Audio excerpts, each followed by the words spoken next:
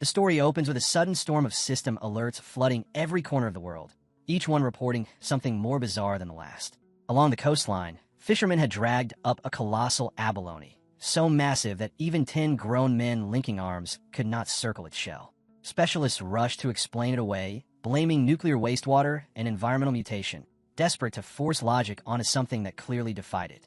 In a distant tourist region, an ancient tree went mad with growth, its roots tearing through stone and stretching for kilometers as if the earth itself were being ripped apart from within. The warnings did not stop there. Enormous vines were said to have dropped straight from the sky, as if fragments of legend were crashing into the real world. Underground, subway tunnels collapsed without warning, taking countless lives with them. And yet, most people only glanced at the headlines before moving on. To them, it was just another wave of exaggerated news, no different from that ridiculous zombie bite scare years ago that everyone had mocked and forgotten. Outside a school gate, students gathered in noisy clusters, trading gossip that felt far more exciting than distant disasters. Their chatter abruptly shifted when a familiar figure walked toward them. Chu Qingli, the school's celebrated beauty, drew every gaze the moment she appeared. Whispers spread instantly. Was she finally breaking up with her boyfriend?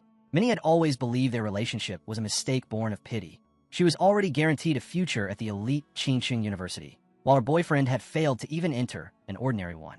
In their eyes, the gap between their futures was already too wide to cross. Chu Qingli stopped in front of Fang Yi and called his name.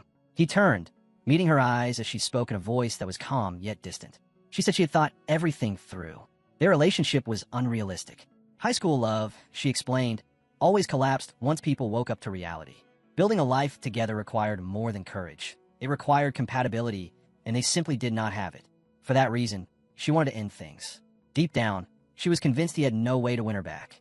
No matter what he did, it would be meaningless. To her, the decision was final. Fang Yi said nothing. He did not protest. He did not plead. The surrounding students took his silence as proof that the blow had shattered him. After all, Chu Qingli was the most admired girl in school. Anyone else would have fallen to their knees, begging for another chance. In the crowd's eyes, the verdict was obvious. Fang Yi was nothing more than a toad daring to dream of a swan, completely unworthy of someone as radiant and wealthy as Chu Qingli. But instead of collapsing, he simply looked at her with calm, steady eyes and agreed to the breakup. His composure stunned everyone, Chu Qingli most of all. Without offering another word, Fang Yi turned his back and started to walk away. A flicker of panic crossed her face, and she suddenly called out to stop him. He turned slowly, his gaze sharp as he asked what she wanted. With anger burning in her eyes, she declared that no matter what scheme he was thinking of, no matter what tricks he might try, she would never return to him.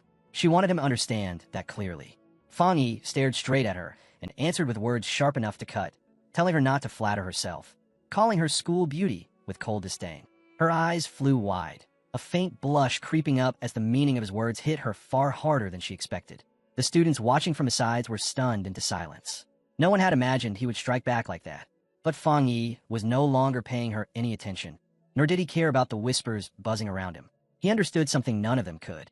The so-called rules of this world, money, status, education, were already on a countdown to extinction. Everything they relied on was about to be wiped away. Chu Qingli and the others had no idea what was coming.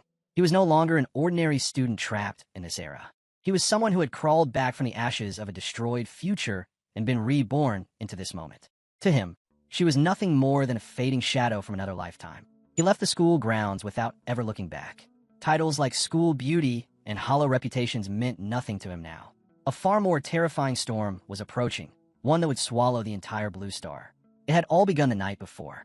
Fang Yi had jolted awake to see strange fractures spreading through the air before his eyes, each one showing fragments of a future yet to arrive. Then the system's voice descended, cold and absolute, announcing that aura recovery had begun. A countdown followed, 364 days, 11 hours, and 59 minutes until full activation. When that moment arrived, the world would be remade. At first, the revelation left him disoriented, but then silhouettes began to form in front of him, and the system calmly explained what they meant. The old society would collapse. A new era would rise. Wealth would no longer matter. Power would decide everything. The age of cultivators was coming.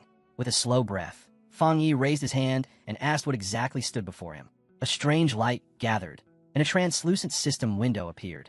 The explanation flowed into his mind.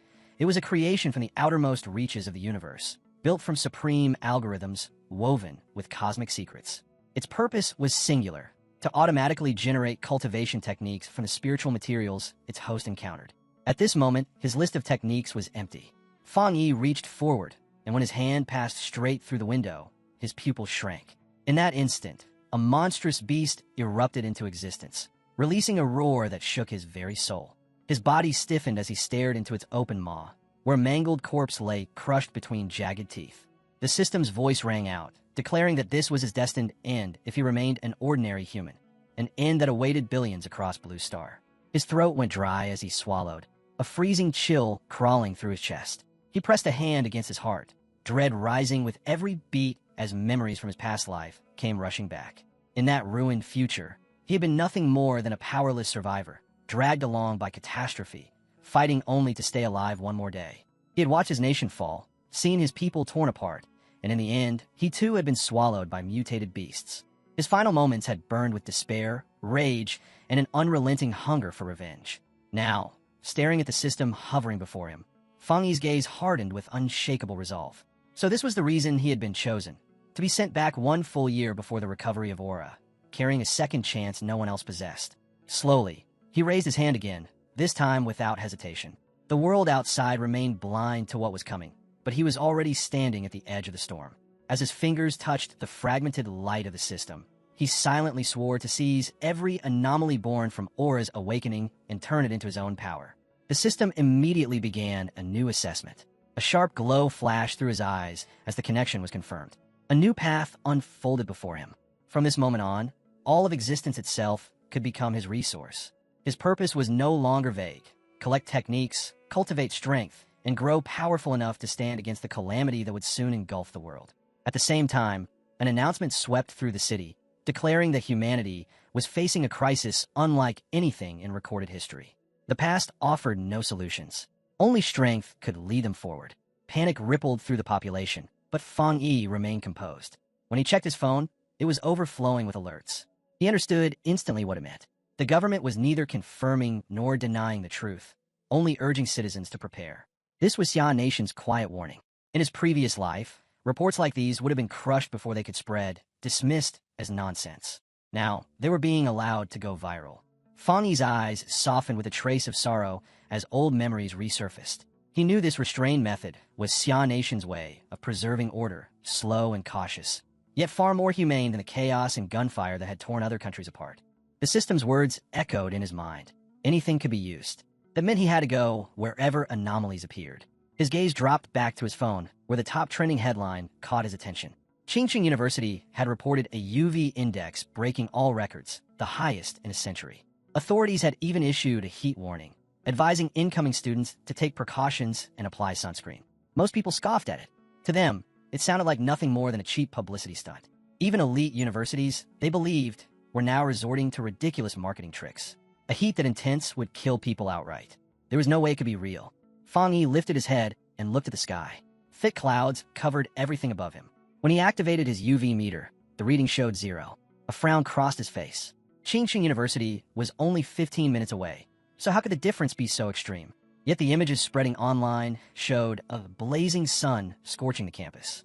Officials confirmed that student registration would continue, but warned everyone to avoid the North Gate, where UV levels were dangerously high. A faint smile curved Fang Yi's lips. He knew exactly what this meant. The first anomalies were always mistaken for stunts and hype. To the rest of the world, it was nonsense. To him, it was an opening. His eyes gleamed with anticipation. This was his moment. He changed his clothes and set out for Qingqing University. The streets surrounding the campus were packed with people hiding beneath umbrellas, their faces strained by the oppressive heat. Leaves had already withered and dropped from the trees, scorched dry by the air itself. Fang Yi walked straight toward the North Gate, the one place everyone else avoided. In his heart, he was already certain that something extraordinary was unfolding there.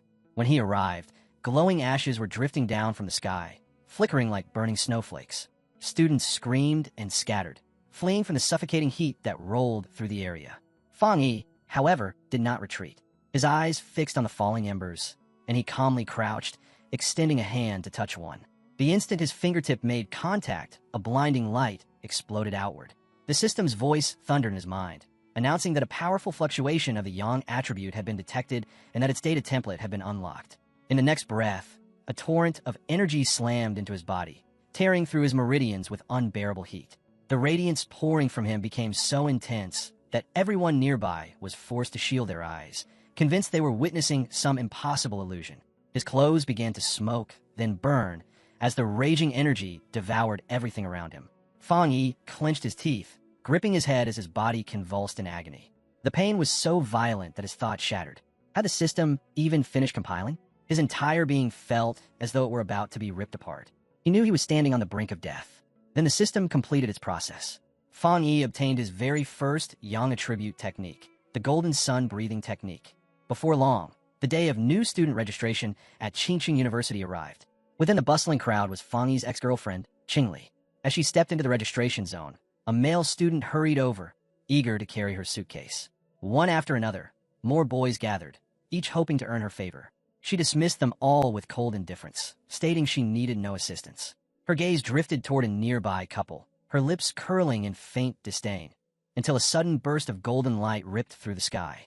Startled, she froze along with everyone else as a voice boomed from the loudspeakers, ordering all students to stay away from the north gate. Qingli's expression sharpened, curiosity flaring as she decided to see what was happening with her own eyes. At the north gate, a flood of golden radiance erupted, bathing everything in blinding light. From the swirling smoke, a lone figure stepped forward, exuding a pressure that made every onlooker's spine tingle. As he drew in a slow breath, his eyes gleamed with a fierce golden glow. A system window appeared before him, announcing the creation of a new technique and rewarding him with 50 points. Fang Yi studied the notification in silence, uncertain what those points represented, though he sensed their importance would soon reveal itself. Night descended. An unnatural moon hung in the sky, spilling eerie light across the land. In the stillness, Fang Yi began to cultivate the Golden Sun breathing technique. When dawn arrived, a brilliant sun rose over Qingqing University, its rays carrying a strange new energy that rippled through the campus. As students continued their daily routines, the sky above Qingqing University suddenly dimmed. A brief chill swept through the air, then the light returned as if nothing had happened. Unease spread instantly. Groups of students began rushing toward the north gate, and within minutes a massive crowd had gathered, voices buzzing with fear and speculation. The university's dean soon arrived, his face dark with fury as he demanded to know why his warnings had been ignored. The crowd shifted as several people forced their way forward. Among them was a hooded figure whose presence carried an unmistakable authority. With a firm, commanding voice, she ordered the dean to seal off the north gate completely. At that same moment, Fang Yi's system sent him a notification. He had successfully purified a contaminated zone. His heart skipped. If the government already knew about these polluted areas, then that meant others like him must exist. Another announcement rang out, strictly forbidding anyone from entering the restricted zone. Fang Yi immediately realized that this was no longer just gossip and online rumors. Things had turned serious. Students stared in stunned silence as uniformed personnel arrived, whispering nervously among themselves about whether these people were soldiers. From a rooftop high above, Fang Yi watched the entire scene unfold. The commotion had drawn far more attention than he had anticipated. A faint crimson light flickered in his eyes as he made his decision. It was time to vanish. Without hesitation, he leapt from the rooftop and disappeared into the darkness. Below, the hooded woman stepped onto the shattered ground, where cracks still glimmered with traces of residual power. She knelt and pressed her hand against the earth, carefully sensing the lingering energy. Picking up a fragment of stone, she studied it in silence, reconstructing what had taken place. The conclusion was unavoidable. This destruction was not natural. It had been caused by a single individual. Officials quickly began pushing the students back, clearing them away from the dangerous zone. In the retreating crowd, Qingli overheard whispers that one person alone had triggered the entire event. Shock washed over her. Then, at the edge of her vision, she saw a shadowy figure leap away. For just a moment, a thought flashed through her mind. Was that him? But she dismissed it almost immediately. With his grades, he could never even qualify to enter Qingqing University. Far away, at Fang Yi's home, the sun sank below the horizon and night took over. Lying on his bed, he let out a frustrated groan. His body was still burning hot despite the cold shower he had taken, making sleep impossible. Even more unsettling was the thought that someone might have noticed what he had done earlier. He reached for his phone, and a viral headline caught his eye. It was about a so-called cultivation association. He remembered it clearly. In his previous life, everyone had mocked it as nothing but a ridiculous online joke. But now, thinking of the hooded figures at the university, he could no longer be so sure. Could they be connected? He opened the article. It laid out cultivation ranks, from ghost acts all the way up to total transcendence. In the comments, Most people were laughing, convinced it was satire. Fang Yi, however, stared at the screen in silence. This time, he could not afford to dismiss it. If that announcement was true, then it was knowledge he had never possessed in his previous life as a powerless ordinary man. Fang Yi sat upright on his bed, fists clenched tight. The Cultivation Association, the hooded figures, none of this was a joke. With his resolve hardened, he decided to test the golden sun breathing technique again. He closed his eyes and drew in the blazing energy. Heat poured through his veins as golden light wrapped around his body, sweat rolling down his skin. Slowly, his body lifted from the bed, suspended in midair and bathed in radiant brilliance. The system's voice resonated in his mind, declaring the first step, strengthening the body to endure the power of heaven and earth. Fang Yi forced the energy to bend to his will. He compressed it, refined it, until a shape began to take form in his hands. A divine axe of pure golden force emerged, its radiance lighting the room. His eyes burned as a faint smile tugged at his lips. This was true power. The system confirmed his breakthrough. He had reached the Dochi level and gained another 50 points. Remembering the points he had accumulated, Fang Yi summoned the system screen again. A new function had unlocked. The explanation was simple. These points could be used to embed compiled data into objects, so he could channel power into items. His gaze shifted to a plain mug on the table. With curiosity, he extended a hand, golden light shimmering at his fingertips. The system asked if he wished to spend 1 point to infuse the Yang attribute into the mug. Understanding dawned on him. This was enchantment, the ability to grant objects special properties. If he could do this, then weapons enhanced with such power would become his greatest allies against the monsters that were coming. The idea sent a surge of excitement through him. Strengthening weapons would be essential in the battles ahead. His eyes moved to a small decorative sword resting on a shelf. He decided to use it for a test. If it worked, he would buy a real weapon later and prepare himself properly. Just as he was about to act, a strange sound drifted in from outside, cutting off his thoughts. Something moved in the darkness beyond his walls. Unseen, a monstrous presence crouched nearby. Enormous claws scraped softly against concrete as glowing red eyes stared into the night. Rows of sharp fangs glinted as the creature revealed its form. A grotesque, demonic rabbit, huge and horrifying, poised to strike the building. Inside the apartment, Fang Yi had no idea that death was already at his door. Still restless from cultivation, he sat up, his own eyes faintly red from the energy surging within him. He frowned. The sound was still there, like a rat scurrying. It wasn't coming from inside the room or the pipes. Was it a neighbor's pet? He stepped into the living room, telling himself that his heightened senses could now pick up noises from nearby apartments. Even so, something about it felt wrong. The sound was off. Unease crept into his chest as he focused, pushing his hearing to sharpen even further. That was when realization struck.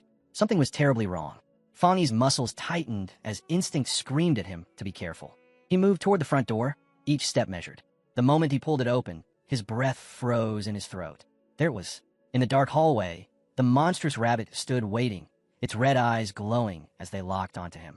A thick, murderous aura poured from its massive body, claws flexing as if eager to tear him apart. The sight ripped open memories from his past life. Countless encounters with creatures like this, each one ending in helplessness and despair. At the same time, far above the city, a drone hummed softly through the night, recording everything below. It was proof that someone else already knew these horrors had returned. On the roof of a distant building, a young woman stood with a lollipop between her lips, speaking in an almost bored tone as she complained that the mutated rabbit which had eaten a rare fruit still hadn't been captured. Despite the danger, her expression was relaxed, even playful. She calmly ordered her team to keep updating her on the target's location. Without the slightest hesitation, she stepped off the edge of the rooftop and dropped. Her body sliced through the air at terrifying speed, weaving between towering buildings as if gravity meant nothing to her. A sudden pulse of energy washed over her. Her eyes flashed. She had found it. She landed on another rooftop with perfect control, barely slowing as she pivoted and ran straight down the side of the building. An urgent command sounded in her earpiece to pursue the target no matter what. She responded not with words, but with motion, launching herself forward in a smooth, deadly arc. Leaping from one building to the next, she warned her team that the creature had consumed a special fruit and was at risk of evolving. Somewhere below, a man working late glanced up and caught a blur streak past his window. It was so fast he doubted what he saw, only to be snapped back to reality by his boss shouting at him to get back to work. The huntress's shadow soon crossed the massive moon, her silhouette framed high above the 65th floor. Back inside the apartment, Fang Yi stood face to face with the beast. The mutated rabbit shrieked, red eyes blazing with savage intent. Fang Yi's own gaze answered it, glowing with golden fire. He could feel the difference in his body. He was no longer the powerless man he had once been. This time, he could stand against it. The monster lunged, claws ripping through the air, but Fang Yi slid aside with a speed he never possessed before. To him, the beast's movement slowed, every strike becoming clear and predictable under his sharpened senses. Golden energy surged in his palm as he prepared to strike. Why was a mutated beast appearing so early? The memories of his past life burned in his mind, turning into resolve. The creature wasn't fully evolved yet, but every second it fought brought it closer. If he failed now, everyone in the building would die. He charged forward, meeting the attack head-on. His energy-wreathed hand shot out and clamped onto the creature with crushing force. Without the slightest hesitation, Fang Yi lunged forward and sank his teeth into the beast, his face cold and merciless as he refused to release his grip. Golden light flickered in his eyes as he clung to it with relentless focus. With a sudden burst of strength, he spun the creature through the air and flung it aside. In that violent motion, he caught sight of its flaw, its tail. His fingers tightened instantly. This was the opening he needed. Grabbing the tail with everything he had, he prepared to finish it. With a savage heave, Fang Yi slammed the monster into the window. Glass exploded outward, scattering into the night as the creature was hurled back. His fist ignited with blazing golden radiance as he drew power into it. A beam of light tore from his hand and struck the airborne beast, bathing the dark corridor in brilliant gold. Yet instead of being erased, the creature clawed wildly through the glow, grabbing at the energy itself as if trying to pull it into its body. Fang Yi's eyes hardened. It was trying to steal his yang power. He pushed forward without retreat. The power of the sun is not something you can handle, he thought coldly. You're only killing yourself. The energy surged to its limit. In the next instant, a golden explosion erupted, engulfing the monster in a blinding blast. Next door, a startled couple jolted awake. The man groggily muttered about thunder and walked to the window. Outside, everything looked quiet and normal, as if nothing had happened. When the light finally faded, Fang Yi dropped heavily to the floor, golden remnants still fading from around his body. He drew slow breaths, replaying the battle in his mind. The beast had been like a starving ghost, desperate to devour his power. From the scattered remains, a single bloodshot eye rolled across the floor, leaking black smoke. Fang Yi's expression darkened. He crushed it under his foot without hesitation. Now he understood. The creature had been drawn to him by his yang attribute. If he had still been an ordinary man, it would have eaten him and slaughtered everyone in the building without resistance. The conclusion was unavoidable. He needed more techniques, more power. Only then could he survive what was coming. Under the pale moonlight, a girl raced through the air, her figure swift and lethal like a true hunter. She ran straight down the side of a towering building, every movement sharp and precise. When she reached the site, her eyes widened. The target was gone. Kneeling among the scattered traces, she examined what remained. The beast had been completely destroyed. Her objective now was to retrieve the night attribute it had carried. But the moment her hand touched the residue, a scorching heat surged into her palm, forcing her to pull back. Golden energy still lingered there. Recognition flashed through her mind. This was the same power she had sensed at Qingqing University's North Gate. It cannot be a coincidence. Her expression turned grave as she raised her communicator and spoke into it, voice steady. Target eliminated, but not by us. There's a new foreigner out there, one with a very special ability. A voice crackled through the hunter's communicator, asking whether the same individual who had purified the North Gate was also the one who had killed the rabbit. Another voice answered that there was no data on this mysterious figure, but made one thing clear. The association had to recruit him at all costs. The silver-haired girl agreed instantly. She carefully gathered the faint golden flame still lingering at the scene and sealed it inside a small container fixed to her uniform. Her superior's next order was direct and absolute. Drop all other missions and focus entirely on locating the new Forerunner. Unbothered, she unwrapped the lollipop in her hand, slipped it into her mouth, and calmly replied that she understood. Before moving out, she added almost casually that she needed to grab a cup of milk tea first to relax. On the other end of the line, someone muttered in wonder about who this powerful newcomer could be. The girl silently agreed. The president had been right. Whoever this person was, she had to meet him. Far from all of that, dawn broke over the city, and Fang Yi's new day began. He rose with the first rays of sunlight, stretched his body, and prepared himself. He knew that early morning was the best time to cultivate. Sitting down, he began circulating the golden sun breathing technique, drawing in the brilliance of the rising sun. Golden light flickered in his eyes as power flowed through him. The energy lifted him back into the ghost axe realm. its force surging through every part of his body. A sudden wave of strength made him pause, but he quickly stabilized, realizing his progress was accelerating. His muscles pulsed with power. When he clenched his fist, the golden axe formed again, feeling lighter and more responsive than before. He raised it high, pouring his energy into the weapon. The force erupted, pushing him into the 2-star Ghost Axe realm. Golden flames burned within his eyes as his body was tempered again, tougher and stronger than it had ever been. He knew this explosive growth came from the surplus energy he had absorbed during his previous breakthrough. Yet he also understood the danger. Power gained too fast was unstable. From now on, he had to advance carefully, one step at a time. Even so, his rising aura was already drawing attention. He needed a place where he could continue without being noticed. At the association's office, a man suddenly stopped what he was doing, sensing a strange fluctuation in the air. He looked toward the sunlight outside, eyes narrowing. Was that surge coming from the new candidate again? By the river, Fang Yi found a quiet, secluded spot and continued his work. A system window appeared, asking if he wished to imbue his weapon with a special property. He remembered how his earlier attempt with an ordinary object had failed, unable to withstand the power. This time, the blade resonated with his energy, forming a deep, powerful connection. The system confirmed that the encoding was complete. Fang Yi tightened his grip on the weapon, a surge of excitement rising in his chest. This was his first true spirit weapon, and he was eager to see just how much power it held. He swung it. Golden energy erupted instantly. A towering beam of light shot skyward, tearing through the clouds as the air itself trembled. The sheer destructive force left him momentarily stunned. When he landed, the blade was still burning with radiant heat, fiery currents surging through his body. The single strike had nearly ignited the entire riverbank, thick smoke rolling through the area. Fang Yi frowned. His strength was far more dangerous than he had anticipated. Worse, that display had been far too conspicuous. Someone had definitely noticed. It was time to go. Not far away, a girl raced toward the site of the explosion, irritation written across her face. She muttered that she had only stepped away for a moment and had already missed everything. But when she arrived, she froze in disbelief.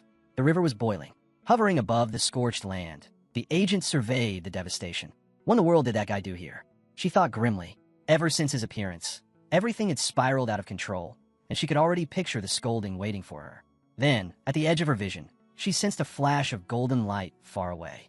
Her expression sharpened. What she felt was impossible. His cultivation had already advanced from 1 star to 2, and he had even forged a spirit weapon. Even the association possessed only 2 such weapons, and their creation method was still not fully understood.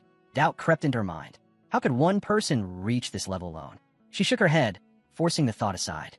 For now, she had to deal with the aftermath he had left behind. Far from the disturbance, Fang Yi examined his new weapon. The yang attribute pulsed powerfully within it, but he was not satisfied. The system could encode anything. If he layered more attributes into it, the blade would become truly terrifying. Just then, his phone vibrated. A message appeared from an unfamiliar number.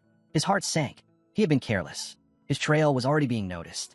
It was an invitation to join a pioneers group. The sender explained that only those who had reached the Ghost Axe realm or higher were eligible. Fang Yi continued reading. They were organizing a hunt in a newly discovered pollution zone and wanted him to participate. Attached was a file describing the target, the lava dragon of Shadow River, a place saturated with lava energy and rich in the yang attribute, the same power he wielded. The offer was too valuable to ignore. Fang Yi chose to accept. Elsewhere, in the Binmu district, a team had already assembled. They were waiting for an old acquaintance of Elder Li to arrive. One of them commented that the blonde girl's map had been so accurate it made the journey effortless. She thanked them all for coming, but made it clear that this mission would only succeed if everyone moved as one. Then she introduced herself as a member of the Cultivation Association. Her tone was polite, yet her eyes carried a trace of disappointment. The pioneers gathered here were far weaker than she had hoped. What none of them understood was that the association was no small organization. It was directly backed by the government itself. Getting into this team had not been easy. The blonde agent knew that better than anyone. Her family had called in favors just to secure her slot among the pioneers, and that made failure unacceptable. As the group waited near the Shadow River Cave, one of the scouts suddenly looked up. "Fang's here," he called. Fang Yi stepped out of the shadows, a newly forged sword resting in his hand. His presence was firm and commanding, yet when he spoke, his voice was calm and steady. The blonde agent blinked in surprise. With his strength, she had expected a crushing pressure, something overwhelming. Instead, there was only a strange, reassuring warmth that made him feel easy to trust. With everyone gathered, the leader gave the signal to move. They headed toward the cave entrance, and Fang Yi volunteered to go first, asking the blonde agent to provide the light.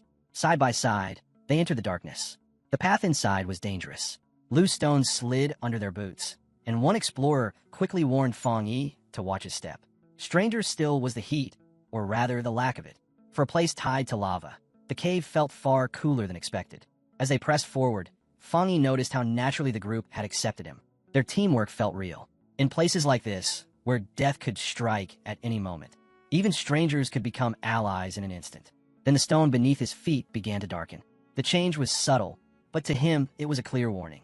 A few steps later, the tunnel opened into a vast chamber, and before them flowed a massive river of molten lava. Before anyone could react, Fang Yi moved. He sprinted straight toward the boiling current. "Don't be reckless," the blonde agent shouted, but he was already at the edge. To everyone's horror, Fang Yi drove his sword straight into the lava. The cavern erupted in panic. Shouts rang out as a violent blast of fire and heat tore through the chamber, hurling the explorers backward and shaking the ground beneath them. Amid the chaos, Fang Yi's system activated, rapidly analyzing what had just happened. Streams of data flooded his vision. A new attribute had formed: Inner Flame, a power with extreme internal heat and terrifying explosive force. Along with it came a technique: Scarlet Flame Sword, a style that would wrap his blade in both fire and lightning whenever it was drawn. Without hesitation, Fang Yi tightened his grip on his Tang sword. His eyes burned with a fierce glow, reflected perfectly by the flames racing along the edge of his weapon. Below him, the explorers struggled back to their feet, staring in disbelief. Fang Yi stood untouched at the center of a raging vortex of fire, his sword drinking in the molten power of the lava river itself. The system prompted him once more. He spent his points at once, permanently engraving the Scarlet Flame attribute into his sword. Flames roared around the blade, then slowly settled, leaving the weapon burning with a relentless, controlled power. When the firestorm finally faded, the teammates hurried closer. To them, it looked like nothing more than a minor cultivation accident. Seeing Fang Yi standing there without a single injury, they all let out breaths of relief. At the same time, they could feel it. The spiritual energy in the cave had stabilized.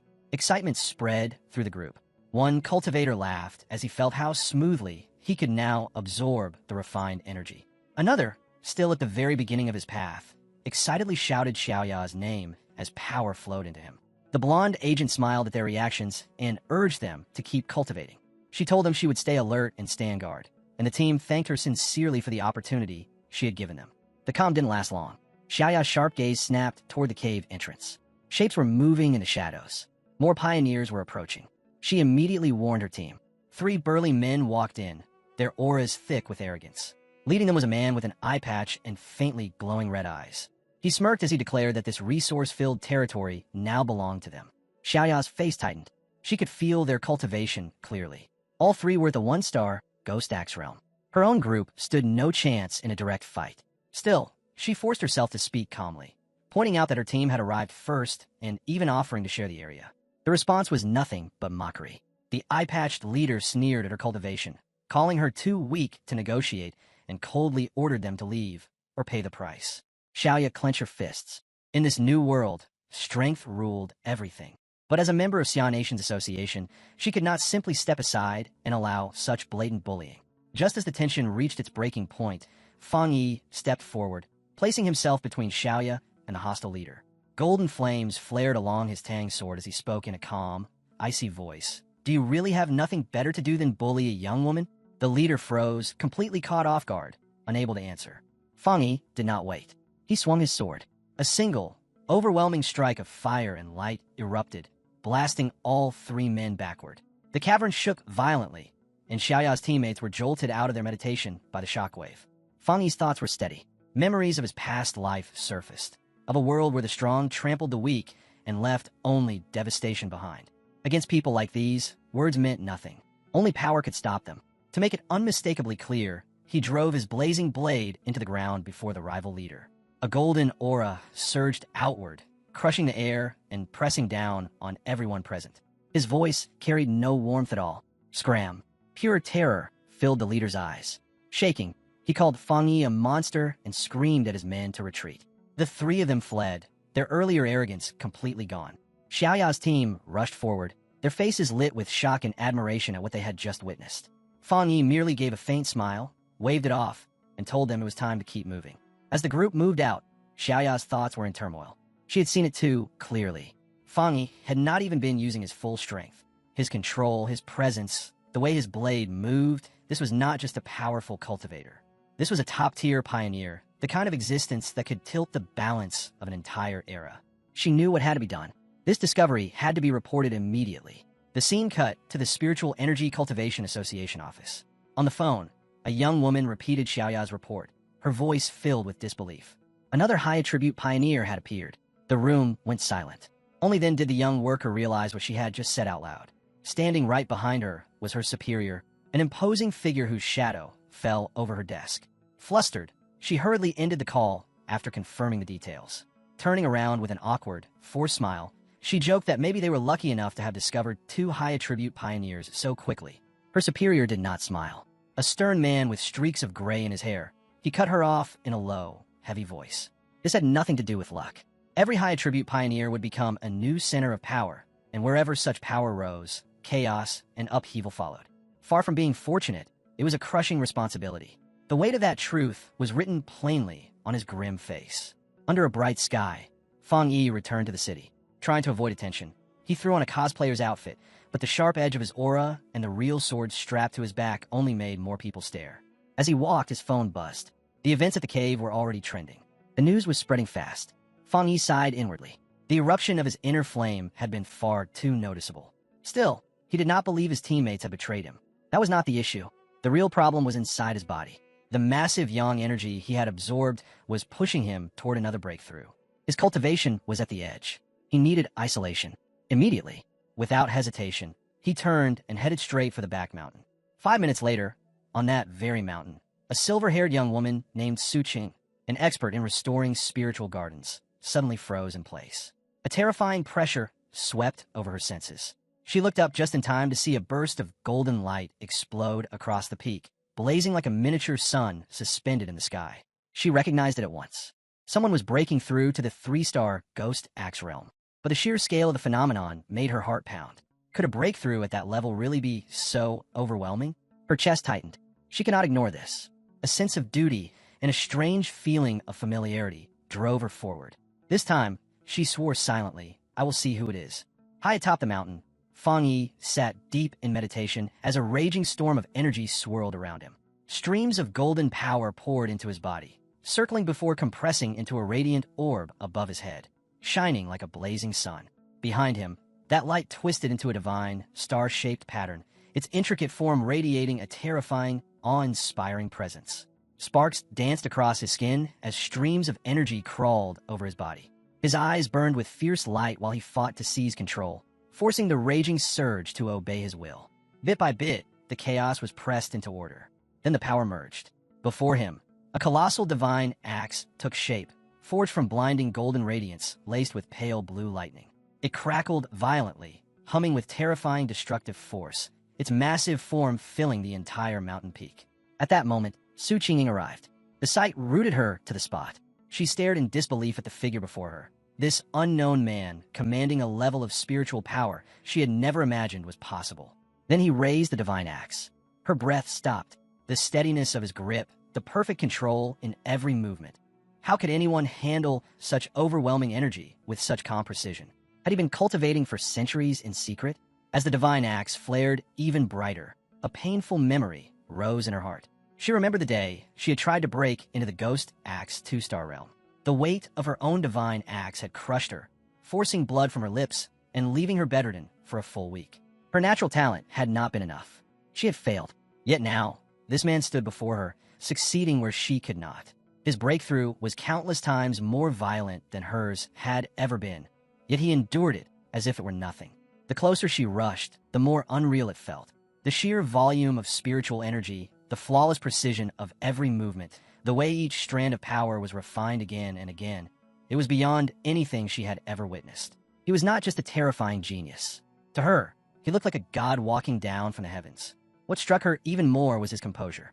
Most cultivators would charge desperately toward a breakthrough, afraid of losing it. But this man moved with patience and certainty, like someone who carried the wisdom of countless years. Her thoughts shattered as the blazing divine axe suddenly shifted.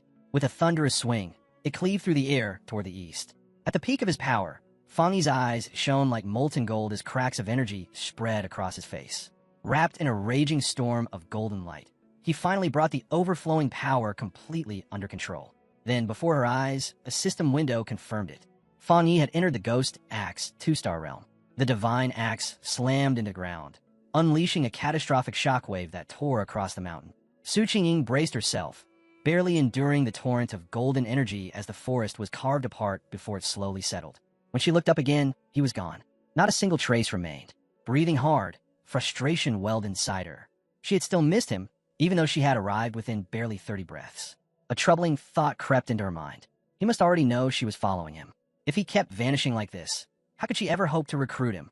Just as discouragement began to rise, something caught her eye. She froze and slowly looked away from the ruined path. Not far off, an ancient towering tree shimmered faintly, still bathed in the lingering glow of golden light. Resolve returned to her chest.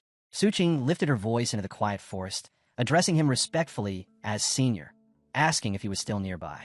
From the shadows, Fang Yi stepped out. His hooded figure radiated calm confidence, and his faintly glowing red eyes locked straight onto her. In that instant, he knew it. This was the woman who had been quietly investigating him for days. Su Qingying did not retreat. Steadying herself, she introduced herself properly. She declared that she was the captain of the Firefly Squad, part of the Spiritual Practitioners Association of Xian Nation, and one of the nation's earliest pioneers. On behalf of the association, she formally invited him to join. She admitted that she had followed him for 2 days and hoped it had not left a bad impression. Her tone was controlled, but inside her heart was pounding. Every word had to be chosen carefully. Push too hard, and she might anger him. Be too soft, and this chance would disappear. Fang Yi remained cloaked and unreadable. His silence was heavy, impossible to break. To fill it, Su Qingying added that although the announcement was not yet public, all official paperwork for the association had already been completed. She tried to sound composed, but her thoughts raced. Was she being respectful enough? Had she already gone too far? Her prepared words ended the moment Fang Yi finally spoke. His voice was flat and direct. Why should I join? The question struck her like a blow. She froze, her mind scrambling. But she quickly understood that flattery and empty promises would not work on someone like him. Only the truth mattered. Gathering her courage, she explained the association's purpose. Xian Nation wanted to unite the pioneers, to give them guidance, order, and protection.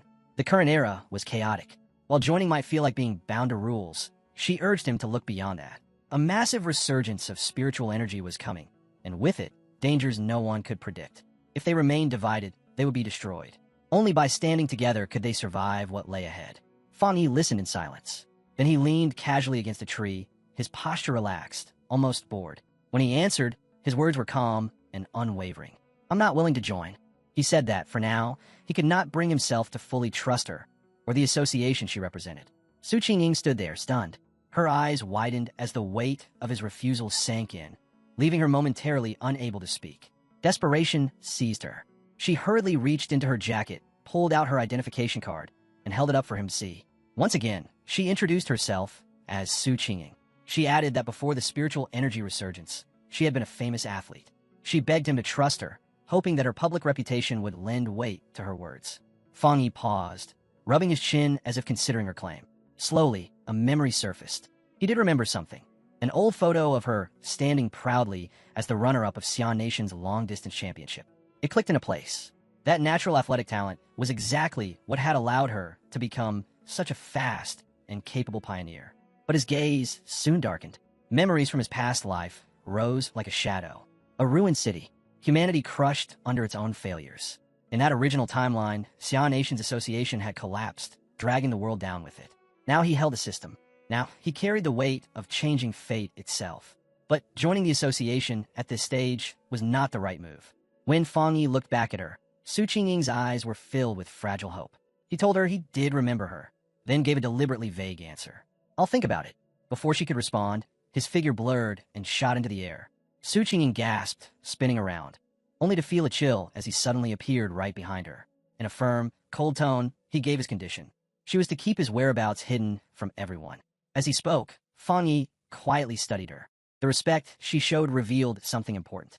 This association avoided provoking pioneers it could not control. To him, that hesitation was a weakness he could exploit. Su Qingying quickly proposed a compromise.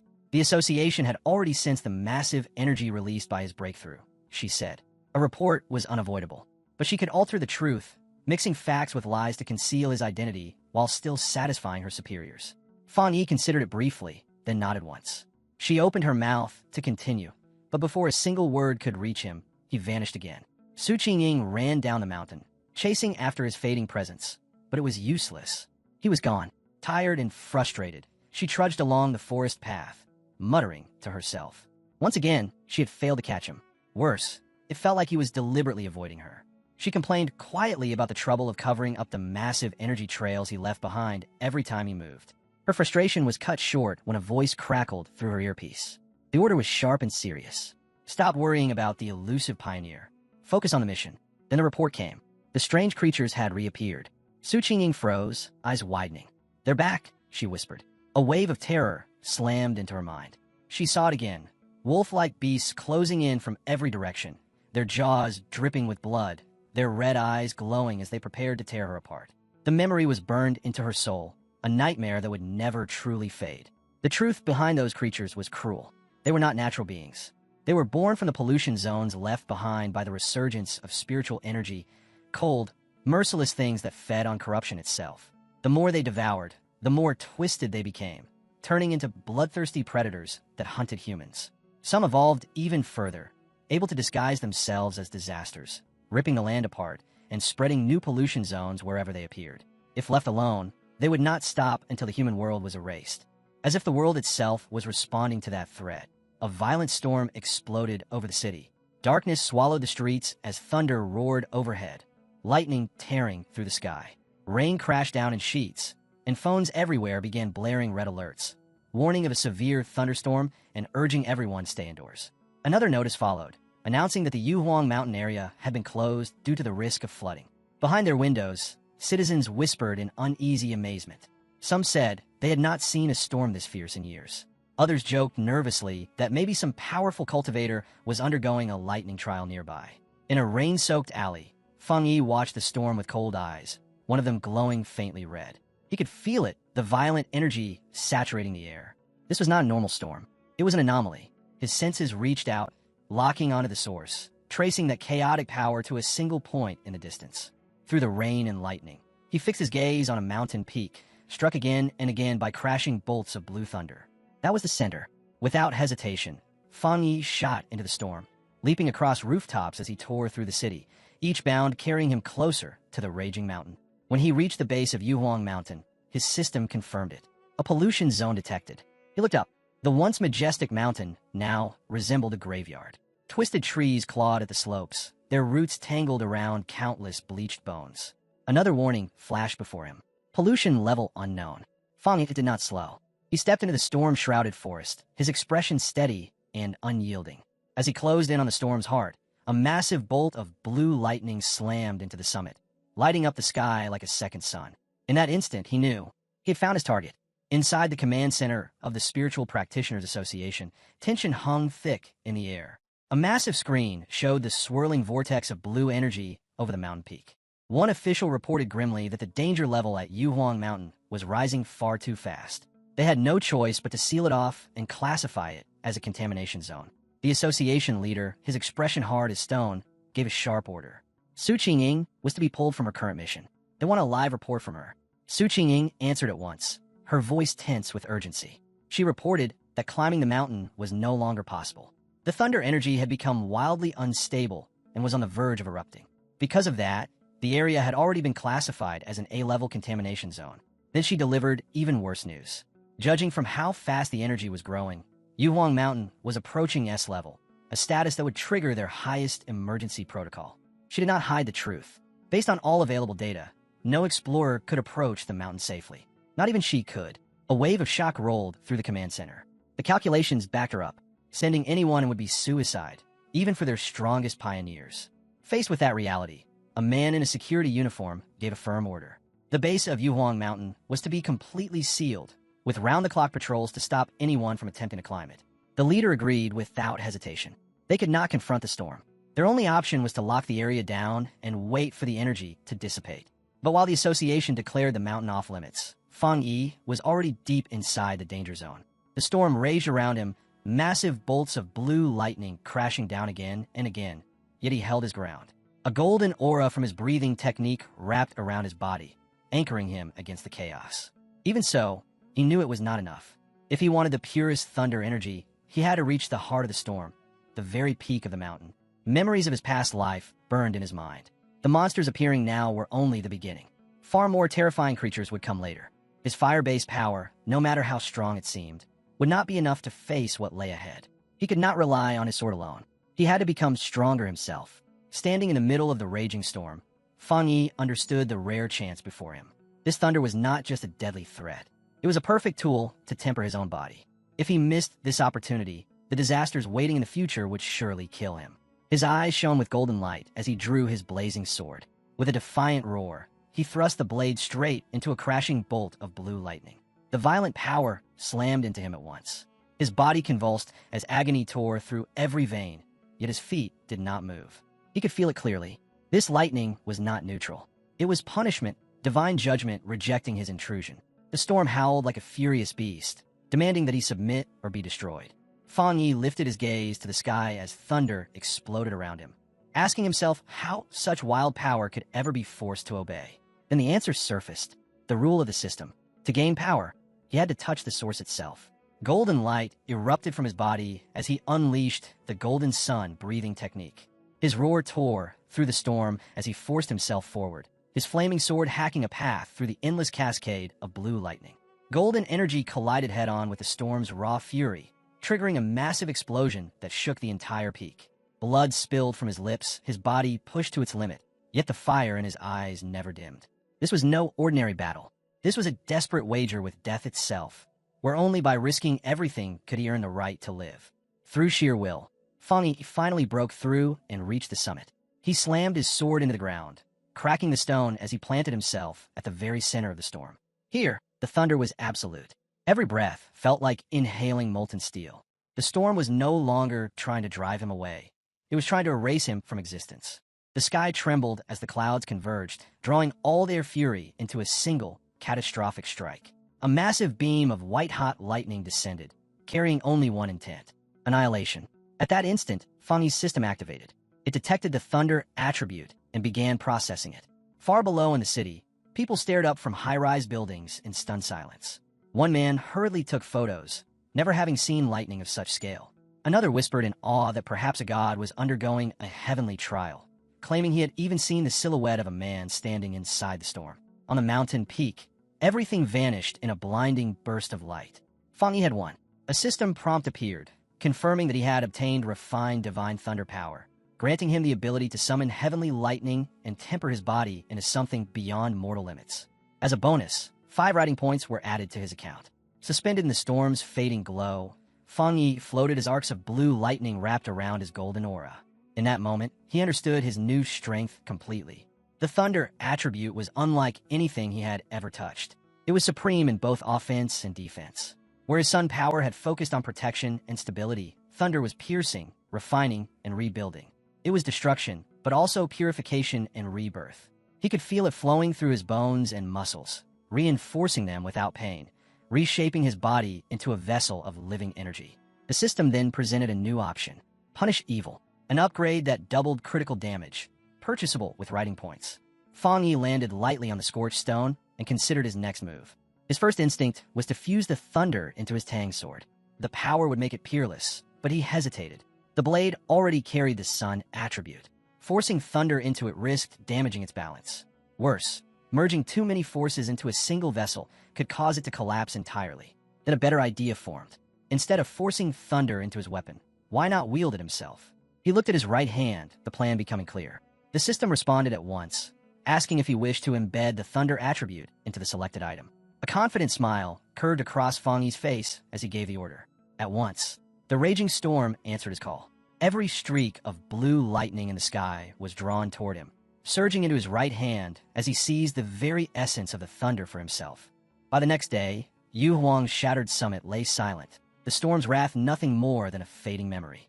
At the base of a cliff, Su Qingying stood beside Major Han Li of the army. Before them lay rows of body bags, lined up in grim silence. Su Qingying reported what had happened. The contamination zone's energy, which had peaked in extreme level, had somehow dropped to a mild state in just 3 hours. A faint static still lingered in the air, but the overwhelming danger was gone. Major Han Li listened, his sharp eyes narrowing. Someone had interfered. A seeker, he said coldly. Someone who hunts these kinds of events on purpose. Su Qingying stared at him in disbelief. Another seeker, and one who could survive that storm?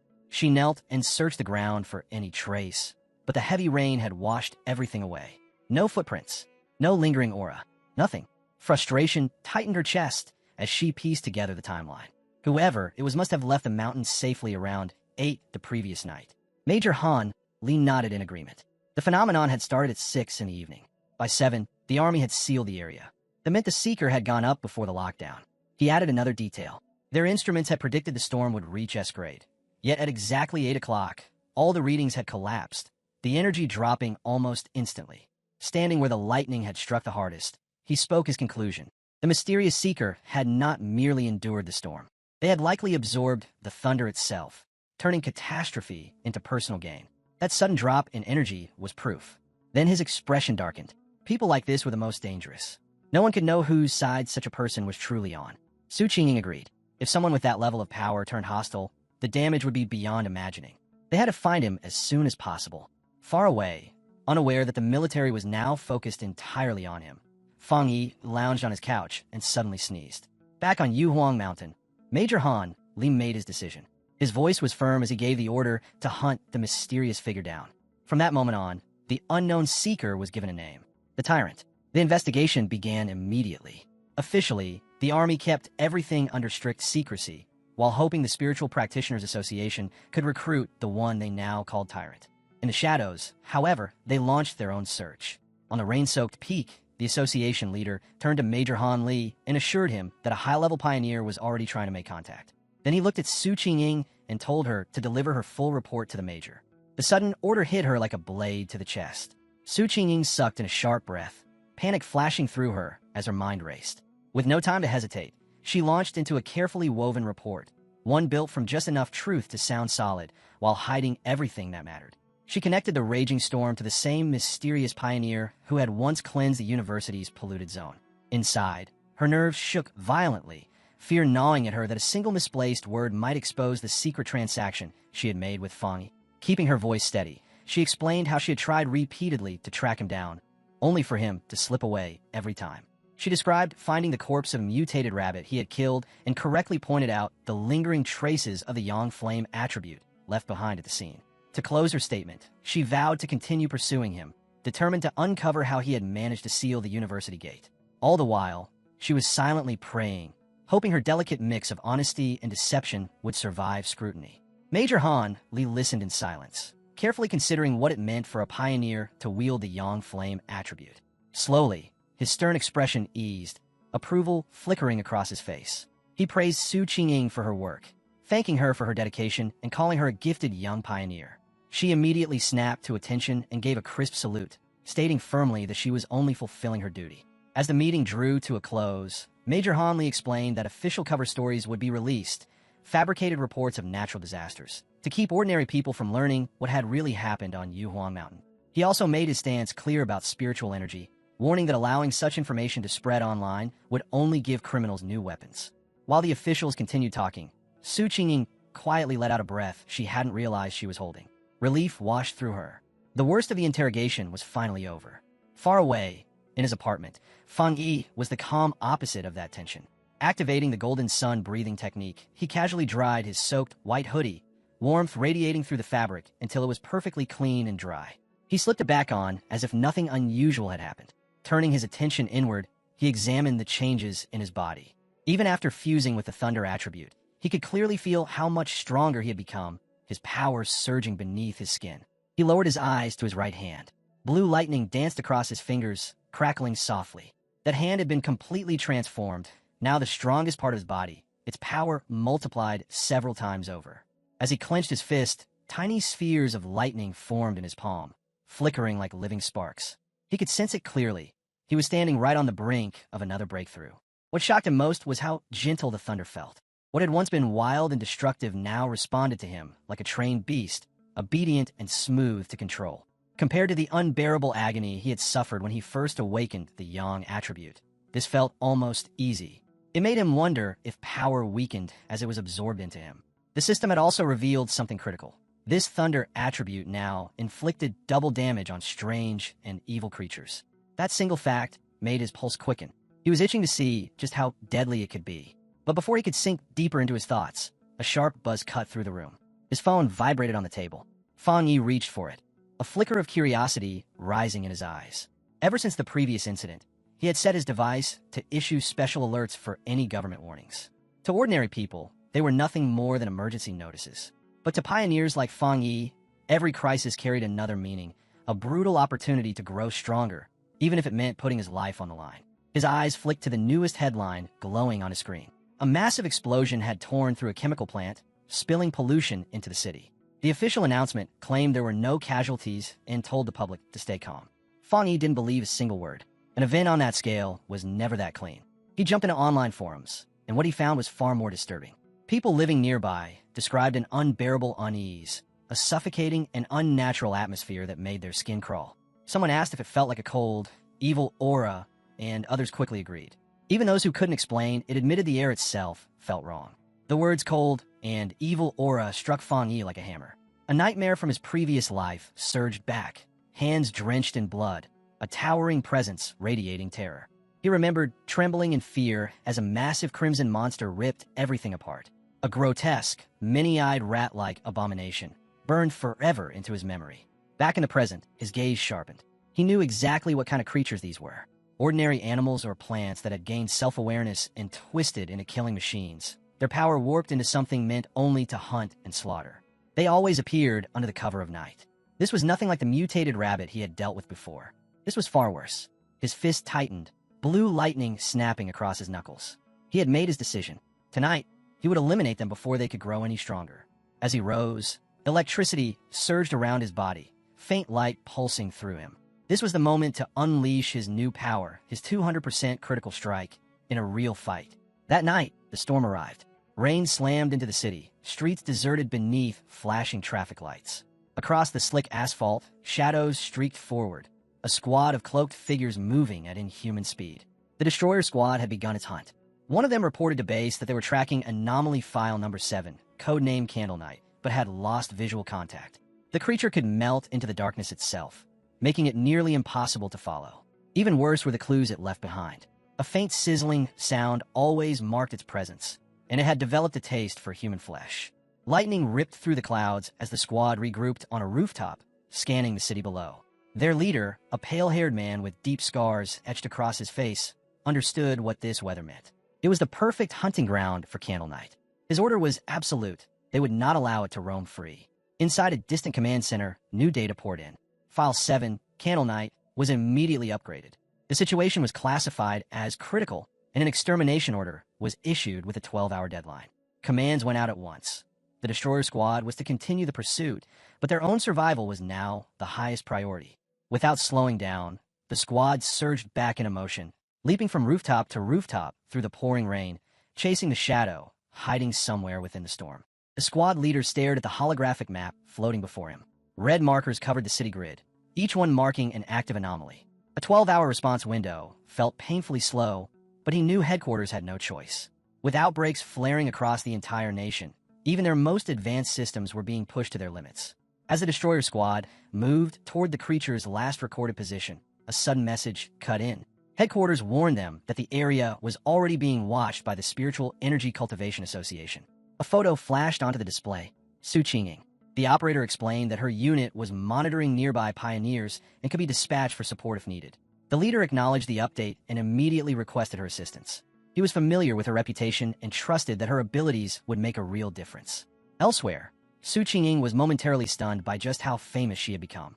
Soon after, in the pouring rain, she and her cloak team appeared on a rooftop overlooking the Destroyer Squad. With one hand resting on her hip, she glanced down and casually asked if they were the ones pulling her in for overtime. Her relaxed attitude irritated the squad leader. His reply came out sharp, reminding her this was no joke. Candle Knight fed on humans, and the mission was far more serious than a simple overtime call. One of Su Qingying's teammates fired back immediately, asking if that was any way to request help. Su Qingying, unfazed, turned her back and announced that since the Destroyer Squad seemed so confident, the Ying Squad would just leave. Her members whispered among themselves as they followed her, one worried about her bluntness, another arguing that their own missions were just as deadly anyway. The squad leader froze, dread rushing through him. He called out, telling her to stop. His voice shifted quickly as he apologized for his earlier tone. He urged her to stay, stressing how dangerous Candle Knight truly was. Without her famed tracking ability, his squad had little chance of success, and failure would mean countless innocent lives lost. In the end, both sides reached an agreement. Standing together on the rain-slick rooftop, the two teams prepared for battle. Su Qingying lifted her hand, and a sphere of brilliant blue energy formed in her palm, glowing vividly against the storm. She announced that she had located the target. The orb flared outward, sending waves of energy across the area until the monster's position was laid bare. Deep inside the shattered chemical plant, the grotesque, many-eyed rat-like abomination known as Candle Knight was feeding. Just as its file described, it thrived in damp darkness, devouring human flesh. With the enemy revealed, Su Qingying gave the signal and the joint assault began. But Candle Knight's instincts were terrifyingly sharp. The moment they moved, it lifted its head and sprang away, an attack smashing into the ground where it had been standing only an instant before. A member of the Destroyer Squad shouted that they had been discovered and ordered everyone to close in. In an instant, their cloaked bodies blurred, slicing through the rain as they sealed off every escape route around the monster. With Candle Knight trapped inside their formation, they called out together and launched their attack. One fighter struck first, smashing the creature into a pile of broken concrete with a brutal blow. For a heartbeat, it looked like the battle was already over, until Candle Knight's flesh began to twist. Bulging red boils tore open across its back, black spikes ripping free as a shrill, inhuman scream ripped through the air. The creature struck back, a vortex of dark energy spiraling around its body. Su Qingying shouted a warning for everyone to evade the incoming shockwave, but it was a fraction too late. A terrifying sonic blast exploded outward, throwing both squads off their feet. The Destroyer Squad's leader was flung from the rooftop, crashing hard into the street below. One of his men rushed to help him. He clenched his teeth and forced himself upright, bruised and shaken, but still breathing. With grim honesty, he admitted that if he had been even a second slower, his bones would have shattered. The reality was undeniable. This enemy was far beyond anything they had prepared for. Left alone, Candle Knight would reduce the entire city to ruins. And it still wasn't finished. The monster's body warped again, huge bat-like wings tearing free from its back. It roared as a sickly green glow gathered in its throat before it spat out a flood of corrosive black energy. The substance spread like poisonous smoke, eating through everything it touched. Candle Knight slammed its claws into the ground, tried to melt its way underground and escape. One of Su Qingying's teammates cried out, warning that the creature's dark power was violently corrosive and would destroy anything in its path. Su Qingying remained perfectly still. Even as destruction spread, her expression stayed calm and focused. She issued clear orders to her squad. Maintain discipline. Do not disrupt the Destroyer Squad's formation. Their role was tactical support, not reckless engagement. At the same time, a Destroyer Squad fighter rushed in with a dagger, aiming to stop the fleeing monster. But two glowing red eyes cut through the darkness. The winged Candle Knight lunged forward, narrowly slipping past a deadly ambush. The squad leader roared in frustration, commanding his men not to let it escape. The creature tore through the rain-soaked streets, weaving between buildings as it fled. Members of the Ying squad gave chase, cloaked figures streaking after it like living shadows. From a rooftop above, Su Qingying watched with two of her teammates. Suddenly, she felt it, a violent spike of spiritual energy coming from the creature. Something was changing. Without hesitation, she ordered her squad to remain outside while she went after the monster alone. The pursuit led her to a massive, abandoned factory, its interior swallowed by darkness. As she stepped inside, Su Qingying activated a scan, her gaze flicking to the sleek device on her wrist. The Destroyer Squad's leader instantly recognized the technology. She confirmed it was a brand new prototype issued by the association. The device measured spiritual energy and determined what level a squad could safely handle. 50 was considered the upper limit. Candle Knight had registered at 48. Before she could say anything more, the numbers on her wrist exploded upward. The screen shrieked with alarms as the reading surged past 80. Her expression tightened instantly. Something was terribly wrong. The energy levels are spiking out of control, she shouted. A freezing presence stirred above them.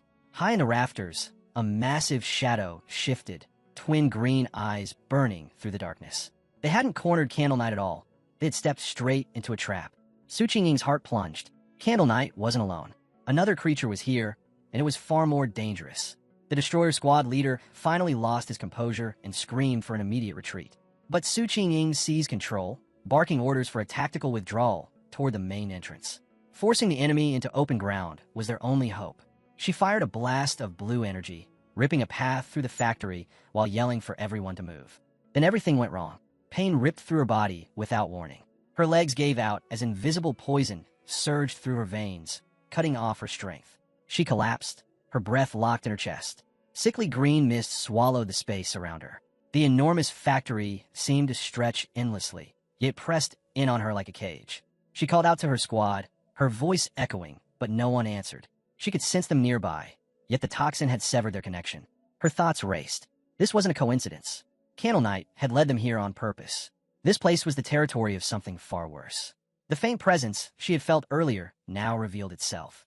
A colossal serpent slid out of the shadows, its armored head lowering as green eyes glowed like lanterns through the haze. In that moment, Su Qingying understood the truth. Candle Knight's darkness was nothing compared to this thing. The black fog filling the factory wasn't shadow at all, it was poison. From the instant they had entered, they had been breathing it in. Silent and deadly, it crept into their bodies, paralyzing them and draining their spiritual energy with every breath. Struggling only made it worse. The more they resisted, the faster their power would burn away until nothing remained. She could already feel her strength leaking out, leaving her hollow and weak. Her knees gave out completely as she slumped onto the cold floor. As the last of her energy faded, despair closed in. This serpent wasn't just powerful, it was intelligent. It was playing with them, savoring their collapse. She closed her eyes, wondering if this was truly the end. Then a spark of light cut through the choking green fog. Her eyes snapped open. A single beam pierced the darkness, followed by a thunderous explosion as the factory ceiling shattered. Blinding light poured into the chamber as debris rained down. Through the falling rubble, a figure descended.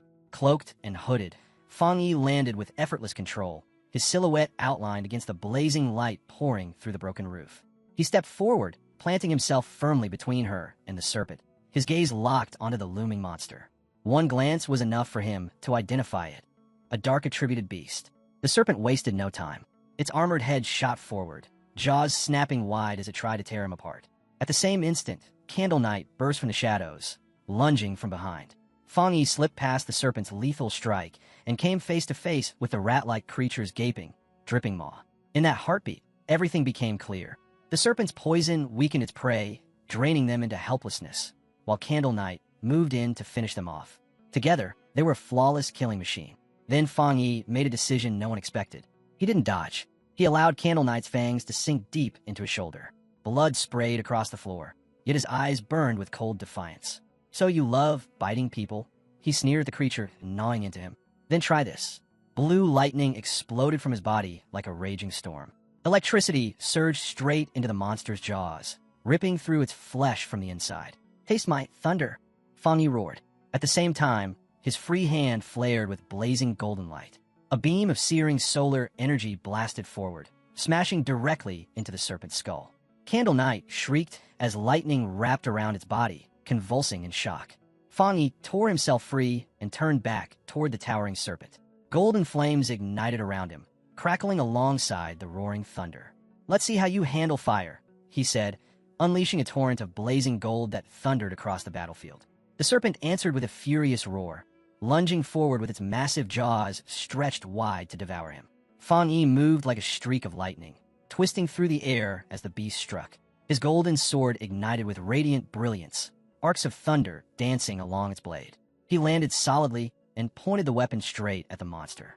His voice was calm, almost taunting, as he told it to keep its eyes on his sword.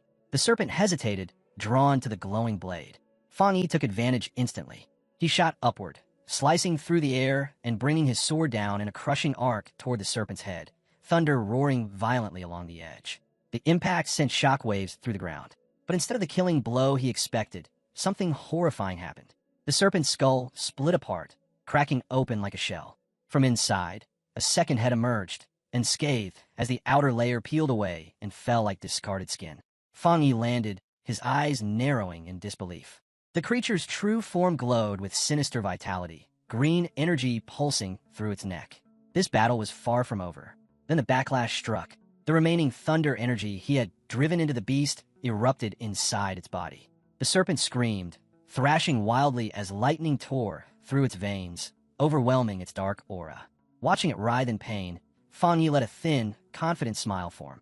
He had already sensed this serpent was far more dangerous than Candle Knight. That was why he had held back.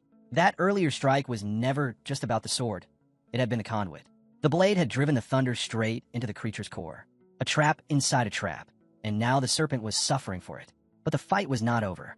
A sudden, searing pain tore through Fang Yi's shoulder, right where Candle Knight had bitten him earlier. His expression darkened as he looked down. Dark purple scales were spreading across his skin, crawling outward like a cursed brand. He understood at once. Just as he had suspected, this was no ordinary poison. It was a coordinated assault between the two monsters. One delivered the bite, the other flooded the air with venom, paralyzing their prey and silencing them before the kill. The agony was fierce, but Fang Yi's will burned even hotter. He activated the Golden Sun breathing technique, golden heat surging through his body. The yang flame immediately began burning through the corruption. His solar power was already breaking down the poison, repairing what had been damaged. And his thunder, pure and ruthless, would wipe out whatever traces remained. This serpent had chosen the wrong target. As his powers flowed together, Fang Yi felt how perfectly they complemented one another. The fusion of yang flame and thunder didn't just grant strength, it gave him awareness. Every trace of poison now screamed as pain, acting as a built-in warning. He knew how lucky he was. For anyone else, the serpent's venom would have meant a silent, inevitable death. His eyes shifted to the smoldering remains of the monster. A creature that large could only survive by ambush. Its lair must have been filled with the bones of fallen pioneers who never had a chance. With Candle Knight acting as bait and the serpent delivering the final blow, the trap had been flawless. Even elites would have fallen. That was why so many had disappeared. But now it was over. The serpent's massive skeleton collapsed into ash, devoured by holy fire. Fang Yi watched the flames rise, calm and satisfied. His inner flame was devastating, but it was the triple critical surge of his thunder that had truly ended the fight. For the first time, he felt certain his power could stand against even veteran pioneers.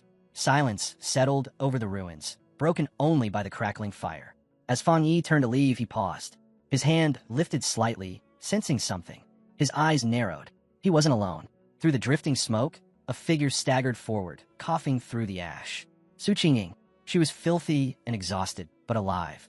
As the haze thinned, Fang Yi saw her sitting among her unconscious teammates. His gaze sharpened as he spoke to her directly, calmly telling her there was no need to keep pretending. Her act wasn't convincing. The comment froze her in place. Flustered, she raised a hand to cover her face, embarrassed at being exposed. She hurriedly muttered an excuse, claiming she had only just woken up from the smell of the smoke. Fang Yi didn't accept it. With a quiet edge in his voice, he pointed out the truth.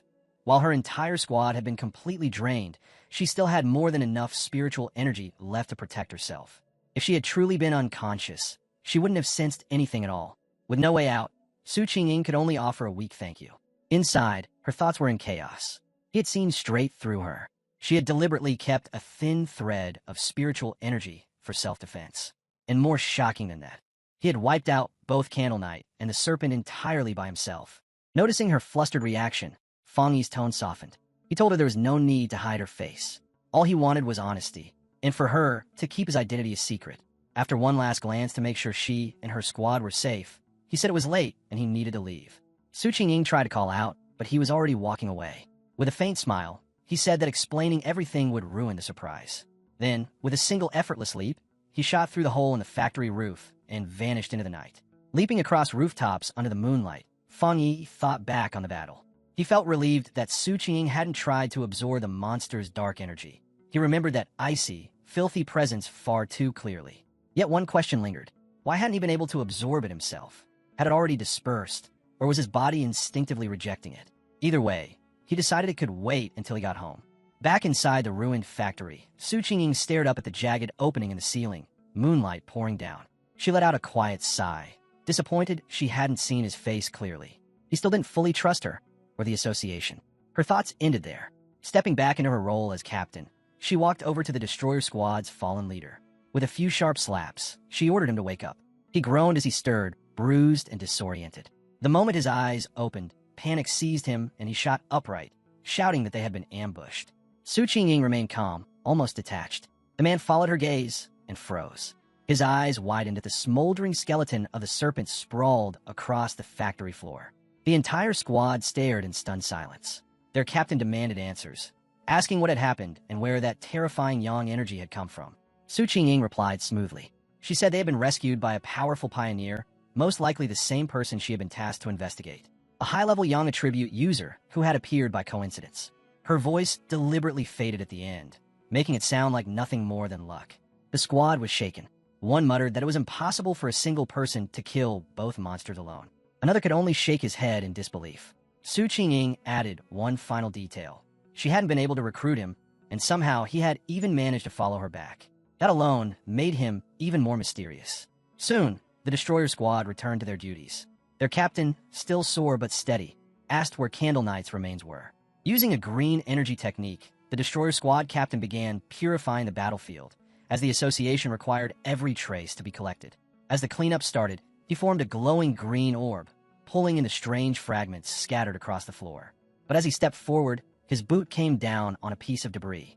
It shattered instantly, erupting in a burst of brilliant blue lightning. The captain stumbled back with a sharp cry as the shock raced through his body. Su Qingying froze, eyes wide. The remains weren't just fading shadows. They were still alive with raw electrical force. This was no ordinary residue. It was Candle Knight's corpse, still crackling with thunder. The captain turned toward her, suspicion flashing in his gaze. She had reported that the mysterious pioneer wielded Yang Flame. Yet here was undeniable proof of overwhelming lightning power as well. They both knelt beside the remains, examining the charged fragments. The thunder energy pouring from them was terrifying, pure, violent, and far beyond anything they had seen before. There was no doubt it was high tier. The destroyer squad captain frowned, a new idea forming in his mind. Maybe there hadn't been just one rescuer. Perhaps two elite pioneers had crossed paths, one who killed the serpent and another who destroyed Candle Knight, before leaving together. But Su Qingying knew better. She couldn't bring herself to say it. In her mind, she still saw that lone figure, golden flames blazing in one hand, lightning raging in the other. Who would ever believe it? One high-tier attribute was enough to be called a prodigy. Two was almost unheard of. Yet the proof was right in front of them.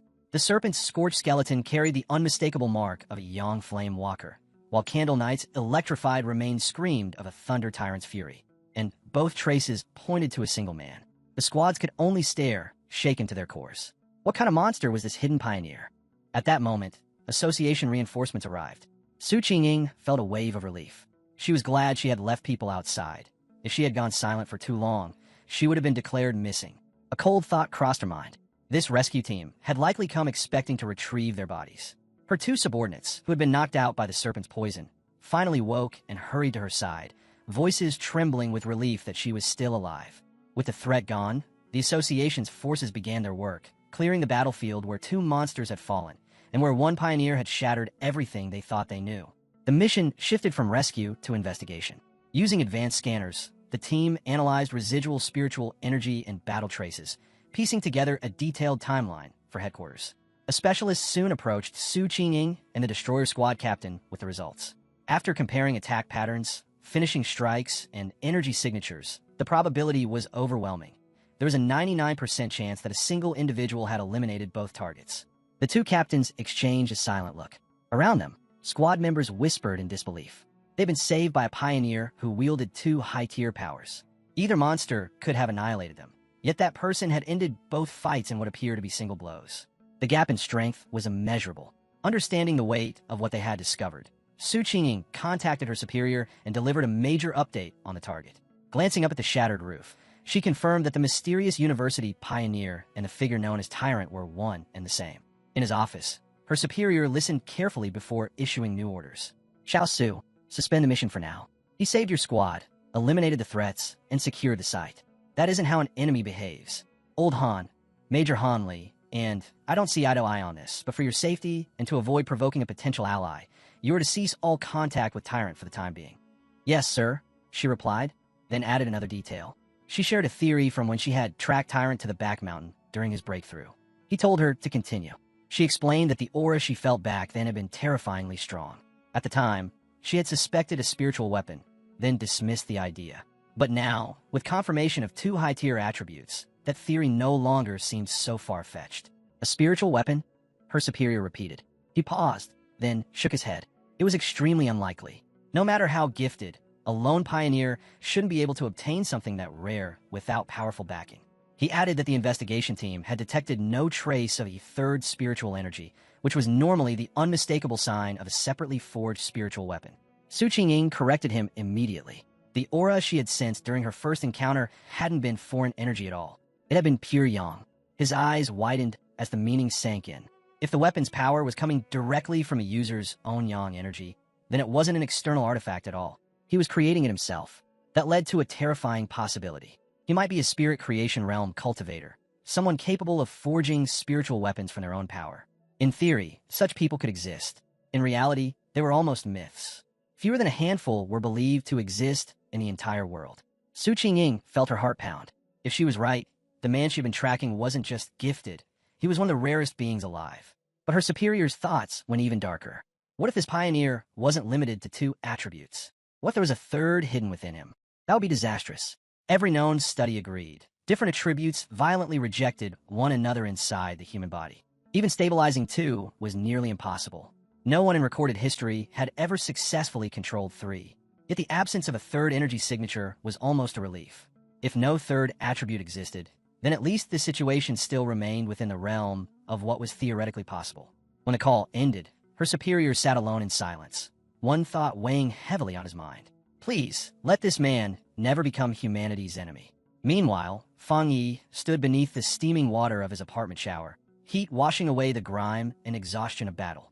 Drying himself off, Fang Yi let his thoughts drift across the state of the world. Less than a year remained before the official revival of spiritual energy, yet everything was already shifting. Strange incidents surfacing, dangerous monsters appearing, and pioneers rising on their own, without waiting for permission. A soft glow of golden yang energy pulsed across his palm as he casually dried his clothes. His mind returned to the hostile men at Lava River. Once a body touched the spiritual world, it became sensitive to its tides.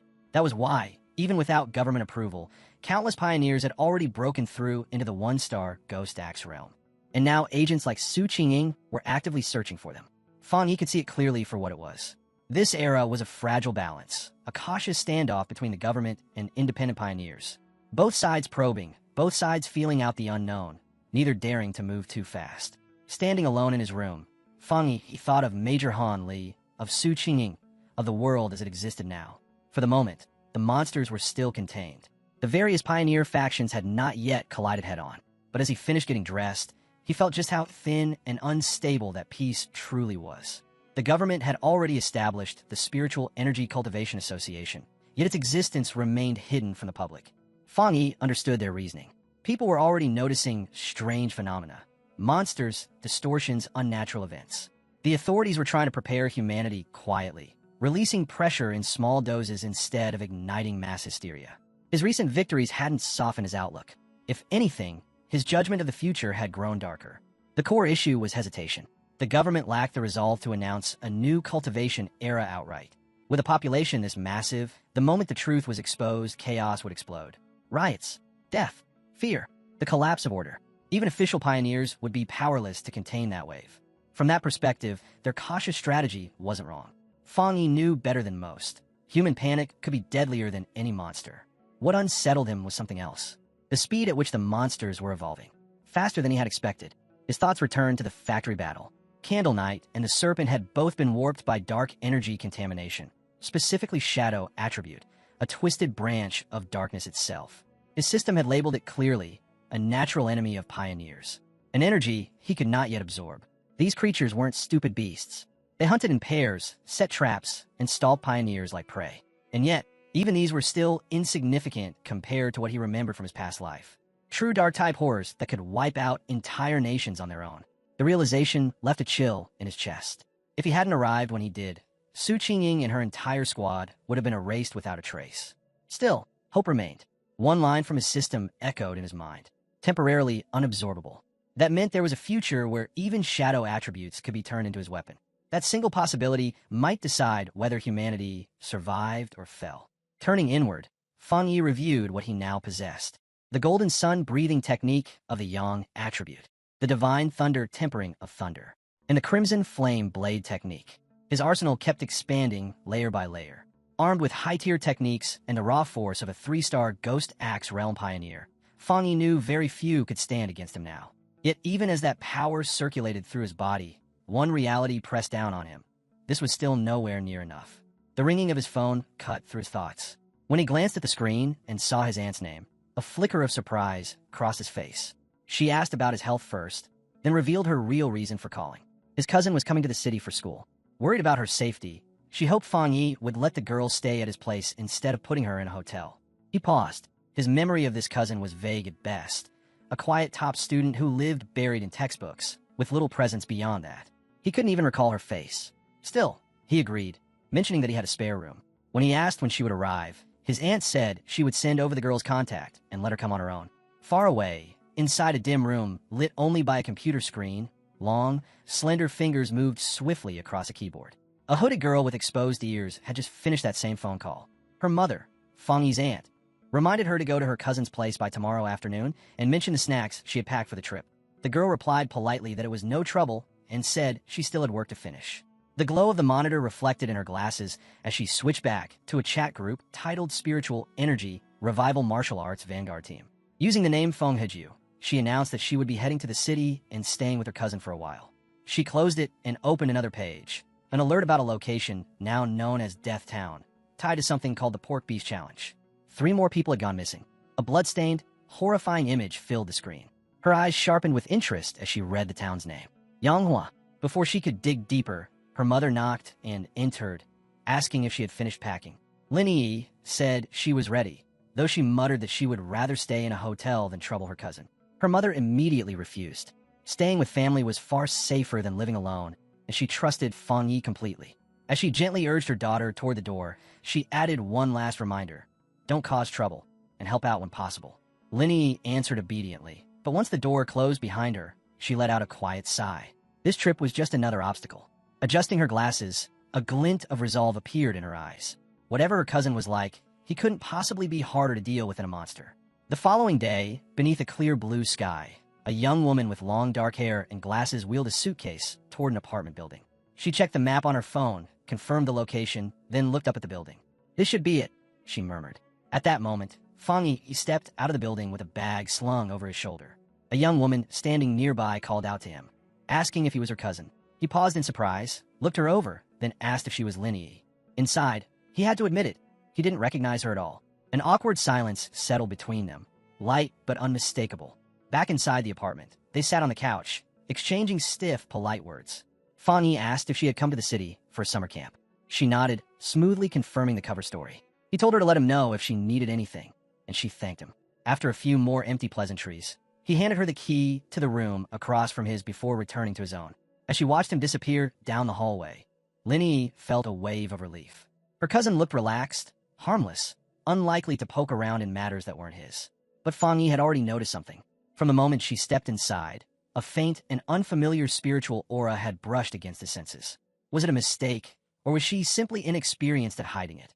Either way, one thing was certain: Lin Yi wasn't here just for summer camp. She was a pioneer. Inside her room, her actions only confirmed it.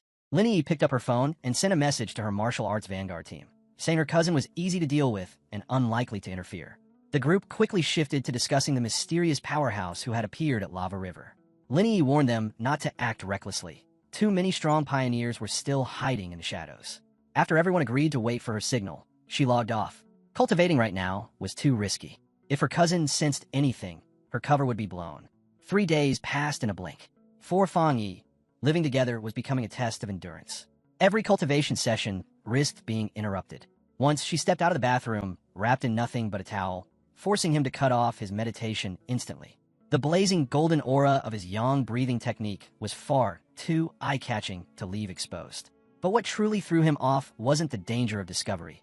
It was her constant kindness. One night, she served him a carefully prepared dinner with quiet pride. When he tried to wash the dishes, she waved him away with a gentle smile, saying it was the least she could do. Her politeness, her meticulous habits, her almost obsessive neatness, something about it felt off. Still, Fang Yi went along with it. If she kept lowering her guard, he might uncover what she was really hiding. Just as they were eating, her phone buzzed on the table. The screen lit up. Both of them glanced at it, surprise flickering in their eyes. Fan Yi stood and excused himself, saying he would go back to his room so she could take the call. Lin Yi answered quietly, watching him leave before turning back to the device.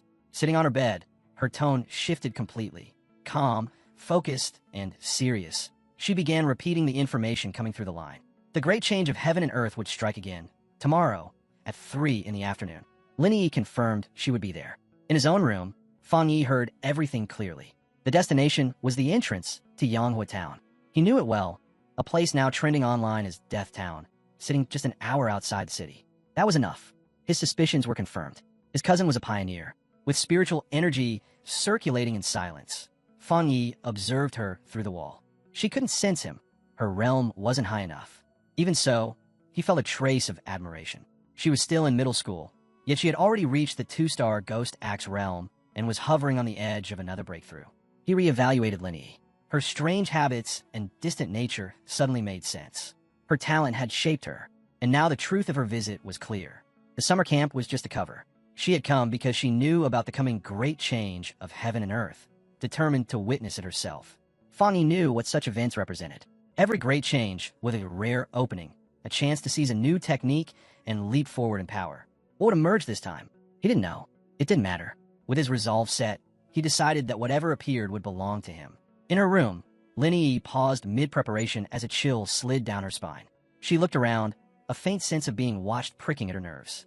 Outside, the moonlit mountains lay quiet and unmoving. After a moment, she shook it off as imagination and continued packing. The next day, Yanghua Town buzzed with voices as the mountains loomed in the distance. At the entrance, Lin Yi met one of her teammates. The girl immediately teased her, asking if her cousin was handsome.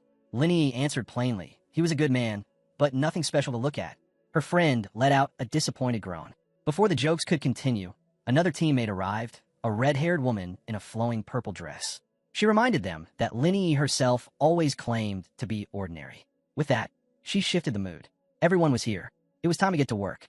One of the men asked if another member of their team wouldn't be coming. The redhead replied that it would only be the 6 of them today. Their missing teammate, she said, was always like that, mysterious, rarely showing up. From the balcony of a nearby cafe, Fan Yi watched in silence, his sword resting at his side. His cousin's little team kept a low profile, but his senses told him everything. Even the weakest among them had reached the 2-star Ghost Axe realm. The man who spoke earlier carried the pressure of a 3-star. He also picked up that their team normally had even more power, but their strongest member was absent today. Fan Yi leaned back, eyes turning toward the mountains. A thin smile formed. That was where the real show would begin. And then, high above the mountain peaks, it descended, the great change of heaven and earth. The clouds were torn apart as a colossal green vine dropped from the sky, stretching downward like a legendary beanstalk, announcing that the transformation had begun. These strange phenomena always arrived without warning. They weren't directly destructive, but to pioneers, each one was a precious clue, a fragment of truth about how the world was being reshaped. Deep within the misty mountains, Lin Yi and her squad finally saw it for themselves. The towering vine pierced the sky, vast and utterly alien. The red-haired leader's voice trembled as she confirmed it. They'd found their target. The group stood rooted in place, slowly giving way to unease. One of the more adventurous girls suddenly went pale. Her voice shook as she begged everyone to stop. A cold dread crawled up her spine, pouring out from the vine itself. Fighting back tears, she said that something about standing before it filled her with overwhelming terror.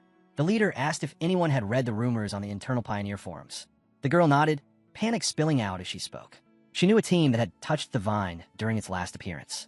They had been experienced pioneers, far stronger than she was. And yet, all of them had died. Their bodies were eaten, their bones absorbed into the roots of a twisted, darker version of the vine. Her breathing grew ragged as she clutched her head. "One up the same way," she whispered. At that instant, their surroundings warped. The mountain trail vanished. In its place spread a grotesque cavern of throbbing red flesh, the ground a writhing mass of living tendrils. A nightmare.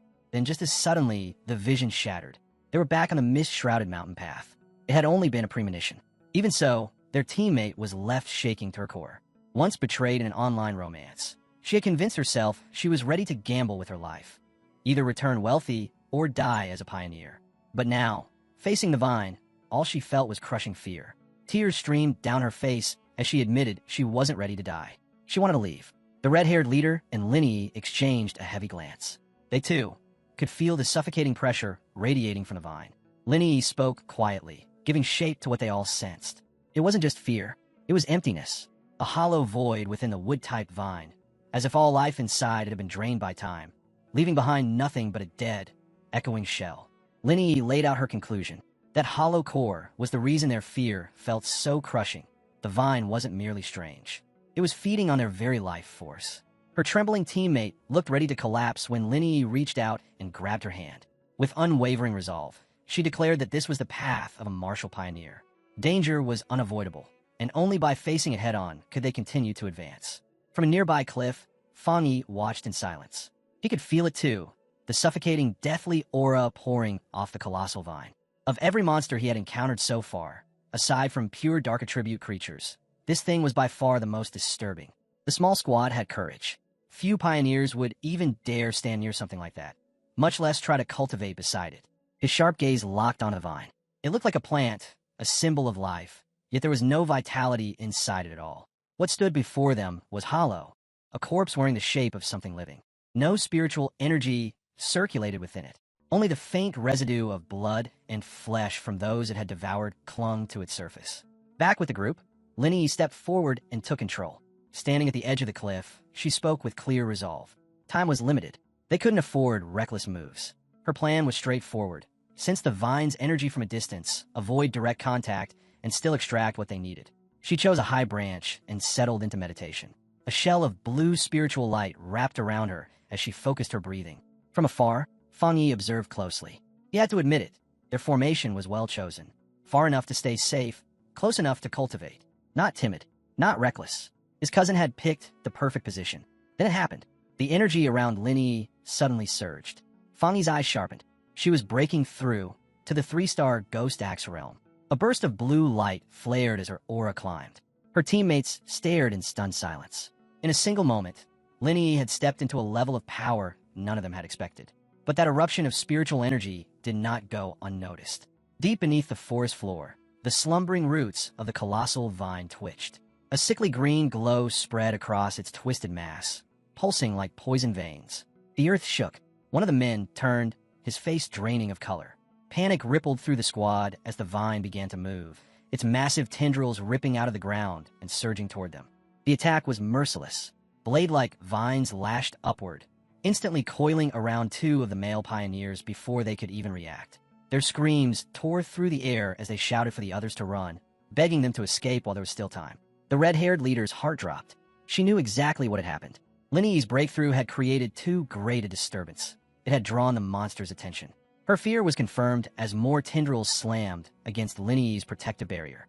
Fresh from her advancement, her energy was unstable, unable to fully protect her. The blue shell creaked and cracked under the crushing pressure, deathly aura seeping inside. Once the vine closed in completely, it would drain her life without mercy. The squad broke into chaos. The leader tried to drag a terrified teammate away, but the girl resisted, sobbing that they couldn't abandon Linny. "What am I supposed to do then?" the leader shouted, desperation breaking through her voice. "Feed my own spiritual energy in her shield and die, just so she can enjoy her breakthrough." One of the male teammates answered coldly, without hesitation. "Life and death are fate. If we don't leave now, we all die. We only met by chance. Don't throw your life away for feelings." His merciless logic only pushed her further. She shoved him aside, eyes blazing, swearing she would never abandon a teammate, even if it meant standing against everyone else. High above, on the cliff, Fang Yi's gaze hardened. His cousin, still just a student, had no idea how close she was to death. Trapped in deep meditation, she was defenseless, her fragile barrier seconds away from being crushed. The vine's deathly aura was overwhelming. Even Fang Yi questioned whether his current strength would be enough. But there was no room for doubt. He clenched his fist, golden light exploding around him like a rising sun. He had promised his aunt to protect Linny.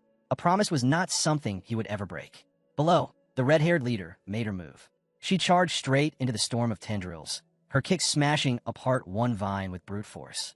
For a single heartbeat, it looked like it might work, until countless more shot out, wrapping around her arms and body, locking her in place. At the same time, Linny's protective shell shattered. The blue light broke apart like glass, leaving her completely exposed as the monstrous plant surged forward to devour them both. That was when Fang Yi struck. He cut through the sky in a single leap, sword flashing. Two waves of golden energy tore through the battlefield, ripping vines apart in midair. From below, Lin Yi's teammates screamed her name in horror as her barrier collapsed, only to see the heavens blaze. A phoenix of golden fire descended, crashing into the writhing vines in a violent explosion of light and heat. When the smoke cleared, Fang Yi stood in the center of scorched earth, golden flames rising around him like a towering pillar. He had arrived at the final moment, pulling both Lin Yi and the red-haired leader back from the edge of death. Wrapped in radiant yang energy, his presence alone smothered the suffocating death aura.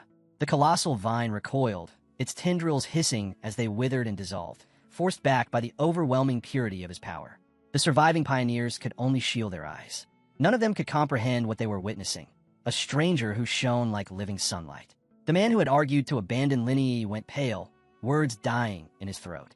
In disbelief, he muttered, wondering if this being was even human, or just another pioneer. The red-haired leader, still shaken, knew better. Even through the shock, she could feel the truth. This was no ordinary strength. It was the purest yang attribute she had ever encountered. Only a high-tier force of that level could ever drive back a life-devouring monster like the vine. The cold, practical male pioneer stared down at his own trembling hands. He had always been proud of himself, reaching the 3-star Ghost Axe realm at a speed few in the nation could match. Even Lin Yi, whom he acknowledged as gifted, barely stood beside him. And yet now, beneath that blazing golden figure, his strength felt laughably small. He lifted his eyes to the radiant light, and for the first time in his life, felt utterly insignificant. If pioneers like this truly existed, then what did that make the rest of them? This newcomer hadn't simply surpassed him. He had crushed them all with absolute, overwhelming power. Wrapped in golden radiance, Fang Yi felt a shift deep within. His system had activated. It locked onto the extreme wood-type energy of the vine and began auto-writing a new technique. In moments, the result appeared.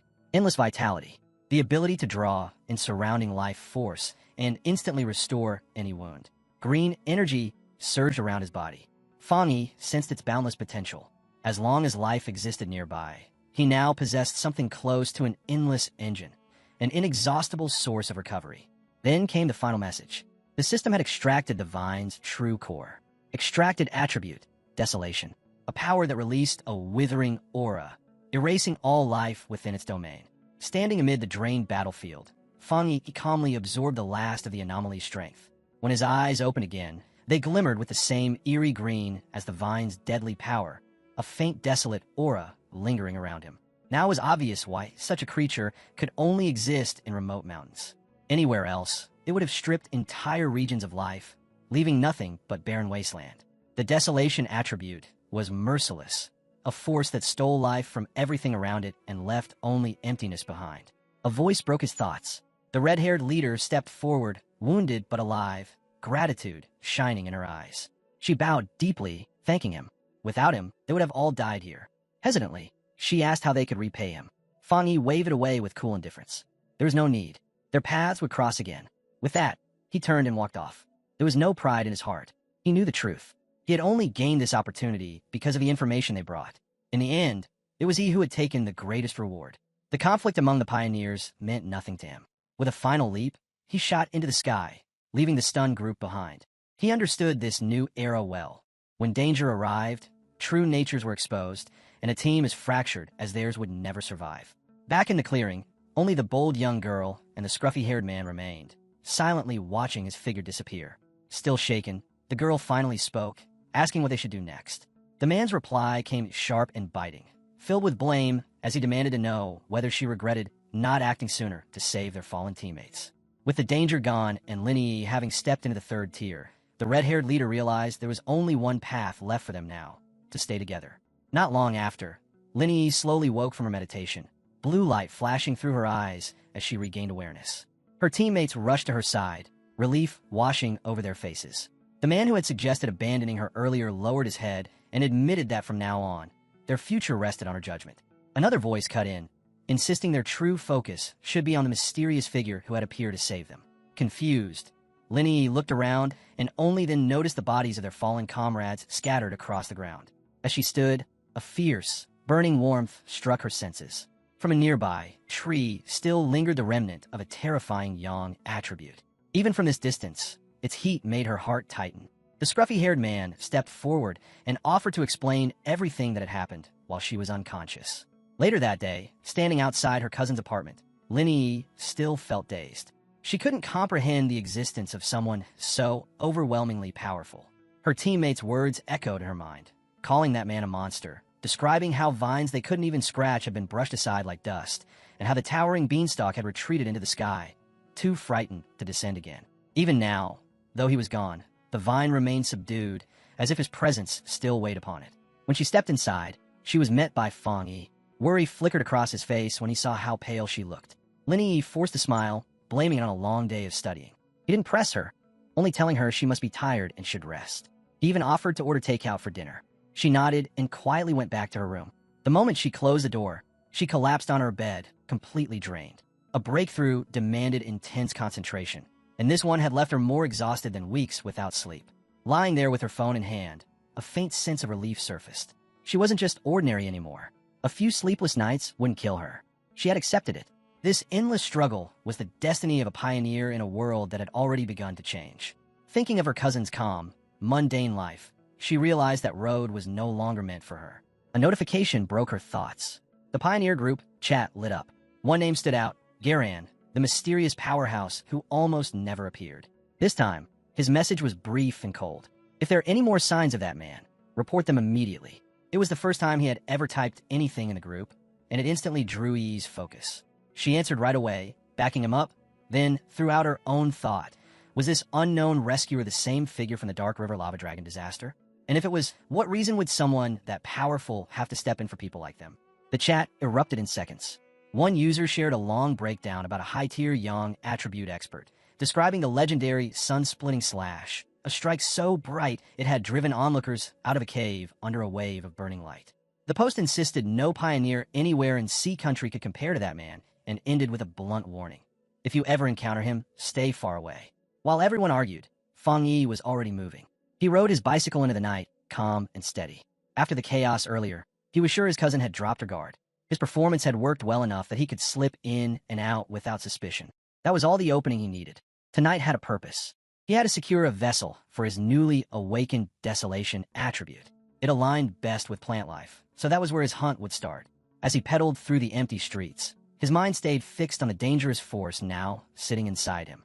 Desolation was powerful, but it was warped, an energy built on ruin and withering.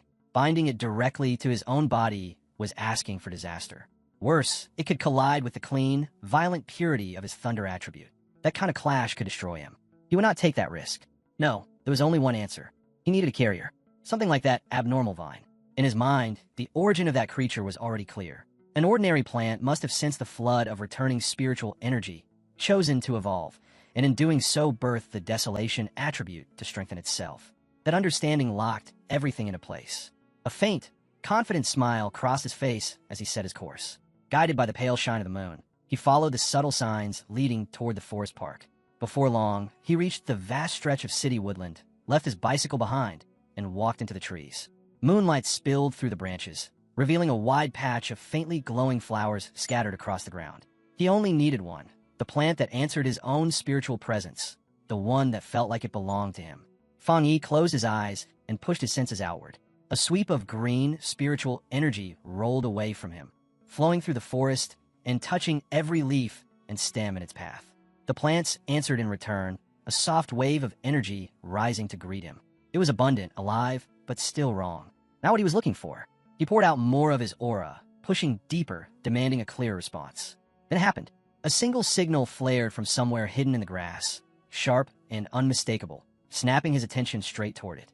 A single white flower with a softly glowing core swayed in the grass, almost as if it were calling out to him. Was this the one he had been waiting for? He moved closer and extended a finger. The instant he made contact, the petals drew inward, pulling in his spiritual energy. When they opened again, the bloom shone brighter, relaxed and satisfied, as if it had just been fed. Fang Yi lowered himself beside it, a faint smile forming. Its spirit was unusually strong. Even though it was just a small plant, it reacted vividly, like a starving puppy gulping down energy, then nudging him for more. Out of the entire forest, this was the only one that had answered him so fiercely. This was the match, the ideal vessel for the desolation attribute. He studied the fragile-looking flower and quietly told it that it had been chosen, asking if it was ready. Then he released a flood of green, spiritual energy, forcing it straight into the glowing bloom. A system message appeared. Do you wish to forcibly implant the desolation attribute into this plant? Green light blazed in his eyes as he confirmed. Power exploded from his palm, swallowing the flower in radiant brilliance as its shape began to change. Thin petals stretched and reshaped, becoming something larger and more complex. When the light finally faded, the transformation was done. The ordinary white flower no longer existed. In its place stood a lotus-like bloom, its thick leaves shining with a dense green aura. The sudden surge of power made Fang Yi tense in surprise, and the change went far beyond its looks. The new plant released a terrifying wave of desolation energy. Its roots drilled into the ground, dragging in more and more strength. The surrounding forest was erased in seconds. Trees shriveled, soil turned to dust, and the once lush field was left dead and bare. Fang Yi could only stare at the scale of the destruction. In moments, an entire stretch of forest had been drained dry, and the spreading energy showed no sign of slowing. Then, just as abruptly, the glow weakened and the flower shrank down, settling into a smaller, stable form. Fang Yi immediately understood the danger.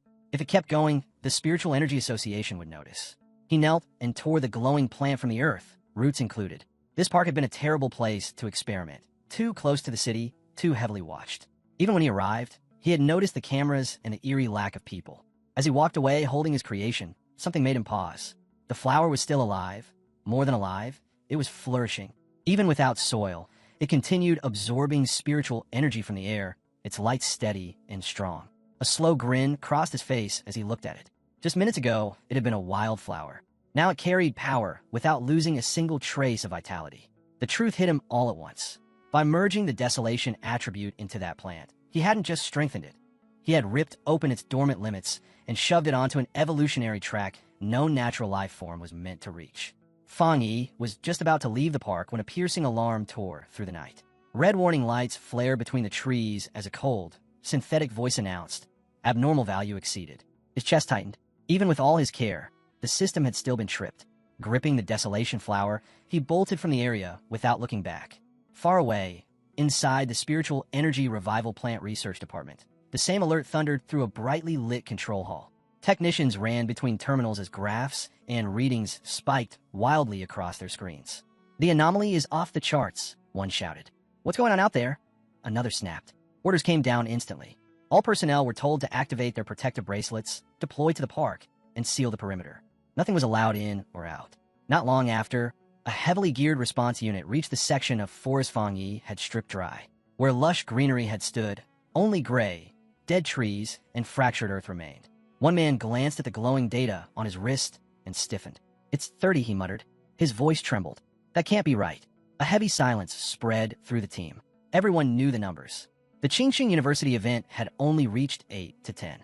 Even the Dark River Lava Dragon, a catastrophe that had shaken the entire region, had peaked at 25. Yet here, in a city park that never went past 10, the reading was 30.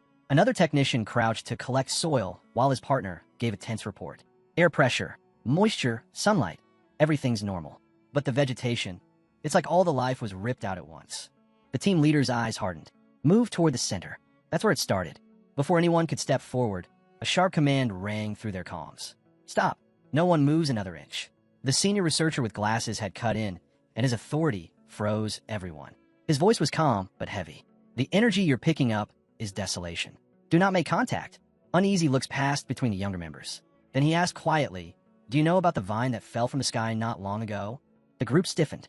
One junior finally spoke, pale and shaken. You mean the devil vine? The A-level mutated one. The senior researcher gave a slow nod. A projected image of the twisted vine appeared before them, its towering form looming as faint silhouettes of trapped lives writhed at its base. This, he said in a low voice, is where its power truly comes from. That was why it was so lethal. That was why so many pioneers had died to it. Its core was desolation itself, a parasitic force that devoured everything around it and turned all it consumed into its own. The young researcher who had almost walked into the lifeless zone stumbled backward, gripping his chest as icy sweat soaked through his clothes. Gasping for air, he muttered hurried thanks to the senior researcher, fully aware he had just brushed past death itself. The older man spoke with heavy gravity. Any place where a plant awakened the desolation attribute became a dead zone. Anyone who crossed into it would have their very vitality drained away. He brought up another case. An ancient decaying tree in one city of Xia country, a forbidden region where every living thing that approached had been wiped out on the spot. Staring at the ruined woodland in front of them, his expression tightened. In this new era, plant mutations could no longer be treated lightly. Among all possible awakenings, desolation stood at the top in both danger and destruction. And now, beside the ancient tree and the celestial vine, a third one had emerged. Before he could go further, a firm hand landed on his shoulder. The researchers turned to see Major Hanli approaching, his face set hard, a squad of soldiers at his back. He had already been informed. "Switch to advanced suits," he commanded, gesturing toward the protective equipment. "We're entering." Moments later, the team was fully geared up, now joined by Su Qingying. With Hanli leading, they moved straight into the dead zone. Scanners hummed as numbers flickered across their displays. But instead of clarity, the readings brought confusion. The desolation aura was already fading, dropping to 25 since their arrival. Even stranger, there was no visible origin. This was nothing like the celestial vine, whose presence should have continued to spread without end. Han Li's gaze sharpened as he shared a tense look with Su Qingying. She answered with a small nod, and together they advanced further into the devastated center. Two specialists, blue spiritual light surrounding them, began tracking the lingering energy trails. Those fading lines led them inward, step after step, until both suddenly stopped, shock written across their faces. Han Li and Su Qingying understood at the same time. The desolation's source hadn't simply dissipated. It had been removed, uprooted and taken away. One researcher, his words muffled behind his mask, spoke in disbelief. "That's not possible. How could anyone carry something like that?" Han Li grasped the danger immediately. If someone had truly entered a desolation dead zone and walked out with its core, identifying them was no longer optional. Su Qingying had already reached her answer. She raised a glowing data pad, displaying the result of a large-scale analysis. A familiar name and face appeared, Fang Yi. His movements matched this incident and another recent mutation exactly. Han Li looked over the file briefly before nodding. "I'll send you everything we have on Fang Yi," he said, confirming that this was the same pioneer she had dealt with before. Adjusting his hat, he spoke in a hard, final tone. "From this point on, it falls under your association." With that, he turned and left, leaving Su Qingying alone in the ruined clearing, the cold glow of her data pad reflecting off her tense face.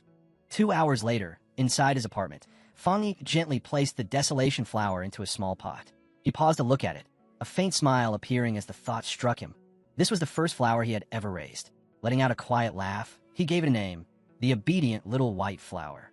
As if it could hear him, he spoke softly, telling it that now that desolation had merged with it, it would grow by itself and one day become a powerful helper. Its ability to drain life would make it lethal in combat, while its simple, harmless look would let it stay hidden right under his cousin's nose. His fingers brushed over a petal as another idea settled in his mind. In this brutal new world, brute force alone was never enough. The ones who survived were those who carried the most concealed weapons. The comm was broken by his phone vibrating. He checked the screen, his eyes widening. The caller was old Wang Liang, his childhood friend. They hadn't spoken since Fang Yi had left 3 years earlier to join the army. Old memories surfaced, the two of them inseparable back in school, until Wang Liang had suddenly announced his enlistment and disappeared from his life. He answered, and a familiar laugh came through. "You're back in town? Come have a drink at our old place," Wang Liang said brightly. Fang Yi paused, surprised by the sudden call. Wang laughed again. "I've got something big to tell you. Just don't freak out when you hear it." What sounded like a simple reunion was nothing of the sort. When the call ended, the truth became clear. Wang Liang was not alone. In a dim room, he sat reporting to a red-haired woman scarred by countless battles, her military uniform bearing the insignia of high rank. Su Qingying sat at the same table, her face unreadable. Wang Liang confirmed he had followed her orders. Then, hesitating, he asked if Fang Yi could be spared if he turned out not to be their target. The red-haired officer tapped her fingers against the table, eyes cold. She brushed his request aside. "Focus on your task. That's all." Then, in a flat, merciless tone, she added, "If he isn't who we're after, take it as the price he pays for being your friend." In a quiet bar, Fang Yi and Wang Liang clinked their beer bottles together. They drank and talked, filling in the missing 3 years. Fang Yi couldn't help noticing how different his friend looked now. Calmer, sharper. The military had clearly carved its mark into him. Wang talked about his years in uniform for a while, then shifted the focus back. "What about you, Fang Yi? How have you been all these years?" Fang Yi kept it simple, saying he was fine and that he had gone to college. As he drank, Memories from his previous life drifted through his mind. Back then, he had never crossed paths with Wang again. His friend had likely died like so many other soldiers, lost in some forgotten battlefield. Maybe this time, he could change that ending. Then Wang's voice grew low. Tell me something, Fang. Have you noticed anything strange lately? Zombies, monsters, things straight out of movies? A chill ran through Fangi. A soldier knowing about spiritual energy was normal. Asking this so openly was not. This was a probe. He kept his expression steady. What are you trying to say? Wang let out a slow breath. I'm not here to reassure you. I'm here to warn you. The way the world is going, everything people care about now, grades, money, reputation, it's all about to become meaningless. The order we know is going to fall apart. Fangi looked into his glass, face unreadable. He knew how this worked. Ordinary soldiers were bound by strict secrecy. For Wang to hint this far meant the military already had its eyes on him. His old friend had been sent to test him. Wang mistook the silence. Relax. As long as you don't talk about it, nothing will happen. But Fang Yi understood the truth. No matter how much he pretended, Wang was doing everything he could to protect him, even risking military discipline. Wang Liang had tried to warn him about the storm coming. Their quiet moment was broken when Wang's phone vibrated violently on the table. He answered, and a sharp, angry voice snapped through the line. Return now. Target location, 10 minutes. Wang stood straight. Fang Yi watched him in silence. He got up quickly and apologized. Sorry, Yi. Emergency mission. I can't even walk you back. As Wang turned to go, Fang Yi dropped the act. Is this about the spiritual energy revival? He asked firmly. Take me with you. Wang halted and turned around, stunned. Before he could reply, Fang Yi stepped in and grabbed his collar. His voice was calm and unwavering. Take me to your superiors. I know why they sent you. I don't know exactly what they found, but I know you would never harm me. He loosened his grip, eyes sharp. I want to see what the army is really dealing with. If the association handles the monsters, then what is the military doing? Let me find out myself. Wang looked at him, caught between duty and friendship. After a moment, he gave a brief nod. The two of them soon arrived before a massive military base hidden deep within a mountain valley. The sign over the gates read, Military Base Number 19, Spiritual Forbidden Zone. Even before entering, Fang Yi felt the crushing pressure in the air. The concentration of spiritual energy here was terrifying, far beyond any ordinary polluted zone. At the checkpoint, soldiers stopped them, pulling Wang aside to rejoin his unit. After confirming Fang Yi's identity, they escorted him inside. He was led through rows of bright steel corridors, descending farther and farther underground, until they finally stepped into an enormous training arena carved into the rock. What greeted him was pure chaos. Dozens of soldiers were locked in a brutal fight, blue lightning bursting from their bodies as they struggled against a towering monster. Its body was black and jagged, and a single glowing red eye burned with savage fury. With a thunderous roar, it fired a beam of crimson energy that ripped straight through the formation, sending soldiers flying as screams rang through the cavern. Above them, on a raised platform, the red-haired officer Ji Lan watched with arms folded, her gaze sharp and merciless as she judged every movement.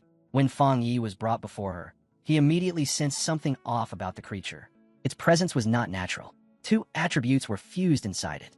Ji Lan spoke coldly, confirming it. Dark and flame. A perfect combination. That's why it's so dangerous. She added that several soldiers had already been badly wounded. A display beside her showed her rank. Ji Lan, Ghost Axe Realm, 3-star officer. Her eyes cut toward Wang Liang. Wang Liang. He snapped to attention. Why did you bring an unauthorized civilian into a forbidden zone? She demanded. Before he could explain, she waved it off. Forget it. We don't have time. Get into position. Then she turned to Fang Yi. One glance was enough for her to judge him. His spiritual energy was weak, barely awakened. For a moment, she wondered if he could be the pioneer they were hunting, but the thought vanished just as quickly. He was irrelevant. Because you're Wang Liang's friend, I won't pursue this, she said flatly. But you're inside a restricted zone. From now on, your survival is your own responsibility. And what you see here never leaves this place. Fang Yi gave a small nod. Understood. Jilan immediately grabbed a massive energy cannon and called out 2 names. The selected soldiers rushed forward, blue power surging around their bodies as they charged the beast. She locked onto the target and fired. A violent blast exploded against the monster, shaking the entire cavern. But it didn't fall. The creature roared as dark energy pulsed through its frame, red light bursting from inside. Its jaws spread wider, fangs extending as its form warped even further. The attack had only driven it into a more violent stage of mutation. The monster swung wildly, its claws ripping through the air. Move, a soldier shouted. One of his comrades barely raised a defense before the impact blasted him away like a broken doll. Stay focused. Don't let it keep mutating, Jilan shouted. forcing her unit to keep their spacing while pressing forward carefully. From the side, Fang Yi tracked their formation. Their coordination was flawless, built on discipline and shared trust. Every soldier covered another, each one reinforcing the whole. Together, they were far stronger than any single fighter could ever be. That thought shattered when Fang Yi sensed the truth. The creature's power was climbing at a horrifying rate. He yelled for them to fall back, warning that its current strength was beyond what they could handle. But his voice vanished into the roar of battle. A wave of dark purple energy exploded outward, throwing soldiers off their feet. Jilan didn't retreat. Her orders cut through the noise, raise the danger level, update the mutation classification. No one was allowed to withdraw, but the change was already complete. Before their eyes, the beast finished its evolution. Its twisted frame was now wrapped in raging black and red flames, its single eye glowing like a blood-red star filled with pure hatred. A soldier cried out, "The evil dog's mutation is finished. It's fully fused with the dark attribute." That burning eye snapped onto Wang Liang. He froze as the creature crouched, muscles coiling to strike. Fang Yi and Jilan both felt the same chill. It was about to kill him. The monster lunged. The shockwave sent another soldier slamming into the ground, blood spilling from his mouth. The targets reached full B level. Jilan roared. Change formation, new combat protocol. The wounded man clutched Fang Yi as he coughed violently. He explained between breaths that he had been channeling energy into the beast's suppression collar. But when it evolved, the device backfired and exploded. Thick, black liquid leaked from his lips as he forced a weak smile. "Don't worry about the soldiers of Restricted Zone 19, he whispered. Fang Yi's expression hardened. Seeing that her heavy cannon was now useless, Jilan dropped it. She faced her remaining troops, eyes burning with resolve. "Listen, no matter the cost, even if we die, we cannot let this B-level mutation escape." The soldiers prepared themselves for a last stand. Before anyone could act, Fang Yi stepped forward, placing himself directly in front of Jilan and cutting her off. She snapped at him, demanding what he thought he was doing, but Fang Yi didn't answer. Blue light ignited in his eyes as lightning burst across his arm, the air trembling as a storm gathered around him, responding to his will. Blue thunder coiled around Fang Yi, every spark sharper than a blade. Facing the monstrous creature, he let out a taunting laugh, his voice calm and fearless. "That's it. This is all you can do."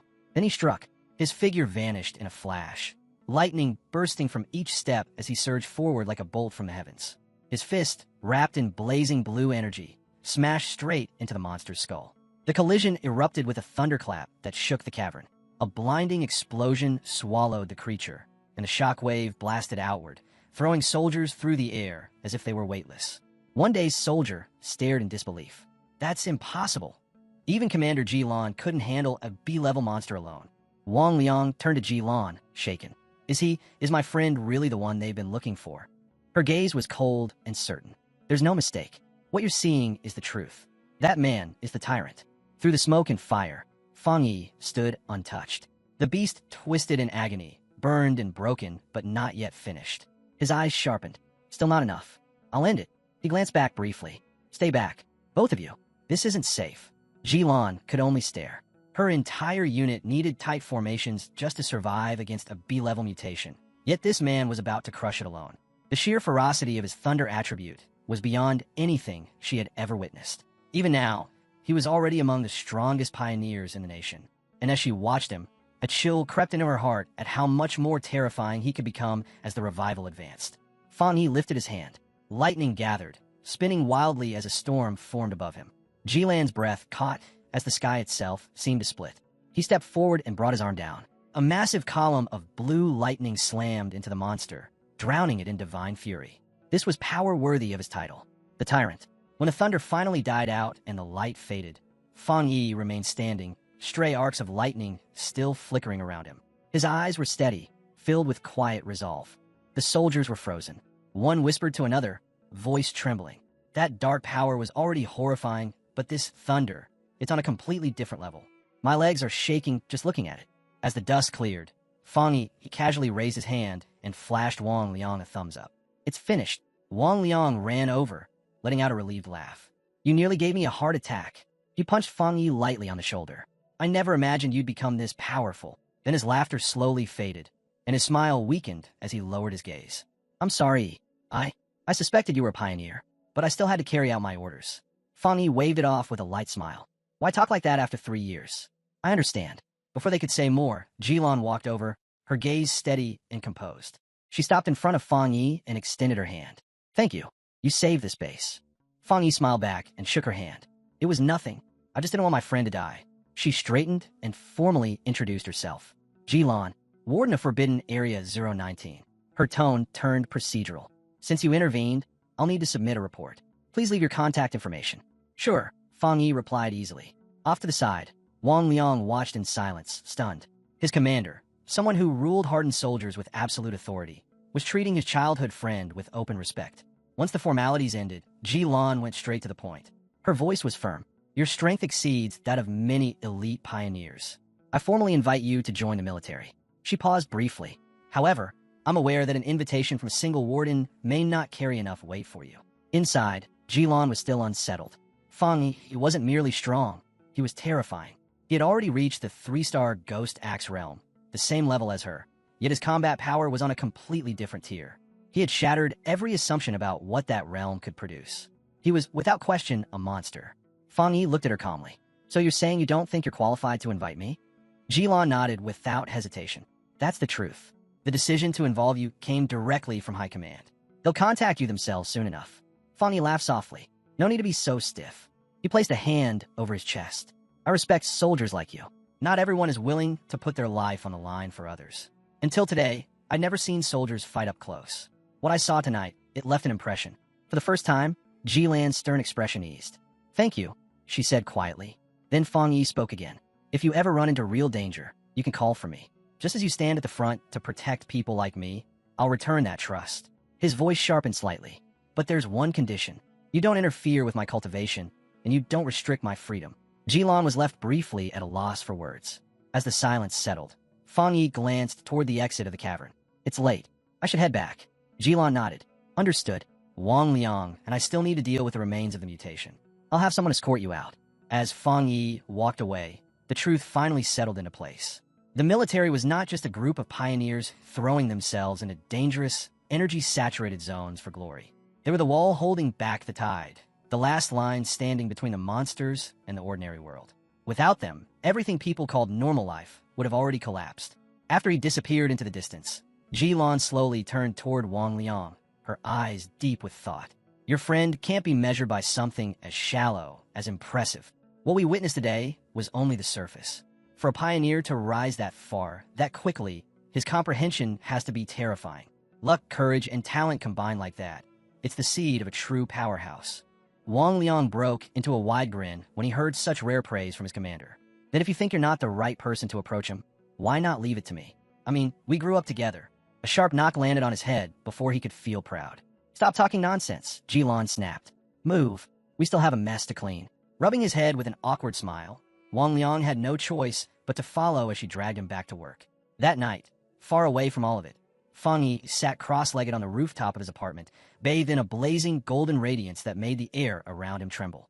His thoughts returned to the military encounter. Even though his identity had been exposed, he had only revealed his thunder attribute. Everything else he possessed was still hidden. From the way they treated him, with caution, respect, and even a hint of restraint, it was clear that this concealment had worked exactly as he intended. More importantly, he had understood something vital. Thunder was the natural enemy of the dark creatures the army fought. That single attribute already made him irreplaceable. They would never dare threaten him. They would want him on their side. And joining them meant something far more valuable than protection. Access to rapid growth paths, first-hand intelligence, and resources that ordinary pioneers could only dream about. Today had also revealed the structure of power in this new world. The nation's two great pioneer forces served completely different purposes. The military, led by people like Jilan, stood guard over the forbidden zones, acting as silent sentinels against disasters that could wipe out entire regions. The Spiritual Energy Cultivation Association, with agents like Su Qingying, protected the cities, hunting down whatever dangers slipped through and keeping civilians safe. Together, they formed a careful two-layer system. The most terrifying threats were sealed inside restricted areas, while information about the world's true danger was slowly, deliberately released. By controlling what the public knew, the government was buying time to prevent panic, time to prepare humanity for what was coming. As Fang Yi continued to meditate, the golden energy in his dantian began to throb. He had already absorbed an enormous amount of aura from the Forbidden Zone, yet until now his body had remained strangely calm. That calm shattered. The golden light inside him suddenly surged like a raging tide. Power flooded every inch of his body, thin cracks of energy spreading across his skin as if he were made of glowing porcelain. Fang Yi opened his eyes. He knew this feeling. His body had reached its limit. Spiritual power was overflowing. A breakthrough was no longer optional. It was unavoidable. At the same moment, on the street below, Lin Yi was walking home with bags of groceries in her hands, her thoughts light and simple. If her cousin was home, maybe she could make him try her cooking tonight.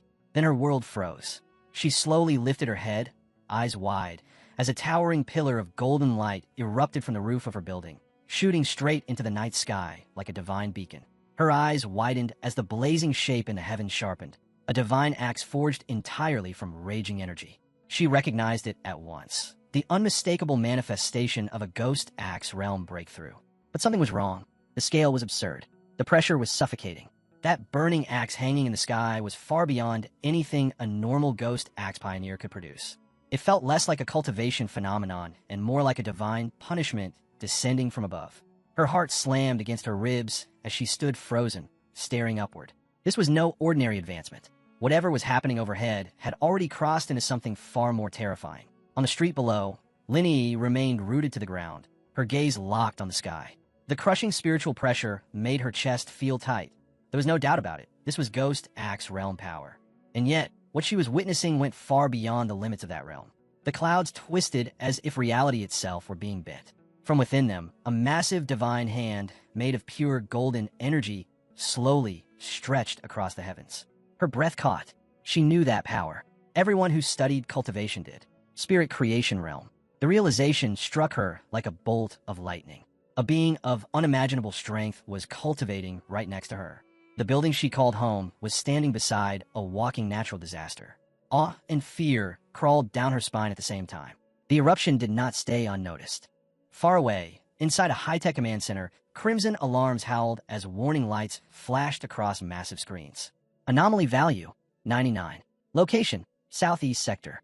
Technicians shouted over one another, fingers flying across consoles as they tried to stabilize the flood of incoming data. In the control hall, an official leapt to his feet, his face drained of color. Deploy all units to the site. Immediately, Su Qingying stood beside him, staring at the readings in disbelief. How could something this powerful escape detection? A surge like that could erase an entire city. In another command room, military leaders gathered around a holographic map of the city, their faces dark. There are only two explanations, one general said coldly. Either a spirit creation level pioneer has appeared, or a catastrophic event is unfolding. Another officer narrowed his eyes. It could be both. The senior official grabbed the comm device, hands trembling as he barked orders to headquarters, demanding every piece of advanced equipment be mobilized, everything short of strategic weapons. Before he could finish, the doors burst open.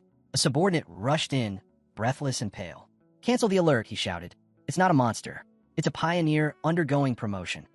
Back on the rooftop, the storm of golden radiance finally receded. The sky returned to its quiet darkness as Fang Yi slowly opened his eyes and released a steady breath.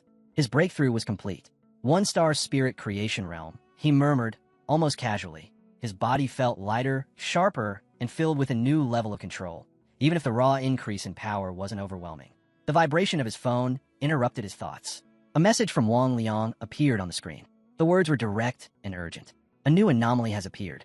Location, Qingcheng University Playground. Internal military reports confirm it's a pollution zone. Worse, it's the second occurrence. Fang Yi typed a quick reply. "I know. The last one was the heat anomaly." Wang Liang responded at once, confirming that it was the same abnormality surfacing again, then added a half-joking warning for Fang Yi not to reveal where the information came from.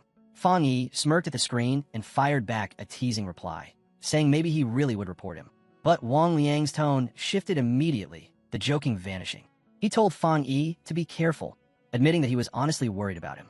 Fang Yi set the phone down, his gaze turning quiet and distant. Wang's concern only confirmed what he already believed. This was exactly why he stayed cautious with both the military and the association. The brighter someone shone, the more danger they attracted. That was why his Yang Flame attribute and his Crimson Flame blade technique remained buried. Those were his trump cards, meant to stay hidden until the moment his life truly depended on them. He typed one last message, telling Wang Liang not to worry and hinting that he still had more than a few tricks left.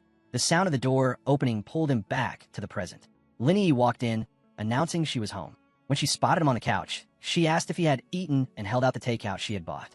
Without lifting his eyes from the phone, Fang Yi told her to put it on the table and said he would eat later. Lin Yi watched him for a moment, a faint frown forming. Inside, she let out a tired sigh. In her eyes, her cousin was kind and gentle, but unbelievably lazy. He stayed home all day, glued to his phone, not even bothering to attend college. The contrast almost felt ridiculous. She and the other pioneers lived in constant tension, hiding who they were while chasing power and survival. Yet Fang Yi lived so freely, so carelessly, as if nothing in the world could touch him. Too exhausted to lecture him, she went to her room and fell onto her bed. As her eyes closed, her thoughts drifted back to the shocking news. A spirit creation realm pioneer had appeared in their district. Soon, the entire city would be talking about it. In the silence, she made a quiet promise to herself. No matter what happened, she would protect her cousin. Meanwhile, Fang Yi wasn't wasting time scrolling aimlessly. He was watching the footage Wang Liang had sent. The university playground was swallowed by towering flames, the scene looking more like a battlefield than a campus. The first anomaly had been extreme heat. Now there was fire. Fang Yi's eyes narrowed. The yang attribute kept showing itself in different forms. The video made one thing obvious. The flames had erupted far too fast, spreading with terrifying speed. The comments below were filled with shock and wild speculation. Many people were convinced that special forces must have been deployed. Otherwise, how could a normal fire burn like that? The report stated that every tree, every flower bed, and every blade of grass around the playground had been reduced to ashes. The entire area had been sealed off. Fang Yi replayed the short clip, noticing how abruptly it ended. Even so, the danger was obvious. This blaze was far worse than the previous anomaly. A deep crease formed between his brows. What made this yang manifestation so different? There was only one way to get the answer. He would have to see it himself. And to enter a restricted zone like that, he would need the help of his newest military connection, Jilan. The following morning, the university gates were surrounded by a sea of reporters, all blocked off by armed soldiers standing shoulder to shoulder.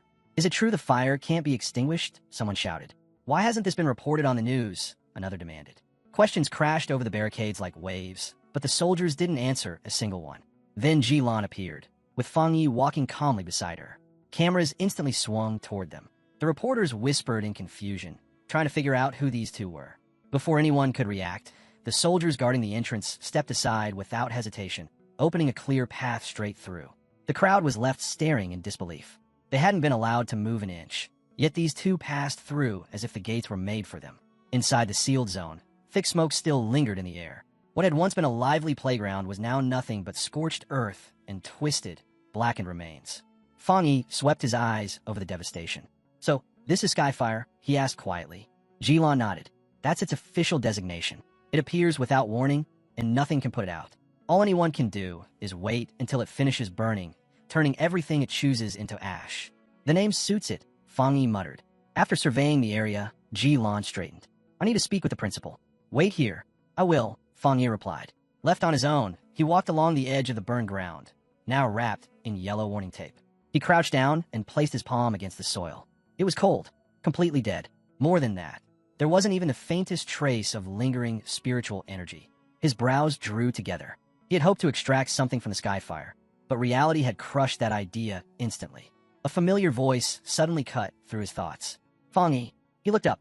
Standing on the steps was Chu Qingli, his ex-girlfriend, with a bespectacled girl beside her. Surprise flashed across Chu Qingli's face. What are you doing here? Her companion adjusted her glasses and leaned closer, whispering, Wait, this is him, the ex you told me about? The one who only made it into a vocational college. Chu Qingli gave a small nod. Yes, it's him. The girl smirked, patting Chu Qingli's shoulder in mock sympathy before turning to Fang Yi. I get it now. You're here because you can't let her go. But the gap between you two is huge now. You should stop embarrassing yourself by clinging to the past. Fang Yi blinked, honestly confused. Still hung up on her? The idea didn't even make sense to him. Around them, nearby students had already begun whispering. Who's that guy with Chu Qingli? Another lovesick admirer?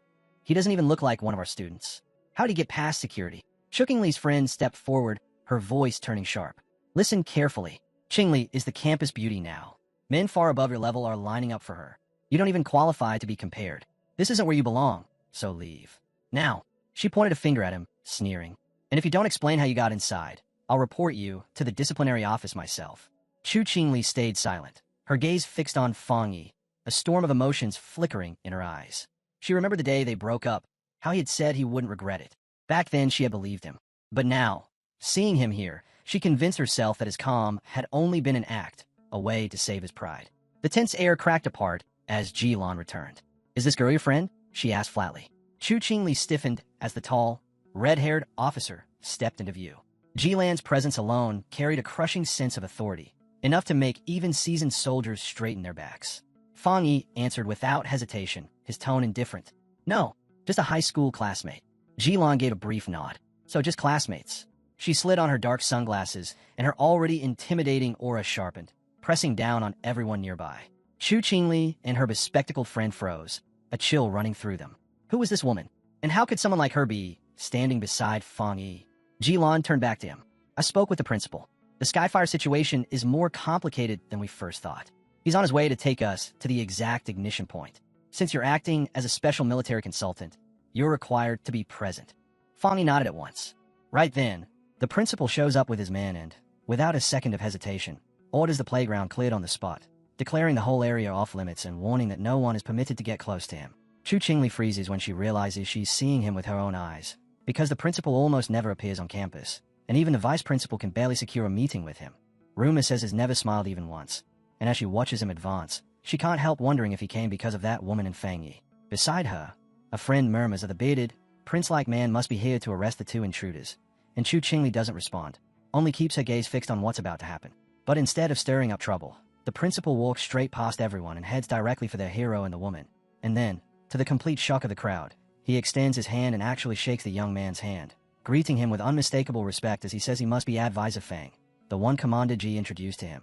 He admits the school has been drowning in bizarre incidents, that has been terrified students could be hurt by the recent fires, and that his genuinely relieved help has finally arrived. And then something even harder to believe happens. The principal bows. Their hero immediately reaches to stop him, but the principal won't have it, insisting on the bow and formally requesting that he take personal charge of the playground incident. And at once the guards move in, forming a defensive ring around them and ordering everyone to step back so the conversation can happen properly. The entire playground drops into a stunned, breathless silence as students simply stare, unable to process what they are seeing, because a man with the principal's age and standing is bowing to a young man. Whispers begin to ripple through the crowd that this guy must be someone with an extraordinary background, and now it makes sense why he was allowed into the academy. As the murmuring swells, some people laugh bitterly at their earlier guesses, asking who had been the one to claim he was Chu Qingli's suitor or her ex-boyfriend, while others sneer at the idea altogether, saying that even if she chased him, there's no chance she could ever reach someone on his level. And hearing that, Chu Qingli feels a sharp, cutting jolt of rejection, because everyone is pointing out the same thing.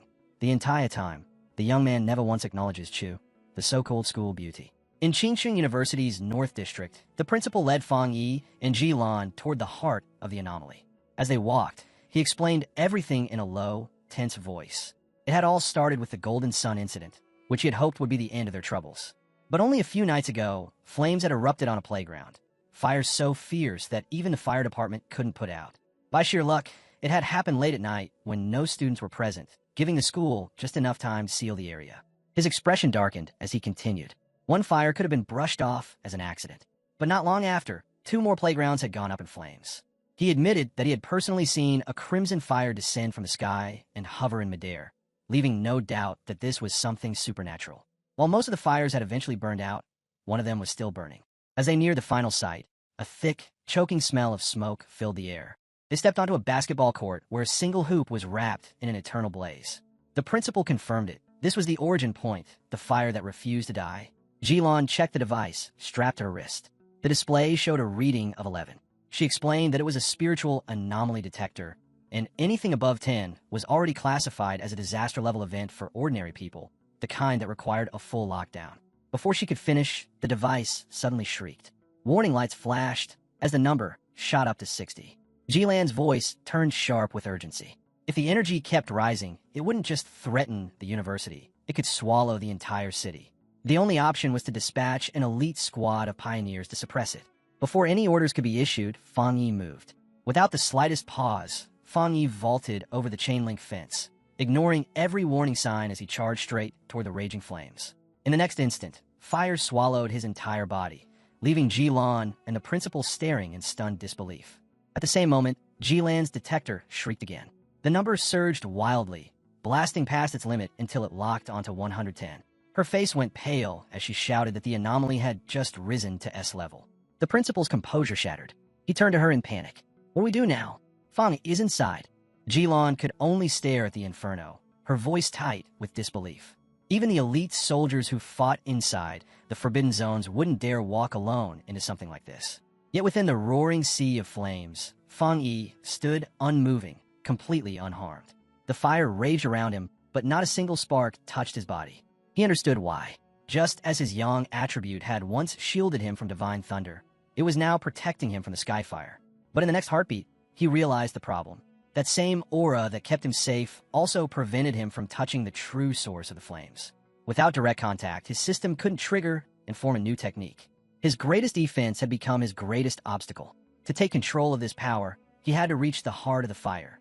The skyfire coiled around the basketball hoop like a colossal blazing dragon, its violent energy surging with every crackle. Fang Yi locked his gaze onto the core and made a decision that bordered on madness. As the flaming dragon lunged toward him, he shut down his golden sun aura, stripping away all protection in a single instant. The skyfire slammed into him. Searing energy tore through his body, agony exploding in every nerve, but Fang Yi didn't retreat. He forced himself forward, driving his hand straight into the source. The moment he made contact, the system responded. A notification appeared, confirming detection of an intense skyfire attribute fluctuation. Even as pain threatened to tear him apart, a fierce smile spread across Fang Yi's face. The skyfire's power was terrifying. It was even stronger than the desolation attribute he had absorbed before. But Fang Yi didn't waver. No matter the cost, he would claim it. The system rapidly processed the data. A new window flashed into existence, announcing success. He had obtained the Skyfire attribute technique, the 9-dragon Skyfire sealing art, a fearsome power designed to destroy evil and imprison demons. The raging flames reacted instantly. Like a dragon forced into submission, the fire curled around his arm, no longer fighting him, but obeying. The system confirmed the technique was fully unlocked. With that, Fang Yi focused on the final step, extracting the Skyfire attribute itself. The raw essence poured into him, merging with his body. His eyes flared with a deep crimson glow, while burning patterns etched themselves across his face, marking him with living flame. Hands forming a seal, Fang Yi's eyes burned like twin embers as he prepared to unleash his newly claimed power. His voice rang through the inferno as he called out the name of the 9 dragons' Skyfire sealing art. In the next instant, enormous chains of blazing crimson energy erupted from his back, surging outward like living serpents as they tore through the raging flames. Beyond the fence, Jilon and the principal stood rooted to the ground, stunned by what they were witnessing. Jilon recognized the aura immediately. It was sealing energy, the same type she had only ever seen once before when a top-tier military pioneer had sealed an entire forbidden land. Fang Yi's method was different, but the sheer weight of that power was identical. With a single command, Fang Yi ordered the chains to tighten. They pulled inward with crushing force, dragging every trace of the violent skyfire into a single, compact sphere. The raging inferno was compressed into a glowing orb bound tightly by the burning chains. Suspended in midair, Fang Yi floated with it, then slowly guided the sealed fire back down toward the basketball hoop. When it was set in place, the process was finished. He landed lightly and turned toward Jilon and the principal, explaining that the skyfire had been sealed for now. He warned them not to reopen the playground or allow any repairs nearby. At the very least, this would prevent the flames from spreading. The principal nodded quickly, promising that the area would remain sealed. With so many playgrounds on campus, losing one was hardly an issue. Jilon, however, remained silent, her sharp eyes fixed on Fang Yi, her thoughts impossible to read. Still impressed, the principal praised Fang Yi's ability and even offered him further assistance if needed. Jilon immediately cut in, saying she needed to speak with Fang Yi alone. The principal took the hint and left without hesitation. When they were finally alone, Jilon turned to him, her voice calm but heavy. She said that he had hidden his true strength far too well. Fang Yi waved it off, speaking casually as if it meant nothing, claiming the skyfire had simply been difficult to deal with. Jilan's eyes narrowed. She told him to stop pretending. She wasn't talking about the flames at all. She was talking about him. After a brief pause, her tone softened slightly. Every pioneer had their secrets, she admitted, especially someone like him. Fang Yi remained silent, his expression composed. Then her voice grew more serious. She said that while she had no right to demand anything from him, she still hoped he would listen. Jilon spoke of a future filled with chaos, a time when the world would be thrown into turmoil and the Xia nation would desperately need individuals at the very top. She made his value clear without hesitation. Once spiritual energy fully revived, a person of Fang Yi's strength would be the equivalent of a nuclear weapon in the modern world. Because of that, she warned him every major faction would come for him. The military forces guarding the Forbidden Zones and the Spiritual Energy Cultivation Association would both fight to recruit him. Even high-ranking officials would appear in person, offering conditions that ordinary pioneers could never hope to receive. She admitted that her reasons weren't entirely selfless. If Fang Yi joined her unit, she would gain an irreplaceable ally, and he would gain a powerful connection. That was why she wanted him to think carefully now, to decide where he wanted to stand when the inevitable invitations arrived. Fang Yi was silent for a moment before voicing the doubt that had been lingering in his mind. Why did both she and Wang Liang seem hesitant to recruit him into their own forbidden zone? Almost as if they felt they weren't qualified to. Jilan didn't hesitate to answer. It wasn't hesitation at all. It was because of another military region, one so legendary that she was certain it would interest him far more than her own. A force whose strength dwarfed most others. A faint smile appeared on Fang Yi's lips as he asked if she was talking about one of the top-level units. Jilan confirmed it. She admitted she hadn't had much direct contact with them, but their reputation was everywhere. They had been moving so aggressively lately that even other military regions could feel the pressure. She then changed the subject, suggesting they leave this conversation for another time. The principal had invited them to eat at the university cafeteria, and they were already late. As they walked, Fang Yi's thoughts grew heavy. Her words had revealed something unsettling. Even most powerful forces in the nation were under strain. That could only mean one thing. Terrifying anomalies had already begun to appear, threats far beyond what most pioneers could handle. To face such dangers, even cultivators of the spirit creation realm like him would be sent out, perhaps even beings above that level. A sense of urgency settled deep in his chest. The full revival of spiritual energy was approaching, and he was still not strong enough. He pushed those thoughts aside and focused on what he had just gained, the Skyfire attribute. He examined its nature. Violent, chaotic, a flame that devoured everything without mercy. And that was exactly what made it so terrifying. Skyfire was the perfect counter to anomalies that could endlessly regenerate or multiply. Then a realization struck him. The wild power Skyfire was a perfect match for his Crimson Flameblade. If his sword were infused with this new attribute, his combat strength would leap to a completely different level. To test his theory, Fang Yi headed toward the back mountain, his usual training ground. But when he arrived, a massive warning sign blocked the path, declaring the area dangerous and strictly forbidden. Fang Yi stopped in his tracks. There hadn't been any monsters there, and the military couldn't possibly have discovered his training spot that quickly. That left only one possibility. The Spiritual Energy Cultivation Association had sealed the mountain off for him, trying to give him a private training ground in exchange for his favor. A faint smile curved across Fang Yi's lips. If they were willing to hand him a gift like that, he had no reason to turn it down. Then his expression shifted. His senses caught something wrong. Someone, or something, was on the mountain. An intruder. He focused on the aura, and recognition flickered in his eyes. It felt similar to the mutant he had fought at the factory, though weaker. From between the trees, a massive monkey-like creature stepped into view, its red eyes glowing in the shadows. It moved with caution, not blind rage. It was thinking, measuring him. Fang Yi tightened his grip on his sword, faint energy already gathering along its edge. If there was ever a time to test his new power, this was it. A system prompt appeared before his eyes, asking whether he wished to infuse his Tang sword with the Skyfire attribute. The description flashed alongside it, describing Skyfire as a radiant force designed to eradicate evil. Fang Yi accepted without hesitation. In the next instant, his sword erupted into a roaring pillar of fire, crackling with violent heat. A sharp grin spread across his face. This was exactly what he wanted, to combine Skyfire with his Crimson Flameblade, and the mutant standing before him would be the first proof. He swung. A raging storm of flames tore forward.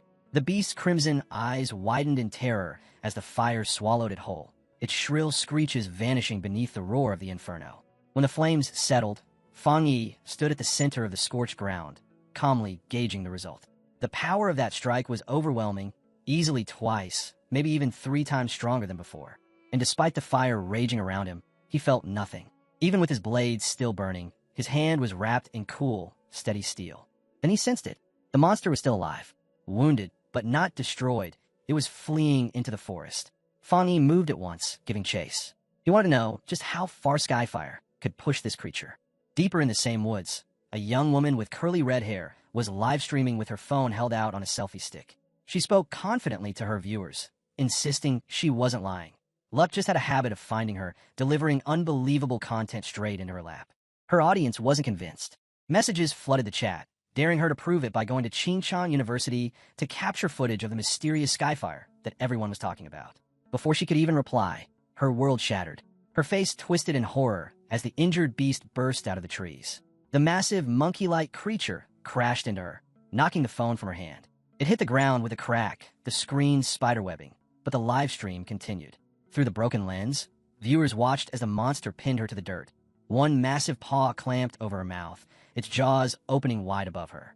To those watching online, it looked like a cheap stunt, some kind of fake special effect. But for her, it was pure terror. She struggled desperately beneath it, muffled screams leaking through its grip as it prepared to tear into her. Then it happened. A roaring surge of flame, shaped like a dragon's head, slammed into the creature and blasted it away in a violent eruption of fire. The young woman's eyes flew open. She had been saved at the very last second. Her viewers went just as wild, though for an entirely different reason. To them, the blazing dragon looked like the most insane, hyper-real special effect they had ever seen. The shock of it sent the live stream into chaos, numbers spiking as viewers flooded in, rocketing past 13,000 in a matter of seconds. Hands still shaking, she scrambled to steady her phone. She swung the camera toward the raging inferno and shouted breathlessly that everything had been captured live. The audience watched as the lens focused on a single figure standing inside the flames. Fangyi, his silhouette was sharp against the fire, his body untouched, as if the inferno itself bowed around him. The streamer could only stare. Fear and awe tangled together in her chest until they formed one clear thought. She had just been saved by a real immortal. Within hours, the video spread like a plague across the internet. Views exploded past 13.5 million as it dominated every platform. Headlines screamed his name, hailing him as the mysterious man of Skyfire, the king of flames, an immortal who descended to save the world. In an office, Chuking Li's friend dragged her over to a computer, practically vibrating with excitement. The viral Skyfire clip was playing on the screen.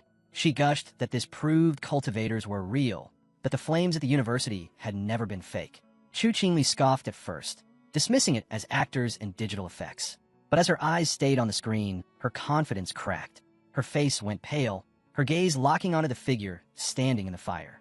Her friend kept rambling, even teasing about how handsome the man looked, until she finally noticed Chuking Li's silence. Inside, Chuking Li's thoughts spiraled. She told herself it had to be fake. It only looked like Fangyi. If it were truly him, that kind of fire would have burned him to nothing. Yet the more she tried to deny it, the colder her fear became. What if it really was him?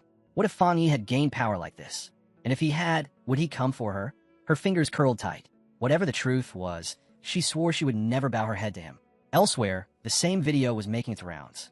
The red-haired captain of Linyi's pioneer squad held up her phone, replaying the clip. She asked Yi if the man looked familiar, hinting that he resembled the one who had saved them from the monstrous vine.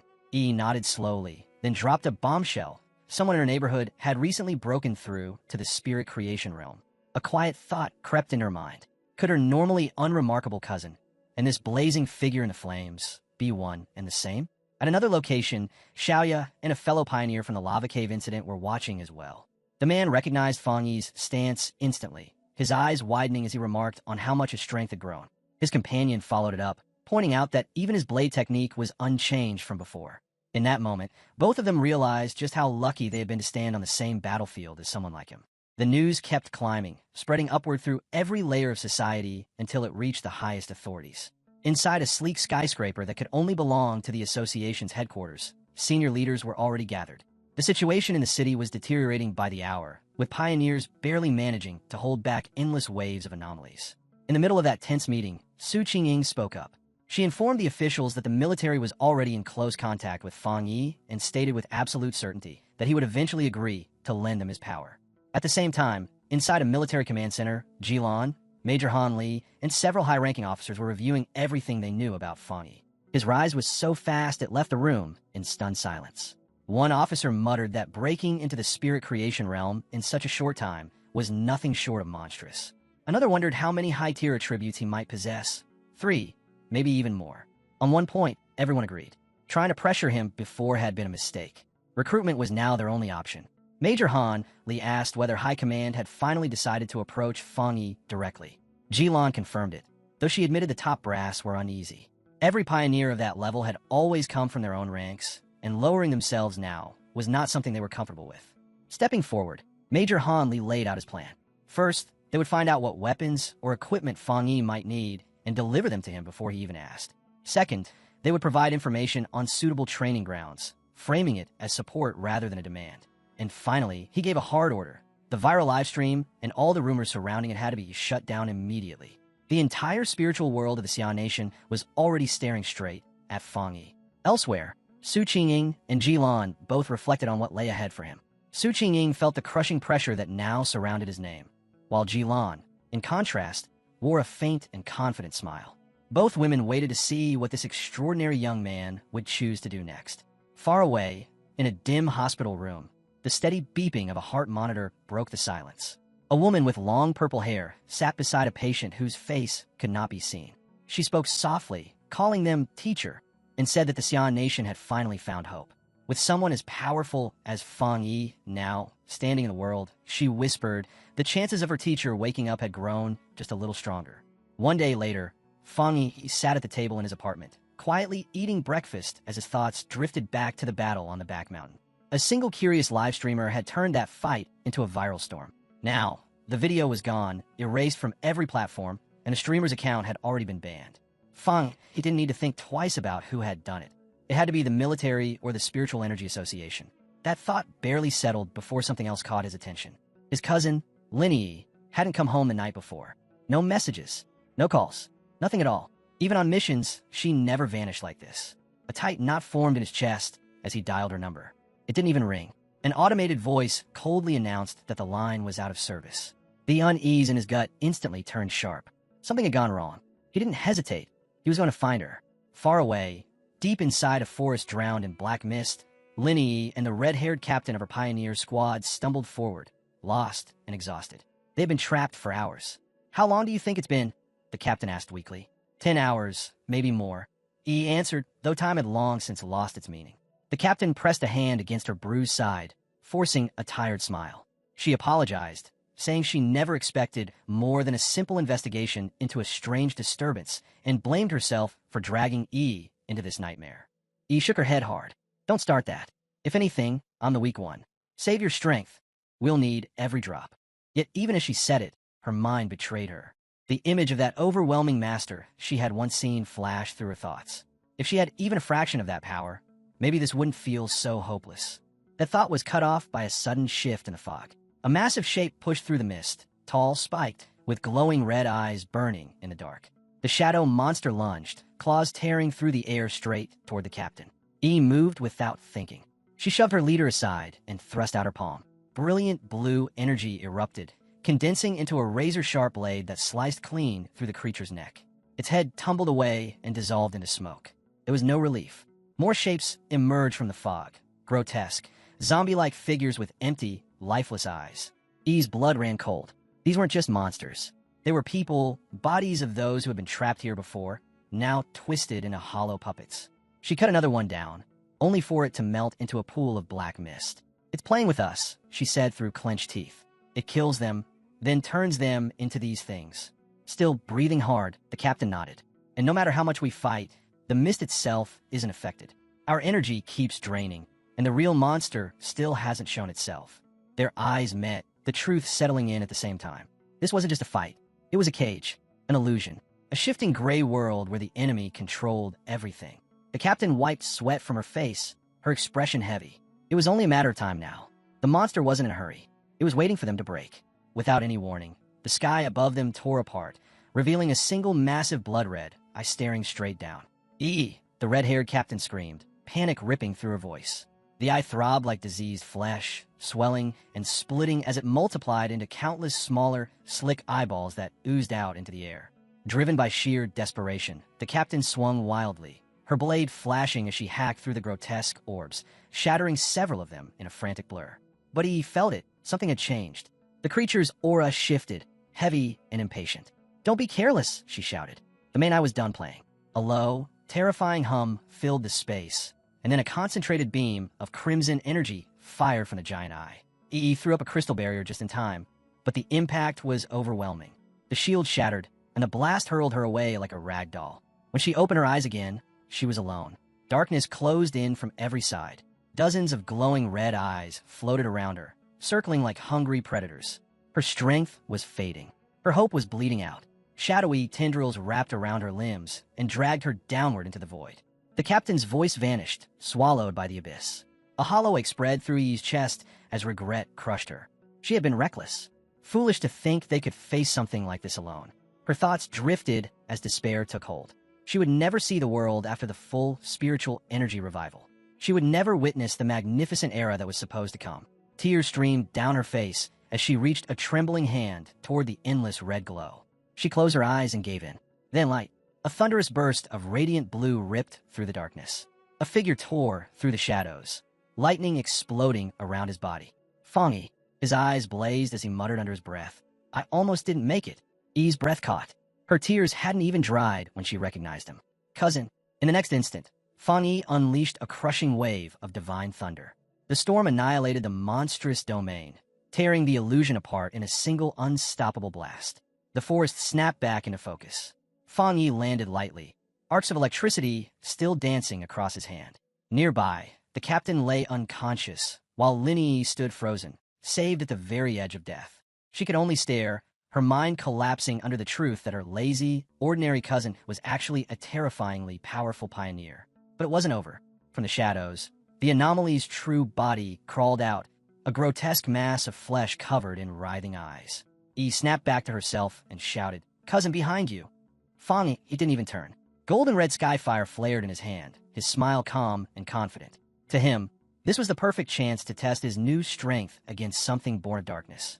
He charged forward. His blade ignited with the crimson flame technique, now fueled by the undying fury of skyfire. The slash exploded into a storm of divine fire, swallowing the abomination whole. Its shriek tore through the night, a cry of pure agony, before it was swallowed and erased by the raging blaze. When the fire finally died down, the red-haired captain slowly stirred. She blinked, dazed, and found herself and Yi sitting inside a ring of protective flames. Her face drained of color. Did we die? Is this hell? Yi, now steadier, shook her head. No, look around. We're still alive. The captain repeated her words under her breath, struggling to believe them. Then who saved us? Right on cue, Fangi walked toward them as the fire around him faded away. His expression was relaxed, almost amused. It's taken care of, he said lightly. Then he glanced up at the sky. You two probably haven't eaten yet, right?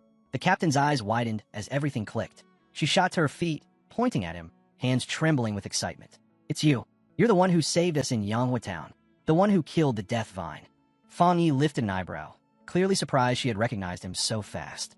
Linyi froze, the truth crashing in her all over again. Wait, are you saying the fire tribute master who fought the vine was also my cousin? The captain turned to her in shock. Your cousin? You told me he was completely ordinary. How could a supermaster like him be related to you? Fangi scratched the back of his head, smiling awkwardly, offering no explanation at all. Still buzzing, the captain grabbed Yi by the shoulders. Do you realize what this means? He's the same man who cut down the desolation vine with a single strike. Yi's mind spun. Her cousin, the man she had always thought of as ordinary, was that fire user. Yet she had just watched him wield thunder so terrifying it shattered the dark domain itself. Fire and thunder, two high-tier attributes. That could only mean one thing. A genius beyond measure. Her heart pounded as another memory surfaced. The massive spiritual disturbance near her neighborhood. The one that had shaken the city. The sign of someone breaking into the spirit creation realm. Could that power have belonged to him? Before she could sink deeper into her thoughts, Fangi cut in casually. Yes, it was me. His tone left no room for argument.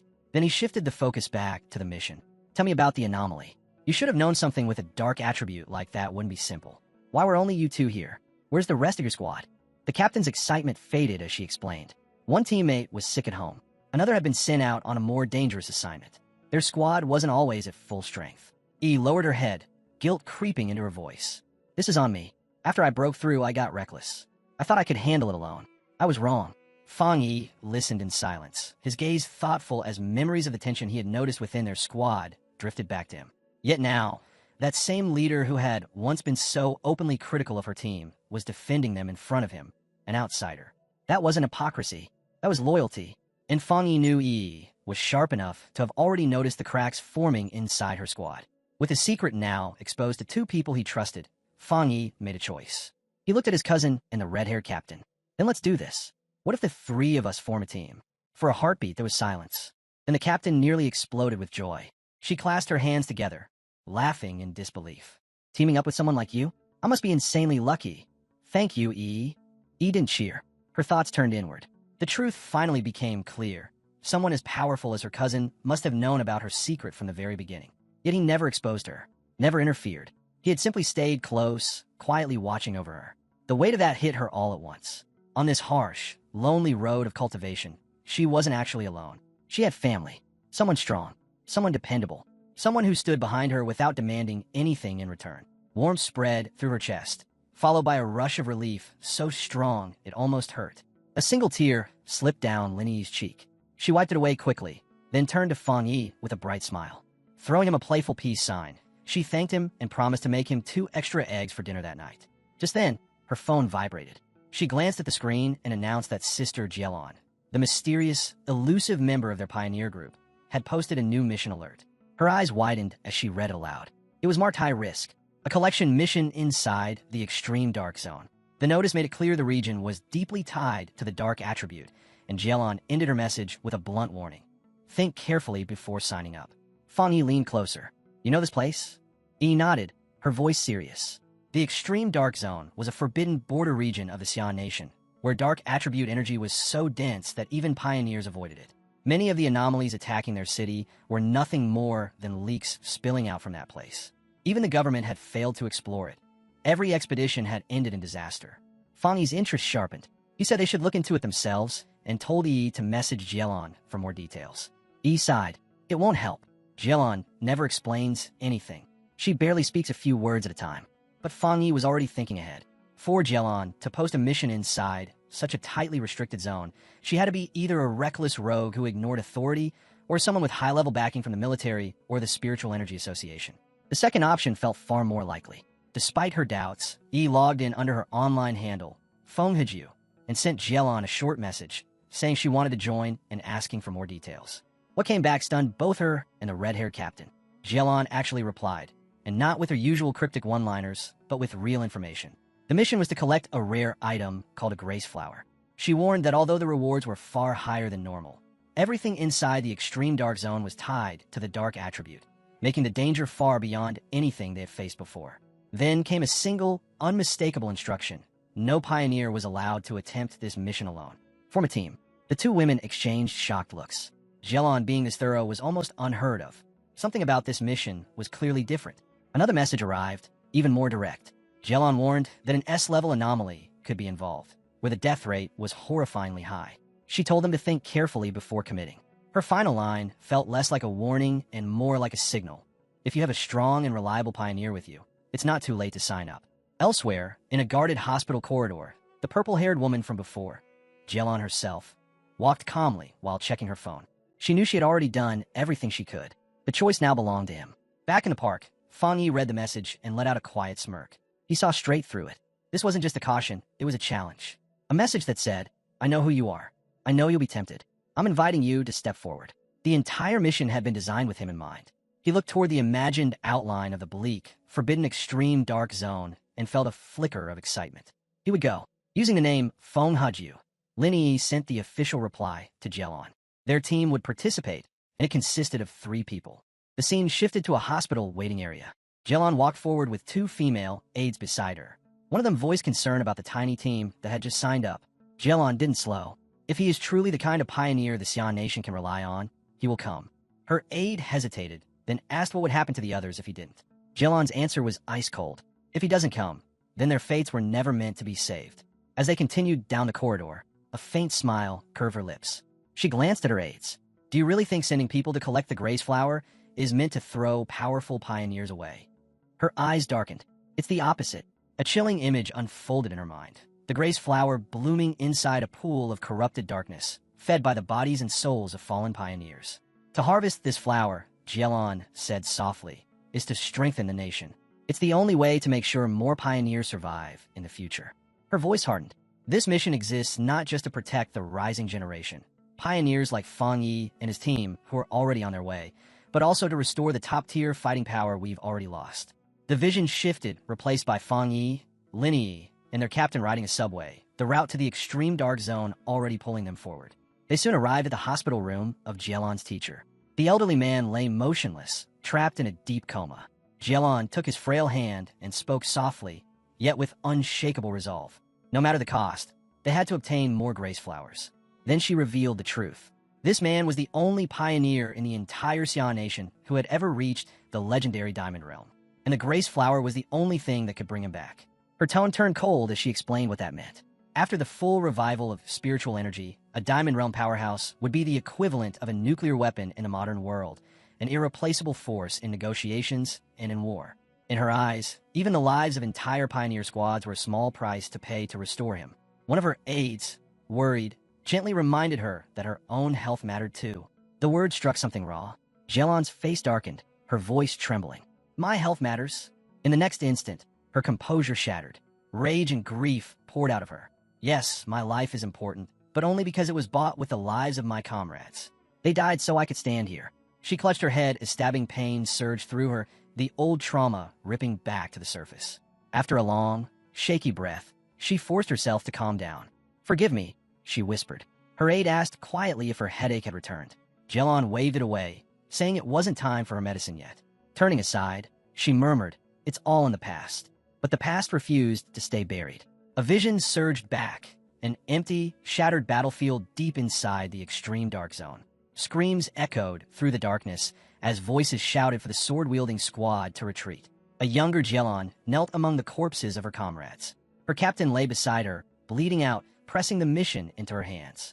The grace flower, it's up to you now. She shook, broken by despair, torn between her teacher, her nation, and the unbearable loss before her. No, she cried, refusing to leave him behind. The captain reached out, his blood-soaked hand closing over hers. With his last strength, he poured his remaining spiritual energy into her.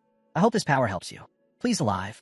Make it back alive. Her scream tore through the void as he went still, leaving her alone in the merciless zone.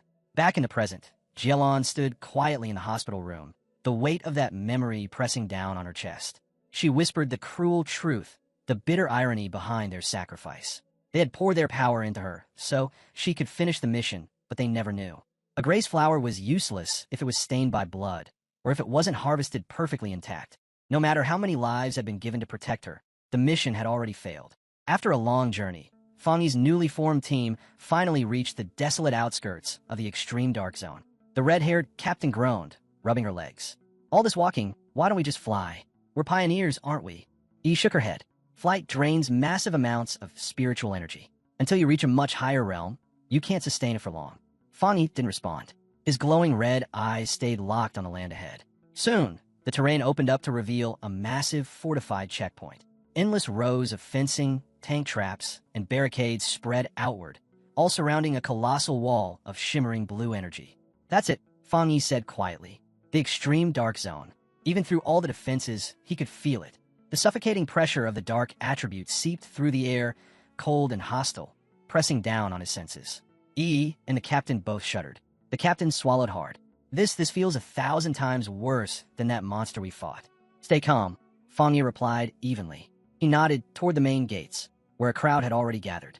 Dozens of pioneers stood there, each armed in their own way, waiting for the mission to begin. We're not the only ones who answer the call, he said. E studied the scene and quickly understood. It's not just the reward. The dark attribute is naturally hostile to humans and extremely hard to deal with. With dark monsters appearing more and more in the cities, pioneers know they can't keep pretending it's not their problem. They have to attack the source. The captain nodded, but Fangi only gave a faint smile, impressed once again by his cousin's insight.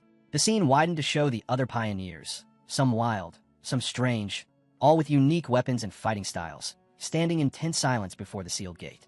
As the pressure in the air thickened, Fangi finally spoke about why he had chosen this mission. I've fought dark attribute creatures twice already. First was that mutated rabbit, more like a twisted rat beast. Then there was that serpent and its partner, Candle Knight. They were intelligent, coordinated, almost like tacticians. That encounter nearly wiped out an entire squad from the Spiritual Energy Association. He paused, his tone growing heavier. The key point, like E said, is that they aren't just wandering around. They're deliberately slipping past the military's border defenses. Somehow, they're getting into the cities again and again. His gaze turned toward the barrier. If we don't hit the source, the cities will fall. In his mind, the conclusion was clear. The extreme dark zone could no longer be ignored. At the checkpoint, a stern military officer took charge of the assembled pioneers as Su Qingying stepped forward to deliver the briefing before the towering energy wall. Her expression was cold and steady as she spoke, every word underlining just how dangerous the mission ahead would be. Then she saw them. Fang Yi, walking casually with Lin Yi and a red-haired captain. Su Qingying's composure cracked. Her eyes widened in shock. Beside her, the green-haired Xiaoyan noticed it too. "Captain," she gasped. Su Qingying froze, her hand flying to her mouth as panic surged through her. "Please don't see me," she begged in her heart. It was pointless. Fang Yi's gaze found her instantly, his eyes narrowing slightly. "Captain Su." With no way out, Su Qingying stepped forward with her squad, their cloaks shifting as they moved. She already knew Fang Yi's team was coming. The military had told her, but seeing him here in person still made her pulse race. The red-haired captain looked her over with a teasing grin. "So this is Yi's sister-in-law?" she said, deliberately letting the implication hang. Both Lin Yi and Su Qingying turned bright red. Su Qingying flailed her hands in protest. "No, that's a huge misunderstanding." Fang Yi cut in calmly. "She's Captain Su from the Spiritual Energy Association. She just helps me with a few small tasks sometimes." That only made Su Qingying even more flustered. Somehow, being described like that felt even worse. Before the awkward silence could grow, a loud, arrogant voice sliced through the air. An older pioneer in heavy crimson armor strode forward, two equally intimidating subordinates at his sides. His face twisted with contempt. How shameless. The new generation has no manners at all, standing around chatting like children in a place like this without even greeting their elders. He sneered. "Let's hope you can actually rely on each other once you're inside the extreme dark zone." The red-haired captain bristled, but he quickly grabbed her arm, urging her to stay calm. Fang Yi stepped forward instead, his calm presence quietly signaling his teammate to hold back. The captain ignored it anyway. She pointed straight at the armored man. "Mind your own business, old man. Once we're inside, we'll see who's the one trembling." The man's eyes darkened in fury. Before things could explode, the roar of an engine thundered across the checkpoint. The older pioneer smirked. "Looks like our ride's here." A massive armored transport rolled in, lights flashing over its thick plating. With a heavy clang, the rear doors swung open. A figure stepped out. Jielon. The moment her feet touched the ground, the entire crowd stirred. Gasps spread through the pioneers, whispers rippling like waves. Everyone knew that name, Sister Jielon.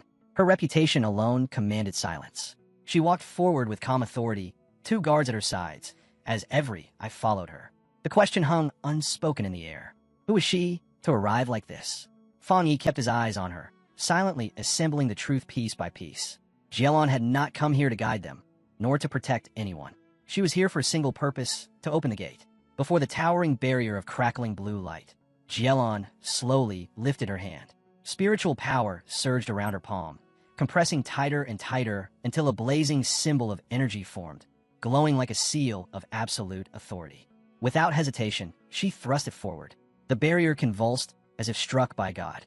With a violent scream of tearing energy, it split apart, ripping open to reveal a deep, spiraling corridor of shadow beyond it. The gate to the extreme dark zone had been opened. The S-Class mission had officially begun. Red and black energy burst out of the portal like writhing tendrils of malice, corrupting the very air around it.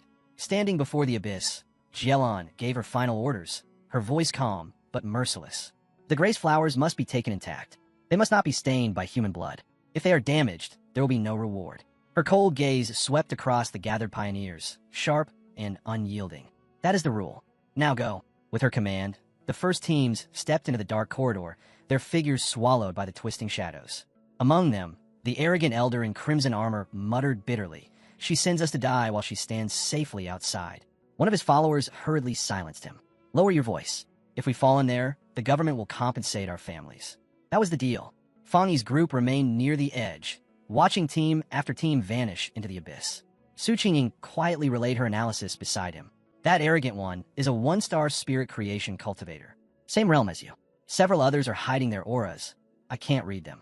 The rest are strong pioneers, mostly 1 to 3 stars in the Ghost Axe realm. The lineup is evenly matched." Fang Yi's brow tightened. He hadn't sensed that man's strength at all earlier, so he had been suppressing his aura.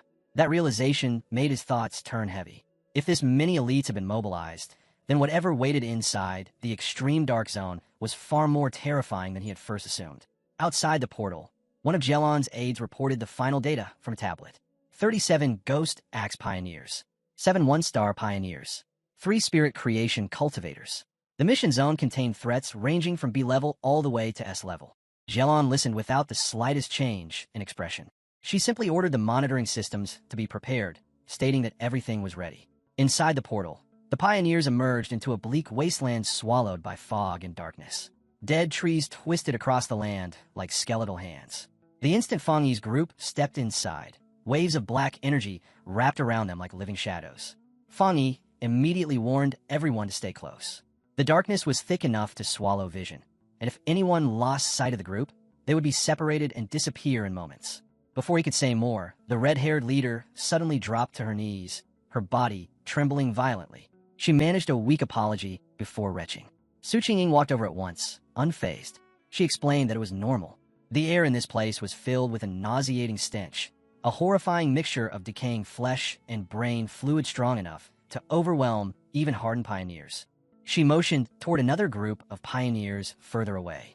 Many of them were hunched over in the same miserable state, their bodies betraying them in exactly the same way. It was proof that even those with similar cultivation couldn't resist what this place was doing to them.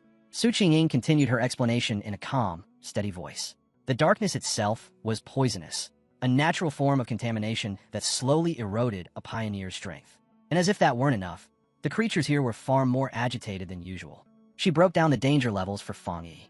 B-level monsters could already threaten pioneers of the same rank. A-level monsters were powerful enough to draw in spirit creation cultivators to deal with them.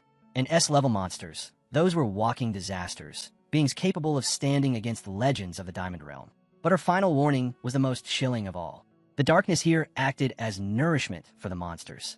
A creature that should only be B-level outside would become at least a level inside this zone.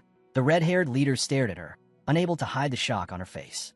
Lin Yi nervously asked whether Su Qingying and her team were immune to this corruption. Su let out a small laugh. They weren't affected, she said, because they had spent years fighting monsters like these, and the stench no longer fazed them. With quiet confidence, she added that she had recently advanced to the 3-star Ghost Axe realm and was now working on turning her water attribute into the power of ice. Lin Yi looked at her seriously. Since they were both at the same level of cultivation, she asked whether Su also felt her spiritual power being suppressed more heavily than during past missions.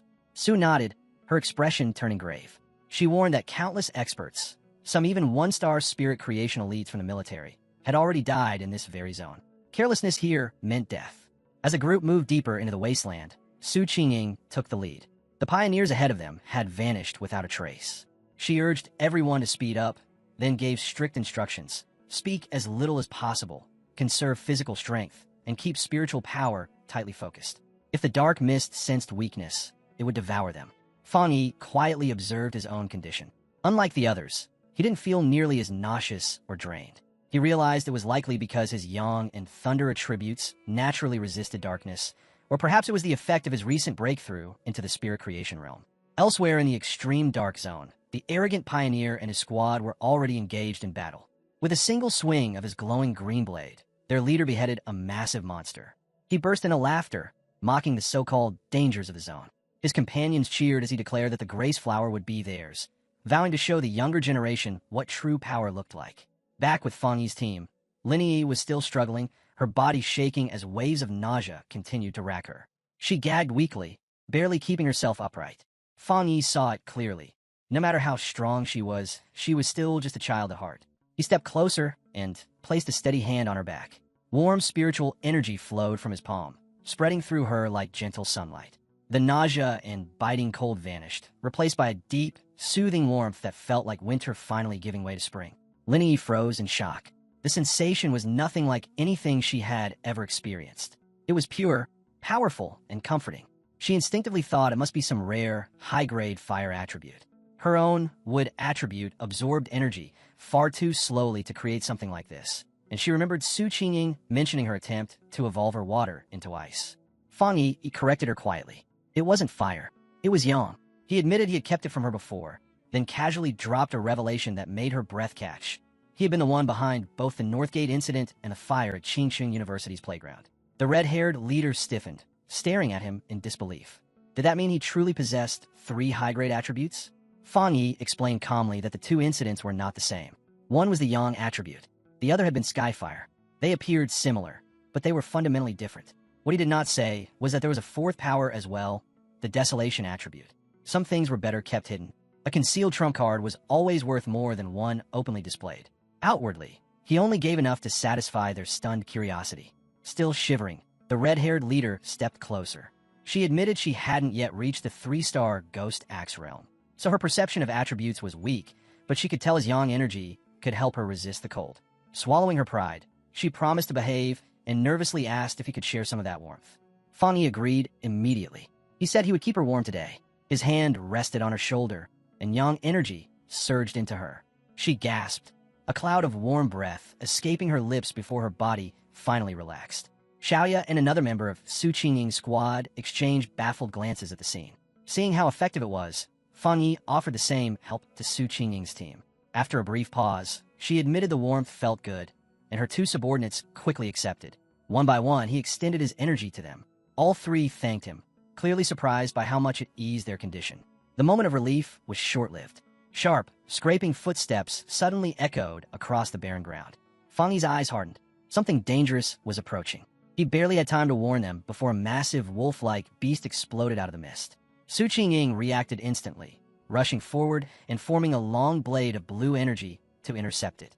The creature crashed down, skidding across the ground and stopping just behind the red-haired leader. Fang Yi shouted for her to move as the beast slowly rose, its body wrapped in a sinister swirl of purple and black energy. With a savage roar, it lunged straight at them.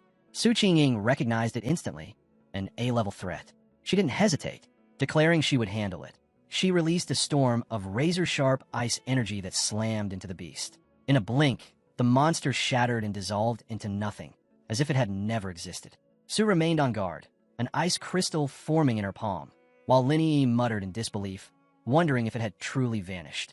Fang Yi, however, was still staring into the mist, his eyes narrowed. He had already seen through it. That creature had only been bait. The true danger emerged moments later. From within the fog came a vast horde of corpse-like figures, their red eyes glowing as they moved without sound. Fang Yi shouted for everyone to be careful, but it was already too late. The ground beneath them split open, releasing countless shadowy hands and writhing tendrils that coiled around their legs and bodies, locking them in place as the red-eyed swarm closed in from all sides. Even then, Fang Yi stayed calm. He ordered the others to pull back as he drew his blade. His eyes ignited with blinding light, and in the next instant, a terrifying surge of fire erupted from him. The explosion swallowed the entire horde. Agonized screams filled the air as the shadow figures were burned away, reduced to drifting ash and fading embers. When the ground finally settled, Fang Yi casually spun his sword and told them they were safe for now. What they had seen was never a true army. It had been an illusion, controlled by just two monsters. Su Qingying stared in disbelief. The creatures here had already evolved far enough to mimic human speech. Fang Yi's gaze darkened as he gave his conclusion. They had consumed too many humans, stealing their knowledge along with their flesh. The group was left stunned by the overwhelming power they had just witnessed. Su Qingying reminded them grimly that this was the reality of the extreme dark zone. Even its weakest beings were pushed to A-level strength, far beyond what anyone below the spirit creation realm could survive against. Not far away, Xiaoya quietly reflected on the scene. She admitted inwardly that Fang Yi was terrifying. 2 A-level phantom beasts had been erased in a single strike. Even she would have needed several exchanges to achieve the same result. Back with the group, Lin Yi spoke firmly. If Su Qingying was right, then sticking together was their only option. The monsters here could disguise themselves, waiting for the perfect moment to attack. She turned and urged the red-haired leader to get back up. But the red-haired leader was still shaken, not by the monsters but by Fang Yi. She complained about the crushing pressure of his aura, saying it was more suffocating than the undead swarm. To her, even brushing against his flames would have been enough to kill her. Then the ground began to tremble. A deep, thunderous rumble rolled across the wasteland. Lin Yi froze, then asked if the others could hear it too. The distant roar of waves crashing against a shore that did not exist. The ground suddenly convulsed, throwing everyone off balance. Far away, other pioneer squads were already in full retreat. One man screamed at his companion to stop fighting and run, his voice cracking as he shouted that what was coming was pure evil, that they were staring straight into ghosts. Fang Yi, Su Qingying, and Lin Yi watched with dark expressions as the battlefield descended into chaos. In the distance, a colossal vortex of pure darkness surged forward, filled with countless twisted shapes and endless glowing red eyes. Everything it touched was swallowed whole. The arrogant pioneer and his squad stood directly in its path. The name of the disaster spread instantly: the Dark Tide. As the tide rolled forward, devouring screaming pioneers by the dozens, the arrogant leader laughed in defiance. He sneered at their fear, declaring that just because ordinary troops couldn't withstand it didn't mean he couldn't. Raising his sword, he formed a massive green barrier around himself, claiming everything in this zone as his. Then, driven by pride and madness, he charged straight into the storm of red and black. The moment he crossed the boundary, his confidence shattered. The tide engulfed him in suffocating waves of darkness. Inside, he finally realized the truth. The monsters within were beyond anything he had ever known. Far stronger than A level. Far beyond even S level. Terror twisted his face as he understood there was no escape. His struggles were meaningless. He, his squad, and countless others were dragged into the darkness, their screams swallowed as they vanished. From afar, Fang Yi's group watched in stunned silence. The red-haired leader trembled, whispering whether everyone had already died and whether they themselves had any chance of surviving. Lin Yi turned sharply to Su Qingying, demanding to know what the Dark Tide truly was. Su Qingying's voice was heavy as she explained. It was the ultimate manifestation of the dark attribute, a wave of corruption that devoured all existence, even other monsters. But unease crept into her expression. The mission had been planned carefully to avoid this very phenomenon. It was here. She feared that every pioneer who had gone ahead was already lost. Lin Yi remembered what she had read on the Pioneer forums. The Dark Tide was said to be powerful enough to erase entire cities. Cold dread settled into her chest. She turned to Fang Yi, urging him desperately to retreat while they still could. Fang Yi alone remained steady. He told everyone to hold their ground as he summoned a massive shield of golden light threaded with blue lightning, enclosing the entire group. He explained that the barrier naturally countered the dark element and reminded them that if it came to it, they still had a way to endure. They could pool their strength to hold the barrier and withstand the wave. Su Qingying was stunned by the idea. She immediately challenged it, warning that the Dark Tide was not ordinary darkness, but an extreme concentration of the dark attribute itself. Even their combined power would be meaningless against it. She reminded him that a spirit creation pioneer had just been erased in seconds. Fang Yi did not waver. Golden flames erupted along his sword while blue lightning crackled around his other hand. With unwavering resolve, he declared that he would destroy the tide himself. Before anyone could stop him, he launched forward, his body turning into a streak of fire and thunder that shot straight toward the towering wall of darkness. The others stood frozen in shock. Su Qingying could only stare, unable to believe he was truly charging into the tide. The moment Fang Yi entered the storm, radiant light tore through the blackness. Deep within the Dark Tide, he hovered calmly inside a golden aura, completely untouched as violent currents of dark energy churn around him.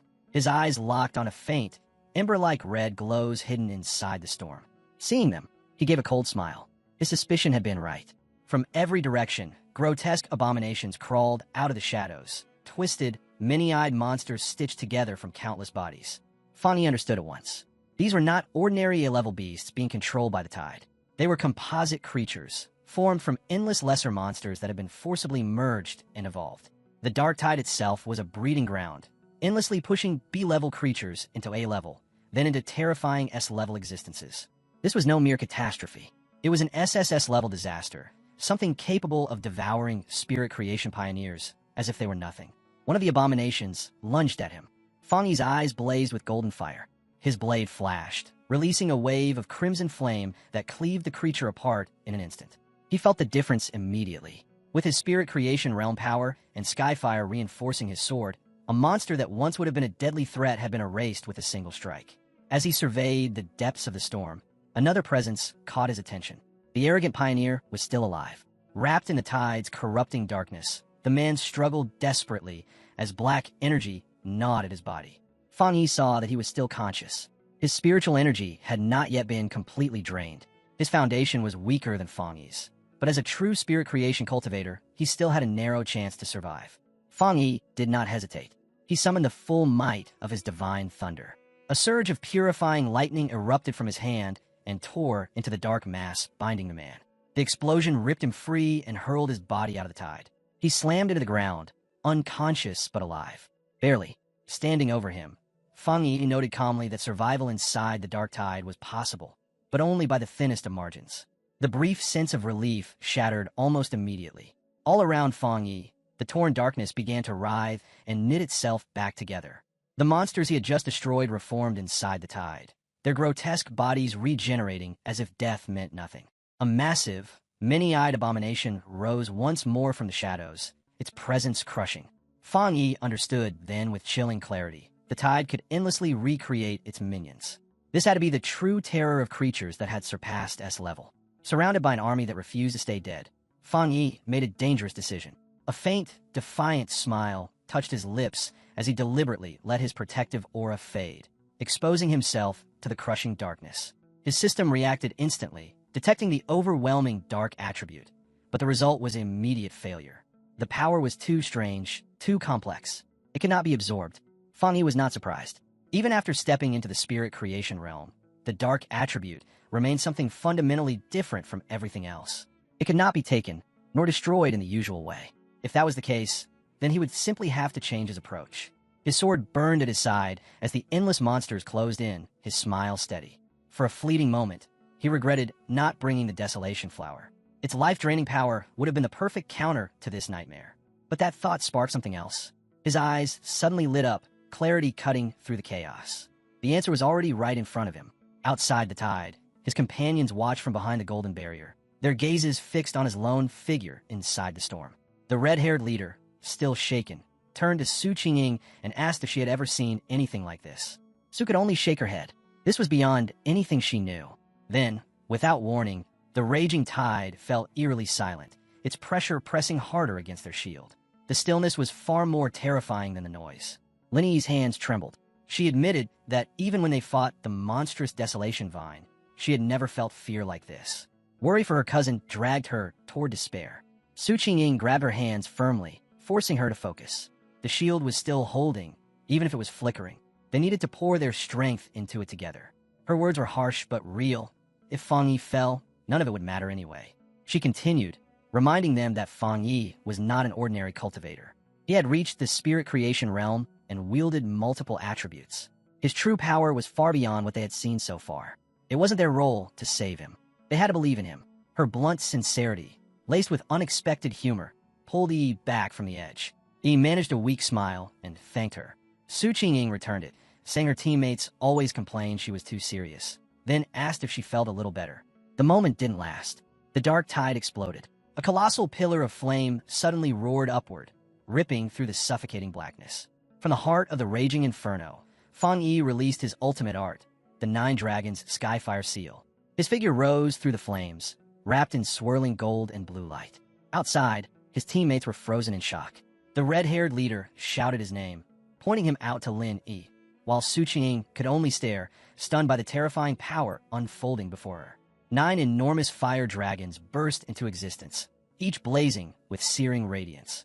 They spiraled together, their light overwhelming the darkness of the tide itself. Far away, Jelan, who had been monitoring the mission, was caught completely off guard. She recognized it instantly, the legendary Skyfire tribute, shaped into a sealing art. Her eyes widened as the dragons closed in, crushing the city-destroying dark tide into a single, unstable sphere of blazing energy. Had he really sealed the entire tide? Fang Yi was not finished. Calling upon his divine thunder, crackling blue lightning erupted and coiled around the fiery sphere, forming a roaring vortex. His power surged to its absolute limit. With a deafening roar, Fang Yi released the full might of his combined technique, the Nine Dragons Edict. Fire and lightning collided, detonating with earth-shaking force that rippled through the entire extreme dark zone. At his command, the raging storm obeyed. Bringing his hands together, he forced the chaos to collapse inward, compressing again and again until it became a small, radiant orb, stable, contained, yet packed with terrifying energy. When the light finally faded, the battlefield was silent. The arrogant pioneer lay unconscious on the ground, saved by Fang Yi's earlier strike. Fang Yi glanced at him, noting that at least they were safe for now. He hadn't planned to save the man, but now he had to consider what to do with him. Lin Yi rushed to her cousin, relief flooding her as she checked his condition. Su Qingying stepped closer and offered to have her team take care of the fallen pioneer. Later, she approached Fang Yi, asking why he didn't look satisfied after sealing something so catastrophic. In her heart, though, she was in awe. He had truly done the impossible. He had destroyed the dark tide. Fang Yi answered calmly. The seal would not last. The dark attribute was still there, pressing against it, and time was running out. They had to move immediately and secure the grace flower before it broke. Su Qingying nodded and agreed to handle the unconscious pioneer. Her subordinates lifted him onto their shoulders as they prepared to move out. The group paused on a cliff overlooking the desolate land. Su Qingying's expression darkened as she realized the truth. None of the pioneers who had gone ahead had survived. The dark attribute had consumed them all without leaving a trace. The red-haired leader spoke softly, mourning how easily so many lives had been erased. Fang Yi felt a different kind of heaviness. Perhaps it was cold, but he was quietly relieved he hadn't been forced to watch their deaths with his own eyes. Their advance soon led them to a sinister pool of darkness, its surface rippling with hidden danger. Fang Yi stepped forward at once and took command. He told Lin Yi and the others to move ahead with Su Qingying's team, saying the pool was far too dangerous and that he would stay behind to deal with it alone. Though reluctant, they had no choice but to comply, leaving him standing by himself on a jagged ledge above the black waters. At that instant, a system window flashed before his eyes. A powerful dark attribute fluctuation had been detected. The ground cracked apart as a violent vortex of purple and black energy burst upward, swallowing the entire area. The system's voice echoed, confirming the detection and announcing the activation of its ultimate computing power as it began creating a brand new technique. Fang Yi was lifted into the air, arms spread wide as towering pillars of dark energy roared around him. The system's voice rang again, declaring the process a success. His eyes snapped open, glowing with piercing purple light, the mark of the power he had just claimed. A new system window appeared, revealing his reward, the dark attribute technique, Limitless Dark World. The description followed. Within this domain, Fang Yi could summon a space filled with thick, corrosive mist that would severely suppress spiritual energy. He immediately grasped its value. It was a battlefield under his absolute control. Anyone trapped inside would have their energy drained, their recovery slowed to a crawl. He imagined the effect clearly, seeing countless enemies struggling helplessly as he stood above them. Confidence surged through him. If he layered this suffocating domain with his other attributes, his strength would rise to terrifying heights. He reached a single conclusion. If the dark tide ever appeared again, he could crush it. As the last traces of purple aura faded, Su Qingying finally found her voice. Still shaken, she asked whether he could feel the dark mist returning. Her shock only deepened as the strange fluctuations continued. She stared at Fang Yi, wrapped in lingering energy, unable to understand how he could achieve such a breakthrough without any of the usual signs.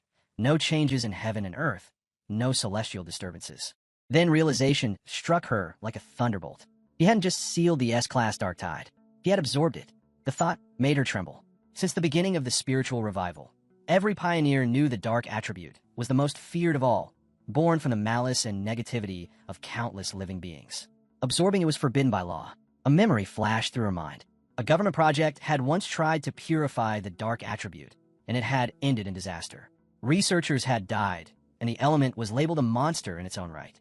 Dark monsters ranged from D to S-Class, all terrifying beyond reason. Even the weakest preyed on early pioneers, while the dark tide itself could devour spirit creation elites as if they were nothing. Another memory surfaced, an infamous case from before the ban. A 3-star ghost axe pioneer had once dared to absorb energy from a low-tier sea monster. Madness claimed him. His flesh rotted, his mind collapsed, and now he lived sealed inside a hospital, a ruined thing that could never recover. Back in the present, the chaotic mist streamed back into Fang Yi's body. He let out a slow, steady breath. Then, without turning, his voice cut through the fog. He called out to the unseen watcher who had been observing everything from the shadows, ordering them to show themselves. Fang Yi's crimson eyes swept across the mist with cold precision. Jielon stepped forward. Her tone was calm as she spoke, saying that if her judgment was correct, Fang Yi had been the one who sealed the dark tide on his own. Su Qingying gasped when she saw her, blurting out Jielon's name in shock. Jielon descended slowly and stopped before Fang Yi. Her gaze locked onto him as she asked directly whether he had truly absorbed the dark attribute. Fang Yi answered without hesitation. He had. The words struck Su Qingying like a hammer, shaking her to the core. Before she could react, Jielon moved. In one smooth motion, she drew a pistol and aimed it straight at Fang Yi's head. Jielon, the red-haired leader, roared in fury. She and a trembling Lin Yi froze, but Su Qingying leapt forward, slapping the barrel aside and placing herself between them. Her voice was sharp as she reminded Jielon that Fang Yi was the military's highest priority recruit. Then she pushed harder, accusing her of hypocrisy. The association wanted him as well, yet the military had claimed him first. What was the meaning of pointing a gun at him now? Jielon did not answer. Her silence was colder than any reply. Fang Yi calmly placed a hand on Su Qingying's shoulder, telling her to stand down. He turned to Jielon, his voice level but cutting. Their mission, he reminded her, was to retrieve the Grace Flower. It was strange. She was obsessed with completing the mission, yet clearly displeased that they had survived. Jielon kept the gun raised, the metal glinting faintly in the mist, her expression unreadable. The red-haired leader finally exploded. She accused Jielon of betraying their trust, demanding to know why she had done nothing when the dark tide was about to wipe them out. Without Fang Yi, all of them would be dead. Lin Yi was still just a child. Instead of helping, Jielon had stood by and watched, only to now threaten the one who saved them. Jielon lowered the pistol. A faint smile touched her lips. She waved away the entire standoff like it had been nothing but a harmless joke, casually remarking that Fang Yi seemed far too popular with his own team. Then her gaze sharpened, her tone changing in a way that made the air subtly tighten. She congratulated him and calmly declared that he had passed. The words hit like a stone dropped into still water. Su Qingying froze. The red-haired leader stared at her in disbelief, confusion written openly across her face. But Fang Yi did not look surprised. He met Jielon's eyes steadily and asked if this had been her goal all along, to test him. Jielon did not deny it. She said that with someone of his talent and strength, she could not trust neat reports or hollow numbers. She needed to see his true character with her own eyes. Then she turned to the red-haired leader and addressed the accusations head-on. She admitted she had not intervened because pioneers lived by the ruthless laws of this new world. Here, fortune and death changed places in a single heartbeat. That was the reality they had to accept. Yet she pointed out something that made everyone pause. They were lucky to have Fang Yi with them. Since the dark tide descended, not a single monster had dared to draw near. The creatures, she explained, were terrified of the power he had unleashed. Fang Yi listened, his expression dark and thoughtful, and then nodded. Even the dark tide followed the same cruel rule, he said. It preyed on the weak and bowed before the strong. With the matter settled, Jielon shifted gears and said she would lead them to the Grace Flower, reminding them that no one knew this land better than she did. As they moved, Su Qingying quietly leaned closer to Fang Yi. In a low voice, she told him something about Jielon felt wrong. She revealed the truth she had uncovered. Jielon's former squad had once faced the dark tide, and she was the only one who had survived. The pieces slid into place for Fang Yi. Her rigid obedience to missions and rules, the cold shell she wore, it all came from that loss. Her team's deaths had carved a wound so deep that it left her half-broken, pushing her towards self-destruction. Yet within that emptiness was a fierce conviction, the only thing still driving her forward. When he sealed the dark tide, that inner resolve had cracked for just a moment, letting something human slip through. Understanding dawned, and a faint smile touched Fang Yi's lips. He told the others they should be kinder to Jielon, because beneath everything, she was badly hurt. The red-haired leader blinked in confusion and asked if Jielon was physically injured. Fang Yi said she was. He explained that her spiritual barrier was severely damaged. Though her cultivation stood at the level of a 2-star spirit creation realm, her protective aura had collapsed by at least 2 full tiers.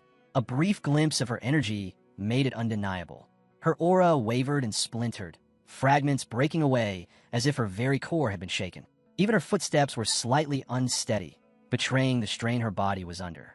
Jielon sensed their gazes and glanced back at them. Her voice was soft when she thanked them, yet she immediately brushed it off, insisting the injury was nothing worth mentioning. With Jielon in front, the group moved deeper into the lifeless fog. Dead trees rose around them like twisted bones, and the ground was scattered with the skeletal remains of beasts. They had entered the chaotic burial mounds. As they advanced, Fang Yi's instincts tightened. Something was wrong. His gaze swept the terrain, then locked onto a chilling sight, a half-buried skeleton of a fallen pioneer, its remains jutting from the earth as if trying to crawl back out. Finally, Jielon stopped. She announced they had arrived. In the center of a barren clearing, a single grace flower stood alone, glowing with a soft, dreamlike purple light. As Jielon stepped forward, Fang Yi kept his eyes fixed on her. The unease in his chest only grew heavier. Then his fear became reality. Shadowy figures tore their way out of the ground. Crimson eyes flared inside the mist as the creatures rose one by one, forming a tight circle around the flower like silent guardians that would not allow anyone to approach. Yet Jielon did not slow down. Her composure shattered instead. Her expression twisted into something disturbing. Her eyes locked onto the grace flower with a desperate, feverish obsession. She stretched out her hand, her voice falling to a trembling whisper. "I can finally see it again." Her body shook as if caught in a trance, her entire being pulled toward the flower's glow. Fang Yi's eyes turned cold. He could see it clearly now. She had lost control. Her mind was slipping into something dangerous. There was no time to hesitate. Golden red flames erupted in his palm, blazing with violent intensity. His voice thundered through the clearing as he called out to her spirit. In the same instant, he hurled the burning sphere straight at Yahello, determined to shatter the trance before it swallowed her whole. At the very last moment, she snapped back to her senses and realized what was coming. The attack carried an extremely rare and terrifying yang attribute, pure, violent, and overwhelming. Her eyes hardened. With a sudden burst of speed, she swung her arm and knocked the blast aside. The impact detonated in a roaring explosion, a shockwave ripping across the clearing. When the dust finally settled, she and Fang Yi stood facing each other in silence. Golden energy crackled wildly around his hand, flashing like restrained lightning. Xiaolon was fully awake now, but her body was trembling. The sight of the grace flower had dragged her straight back into a nightmare she had never escaped. Images of her fallen companions flickered through her mind, one after another, and a single doubt gnawed at her heart. Had everything she did still not been enough? The moment they realized she had returned to herself, Yi and Su Qingying rushed to her side. Yi asked if she was hurt, unable to hide the worry in his voice. Su Qing, far more cautious, warned that the dark attribute was clearly disturbing Xiaolan's mind, and that it would be safer for everyone to stay together. Fang Yi ignored them entirely. He stepped forward without hesitation, calm and unshaken, his eyes locked straight ahead. For the Shizai flower, he said, going alone was enough. Before anyone could object, he walked into the empty, mist-drenched clearing, each step steady as he closed in on the softly glowing bloom, and the ground trembled. The earth split apart as a massive, grotesque wolf-shaped monster burst out from below. Its eyes burned a deep crimson, and when it opened its jaws, a terrifying storm of screaming faces and dark red energy churned inside its throat. With a deafening roar, the creature lunged straight at him. Fang Yi didn't even blink. Blue lightning crawled across his fingers as he spoke a single word. Divine thunder. Several violent bolts ripped through the monster's body in an instant. The beast shrieked as electricity tore through its flesh, yet it still refused to fall. Fang Yi watched closely and understood immediately. This fox demon had devoured countless monsters, evolving into something far more dangerous. An S-class anomaly. The seal on the dark tide was only temporary, and time was already running thin. This battle had to end quickly. A faint, confident smile touched Fang Yi's lips. If it would not die easily, then it would serve another use. Dense, terrifying purple energy began to gather in his palm, heavy with pure darkness. Without hesitation, Fang Yi released his newly obtained power. Limitless Dark World. A violent storm of swirling purple energy exploded outward, swallowing the stunned S-class fox monster whole and sealing it inside an absolute prison of darkness. The power condensed in an instant, hardening into a massive dark purple sphere that engulfed both Fang Yi and the creature. The outside world disappeared. Within this isolated reality, countless shadowy purple tendrils lashed out from every direction, wrapping around the S-class beast like living chains. The monster thrashed wildly, its roars breaking down into pitiful cries as crushing pressure bore down on it. Its massive body was forced smaller and weaker, shrinking under Fang Yi's overwhelming domain. A cold system window flickered into existence. Under the effect of the limitless dark world, the S-class anomaly had been forcibly suppressed, its rank reduced by 2 full levels, falling all the way to a mere B-class threat. Fang Yi stood calmly before the now diminished creature, his eyes unreadable. He remarked that any S-class anomaly that collapsed so easily must have had a terribly fragile foundation from the start. With the danger fully contained, his sword flared to life, bursting into blazing golden red flames. "It's over," he said quietly. One clean slash cut through the darkness. Fire roared through the space, and the weakened monster was wiped out completely, reduced to nothing but drifting embers. Outside the sphere, Su Qingying and Yi stared at the massive orb of dark energy in stunned silence. Su Qingying frowned. It was clearly a dark attribute, yet it felt strange, different. Yi nodded slowly. There was none of the usual suffocating chill, none of the nauseating weight that normally came with dark power. Xiaolon spoke quietly, her tone steady, even as tension still lingered in the air.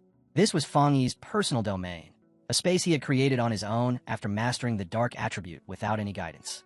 The realization struck her deeply. Forming a domain was an ability of terrifying difficulty. Until now, the only person she had ever known who could create a spatial domain purely through spiritual power was her teacher. Beyond him, she believed there were no more than 3 others in the entire world capable of such a feat. A painful memory surfaced. A vast city drowned in chaos and ruin. She remembered her teacher, standing alone, forcing his domain to its absolute limit in a desperate attempt to stop the catastrophe, and still failing. That haunting image shattered as the dark purple sphere suddenly dissolved. Fang Yi stood alone in the clearing, completely unharmed. Xiao Lan and Su Qingyin could only stare, stunned by how quickly everything had ended. Fang Yi simply lifted a hand and gave them a relaxed, reassuring smile, saying that the chaotic burial mounds should be free of trouble now.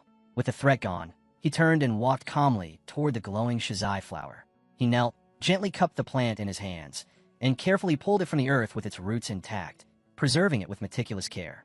Holding the softly glowing flower, Fang Yi studied it for a brief moment before nodding to himself.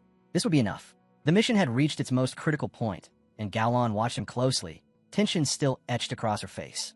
Fang Yi returned and placed the flower into Xiaolan's hands. She blinked, surprised by how small and fragile it felt. He told her calmly that their objective was complete and urged everyone to leave at once. The sealed dark tide, he explained, was nothing like ordinary monsters. It could break free at any moment. On top of that, they still had to deal with the unconscious, overly arrogant pioneer and his team. Xiaolan's rigid posture finally eased. The strain drained from her expression, replaced by real relief. Holding the glowing flower close, she thanked Fang Yi sincerely, admitting that without his overwhelming strength, their mission would have failed. She then turned to thank the others before announcing that it was time to withdraw. Just as they began to move, Xiao Lan suddenly stopped. She turned back and looked directly at Fang Yi. Her voice grew serious as she revealed the truth behind their mission. Elder Wu, the Sea Nation's only realm pioneer, was dying. The flower was the only medicine that could save him. With a faint but heartfelt smile, she told Fang Yi that it had just saved the life of the nation's strongest guardian. Fang Yi listened in silence, his expression thoughtful as the weight of her words settled over him. He softly repeated the name of the legendary Qing'an realm to himself. When the group finally stepped through the dark portal of the extreme dark zone, a sky filled with swirling crimson clouds greeted them. The red-haired leader threw her fists into the air, shouting in pure relief that they could finally see the light again, and that they had survived. Yi felt the same, grateful just to stand beneath the open sky after everything they had endured. Their return instantly sparked a wave of cheers. Officials who had been waiting in tense anticipation rushed forward, celebrating the successful retrieval of the shizai flower. Many of them openly admitted they had never truly believed it was possible when Xiao Lan first reported the mission. As the team walked through the path cleared by the crowd, the red-haired leader stared around in disbelief at how many people had gathered. Somewhere among the voices, someone whispered, wondering who it was that had actually brought the flower back. That was when he slowed to a stop. Her eyes widened as she noticed something blocking their way. A massive, heavily armored military vehicle sat squarely in front of them. Dark steel plating covered its body, and elite soldiers stood on both sides in perfect formation. The red-haired leader froze. Her gaze locked onto the emblem stamped on the vehicle, the unmistakable symbol of the Star God War Zone, the most powerful and prestigious military force in all of the Xia Nation. The realization hit her instantly. Heat rushed to her face as embarrassment followed. So Gaolan was one of them. The memory of how she had shouted earlier made her wince. The Star God War Zone was not an ordinary unit.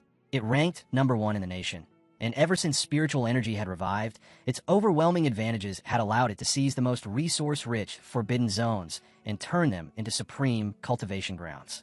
As the group approached, an official stepped forward carefully, holding the shizai flower sealed inside a glowing blue container. He respectfully handed it to a high-ranking officer who introduced himself as Major Han Li. Taking the container, Han Li allowed himself a faint smile of satisfaction. Then, without any warning, Major Han Li snapped to attention. Every soldier behind him did the same. In one flawless motion, they raised their hands in a sharp military salute, directed straight at Fang Yi. The sudden show of respect left him momentarily stunned. After lowering his hand, Han Li turned to Xiaolan and assured her that the shizai flower would be delivered to the hospital immediately. She could finally rest easy. Xiaolan nodded, saying she would follow soon. With its precious cargo secured, the armored vehicle roared to life and sped away down the cleared path. With the urgency gone, Xiaolan turned back toward Fang Yi. She asked him directly whether he was connected to the Star God War Zone. When he answered, she revealed her own identity just as calmly. She added in an even tone that news of his overwhelming strength had already spread through the entire military district. With a confident, knowing look, she told him it was only a matter of time before his name became widely known and carried real weight. Then she spoke plainly. His individual combat power, she admitted, was already enough to suppress even the most elite squads within her own war zone. With that, she made her offer, formally and without hesitation. She acknowledged his terrifying potential and invited him to join the Star God War Zone, promising him access to the finest cultivation resources available. She also assured him that the rewards from this mission, for both his team and Su Qingying's squad, would be delivered soon. Fang Yi listened in silence, a faint smile resting on his lips as he considered her words. But her tones soon changed. The confidence faded, replaced by something heavier and more solemn. And as she continued, it became clear that the danger they faced was far from over. She told him that as the world changed at an unprecedented pace, the nation's greatest and most terrifying threat was the rise of dark attribute anomalies. As she spoke, a vision took shape in his mind. An entire city swallowed by a vast, ominous cloud of purple-black energy, buildings vanishing as if they had never existed. That image alone made everything clear. She warned him that the number of these anomalies was increasing at a frightening rate. The dark zones they created would keep spreading, growing like a malignant tumor, capable of triggering catastrophic disasters without warning. That was why forbidden zones had to be established, and why organizations like the Spiritual Energy Association were forced to guard them with absolute severity.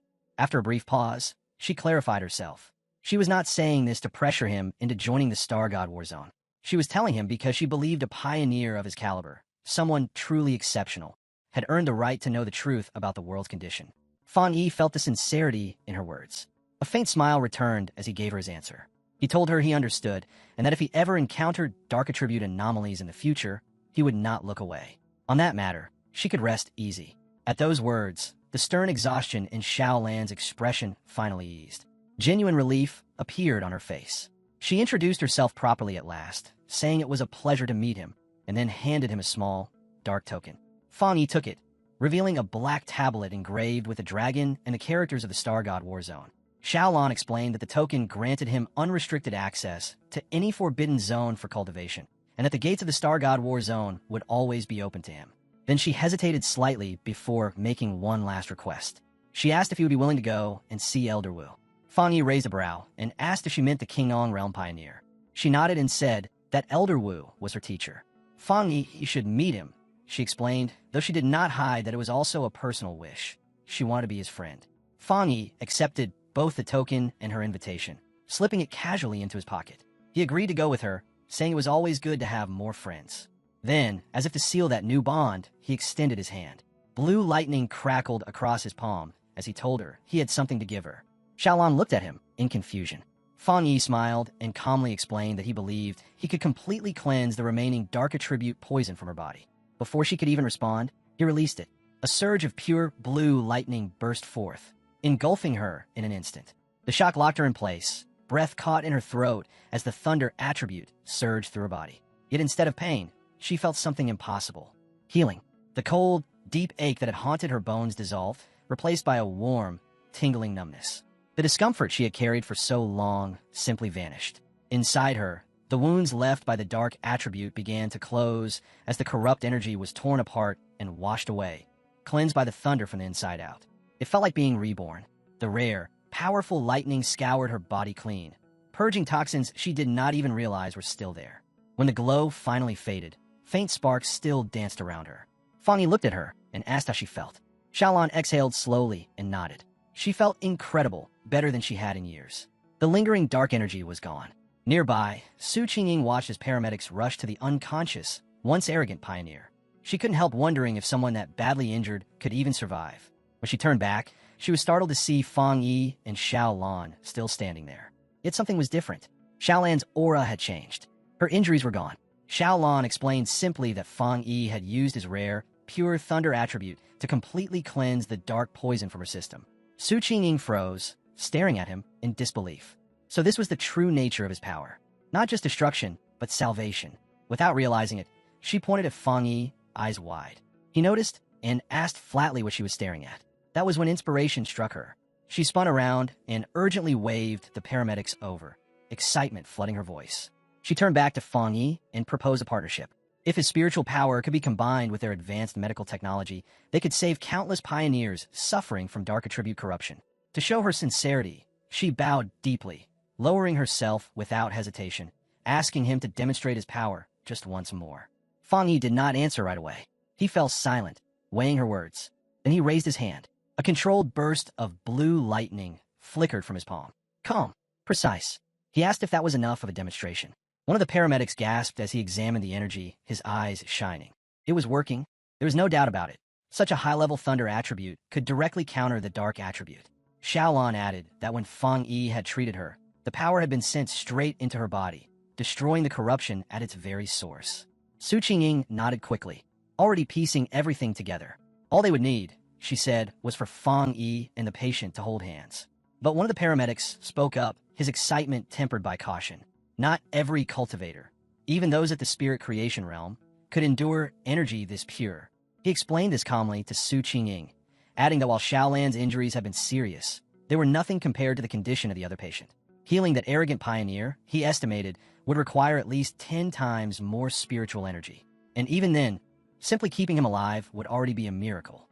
A full recovery, he admitted honestly, was nearly impossible. Fang Yi listened without interrupting. Then he agreed. He asked how to transfer his spiritual energy, and the paramedics guided him toward the ambulance.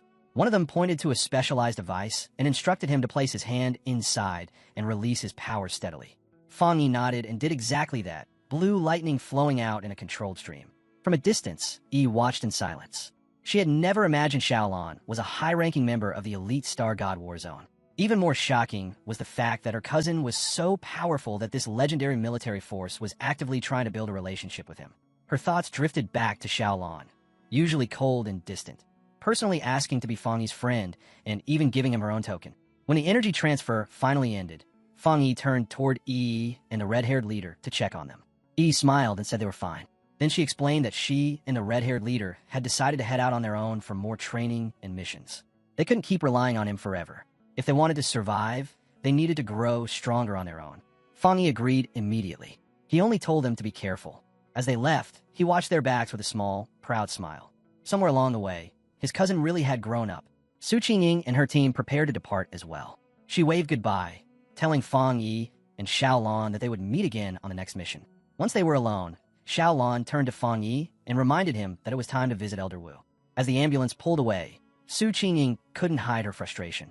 She complained loudly that the Star God War Zone had just snatched someone this powerful right out from under them. Her teammates hurried to calm her, but the irritation did not fade. Deep down, everyone knew the truth. The Spiritual Energy Association was a mess, too many internal struggles, too much chaos, and its strongest squads refused to truly work together. By the time Fang Yi and Xiaolon arrived, they were standing before a massive, modern hospital, the highest security ward of the Star God War Zone's medical base. Fang Yi asked quietly if this was where Elder Wu was being treated. Inside the room, they stopped beside a bed buried in medical equipment. Tubes, monitors, and softly humming machines surrounded the unconscious figure lying there. Fang Yi took in the sight and couldn't help commenting on how strange it felt. The ultimate powerhouse of the Qingong realm, reduced to a withered old man. He stepped closer to examine him. Dark red veins spread across Elder Wu's face and neck, swollen and unnatural. A respirator rose and fell with each strained breath. Xiaolon told him it had been far worse before. Back then, her teacher had looked more like a corpse than a living person. Even after using the precious Shizai flower, he still had not woken up. Fang Yi frowned. What kind of catastrophe could leave someone this powerful in such a state? Xiaolon slowly let out a breath and began to explain. It had happened during the battle for the capital. A massive dark attribute anomaly had suddenly formed above the city, swallowing the sky itself. To stop it from descending and devouring everything below, Elder Wu had stepped forward alone.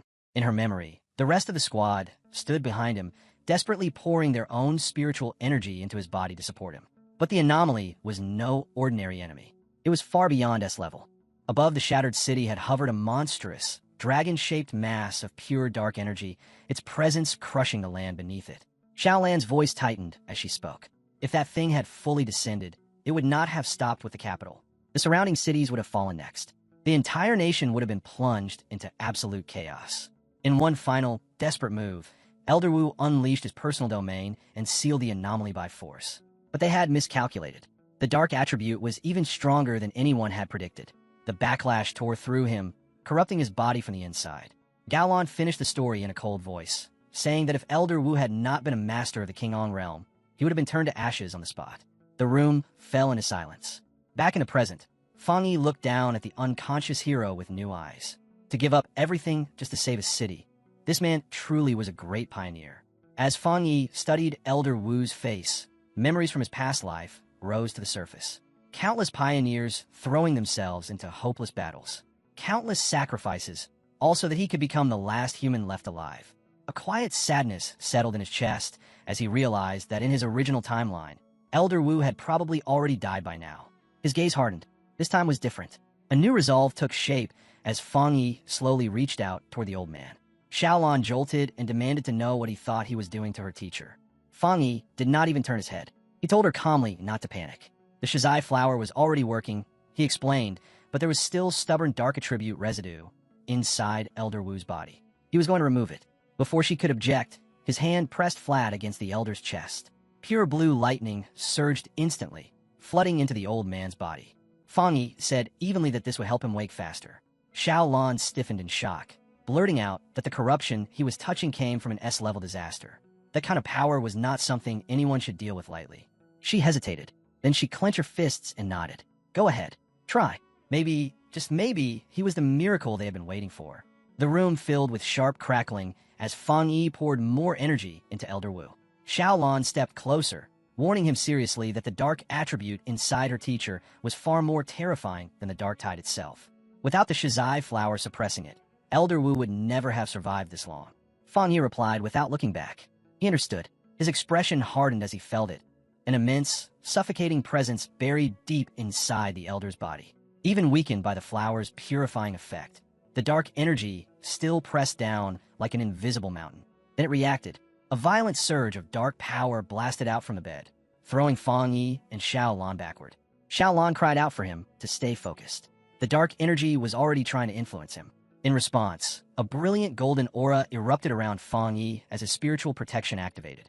His eyes burned with golden light, but his heart suddenly skipped. Something was wrong. The darkness seized his consciousness and dragged it away from reality. The hospital vanished. He found himself standing alone on a ruined street. Broken buildings stretched endlessly in every direction. Slowly, he looked up and froze. Filling the sky above him was a massive crimson eye, the terrifying red eye of the anomaly. Within this mental world, the eye focused on him, its presence crushing the ruined city below. A voice echoed through the streets, demanding to know who he was. Fang Yi understood at once. By touching the dark attribute inside Elder Wu's body, his spirit had been pulled into this dangerous illusion, into the lingering memory of the disaster itself. He was not afraid. His expression stayed calm as he replied that his identity did not matter. He was simply the one who had come to erase it. Blue lightning flared around his hand, lighting up the ruins. As power gathered at his fingertips, Fang Yi reached a clear conclusion. This anomaly was not as strong as it wanted him to think. The giant eye reacted immediately. A massive, razor-sharp red spike ripped toward him without warning. Fang Yi's eyes widened for only a heartbeat before golden light flooded his vision. Golden sun breathing ignited, power surging through every vein as he twisted aside and barely slipped past the first strike. Then the sky itself detonated. Red spikes poured down like a catastrophic storm. Fang Yi became a streak of light, weaving through the falling blades with ruthless precision. Before his footing could even settle, the anomaly shifted again. Red-black lightning lashed out, tearing through the air with divine fury. Fang Yi's expression tightened. This lightning, it was on the same level as the heavenly thunder he had absorbed on Yuhuang Mountain. Then the illusion stopped pretending. The single crimson eye shattered into motion, multiplying into a vast swarm.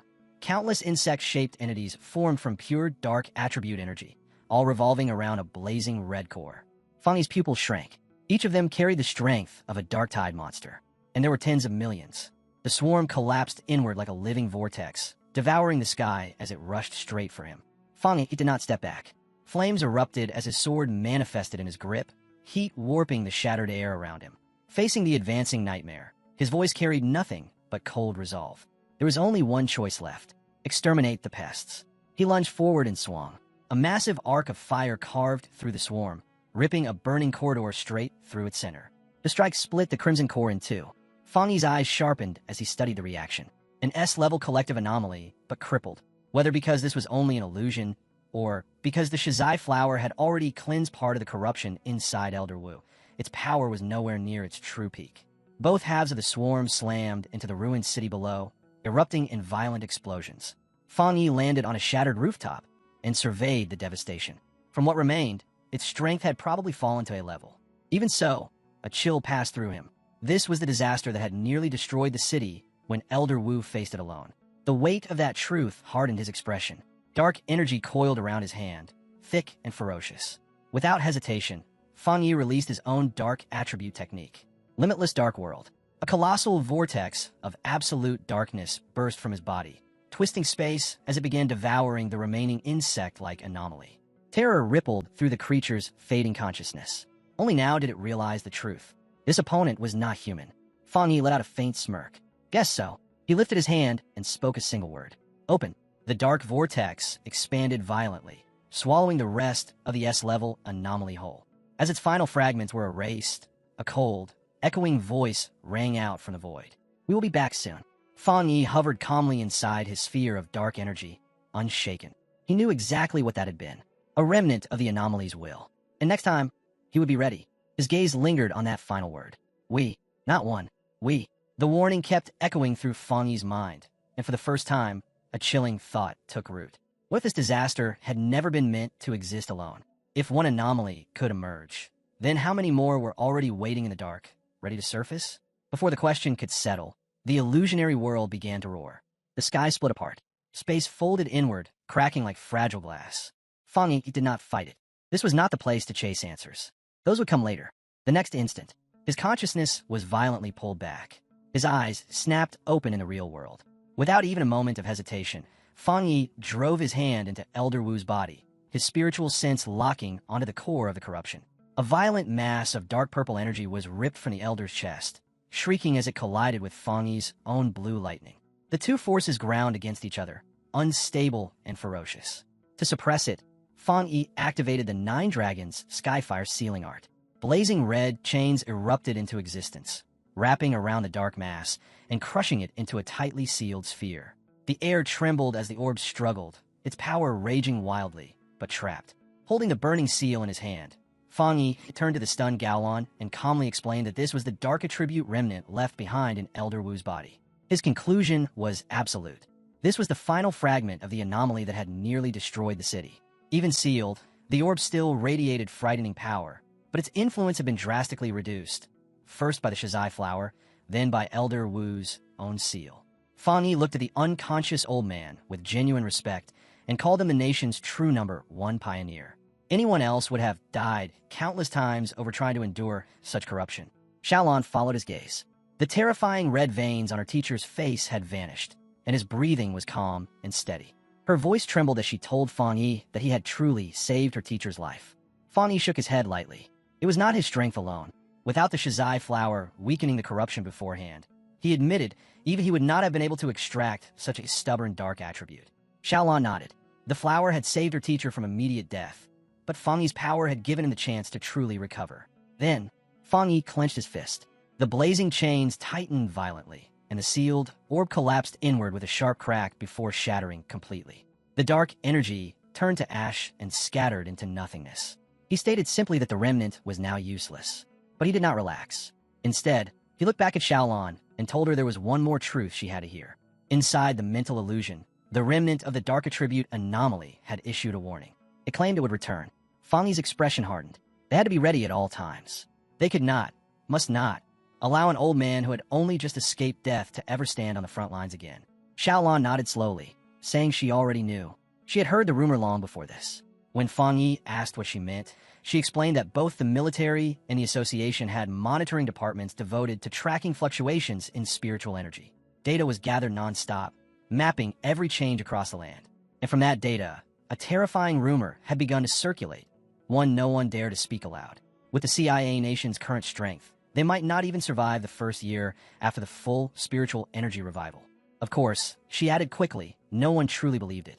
Most people dismissed it as fear born from cold numbers, exaggerations without real context. Fang Yi replied quietly, noting that monitoring spiritual energy changes sounded unusually formal and systematic. Then Xiaolon looked straight at him and asked if he thought the rumor could actually be true. A shadow crossed Fang Yi's face. For a fleeting moment, his thoughts drifted far away. He wondered if his rebirth had already altered the future in ways no one could calculate. In his original timeline, he had survived only 3 years after the spiritual energy revival, and by then, the world itself had been pushed to the edge of ruin. The memory slipped away. Returning to the present, Fang Yi placed a steady hand on Xiaolan's shoulder and told her not to dwell on it. Elder Wu would wake up soon. His voice was calm and reassuring, meant to ease her heart. Then his gaze sharpened. If the disaster returned, he said he would stand with them and fight. The final battle against the great calamity would come sooner or later, but this time, burning resolve shone in his eyes. He would change the outcome. Later that night, Fang Yi returned to his apartment. He sat cross-legged on the couch, meditating as streams of energy flowed quietly around him. His newly gained dark attribute moved smoothly through his body, perfectly under his control. Reviewing his recent battles, he realized that after facing two S-level anomalies, he was only a step away from breaking into the 2-star spirit creation realm. Yet the sense of urgency remained. The full spiritual energy revival was approaching far too fast. Even with his new dark attribute, his current strength was nowhere near enough. His thoughts returned to the anomaly inside the mental illusion. Even weakened, its true power had been terrifying. That had only been a fragment, and it was already overwhelming. His gaze shifted to the potted plant resting on the table. The obedient little white flower. He spoke to it quietly, admitting that it was not easy to carry around, and that leaving it behind on his last mission had been his own mistake. A faint smile touched his lips as he picked it up. The small flower seemed to glow a little brighter, almost as if responding to his voice. He told it he regretted not giving it a chance to level up. Decision made, Fang Yi said he would take it out for a walk. He headed toward the back mountain, his private training ground. As he followed the quiet path beneath the moonlight, his thoughts drifted to the association's plant research department. To cultivate something like this, their skill had to be extraordinary. He noticed it almost immediately. In a short time since this place had last been devastated, the forest was already recovering. Fresh growth crept over shattered ground, roots stitching the soil back together. Nature's self-healing had clearly become far stronger in this new era. Going deeper into the woods, Fang Yi found a suitable clearing and knelt down. He carefully lifted the flower from its pot, feeling the rich earth between his fingers, and silently reminded himself to thank Su Qing and her team for securing this place for him. Before planting it, he paused. Holding the flower gently, he gave his new companion a calm warning. Take it slow. Absorb only a little at a time. If it became too greedy, not even every forest on the planet would be enough to satisfy it. The moment the flower touched the soil, it answered. Roots exploded outward, plunging deep into the earth. A massive vortex of green, life-draining energy erupted from the plant and swept through the forest. Trees withered in seconds. Leaves crumbled. Life was stripped away as the energy was devoured without mercy. Moments later, Fang Yi stood with his arms crossed, surrounded by a dead, hollowed stretch of woodland. He decided the flower had taken enough for now. With a satisfied smile, he gently pulled the brightly glowing plant from the ground, roots and all, and told it that it was time to find a new place to feed. The flower shone even brighter in his hand, overflowing with newly absorbed energy. As he walked, Fang Yi considered where it might rank among evolved plant-type spirits. With its terrifying desolation attribute, it had to be at least an A-level threat. Moving along a dark ridge, he sensed the forest's unnatural silence. No insects, no birds, no movement. The animals that once lived here had clearly fled in terror from the flower's presence. Then a savage howl tore through the night. Fang Yi's expression hardened at once. He recognized the sound. A wolf, on a nearby cliff, silhouetted against a blood-red moon. A pack of monstrous wolves gathered. Their glowing red eyes burned as their bodies twisted, expanded, and warped in grotesque ways. Fang Yi's heart sank as he realized what he was seeing. They were evolving. His gaze locked onto the massive figure standing at the highest point of the cliff, the Wolf King. Its transformation was almost complete. With a thunderous howl that shook the mountains, the Wolf King finished evolving. Its enormous body surged with power, now wrapped in a menacing green glow as even the night seemed to recoil. Still holding the potted flower, Fang Yi felt at the instant the beast stabilized. An overwhelming wave of spiritual power blasted outward, heavy enough to make the very air tremble. His eyes sharpened as realization struck. This thing was about to cross the threshold and become an A-level anomaly. Before he could even shift position, the newly evolved wolf pack moved. They spread out with terrifying coordination, encircling him from every direction and sealing off every possible escape. Fang Yi's gaze swept across them once, instantly understanding what had happened. The Wolf King had not only grown stronger, it had changed.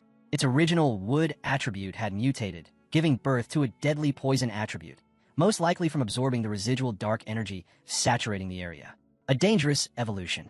Yet Fang Yi remained completely calm. In the end, it was still only a difference in level. He reached down and lifted the obedient little white flower from its pot, speaking to it softly like a trusted companion. It was time to resolve this. Kneeling, he planted it firmly into the ground. In his mind, he weighed the situation. The anomaly itself was not the greatest threat. It was the number of wolves. And more importantly, the city lay just beyond a mountain. If even one of them broke through, the consequences would be catastrophic. As the Wolf King suddenly lunged forward, Fang Yi issued a single command. Begin. Brilliant green energy poured from the flower in response. Fang Yi watched carefully, deliberately testing its strength. He wanted to see just how much destruction it could unleash on its own. The answer came immediately. A colossal beam of green, life-draining energy erupted into the sky, tearing through the darkness and lighting up the entire mountain range. It was so intense that it could be seen far below, where another group of pioneers had frozen in place, staring upward in shock. Within that squad, one man swallowed hard and muttered that the Wolf King had successfully evolved, and that its power was horrifying. He urgently asked for the contamination level. A cloaked figure checked the readings and answered in a low voice. 90%. The number struck like a hammer. Faces turned pale. That level was far beyond their expectations. The blonde-haired leader clenched his fists, tension pouring from him as he realized the danger was still rising. The Wolf King's would attribute alone was at least at the 3-star Ghost Axe realm, possibly even brushing the Spirit Creation realm.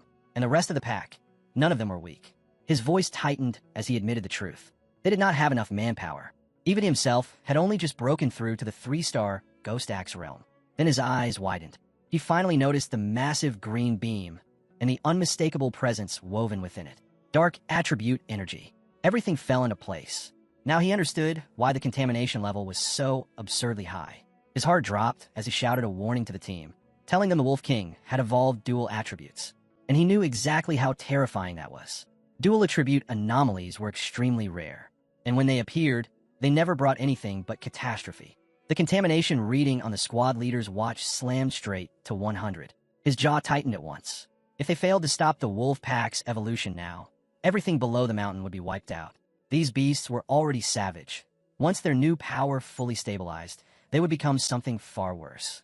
Without hesitation, he reached to contact the Spiritual Energy Association for immediate backup. But before the signal could even complete, the ground lurched violently. One of his men staggered and shouted, asking if it was an earthquake.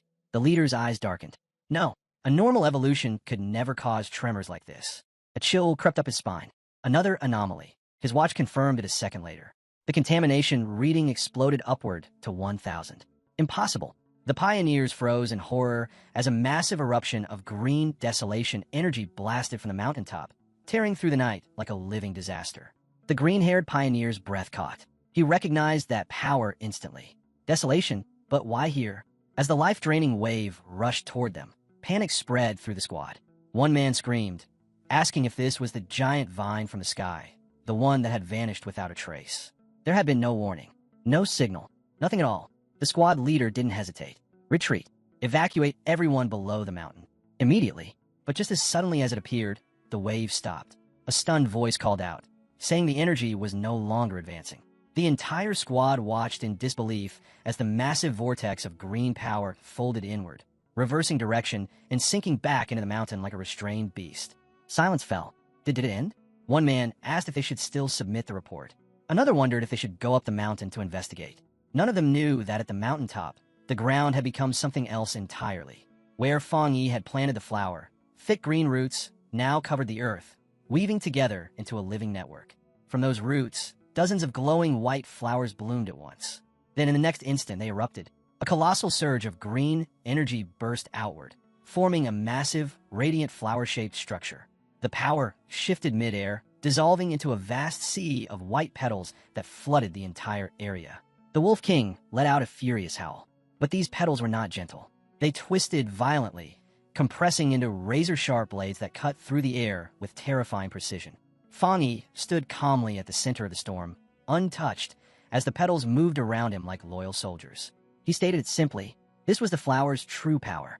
The sea of spiritual blossoms would regenerate endlessly. They would multiply without limit, absorbing, eroding, and purifying the enemy again and again, until nothing remained. Fang Yi stood atop the massive root network as the wolf pack collapsed one by one beneath the overwhelming force. His gaze fixed on the Wolf King, cold and sharp. Then he asked quietly how its pack could survive, without the same spiritual protection he possessed. The smaller wolves never even had time to struggle. Vines wrapped in white flowers snapped around them, and their bodies withered away in seconds. Their life energy was stripped away so completely that only pale skeletons were left behind, collapsing into dust as if they had never existed. As the final traces of vitality were absorbed, the flower began to change. Its petals darkened, shifting into a deep, ominous red, heavy with terrifying power. Driven into a corner, the Wolf King let out a desperate roar and gathered everything it had left. A violent blast of green energy erupted from its jaws, ripping through the air toward the sea of flowers. But the crimson bloom barely reacted. A barrier formed effortlessly, swallowing the attack whole without leaving even a ripple. From within the storm of red petals and twisting vines, Fangyi's voice reached the beast, calm, almost amused. He told it the attack was pointless. The desolation attribute had already taken root deep inside the mountain. This sea of flowers drew its strength from the mountain, he explained, and then returned that power back to the mountain in an endless cycle. Power feeding power. The Wolf King, now far more aware after its evolution, seemed to understand. Despair flickered in its eyes, but it refused to surrender. Locking onto the central red flower, sensing it as the true source, it charged forward in a final gamble. Fangyi watched with a faint smile and casually asked his little flower what it planned to do now that it had been discovered. The answer came instantly. The central red flower swelled to an enormous size and surged forward. Its massive petals opened wide, then slammed shut around the Wolf King, trapping it completely. A scream of pure agony rang out as the beast's life force was torn away, devoured by the overwhelming desolation. Green energy thrashed wildly inside the petals, only to be swallowed and erased. Fangyi's eyes sharpened. He had not expected this. His flower was allowing the dark attribute to invade it, yet completely overpowering it. The Wolf King never escaped. Its existence was erased inside the pulsing crimson petals. Fangyi watched in silence, a trace of awe creeping into his gaze. He had never imagined that after absorbing the attribute, the spiritual flower could create its own technique without his direct control. As the giant bloom slowly shrank back down, the truth became obvious. Once something was trapped within this sea of flowers, there was no escape. The flower opened once more and spat out a clean, bleached skeleton. Nothing else remained. Fangyi let out a slow breath. Even if these spiritual flowers were destroyed, they would simply grow back, again and again, using desolation to grind every enemy down to bare bones. Standing before the massive red flower, now surrounded by countless smaller crimson blossoms, he gave this terrifying power a name: the Endless Spiritual Sea. A system window flickered into existence, calmly confirming it. The spiritual flower had successfully written a desolation attribute technique. Name confirmed: Endless Spiritual Sea. With the battle complete, the flower slowly closed its petals, a bright glow pulsing deep within. Fangyi exhaled as fatigue finally caught up to him, just as a single red petal drifted forward and brushed against his cheek. Then, the energy surged. The flower erupted with an overwhelming surge of power, and Fangyi's eyes widened. His little flower was evolving too. Far away, inside a high-tech control room, alarms suddenly screamed to life. An analyst shouted over the chaos, reporting the detection of an A-level anomaly. Then his voice tightened as he added something far worse. They were picking up two different spiritual signatures overlapping in the same region. As the Wolf King was evolving and forming a dark attribute, an entirely separate and far stronger desolation attribute had appeared at the same time. The Association Superior standing beside Su Qing-ing demanded the coordinates immediately. A technician highlighted a section on the map, explaining that the area had been under Su Qing-ying's team's jurisdiction. The Superior frowned and asked whether the Destroyer Squad had not already been deployed to deal with the Wolf Pack. Before he could finish, a transmission came through. The squad leader reported from the field, his voice strained as he confirmed that a massive wave of desolation energy had appeared out of nowhere and wiped out the entire A-level Wolf Pack. But then he added something even more disturbing. That power had not spread outward. It had retreated back into the mountain. And since then, a large number of strange flower-type anomalies had begun to emerge. The pioneers stood at the edge of the mountain in stunned silence. The entire slope now glowed crimson, blanketed by a sea of red flowers. They could not move any closer.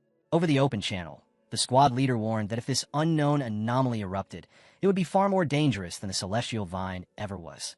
He requested immediate support, admitting that even with every pioneer present, they would not survive a sudden escalation. The Superior agreed without hesitation. 2 elite teams would be dispatched, but Su Qing-ing suddenly spoke. She looked at her superior with calm certainty and said she had a feeling the source of the desolation power was Fangyi. Cutting into the call, She pointed out that Fang Yi's home was located in that exact area.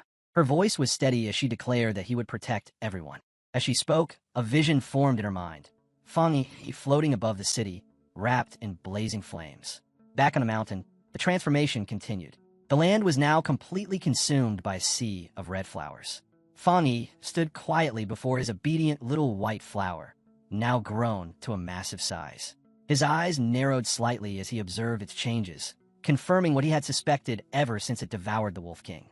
The flower trembled and then shifted again. The enormous crimson bloom opened wide, its core igniting with a brilliant golden light. Fang Yi's eyes tightened in surprise. Fire, a second attribute. He placed a hand against the massive plant, feeling scorching heat pulsing inside it, and let out a quiet breath of disbelief. Its evolution method was absurdly simple. Devour enemies. Consume energy. Become stronger. Too simple. As the evolution stabilized, the giant flower rapidly shrank, returning to its familiar handheld size. Its petals settled into a deep, blood-red hue, heavy with condensed power. A system window materialized before Fang Yi, confirming the result. The spiritual flower had completed its evolution. Classification: a level anomaly. Name: Desolate Fire Spirit Flower. Attributes confirmed: desolation and fire. Another line followed. The flower possessed an intense desire to devour spiritual energy and could be placed within the limitless dark world for nurturing. Fang Yi frowned. Limitless dark world? The words lingered for only a heartbeat before realization struck. His gaze sharpened as a new thought formed. His personal dark domain was filled with dark attribute anomalies. Unstable, plentiful, and perfect for growth. If the flower fed there, it might not stop at 2 attributes. A third dark attribute was not impossible. Just as he closed his hand around the orb linked to his domain, the sky above began to churn. Clouds spiraled violently as a massive storm gathered overhead. Fang Yi looked up, golden light igniting in his eyes. He knew immediately what this meant. Another breakthrough. This time, to the 2-star spirit creation realm. He sat down without hesitation. The heavens answered. A towering pillar of golden divine energy crashed from the sky, completely engulfing him. As he cultivated, everything became clearer, smoother. Power flowed without resistance. The world's spiritual energy merged with him so naturally, it felt like an extension of his own body. Far away in the mountains, a muscular man with wild, spiky hair froze mid-step. His head snapped upward as he sensed the eruption of power. Excitement flared across his face as he followed the glow, racing toward its source. When he arrived, his breath caught. Legendary aura. Heavenly flames. A 2-star spirit creation cultivator. Watching footage of Fang Yi's earlier battle, fire coiled around the man's body as his grin widened. A fire attribute pioneer. Perfect. He declared aloud that he would crush this newcomer and prove that he stood at the very top. Back at the cultivation site, Fang Yi's eyes snapped open. His senses flared as he detected a foreign presence rapidly closing in. He rose and called out sharply, demanding to know who was there. The reply came as a blazing sphere of fire hurled straight toward him. The stranger's voice followed, taunting him, asking if Fang Yi truly dared to call himself a fire attribute pioneer. Fang Yi did not even blink. Dark energy surged as he raised his hand, forming a swirling vortex that swallowed the fireball whole. The attack vanished without a trace, leaving the air eerily calm as Fang Yi stood there, unmoved, unthreatened, and fully ready. A faint smile curved his lips. The bait had worked exactly as he expected. He had sensed the man lurking nearby for some time, his spiritual energy barely concealed, almost arrogantly exposed. A wild pioneer, one of the unaffiliated challengers who roamed freely after breaking into the spirit creation realm, living only for battle. The man finally stepped into view. Muscular, broad-shouldered, flames rolling over his body like living armor. He landed heavily in front of Fang Yi. His fiery aura surged as he sized Fang Yi up, interest flashing through his eyes. He remarked that Fang Yi was intriguing, that the spiritual pressure radiating from him felt far heavier than expected. Then, with a sharp grin, he introduced himself, Zhang Lu, and demanded to know how Fang Yi had blocked his earlier fire attack. Fang Yi did not answer. He only watched. Zhang Lu clicked his tongue, then laughed, claiming he had nearly forgotten proper introductions. His grin widened as he repeated his name, promising Fang Yi would remember it soon enough. The moment the words left his mouth, he exploded forward, flames roaring as his body turned into a blazing meteor aimed straight at Fang Yi. Fang Yi raised one hand. 2 fingers pointed calmly toward the sky. Divine thunder. The heavens responded instantly. A massive bolt of brilliant blue lightning tore downward, locking onto Zhang Lu mid-charge. His eyes widened in pure shock as the thunder struck him head-on. The impact was devastating. He coughed violently, smoke pouring from his mouth as his body was blasted into the ground. Crackling blue electricity crawled over his scorched skin as he struggled to move. His limbs trembled uncontrollably. Confusion flooded his face. Thunder? How could this be thunder? He had come to fight a fire attribute pioneer. His teeth clenched as the lingering shock racked his body, leaving him barely able to rise. Fang Yi stepped forward. Zhang Lu collapsed onto his hands and knees, completely helpless. Fang Yi grabbed him by the hair without hesitation and smashed his head into the ground. The rock shattered on impact, fragments exploding outward as blue lightning continued to dance around Fang Yi's body. Looking down at the broken man, Fang Yi tilted his head slightly and asked him to repeat his name. He said he had not heard it clearly the first time. Zhang Lu could only stare in stunned silence, his face pressed into the fractured earth. Disbelief consumed him. How could this happen? He had just reached the one-star spirit creation realm. He had always been the fastest cultivator among his peers. He had never imagined losing, certainly not like this.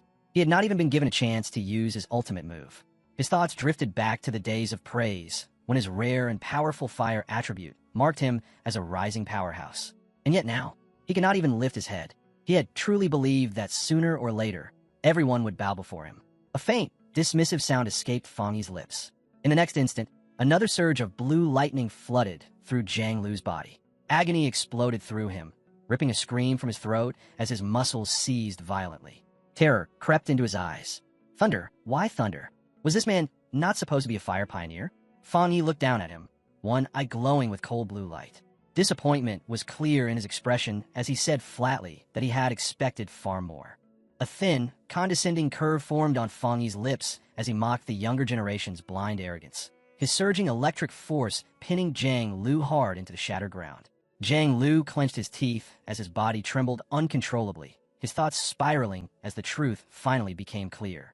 Fang Yi might only be in the two-star spirit creation realm, but the spiritual pressure crushing down on him felt monstrously heavier, at least 2 entire realms above his own. No, it was far worse than that. It felt like a gap of 3 complete realms. The realization struck like a death verdict. Zhang Lu's heart sank straight into his chest. This was the end. He was going to die here. The proud Zhang Lu, defeated, crushed, wiped out without even forcing his opponent to take him seriously. Terror swallowed him whole, and he could only beg Fang Yi not to kill him.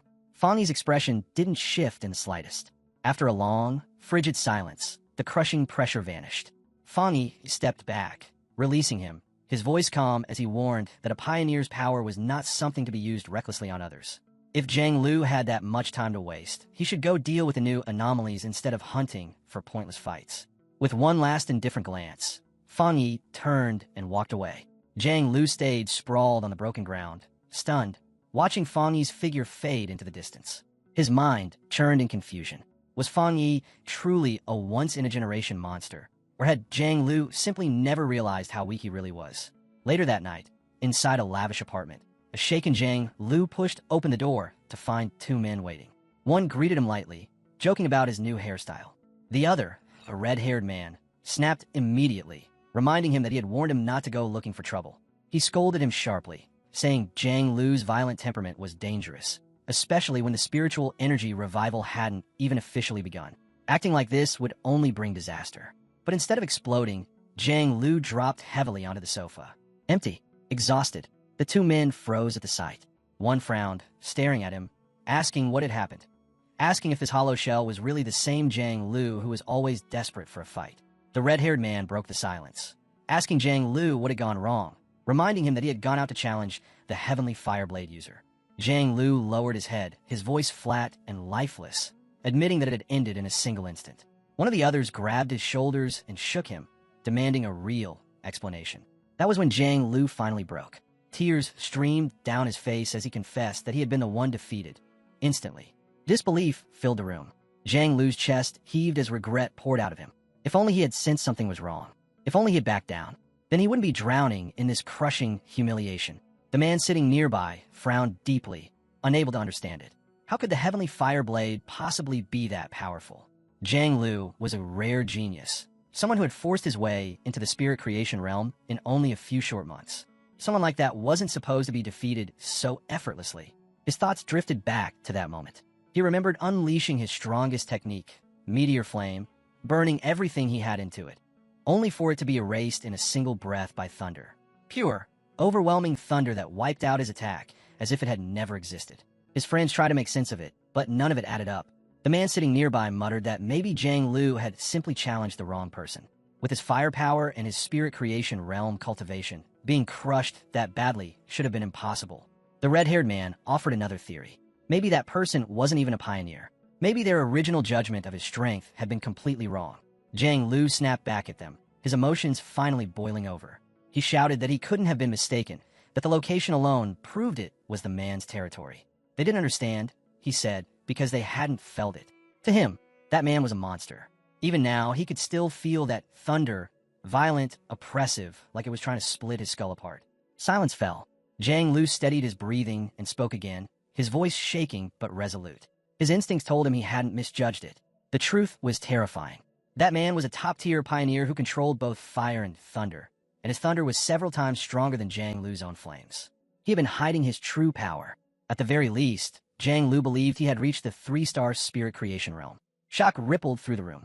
The red-haired man fell silent, realizing how unbelievable it sounded. A wild pioneer at that level shouldn't even exist. If Jiang Lu was right, then that man would become a nightmare for every other pioneer. After a long moment, Jiang Lu slowly lifted his head, resolve burning in his eyes, and asked if he should try to become that man's apprentice. No one answered. Far away, inside a quiet apartment, Fang Yi sat in meditation as a swirling golden aura wrapped itself around his body. Something felt wrong. The familiar sensation of standing on the verge of breaking into the 2-star spirit creation realm had suddenly vanished, as if it had been wiped away. Fang Yi opened his eyes, fiery light flaring within them, and immediately realized the problem wasn't him. It was the world around him. The spiritual energy in the air was chaotic and unstable, refusing to gather no matter how he guided it. Under these conditions, advancing was impossible. His heart sank. The unease he'd been feeling was now confirmed. He thought of the government's secret monitoring of spiritual energy, the rumors of an approaching disaster, and a chilling conclusion took shape. What if those whispers were true? He turned his gaze toward the city. High above it, a massive electrical storm was forming, thunderclouds rolling at an unnatural speed. In that instant, his suspicion became certainty. The full spiritual energy revival was beginning early, and it was starting right here, in his city. Without a moment's hesitation, Fang Yi tried calling Xiaolan to learn what the military knew. The call failed. His grip tightened around the phone. If they had gone silent, then things had already reached the worst-case scenario. Just then, his phone rang. Su Qingying's name flashed across the screen. He answered, only to be met by heavy static in her panicked voice. She said the situation had changed and begged for his help. As Fang Yi asked whether the interference meant monsters had already appeared in the city, something slammed into his window with a deafening crash, spiderweb cracks racing across the glass. Through the static, Su Qingying confirmed it was bad, far worse than expected, and that she was already inside the city. Before another word could pass between them, a bat-like creature outside, red eyes blazing and dark energy twisting around its body, smashed through the window and lunged straight at him. Fang Yi didn't even rise from his seat. He simply remarked that the creature was overestimating its own strength. In the next instant, blue lightning gathered in his palm, condensing into a blade of pure electrical power. He flicked his arm and hurled it forward. The lightning blade pierced the monster cleanly, erasing it in a blinding flash. The explosion shook the apartment. Yi rushed out of her room, shouting a warning about the bat-like monster, only to freeze in place. The window was shattered, lightning crackled through the air, and her cousin stood there calmly, completely unharmed. She demanded to know what was happening. Fang Yi looked out through the broken window and told her that while monsters usually appeared randomly, it was deeply alarming that they were now materializing directly inside their home, and more than one at that. For now, he said, things are still under control. Together, they stared at the massive electrical storm swallowing the skyline. In a low voice, Fang Yi said this might be the beginning of a major catastrophe. He could feel just how abnormal it all was. A 2-star ghost axe realm monster should have been lurking in the shadows, not charging straight into a pioneer's apartment in the middle of the city. Something was forcing them out, knowing a brutal fight was coming. He turned to Yi and told her to contact every pioneer she knew and have them gather here. She nodded without hesitation.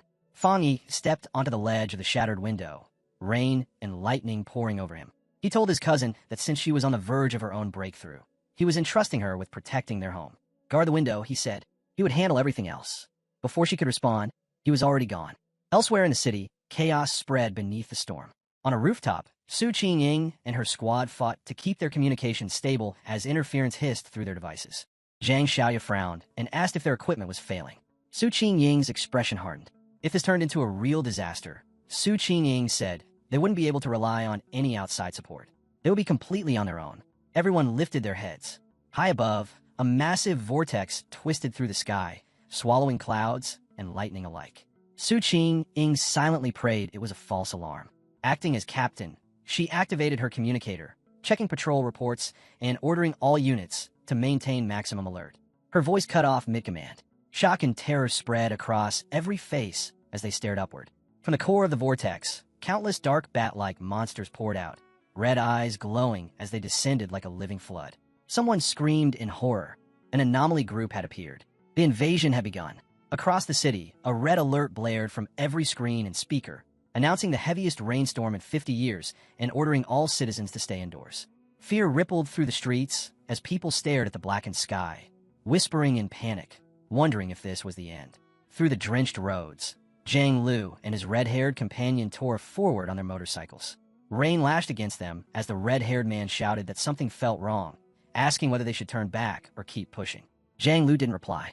His expression was grim, his jaw clenched tight. Without warning, a massive bat-like creature wrapped in dark red energy plunged straight down from the sky. Zhang Lu roared, shouting that the thing was courting death. Flames erupted as he formed a blazing fireball and hurled it upward.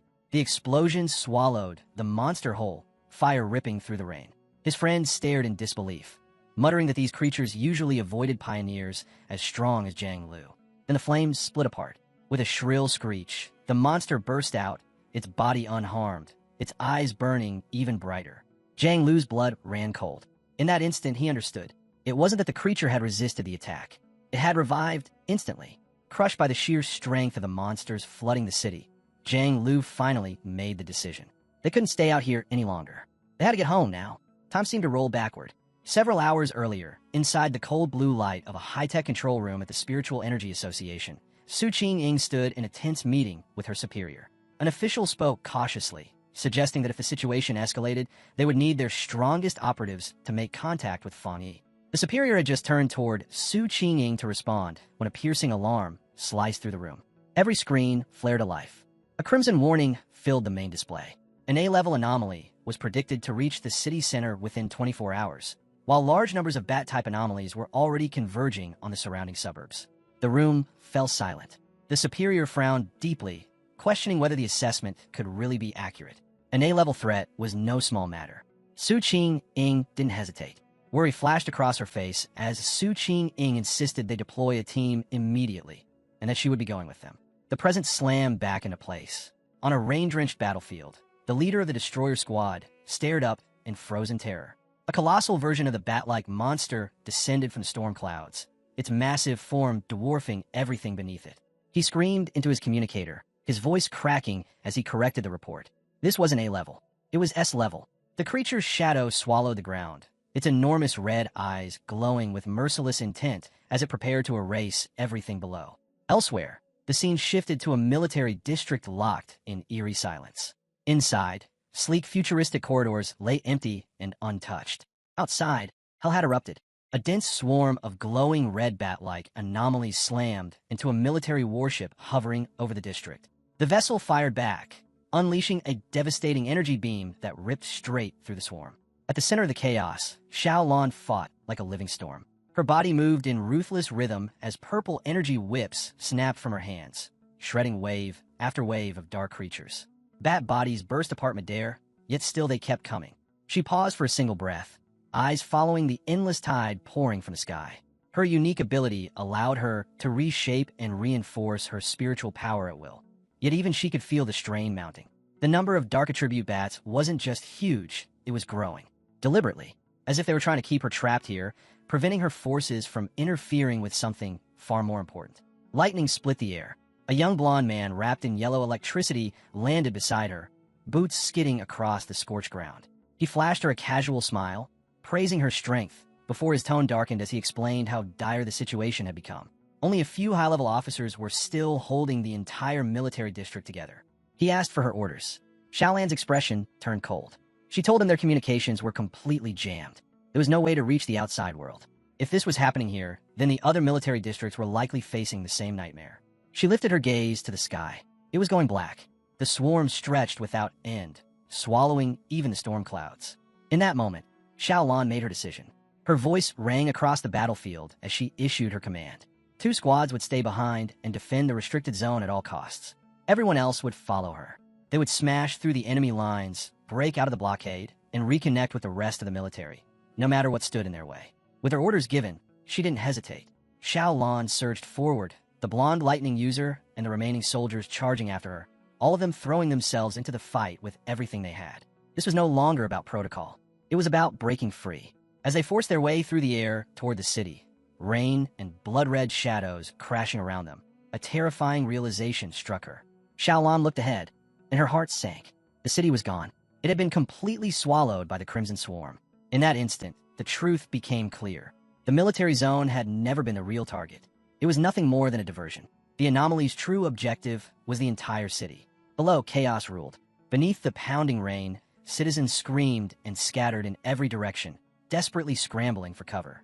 At a deserted bus stop, a live streamer named Malala stood with a man, her phone held high as rain poured around them. Unlike everyone else, she was smiling, excited.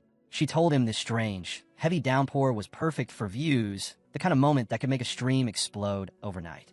With a determined grin, she said sometimes you had to take risks to capture something incredible. Her smile vanished in the next heartbeat. From the darkness above, a bat-like shadow dove down and swallowed the man whole. Blood sprayed. Malala's scream cut through the rain as the street erupted into panic.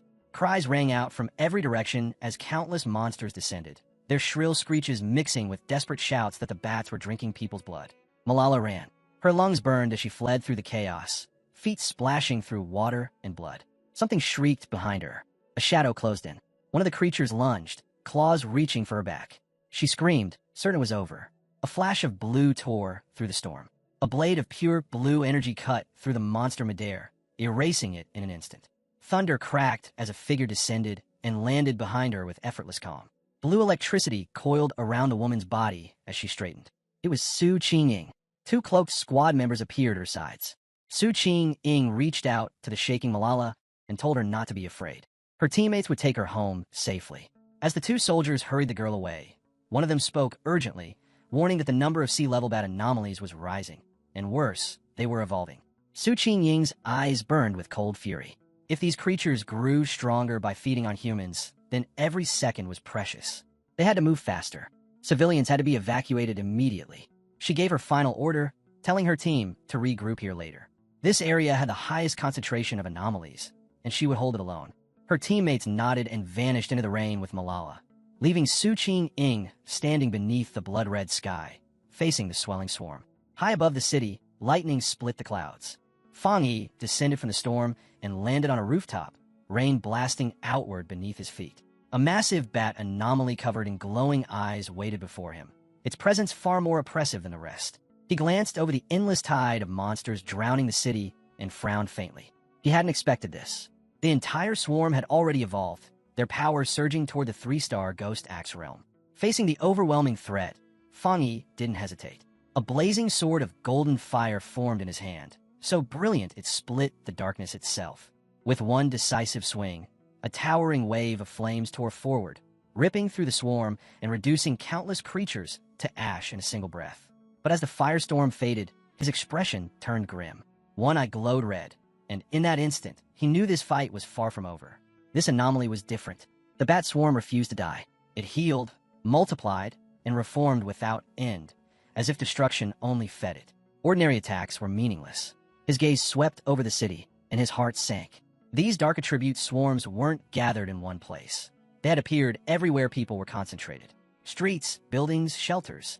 It was as if countless identical disaster zones had erupted all at once. In this chaos, finding the association members would take far too long. Staring out over a city now buried beneath swirling black mist, he made his decision. There was no other option. He would deal with the swarms himself, one by one. Raising his hand, Fang Yi released his ultimate technique. Limitless Dark World. A massive vortex of dark green energy erupted from his body, twisting outward and devouring everything around it. His voice was cold and absolute as he declared that these anomalies would become nourishment for his spiritual flower. The vortex began dragging the swarm inward, ripping them apart as they were consumed. As the powers surged, his thoughts drifted to those he cared about. Images flashed through his mind. Su Qingying, Zhang Xiaoya, and the other pioneers gathered at his home. He forced his focus back. With his cousin's ability and the protection of the others, their home should be safe for now. But he knew the truth. If this disaster kept escalating, the nightmare would become real, and survival would turn nearly impossible for everyone. 10 minutes later, Su Qingying was still fighting. She stood atop a rooftop, surrounded by an endless sea of dark anomalies. Her teeth clenched as she cut them down again and again, only for more to rise in their place. No matter how many she destroyed, they kept coming. Her spiritual power was recovering far too slowly, and exhaustion was starting to creep in. At this rate, she would be completely drained. For a brief moment, her thoughts went to her two teammates. She prayed they were still safe while escorting the civilians away. Then a scream ripped through the air. Her head snapped up, eyes widening as she looked into the sky. A massive, dense sphere of red anomalies was forming, countless bodies compressing into one horrifying mass. Her chest tightened. This was bad, worse than anything so far. Without hesitation, she sprinted and leapt up the side of a nearby building, climbing higher for a clear view. She knew what it meant. If the anomalies kept evolving like this, they would soon reach the spirit creation realm. With their forces scattered across the city, rescuing civilians, they no longer had the strength to face a threat like this, especially now that the creatures had begun attacking the buildings themselves. The situation was spiraling out of control, and time was slipping away. Su Qingying fired several concentrated bursts of blue energy into the swarm, forcing a path through the sky. Explosions tore through dozens of bats at once, but it wasn't enough. There were simply too many. The creatures surged like a living ocean, crashing into her from every direction. Her balance shattered, and in the next moment she was hurled straight out of the air. As her body fell, a cold realization struck her. Looking up, she saw it. The enormous swirling vortex of dark energy and crackling lightning suspended above the city. In that instant, everything became clear. The swarm was never meant to only destroy. An anomaly king was about to be born. Below her, the city was collapsing into ruin. Beneath the relentless rain, shadowy bat-like creatures flooded the streets, rooftops, and skies. The scale of the disaster was beyond comprehension. It felt hopeless, like nothing could stop it. Not the military, not the Spiritual Energy Association, not anyone. Across the chaos, pioneers fought desperately in every corner of the city. Emergency reports flooded in without pause. Entire squads were being wiped out. Others were choosing to give their lives just to buy a few more seconds for civilians to escape. Su Qingying fought alone now, her glowing barrier barely holding back the endless horde pressing in from all sides. Then a new alert flashed across the system. S-level anomaly reclassified. Threat confirmed, Anomaly King.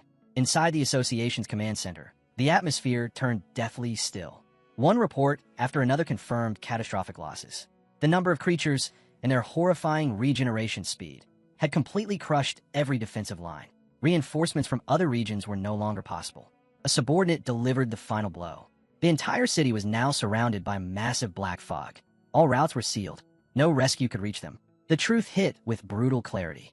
The city was isolated. As the final moments drew near, the association's superior stood with his remaining men. His voice was steady despite the despair weighing on every face. As pioneers, they would stand with the city, and if needed, fall with it. The monsters would not pass unless they walked over their bodies. With grim resolve, he issued his final command. Send the last code to headquarters. If the disaster could not be stopped, headquarters must authorize a destruction strike at once. The dark attribute could not be allowed to spread, no matter the cost. Meanwhile, Su Qingying's battle reached its limit. Her protective barrier shook violently, fractures spreading across its surface. Every strike drained what little spiritual power she had left. Her breathing turned ragged as she felt herself nearing empty. Gathering the last of her strength, she focused everything into one final attack. Energy erupted as she fired a massive blast straight toward the swirling vortex of monsters. It didn't even slow them down. The attack was brushed aside without effort. From inside the vortex, the evolved creature finally revealed itself, its shape becoming clearer as a piercing, soul-rending shriek tore through the storm. The pressure alone made Su Qingying's blood run cold. In that instant, she understood its true level, and her heart sank. 3-star spirit creation realm. Before she could react, the creature struck. Its overwhelming power smashed into her barrier, shattering it completely. The shield burst apart into fading shards of light. Defeated, Su Qing clenched her teeth in despair. Her spiritual energy was nearly depleted. Her body was battered, her strength almost gone. The creature descended. With nothing left to protect her, she fell through the rain, injured and helpless, as the massive Anomaly King closed in from above. Realizing this could be the end, she forced her trembling body to move, gathering the last scraps of power she had. Weak spiritual energy flickered around her as she prepared one final, desperate attack.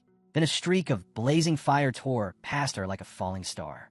The explosion ripped through the air, forcing the monster back and halting its advance. Through drifting sparks and fading flames, Su Qing's eyes widened. Standing between her and the anomaly was Fang Yi. His sword still burned, flames licking along its edge as rain hissed and vanished on contact. He didn't look back at her. He simply stepped forward, placing himself between her and death. He turned to face the creature, power pouring off him in crushing waves. One of his eyes burned a fierce orange, the other crackled with electric blue. His voice cut through the storm as he declared his authority. Divine thunder. In the next instant, he charged. Fire and lightning surged together, flooding his blade as he closed the distance without hesitation. He met the creature head-on, and with one devastating swing, his sword cleaved straight through its massive body, splitting it cleanly in two. A chain of violent explosions followed as the severed halves detonated in bursts of flame. The dark sky above the city blazed as if dawn had arrived early. When it ended, Fang Yi and Su Qing landed on a rain-soaked road below, water splashing beneath their feet. Fang Yi finally turned to her and calmly apologized for arriving late, explaining that there had been too many identical swarms scattered across the city. Still weak, Su Qing warned him to be careful. She told him the creatures could revive. As if answering her words, the scattered remains began to stir, fragments of dark energy rising and twisting together in the sky once more. Fang Yi looked up without surprise. He said he already knew. Facing the regenerating swarm, he told Su Qing not to worry. He always finished what he started. Every time, thick purple dark attribute energy gathered rapidly in his hand, warping the air around it as he activated his limitless dark world. A massive vortex exploded outward, roaring as it dragged everything nearby into its pull. Fang Yi stated calmly that he always kept his word. Watching all unfold, Su Qing felt something she thought she had already lost: hope. In all the chaos and despair, she had forgotten one crucial thing. This city still had a peerless pioneer. The vast purple vortex spread across the street, swallowing the entire swarm of bat-like creatures without resistance. At Fang Yi's command, it began to compress, crushing the countless monsters together until they were forced into a single, stable sphere of pure dark energy. Only then did he turn back to her and ask if she was all right. She thanked him for saving her and said she would be fine, explaining that she had medicine to help her recover. But Fang Yi's expression stayed serious as his gaze rested on her injuries. He stepped closer and placed a hand on her shoulder. A surge of blue lightning swept through her body. She cried out in shock as the energy rushed through her, but the pain vanished almost instantly. Fang Yi told her he had cleansed the dark attribute from her system and instructed her to properly bandage the wound. Su Qing stared at him in disbelief. The pain in her injuries had clearly lessened, and the wounds were healing far faster than they ever did under the Association's advanced medicine. His thunder attribute was on a completely different level. Inside the Association's command center, an operator suddenly shouted in excitement, reporting that the number of monster groups inside the city seemed to be decreasing. For a brief moment, hope flickered across the room. Then it was crushed. One of the superiors turned coldly toward him. All rescue pioneer teams had been attacked. Every single one had lost contact. The number of monsters outside the city had not dropped at all. He voiced the horrifying truth. The swarms inside the city weren't being destroyed. They were gathering. The Anomaly King was about to appear. For a fleeting instant, his thoughts went to his parents. He had wanted to see them one last time. Now that chance was gone. All he could do was carry out his final duty. At the same time, beneath the storm-choked sky, Fang Yi and Su Qing stared up at the massive green vortex twisting above the city. Fang Yi asked if she had any solid intelligence on what they were truly facing. Her expression tightened as she answered. This was a super S-class anomaly. Its purpose was to devour the entire city. Its power rivaled a monster that once forced the Star God War Zone to seal off an entire region. In a heavy voice, she told him that disasters like this had a name. A cataclysm. The swarms flooding the city were nothing more than a warning. Within them, a terrifying spirit was being born. And if that evolution was completed, the city wouldn't just fall. It would be erased. She lays out what the Association has uncovered. Under normal conditions, monsters of the same species devour one another to evolve. But dark attribute anomalies operate under an entirely different law. The moment a fully evolved existence appears, an anomaly king, it gains absolute authority. Every other anomaly of the same kind is forced into submission. She looks at Fang Yi, the worry on her face impossible to hide. His power is real, undeniable, but he has not stepped into the legendary Jingong realm. She reminds him that the nation's strongest pioneer was crippled for life after sealing a similar calamity. Her voice begins to shake. They cannot afford to lose another genius. She begs him to run, to smash through the monster's encirclement, to warn the military and have the city abandoned. Before she can continue, Fang Yi reaches out and lightly taps her on the head. He asks, almost casually, if she has forgotten what she learned back in school. Then his demeanor changes completely. This city is his home, and no matter the cost, he will protect it. Su Qing freezes, her plea cut short, the rest of her words dying silently in her throat. Fang Yi doesn't look back. He turns away and leaps onto a nearby rooftop, standing alone beneath the raging storm, directly facing the colossal green vortex where the anomaly king is being born. Golden radiance surges around him as his aura explodes outward. Fixing his gaze on the vortex, he remarks coldly that it looks like the entire city is being offered up as a sacrifice for the king's arrival.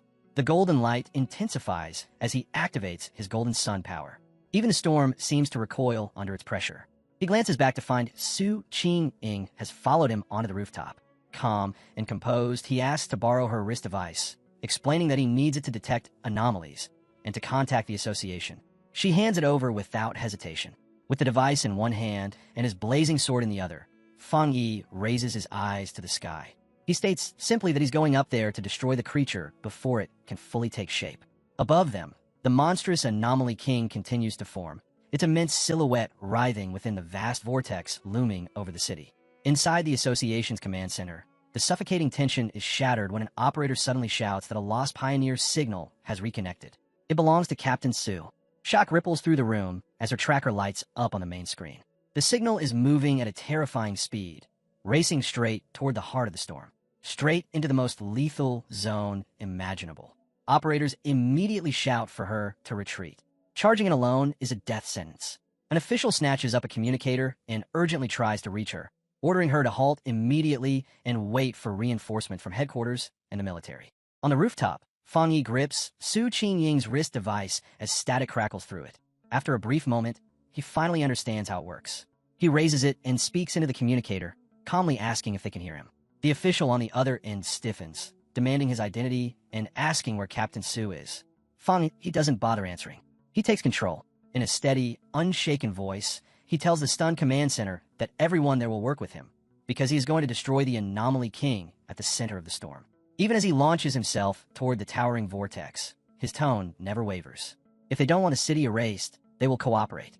He orders them to bring every communication channel and every piece of available data online to support him. A heavy silence hangs over the room.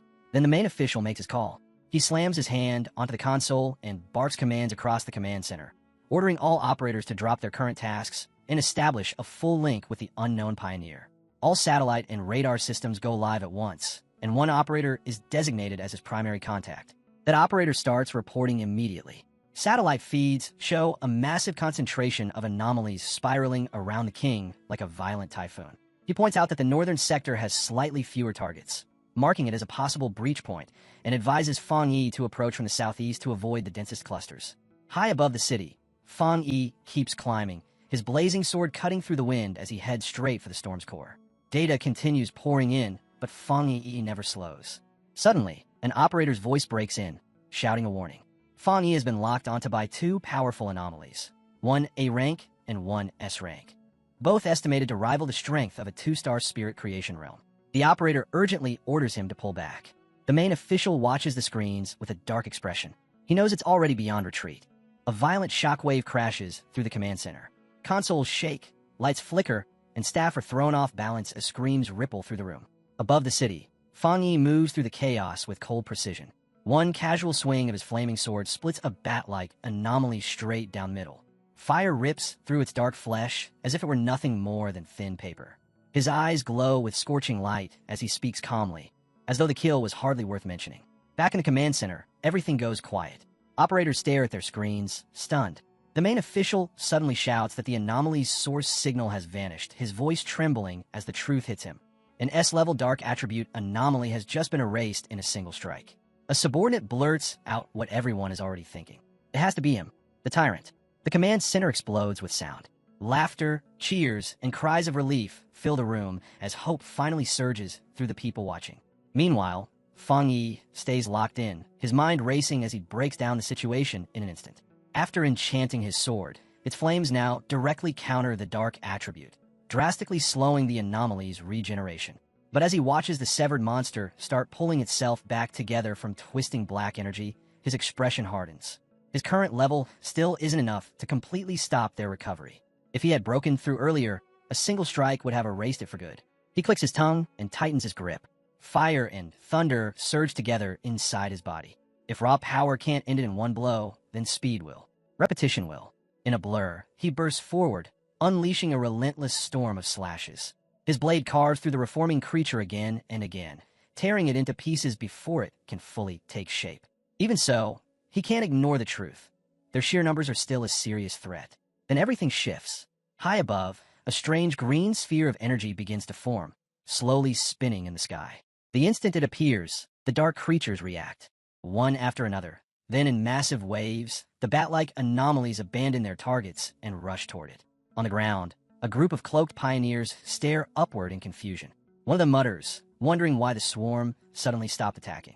An association superior beside them shakes his head grimly. This is bad. He knows exactly what it means. The swarms are being summoned. They are responding to the Anomaly King's call, and that means its birth is near. Across the city, every remaining soldier and pioneer looks up as the scattered swarms merge, forming a colossal blood-red cloud hanging over the skyline. The same realization strikes everyone at once.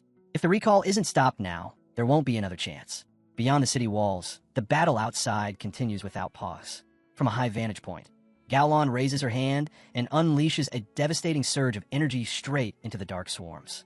Explosions tear through the sky, but the tide refuses to collapse. Her blonde, lightning-wielding subordinate rushes over, his face tight with urgency. He asks how long it will take before they can force their way into the city. Xiaolon answers immediately. Based on their instruments, at least another 30 minutes. The number hits him like a death sentence. In 30 minutes, the Anomaly King will be fully born. If that happens, the city is doomed. Xiaolon keeps her eyes fixed on a massive blood-red cloud over the skyline as she lays out the brutal truth. The dark creatures far exceed their estimates. More than 10 times what they predicted, an overall threat on par with 10 S-class anomalies. Even with the military's heaviest weapons, enemies that regenerate endlessly can't be wiped out completely.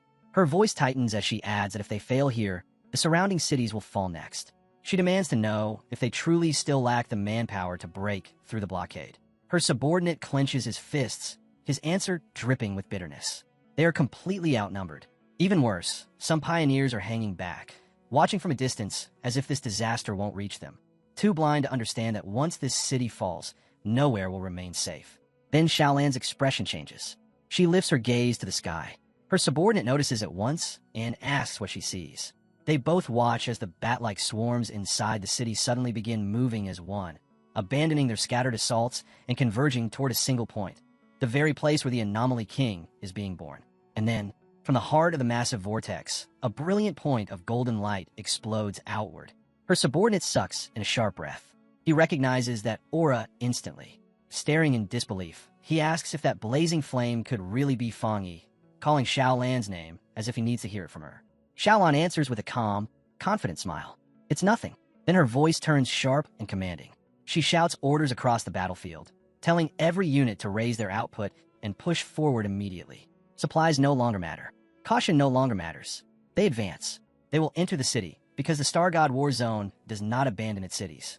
As her forces surge ahead, a single fiery figure rises into the center of the storm, a blazing spear of light driving straight into the darkness. Xiaolan, with a stunned Su Qing beside her, can only stare at the overwhelming ocean of flames spreading across the sky. From behind the shattered window of a ruined apartment, Yi watches with shining eyes, instantly recognizing her cousin's sword technique. Nearby, the red-haired leader can only gape in awe, unable to look away. High above the city, the remaining bat-like swarms shriek as they rush toward Fang Yi, hurling themselves at him in a desperate attempt to stop the blazing figure standing against the storm.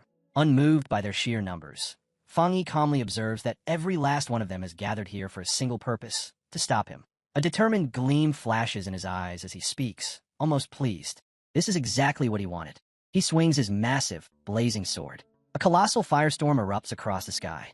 Flames roar outward like a collapsing sun, ripping a vast corridor through the endless horde of dark creatures. The heavens themselves seem to tear apart as bodies vanish inside the inferno. As his eyes burn with terrifying fire, Fang Yi suddenly feels it. That sensation, the familiar pressure, the edge he sensed before, the feeling of standing right at the threshold of a breakthrough. It's back. The pulse that disappeared earlier now surges through him again. Even with the thin spiritual energy around him, the conditions have finally aligned. A confident smile curves across his face. If the moment has arrived, then he'll force it to come even faster. Fang Yi lifts one hand, and a swirling vortex of deep purple energy forms around him. The sky darkens as his boundless dark world unfolds, opening like a massive, all-seeing eye above the battlefield. He stands at its center like a blazing star, fire and darkness held in perfect balance. He extends his hand. Gome. His spiritual flower answers. A glowing red orb appears in midair, cracks racing across its surface. From within, the massive, desolate fire spirit flower bursts out, its petals crackling with dark power. The instant it emerges, it moves as if alive, launching into attack without hesitation. At Fang Yi's will, the flower begins to devour. Dark tendrils explode outward, stabbing straight through the bat-like creatures. One after another, they are pierced, drained, and swallowed. The flower feeds greedily, drawing in their dark energy and channeling it back into Fang Yi, pushing his breakthrough forward with every passing second. The desolate fire spirit flower erupts with terrifying force, its countless tendrils spreading through the sky like roots hunting for prey. The swarm collapses rapidly, consumed piece by piece, until nothing remains. When the last of them is gone, Fang Yi descends slowly, settling at the center of the now enormous crimson flower. From there, he looks up. Above him, the massive green and red vortex churns violently, the place where the Anomaly King continues to take shape. His eyes glow red as he studies it. The gigantic silhouette is clearly there, yet it feels unreal, like a distorted reflection wavering on the surface of water. Then a confident smirk forms on his lips. He can feel it, the core. Its presence is unmistakable now. He can even hear its heartbeat, slow, heavy, and powerful, pounding like distant war drums echoing through the sky.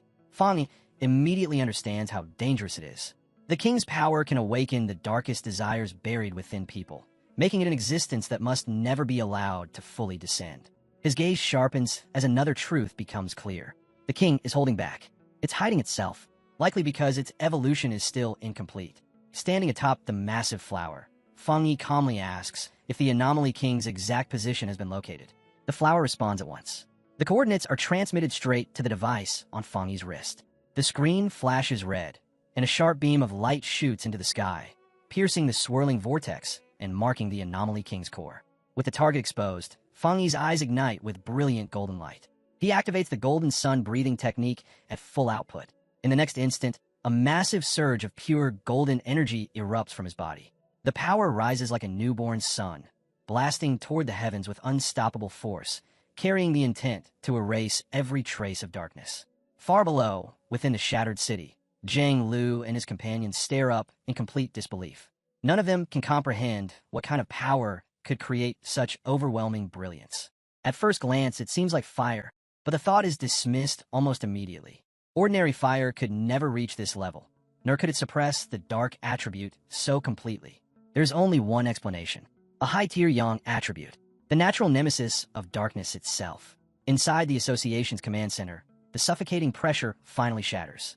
Cheers erupt as an operator reports that monster numbers are dropping sharply and the containment field is rapidly shrinking. Officials stare at the screens in stunned silence, barely processing how a situation on the brink of collapse has reversed so violently, so suddenly. Outside the sealed city, a military convoy screeches to a halt. A subordinate rushes to Shaolon and reports that the swarms blocking their advance are retreating, all of them pulling back toward the city as if responding to a new command. Shaolon lifts her head. The massive golden light pouring down over the city reflects in her eyes, and understanding strikes instantly. Fang Yi is attacking the Anomaly King's core. Her blonde subordinate steps beside her, awe thick in his voice as he confirms it. There's no doubt about it. That power belongs to the tyrant. And not just any Yang attribute. It's the purest form imaginable. Yet Xiaolan doesn't relax. Her brows draw together as unease flashes across her face. Facing such an existence alone is far too dangerous. Her subordinate feels the same urgency and insists they must enter the city immediately to support him. Xiaolan suddenly raises her hand, stopping him cold. Her gaze never leaves the sky as she sharply tells him to look. Her expression drains of color. Within the massive vortex, something new is emerging. A spiked green sphere, grotesque and pulsating, like a living virus forcing itself into the world. Xiaolan's heart sinks. The Anomaly King is hatching early. Down in the ruined streets, other pioneers witness the same horrifying sight. One man stares at the throbbing green mass and recognizes it instantly, the source of all evil. Rage and grief surge through him as memories of fallen comrades crash into his mind. He clenches his fists. So do the others. No matter the cost, they will wipe out every last monster. Inside a damaged building, Yi watches the crisis unfold beside the red-haired leader and another pioneer. Smoke drifts through shattered windows as the distant roar of battle shakes the air.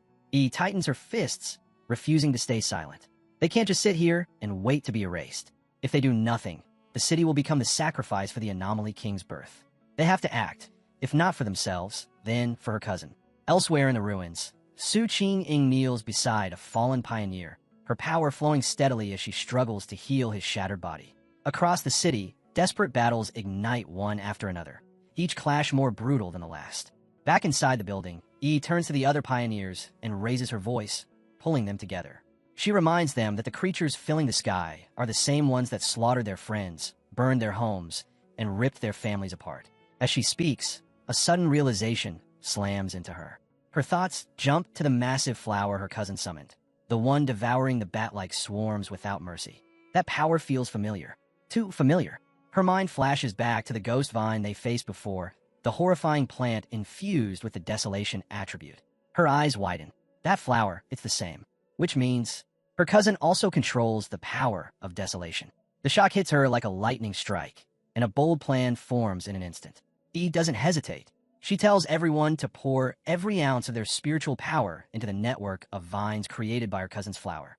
If the flower feeds on energy, then they will give it everything they have. They will make it strong enough to confront the Anomaly King. No one argues. Without a second thought, the pioneers raise their hands.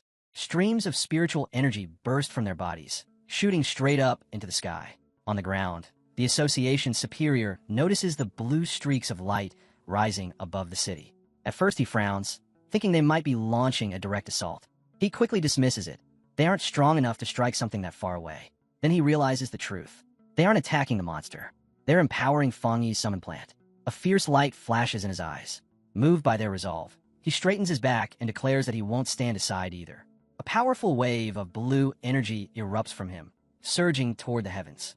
Across the city, the remaining pioneers follow his lead. One by one, they focus their will and unleash their strength. Countless streams of energy merge together, forming a massive tide that races upward to join the battle in the sky. Su Qing feels it while tending to the wounded pioneer. Her expression shifts as the air around her begins to tremble. She looks up and sees it.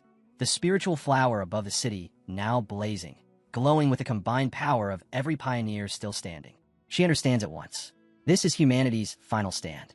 Gritting her teeth, Su Qing gathers what little strength she has left.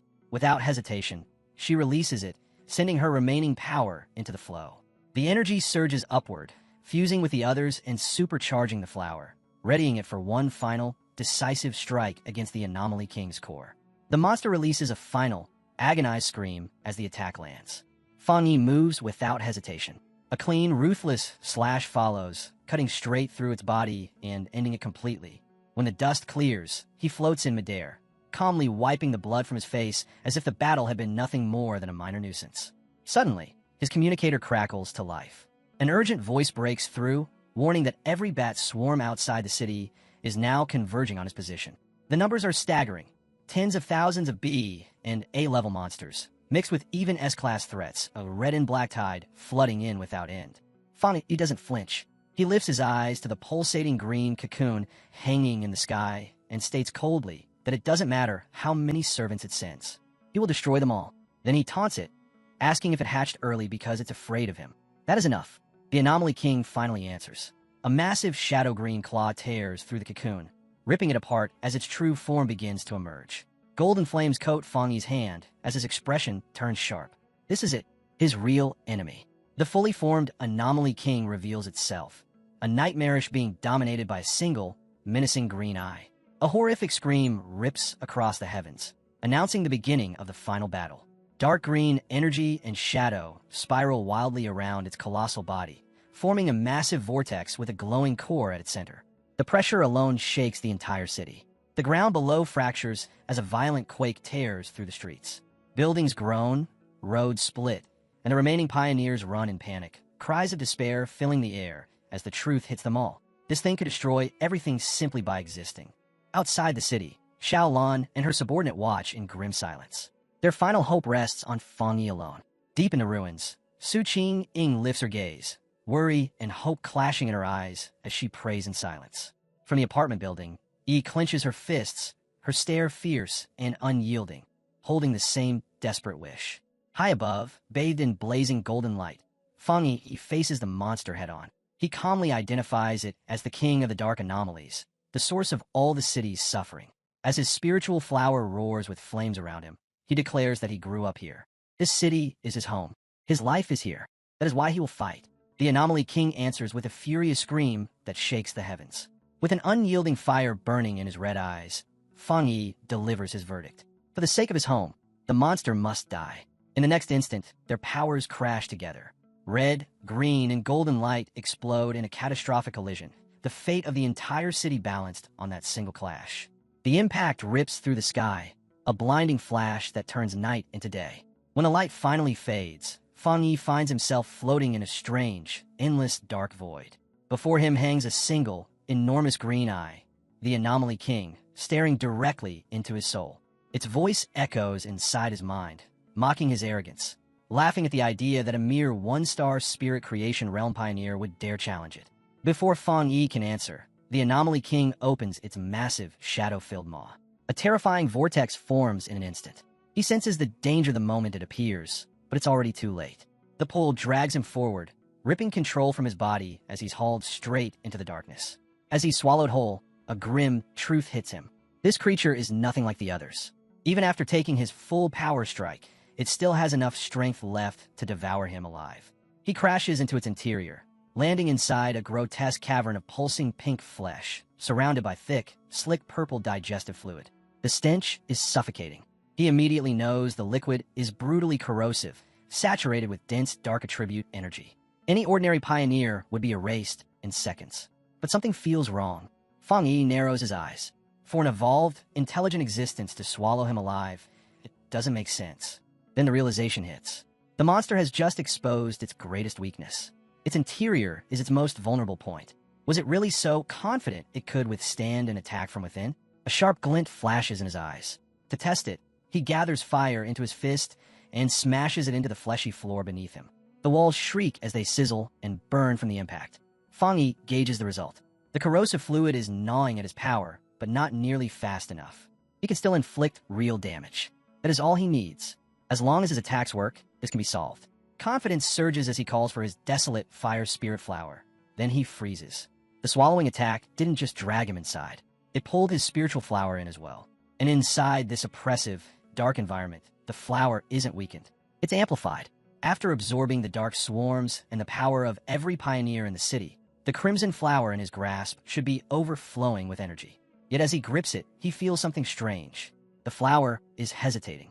He frowns and asks what's wrong, suspecting it might be repelled by the Anomaly King's dark attribute. The answer stuns him. This desolation flower, something that normally devours dark energy without limit, is being suppressed. The Anomaly King's power is different, too pure, too absolute. That changes everything. His original plan was to let the flower drain the monster from the inside until nothing remained. That path is now blocked. So he changes tactics. Clutching the flower in one hand, Fang Yi draws back the other and hammers the fleshy walls of the monster's stomach again and again. Outside, the Anomaly King's massive form suddenly breaks apart, scattering through the air. For a brief moment, it looks like victory, but then the fragments swirl back together, reforming into a colossal vortex as the creature summons every remaining bat-like swarm. On the ground, E and the red-haired leader stare up in fear and confusion. The leader demands to know what's happening, but E can only shake her head. She has no answers. Only one thought remains. Where is her cousin, and is he still alive? Elsewhere, Su Qing forces herself to stay composed as she leads civilians away from the chaos, shouting for them to move in orderly lines and promising that the pioneers will protect them. When someone asks where Fang Yi is, the color drains from her face. With barely contained panic, she tells the truth. He's still fighting. From inside, the Anomaly King. The military pushes in under Shaolan's command.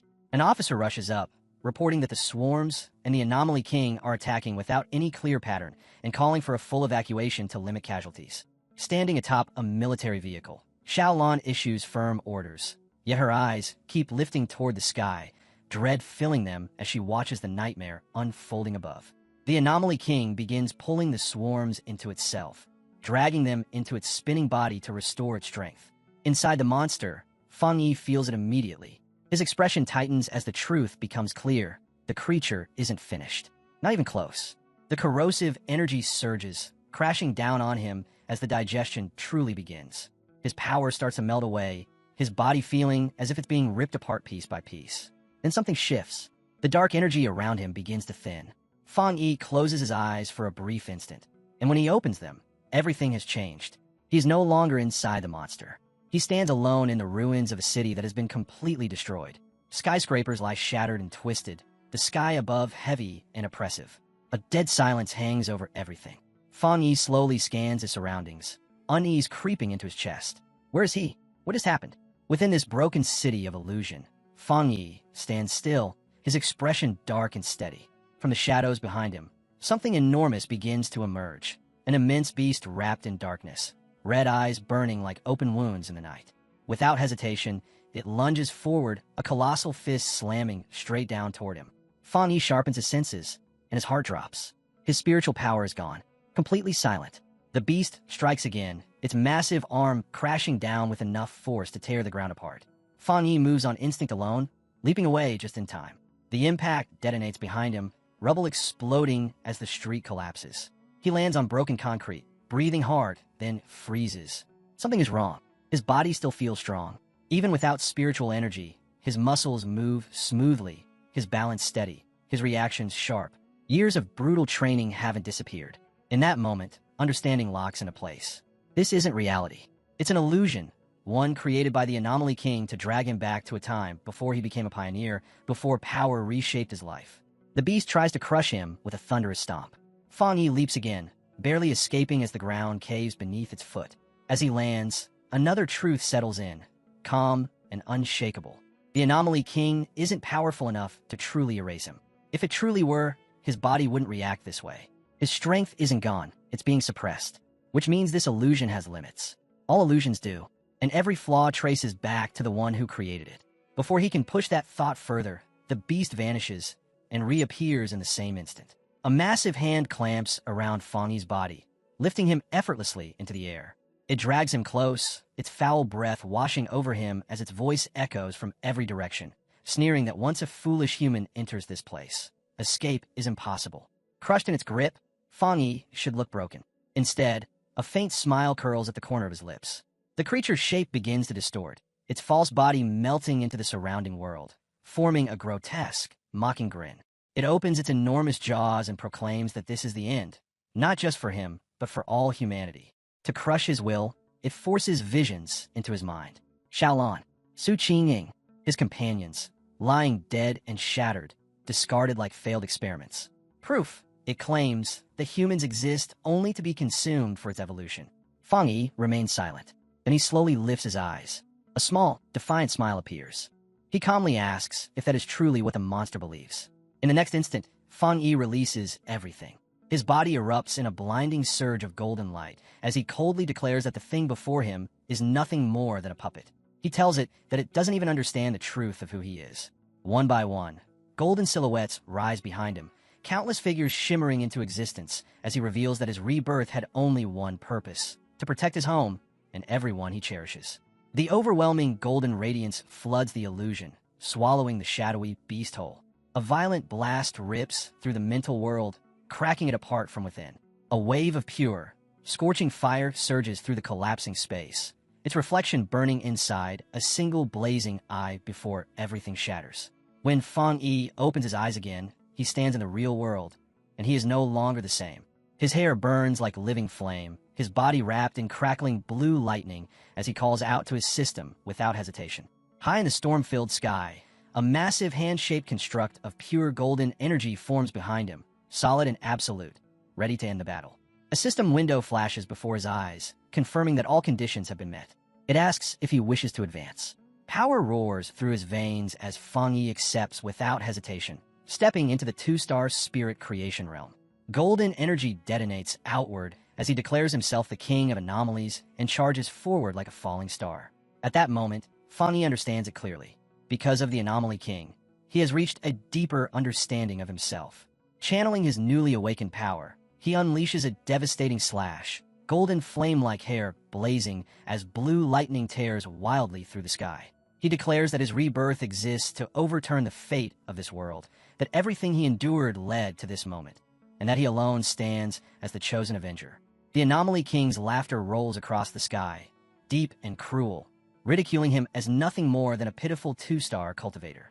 Fang Yi doesn't even flinch. In a flash, he vanishes from where he stood, narrowly evading a crushing strike as the towering shadow of the giant monster slams down, its enormous body swallowing the heavens in darkness. The creature snarls that escape is impossible, that Fang Yi is nothing but its next meal. And its face twists. Something is wrong. A flicker of confusion crosses its distorted features, while Fang Yi's lips curl into a quiet, knowing smile. The trap is already closed. Without warning, blue thunder detonates from inside the Anomaly King's own body, ripping through its core. The monster lets out a shrill, tortured howl, writhing as it screams at the stinking human, unable to comprehend what this strange body of his has just done to it. Standing at the absolute peak of his strength, Fang Yi raises his blazing sword and gathers everything he has left. His voice cuts through the chaos with iron certainty as he declares that this nightmare ends here, but the monster will be sealed forever. He invokes his ultimate technique, the 9-Dragon Skyfire, swearing to cleanse all evil from this world. Flames erupt around him, and from that inferno 9 colossal fire dragons are born, their burning bodies twisting through the sky as they charge straight toward the Anomaly King's core. The monster's roar turns into pure terror. Only now does it realize that this power is far beyond what any 1-star cultivator should ever possess. When the dragons collide with its core, a catastrophic blast of light detonates, drowning the entire sky in blinding brilliance.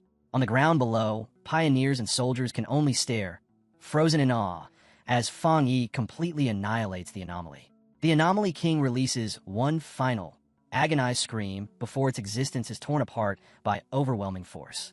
In an instant, the blood-red darkness dissolves, giving way to a clear, tranquil blue sky.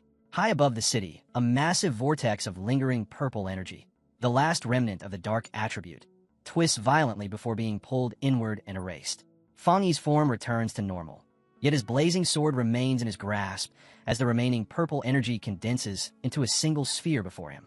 His expression stays calm and unshaken, red light glowing faintly in his eyes as he opens his boundless dark world. A vast vortex appears, swallowing every last trace of chaotic power left behind by the battle. Down in the streets, the surviving pioneers and soldiers slowly lift their heads, staring at the peaceful sky in disbelief. One whispers that the nightmare might finally be over. Another confirms it. The battle has truly ended. Standing atop a military vehicle, Xiaolan is met with thunderous cheers from those who lived. The city has been saved. They survived. As dawn breaks, her blonde subordinate asks whether she plans to go find Fang Yi. Xiaolan looks toward the rising sun, a gentle smile resting on her face, and replies that everyone has their own duty now. Their role is to help the people rebuild to bring the city back to life. Below them, under the warm morning light, survivors embrace, cry, and cheer, welcoming a future that still exists. Miles away, the staff of the Spiritual Energy Association erupt in celebration, relief crashing over them like a wave as the news spreads that the Anomaly King has been defeated. It feels like waking from a nightmare that refused to end. Standing by the windows, they look out over the city, shaken by how close everything came to total collapse. They all know the truth. Without Fang Yi, the fall of the city would have been a stain they could never wash away. Elsewhere, Su Qing stands beside an association superior, watching as paramedics carry the wounded pioneers to safety. Her voice trembles as she asks if they are still alive. The superior rests a steady hand on her shoulder, telling her that the medical centers are still operating and the injured can be saved. Su Qing understands better than anyone what that really means. Without Fang Yi, none of this would even be possible. As she watches the scene, her thoughts drift back to him, to the terrifying power he commands, to the way he always achieves what everyone else believes is impossible. The superior nods, sharing her unspoken thoughts. What they just witnessed leaves no room for doubt. Fang Yi has already stepped into the two-star spirit creation realm. Headquarters will move immediately, he says, and someone will surely try to reach Fang Yi before anyone else does. Hearing this, Su Qingying's heart tightens. She remembers when she once thought she could compete with him, stand beside him as an equal. Now that belief feels laughably distant. He has long since left her behind. In her heart, she admits what she can no longer deny. He is a top-tier genius of the entire Xia nation. The superior's mind returns to the golden light that tore open the heavens, to the 9 fire dragons that sealed the anomaly before countless witnesses. An event of that magnitude will shake the whole country and ignite endless discussion. They cannot afford to hesitate. When Su Qingying asks what he means, he gives a calm answer and a new name. Fang Yi the Sealer, a title befitting what the world has just seen. After the battle, Yi and the red-haired leader race through the shattered streets, debris crunching beneath their feet. Yi calls out for her friend to slow down, panic creeping into her voice as she asks where her cousin could be. The red-haired leader tries to soothe her, telling her not to jump to the worst conclusion. Then Yi suddenly stops. Her eyes lock onto a familiar figure standing quietly in the distance. Relief washes over her, tears filling her eyes as she calls out her cousin's name, her voice trembling. There he is. Fang Yi stands calmly amid the ruins, sword still in his hand, as though the devastation around him barely exists. He asks why they came looking for him. Yi runs straight to him, grabbing him as she asks if he's all right after everything that happened, saying she knew he would need them. Fang Yi pauses, the weight of exhaustion finally showing on his face. Then he answers softly that he's fine, and tells her she did well. Without another word, he leans forward and slips his arms around both his cousin and the red-haired leader, using their shoulders just to remain upright. Inside, Fang Yi quietly reviews the battle. It had been far more brutal than he let on.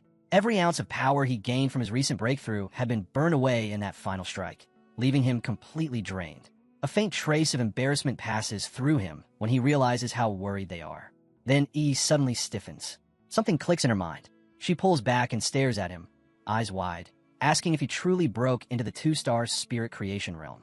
Shock and awe spill into her voice as she marvels at his monstrous growth and terrifying talent. Even the red-haired leader is left speechless, unable to fully accept that the already untouchable man before her has broken through yet again. At the same time, news of the battle spreads like wildfire. Online forums explode as people obsess over the man who saved the city, the pioneer now called the Sealer. Arguments rage over who he really is, how someone could defeat the Anomaly King when even the association and the military failed. Some claim he must be a god walking among mortals. Others insist he belongs to some hidden force, a secret weapon of the Xia nation. One truth stands unshaken. His name has already turned into legend.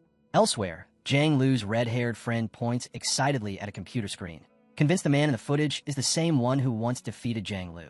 Zhang Lu watches the video, his eyes blazing not with resentment, but with excitement. He laughs loudly, declaring that losing to someone that powerful is an honor. In one swift motion, he jumps to his feet, announcing that he's going to find this man and beg him to take him as a disciple. His friend immediately pours cold water on the idea, warning that half the nation is probably hunting for that person right now. The scene shifts to the grand capital of Xia, deep underground, within a hidden chamber sealed away from the world. Shadowed figures sit around a glowing table. One man leans back lazily, a cigarette dangling from his fingers, clicking his tongue in disappointment as he complains that it's a shame he didn't get to watch the military and the association tear each other apart in the chaos. Another voice cuts in, suggesting they should send a pawn, or perhaps an assassin, to deal with this newly risen powerhouse. A woman with long, razor-sharp fingernails interrupts them. Her voice is calm, almost amused, as she dismisses the idea. Such crude methods, she says, are unworthy of the so-called chosen one, the savior everyone is praising. She lifts a photo and gazes down at Fang Yi's image with open disdain, softly repeating his new title, the Sealer. With a sharp flick of her hand, she drives one of her nails straight through the photo at his neck, ripping it apart. There is no need to rush, she says coldly. The photo ignites in purple flames, and, as it burns, she coldly declares that anyone who dares stand in their way will be wiped out. The purple flames twist and coil, shaping themselves into sinister, watching eyes, silently sealing her threat. Back in the city, Fang Yi and Yi are resting inside their apartment, the exhaustion from the battle still clinging to them when a knock echoes through the room. Fang Yi opens the door to find Su Qing standing there with an association superior. Su Qing is holding several large gift boxes in her arms, barely able to hide her excitement. The superior bows slightly, expressing the spiritual energy association's deep gratitude. He admits they made a catastrophic mistake during the S-Class anomaly invasion, and that without Fang Yi, the outcome would have been beyond imagining. Su Qing can't help but look at Fang Yi like a true big shot now. Fang Yi only waves it off, saying it was nothing, and invites them inside. After serving water, everyone gathers around the table, with Yi sitting quietly beside him. As they settle in, the superior glances around the apartment and thinks to himself that someone like Fang Yi deserves a far better place to live. Then his expression grows serious. He explains that the association has another important matter to discuss. They plan to officially promote and publicize Fang Yi's title, the Sealer. Fang Yi lifts an eyebrow, mildly intrigued, and asks him to continue. The superior activates a projection, and a massive map spreads through the air, marked with powerful pioneers stationed across every major city. He explains that these are all famous figures, people whose names already carry immense weight. Then his tone darkens as he points to one particular marker, deeper and more ominous than the rest. He calls the recent S-Class anomaly the most terrifying disaster humanity has ever faced. Their plan is to use the name the Sealer to reshape Tai City's status, turning it into a critical strategic stronghold. Fang Yi listens in silence as the proposal continues. The superior explains that after what happened, they have reached a harsh conclusion. Tai City can no longer survive without a powerful pioneer at its core. Su Qing adds that anomalies will only become more frequent in the future, and they cannot afford to let the city come that close to destruction ever again. When Fang Yi asks what they mean by an abandoned city, Su Qing looks straight at him and answers without hesitation. Without him, no one would have lived. Tai City would have fallen completely. Fang Yi lets out a slow breath and tells his cousin that he finally understands. He admits his grasp of the world is still incomplete, but says there is no need to sink into despair. He realizes that by focusing only on his own cultivation, he had ignored the broader growth of the city itself. As he looks out over Tai City, the truth becomes clear. Even though it was once a major city, it never truly stood among the highest tier. Out of more than 100 cities, the real giants are Dukhen, Tian, and Kong, with only a handful of other centers holding true influence. And yet, this disaster changes everything. Fang Yi says calmly that what just happened was not merely destruction, but an opportunity. A chance for Tai City to rise higher than it ever has before. The superior nods, confirming his judgment. From this moment on, cities will be evaluated by both the number and the strength of their pioneers. The higher their ranking, the more resources they will receive. In an era like this, people need something to believe in. They need a symbol of hope. He proposes that the association will shield Fang Yi's real identity while shaping a mysterious public image for the Sealer, allowing rumors and legends to spread on their own. Fang Yi agrees without the slightest hesitation. He understands that mystery is far more powerful than complete transparency. Yi adds that human imagination can often be more terrifying than reality itself. Fang Yi calmly states that he has no objections. The plan benefits him, the city, and everyone he cares about. He hopes this marks the beginning of a strong partnership. Then he reaches out, extending his hand, catching both the superior and Su Qing by surprise. After a brief pause, the superior accepts. Their handshake seals the agreement. Formally, he welcomes Fang Yi by his new title, the Sealer. In the days that follow, with full coordination between the association and the military, Tai City recovers at astonishing speed. Rescue efforts and reconstruction move forward in perfect order. What began as a devastating calamity quietly becomes the catalyst for a new order taking shape across the world. The scene shifts to the sleek headquarters of the Spiritual Association in Dukhan City, where news of Fang Yi's actions has already stirred the upper ranks. Officials openly speculate, wondering if the mysterious Sealer is truly the pioneer who resolved the S-Class anomaly in Tai City. Inside a quiet office, several men sift through incoming reports. One remarks that Fang Yi stands out as the most extraordinary among the newly awakened pioneers. Another adds that his high-grade Yang attribute alone marks him as a chosen one, a natural nemesis to all dark attributes. A man pointing at the screen cuts in, replaying footage of Fang Yi in battle. According to the data, he says, Fang Yi doesn't possess just one high-grade attribute. He reminds them of the viral Skyfire footage that revealed a high-grade fire attribute, and of the military's codename for him, the Tyrant, earned because of his terrifying high-grade thunder power.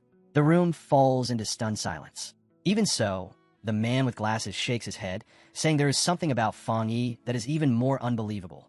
Before he can continue, the door opens. A woman with wavy blue hair and glasses steps inside, casually asking if they're discussing the sealer.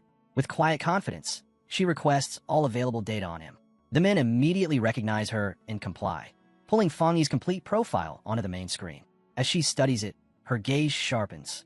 With more pioneers awakening every day, and someone like Fang Yi standing at the forefront, she knows conflict is inevitable.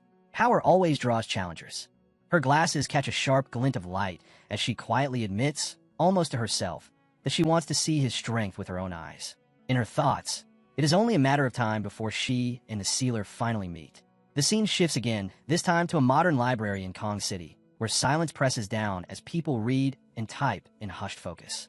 At one desk sits Fang Yi's ex-girlfriend, Chu Qingli, eyes fixed on her laptop. A young man approaches nervously, face red as he awkwardly tries to ask for her contact information. Before he can even finish, Chu Qingli cuts him off coldly, reminding him that this is a library and that he is disturbing others. Defeated, the man backs away, while she returns to her work without another glance. Inside, she scoffs, dismissing him as boring and insignificant. People like him, she thinks, have no idea how drastically the world is changing. Her thoughts drift to her own recent awakening. After an ordinary exam, she unexpectedly gained spiritual power and stepped into the ranks of pioneers as a one-star Ghost Realm cultivator. She knows how rare that is. She is one of the chosen few. A faint smile forms on her lips as she concludes that this power is the very reason she survived the disaster that nearly wiped Tai City off the map. She sneers at the idea of ordinary people standing against anomalies.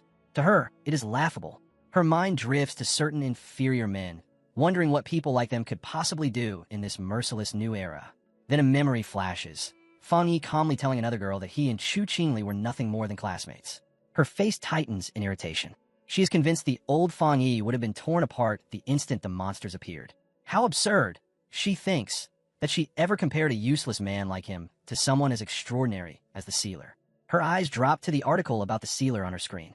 As she reads, her conviction hardens. He is 10,000 times better than her ex in every way. With a confident, almost smug smile, she decides that only a powerful, handsome pioneer like him could ever be worthy of standing at her side. Meanwhile, Fang Yi flips through a real estate brochure. He and his cousin Yi stand together, dressed in stylish new clothes, clearly enjoying a rare day away from battle. Fang Yi says they're taking a break from training to look for a new house.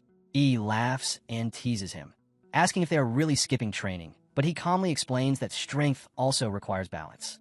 Rest matters too. He adds that the association's suggestion to improve their living conditions was actually sensible. Yi immediately realizes where the idea came from. Su Qing had bluntly told her that their current place was no longer suitable and had even offered to go house hunting with them. Yi can't hide her excitement, stunned that Captain Su has access to resources like this and would casually be ready to hand them 2 luxury homes. As Fang Yi and Yi continue their relaxed day of house hunting, a strange, foul green vapor begins to drift through the air around them. Yi wrinkles her nose and asks if he smells it too. Fang Yi nods, comparing it to the stench of a sewer. Then his gaze hardens. This is no accident. Someone is watching them. Both cousins turn at the same time. From within the swirling green haze, 3 men emerge, their faces rough and hostile. At the front stands their leader, a tall, heavily built bald man gripping a thick metal pipe. He smirks as he calls Fang Yi by name, mocking him as the sealer and laughing that they only realized who he was after he walked straight into their trap.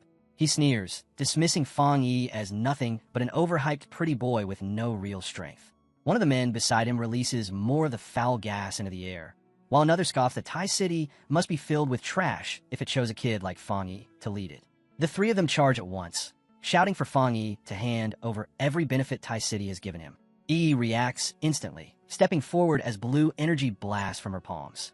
The man wielding the axe laughs and leaps clean over the attack, spiritual power flooding into his weapon as he brings it crashing down. Yi grits her teeth and throws up a barrier, the impact forcing a low groan from her throat. At the same time, the bald leader swings his metal pipe straight for Fang Yi's head. Yi cries out in warning, reminding him that these men are pioneers. Her worry is unnecessary. Fang Yi casually lifts a hand and catches the pipe barehanded, stopping it cold.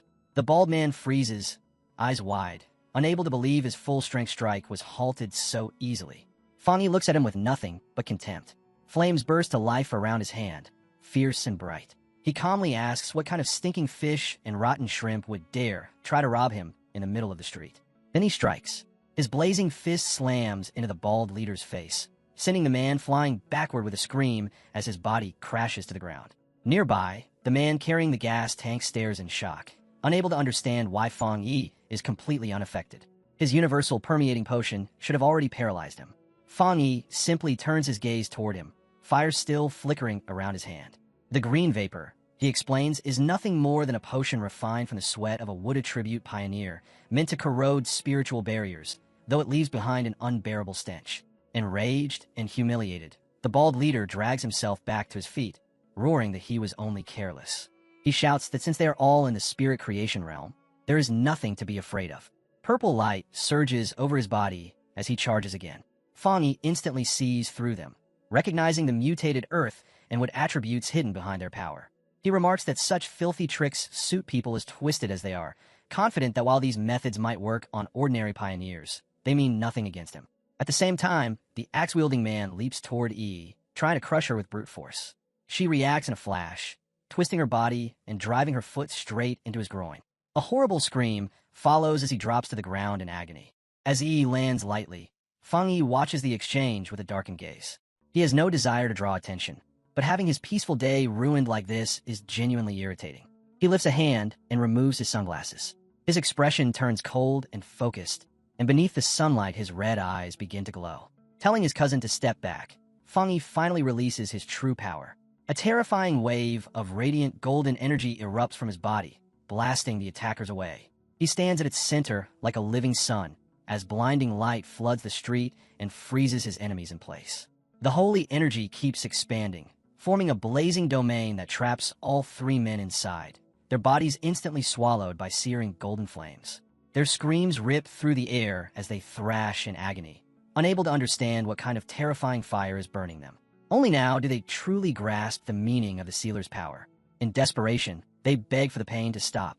Just as Fang Yi is about to unleash even more, a familiar voice breaks through the chaos.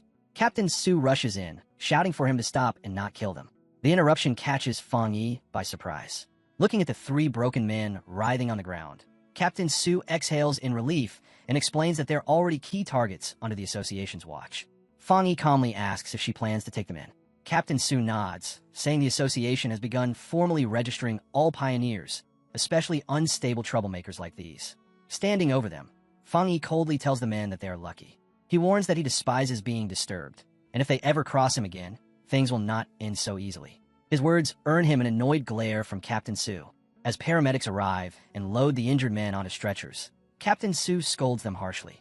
She says that if this had happened 2 days earlier, the association would not have stepped in and they would have deserved death. She makes it clear that the sealers spared them only for the association's sake, and that far harsher punishment awaits. When the ambulance finally pulls away, Captain Su stands with her arms crossed, muttering about idiots bold enough to challenge the #1 pioneer. E hesitantly asks what kind of punishment they will face. Captain Su explains that since all three already have criminal records, they will be sentenced to life imprisonment, even though they are in the spirit creation realm. Their freedom and rights will be stripped away, and they will be forced to serve as pioneers inside prison walls. Hearing this, Fang Yi remarks calmly that it is not a bad system. Captain Su turns on him with an exasperated look, calling him the association's precious treasure and the future of the Xia Nation. She complains that despite everything they have done to build his public image, there are still idiots bold enough to provoke him, making her wonder if their publicity has been too subtle. She adds that it is the association's duty to recruit powerful pioneers like him and make sure they grow strong enough to protect the future. She shows no hesitation at all. Those fools are not allowed to damage the fragile, but priceless relationship the association has just formed with Fang Yi. With that settled, Captain Su instantly switches gears, her stern face breaking into an excited smile. Clapping her hands, she announces that she will personally take Fang Yi and Yi to choose a new home and a new car as well. Before long, they're standing in front of a towering, sleek apartment complex that radiates modern luxury. Captain Su glances back at them and says flatly that an example must be made. If they do not scare off troublemakers now, more will come later. Then she presents their options without hesitation. One is a top-floor penthouse right in the heart of the city. The other is a secluded 3-story villa hidden deep in the mountains. Quiet, private, and perfect for cultivation and training. Holding up a golden scale model of the villa, She explains that both properties are fully furnished and ready for immediate move-in. Yi looks between the two choices and admits honestly that they are both incredible. Fang Yi does not waste a second. He simply raises 2 fingers and says he will take both. The words hang in the air. Yi freezes. Captain Su stares at him in shock. Fang Yi tilts his head slightly and asks with mild amusement if that is allowed, adding that he trusts Captain Su's sincerity. Startled but clearly pleased, Captain Su quickly recovers and assures him it will not be a problem at all. Not long after, the 3 of them arrive at a high-end car dealership. Captain Su explains that the association has a long-term partnership with the showroom, so they're free to choose any car they like. As they walk through, whispers ripple around them. Some people quietly admire Yi's fair skin and elegant bearing. Others focus on Fang Yi instead. Even dressed simply, he somehow draws more attention than anyone else. A few men whisper that he must be the son of someone important. Inside the showroom, Qingli's friend happens to be there as well. People nearby assume Fang Yi is buying a car for his girlfriend. The moment she gets a clear look at him, her expression shifts. She recognizes him immediately. He is Qingli's ex-boyfriend, the same man the university principal once personally welcomed.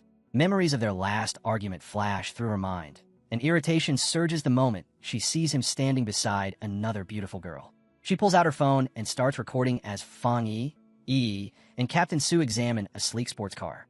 A moment later, her phone vibrates. She sends a photo to Qingli, eagerly typing that she has just spotted her ex at a VIP dealership, buying a car for a stunning girl. The reply comes back almost instantly. So what? The words are cold and forced. Sitting in a lecture hall, Qingli stares at her screen, clearly distracted. No matter how much she pretends not to care, her thoughts spiral out of control. She wonders where Fang Yi got that kind of money, sneering as she convinces herself that he was merely lucky enough to survive the disaster and is now being supported by someone rich. A cold smile curls on her lips as she walks, convinced the gap between them is already impossible to cross. Moving confidently through the lecture hall, she tells herself that once she truly reaches the peak of the pioneer world, people like him will be nothing more than background noise. By then, such things will be beneath her. In her mind, Fang Yi is reduced to nothing more than a vulgar fool. Meanwhile, after finalizing their new residence, Fang Yi and Yi arrive at the modern villa. The instant Yi steps inside, her composure completely collapses. She rushes upstairs, her voice echoing as she shouts in disbelief that they actually own a real villa. Standing in a luxurious living room, she spins around, eyes wide, taking everything in as though it might disappear if she blinks. Fang Yi walks in behind her, bag slung over his shoulder, and lets out a soft chuckle. He casually tells her to wipe the drool off her face, reminding her that this is only one of their homes and that a penthouse in the city is still waiting for them. That only makes her more excited. She announces she is going to inspect the upstairs and races up the grand staircase without waiting for an answer. Fang Yi watches her go, a faint, fond smile touching his face. To him, she looks almost absurdly childlike. But as her footsteps fade, his expression slowly shifts. A heavier thought settles in. He realizes she is finally acting her age. His mind drifts back to his past life. A hazy memory surfaces, an image of a fallen pioneer. Before his rebirth, he never saw his cousin again. At the time, he must have assumed she became a trusted pioneer and died somewhere on the battlefield. The thought tightens his chest. This time, he swears silently it will be different. No matter what, he will not let her die again. His phone rings, pulling him out his thoughts. The caller ID shows Xiaolon. He answers, and her voice comes through at once, congratulating him on his promotion to Captain Fong. With a teasing tone, she mentions hearing that the association recently gifted him not just one, but 2 houses. Lounging comfortably on the sofa, Fang Yi answers with a faint smirk, saying it sounds like a good habit and that they should keep it up. Xiaolon scoffs softly, telling him not to flatter her. She knows someone with his level of power does not truly care about things like that. Even so, she admits that when it comes to improving living conditions, there's no better reward right now. She adds that once the first batch of spirit fruits from the spiritual energy revival matures, she will make sure some are sent to him. As she speaks, her thoughts remain sharp. She understands the new order of this world clearly. There's an enormous gap between ordinary people and pioneers, a gap defined purely by power. And beyond that lies an even more frightening difference between normal pioneers and someone standing at the very top, like Fang Yi. Finally, turning to the real purpose of her call, she places a hand on a top-secret folder beside her. Her tone grows serious as she tells Fang Yi there is an internal mission she wants him to take. Fang Yi does not hesitate. He already knows what that means. Calmly, he tells her to continue. Xiaolon asks if he is familiar with the Tianbao building in Kong City. Fang Yi replies at once, remembering that it is the largest shopping mall in the entire city.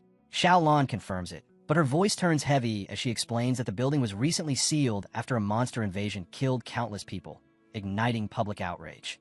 Since then, the place has become a true ghost structure.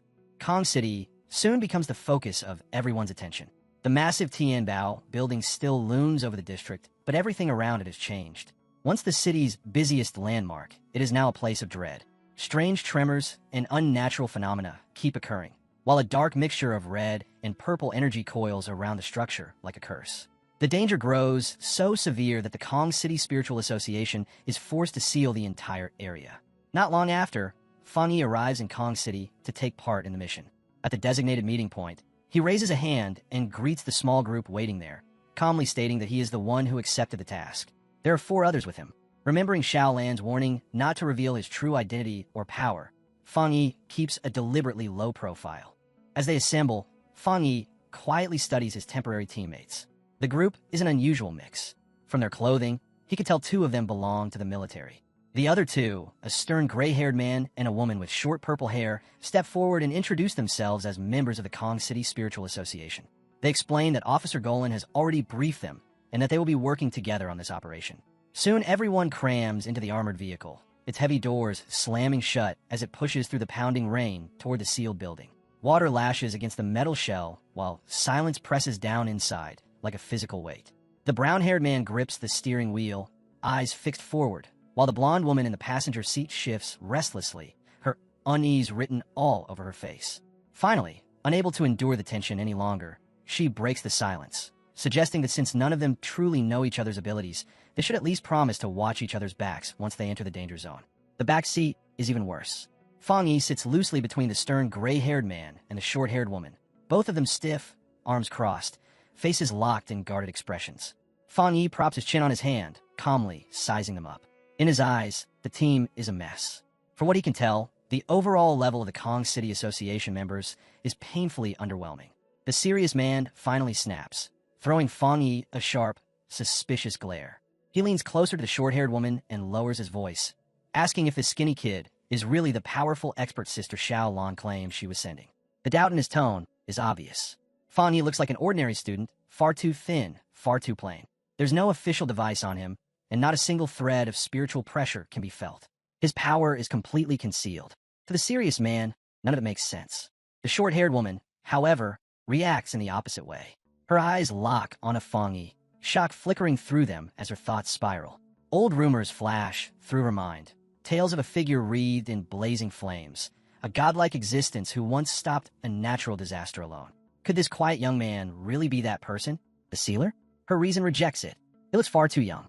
No matter how she stares at him, it feels unreal. And yet, she cannot look away. The purple-haired woman studies Fang Yi more intently now, her curiosity turning into something sharper. One detail after another clicks into place. A young man. 3 terrifyingly rare high-level abilities. The one who sealed the king of anomalies. Her breathing slows as the truth settles in. This student matches every description. By this point, she is nearly certain. The sealer is sitting right beside her.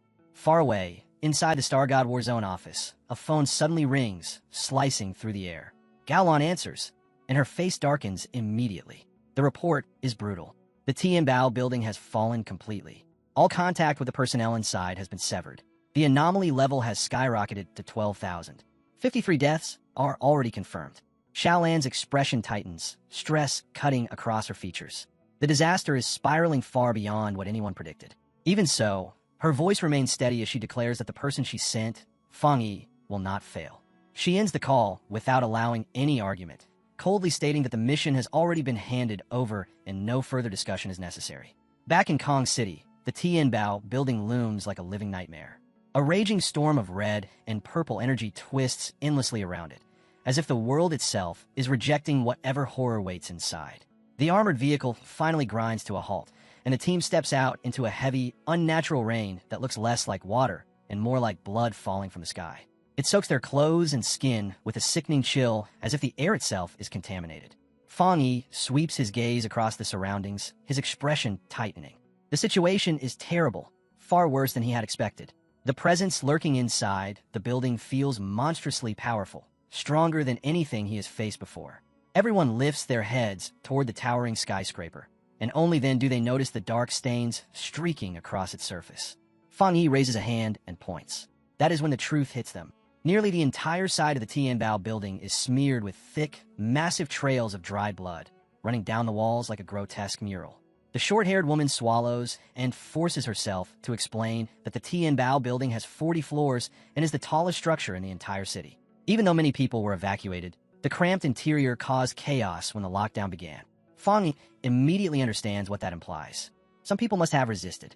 Some must have been left behind. Civilians are still trapped inside. In a calm, steady voice, he asks if there is any way to contact them. The brown-haired driver slowly shakes his head. It is impossible. Since the anomaly erupted, not a single message has come out. In a low voice, he adds that he was involved on the second day of the lockdown, and that was the last time anyone had any contact with those inside. The man swallows hard as memories resurface. When he first saw the building, it already felt like a dead zone, as if time itself had begun to rot. In only moments, the place seemed to age by decades. What haunted him most were the things that fell from the windows. Chopped limbs, torn bodies, half-chewed remains, casually discarded by monsters as if they were trash. And in less than a week, the dark aura surrounding the building has only grown heavier and more suffocating. Hearing this, Fang Yi slowly turns back toward the group, his gaze sharp and merciless. He cuts straight through the excuses. With no contact from inside, the so-called death toll of 53 is nothing more than a rough guess, based entirely on the body parts that fell outside. His voice turns cold as he condemns the Kong City Spiritual Association for treating something this horrific so casually. The driver breaks into a nervous sweat, stammering that they had no other choice. Fang Yi does not answer him. In his mind, the truth is already obvious. The real number of dead is almost certainly far higher. For ordinary people, an anomaly is not just a disaster, it is the end of the world. Trapped inside a sealed building, they are no different from sheep waiting to be slaughtered with nowhere to run. He makes his decision. There's no time left. Fang Yi orders everyone to move into the building at once. He explains that certain anomalies grow stronger by feeding on humans. Every second they delay means more deaths and more powerful, more terrifying monsters waiting inside. The moment his words settle, his authority is challenged. The gray-haired man suddenly reaches out and grabs Fang Yi by the shoulder, stopping him. He admits that the military ordered them to follow Fang Yi, but insists that before charging into that nightmare, Fang Yi needs to explain exactly what his plan is. Fang Yi turns his head slowly, his eyes cold and unyielding. He asks what kind of plan there even is to discuss when they are completely blind to what is happening inside. Without first-hand information, there is only one real choice: to go in and find out. The gray-haired man refuses to back down. He argues that everyone here has experienced handling anomalies, and that, as the one in charge, Fang Yi should at least understand what each person can do. His voice grows sharper as he points out that Fang Yi is not even part of the official organization and lacks any formal training. Before the clash can spiral any further, the short-haired, purple-haired woman steps forward, her anger flaring. She pushes between them and snaps at the gray-haired man to shut his mouth. Time is running out. She reminds him. Fang Yi took this mission because Officer Xiao Lan personally chose him. Doubting Fang Yi is the same as doubting a high-ranking officer herself. Fang Yi observes the exchange without a word. One thought stands out clearly in his mind. Arguing like this before entering a place of death is the worst possible mistake. So he turns away. Without saying anything else, he walks straight toward the dark entrance of the building. His voice remains calm and cold as he leaves them with a single line over his shoulder. If they didn't want to go in, they are free to stay behind. No one does. Even those who hesitate clench their teeth and follow him inside. The moment the group steps into the Tianbao building, a shiver runs through them. The interior is utterly wrecked. Cars lie crushed like toys, trash is strewn everywhere, and the walls look as if something with claws and fangs tore through them. Yet what unsettles them the most is not the destruction, it is the silence. There is no echo, no wind, no distant sound at all. The blonde woman frowns, feeling something deeply wrong. Then it happens. A dark shadow drops from the ceiling. The serious gray-haired man senses it first. His instincts scream as he looks up, just in time to see a monster with glowing green eyes plunge out of the darkness, shrieking as it launches its ambush. Before anyone can even shout, Fang Yi moves. In a blink, a sword forms in his hand, bursting into roaring flames the instant it appears. His eyes sharpen, cold and focused. With a single fierce swing, he sends a blazing wave of fire straight into the falling creature. There is no struggle, no resistance. A flash of light tears through the air as sword beams rip the monster apart before it can touch the floor. The next moment, Fang Yi lands lightly, his stance steady, the flaming blade held behind him. The creature is already gone, reduced to burning fragments that fade into smoke. The gray-haired man and the short purple-haired woman stand frozen, their minds still trying to catch up. The battle ended before it even truly began. The woman stares at the massive blade of fire in Fang Yi's hand, her breath caught in her chest, unable to comprehend what kind of power could be unleashed so casually. Ignoring their shock, Fang Yi crouches beside what remains of the creature. He reaches down and lifts a chunk of the scorched flesh, studying it with a calm, focused gaze. When he straightens up, his expression has darkened. He points out the warped shape of the monster, a grotesque blend of bird and gecko, twisted far beyond anything that should exist in nature. From the level of mutation alone, he states flatly that it must have already devoured a large number of humans. The purple-haired woman steps closer, and the color drains from her face as the truth hits her. In a trembling voice, she identifies it as an A+ grade anomaly. Fear ripples through the team. A creature that would normally require a full squad of elite pioneers to deal with was erased by Fang Yi in a single strike. As the last of the smoke fades, reality finally sinks in. The purple-haired woman realizes that Fang Yi's strength is nowhere near the so-called one-star spirit creation realm. It is far beyond that. The gray-haired man breaks into a cold sweat, suddenly understanding that if Fang Yi had wanted him dead, he would not have survived even a heartbeat. The brown-haired man finally finds his voice, disbelief weighing every word. He admits that he was wrong. He never imagined the legendary sealer would be someone so young. In his mind, the sealer had always been some ancient, terrifying monster of a man who never put his sword down. Fang Yi turns his back to them, his blade still roaring with flames. Without any drama, he explains that after his breakthrough, he fused his spiritual power directly with his sword, turning it into a true spirit weapon, one he can summon, shape, and control at will. He adds calmly that this kind of thing is not unique to him. Yet the last traces of doubt vanish from the team's eyes, replaced by a mix of trust and restrained fear. Fang Yi orders them to move faster. The purple-haired woman lets out a breath, quietly admitting she is relieved he's on their side as they press deeper into the building's darkness.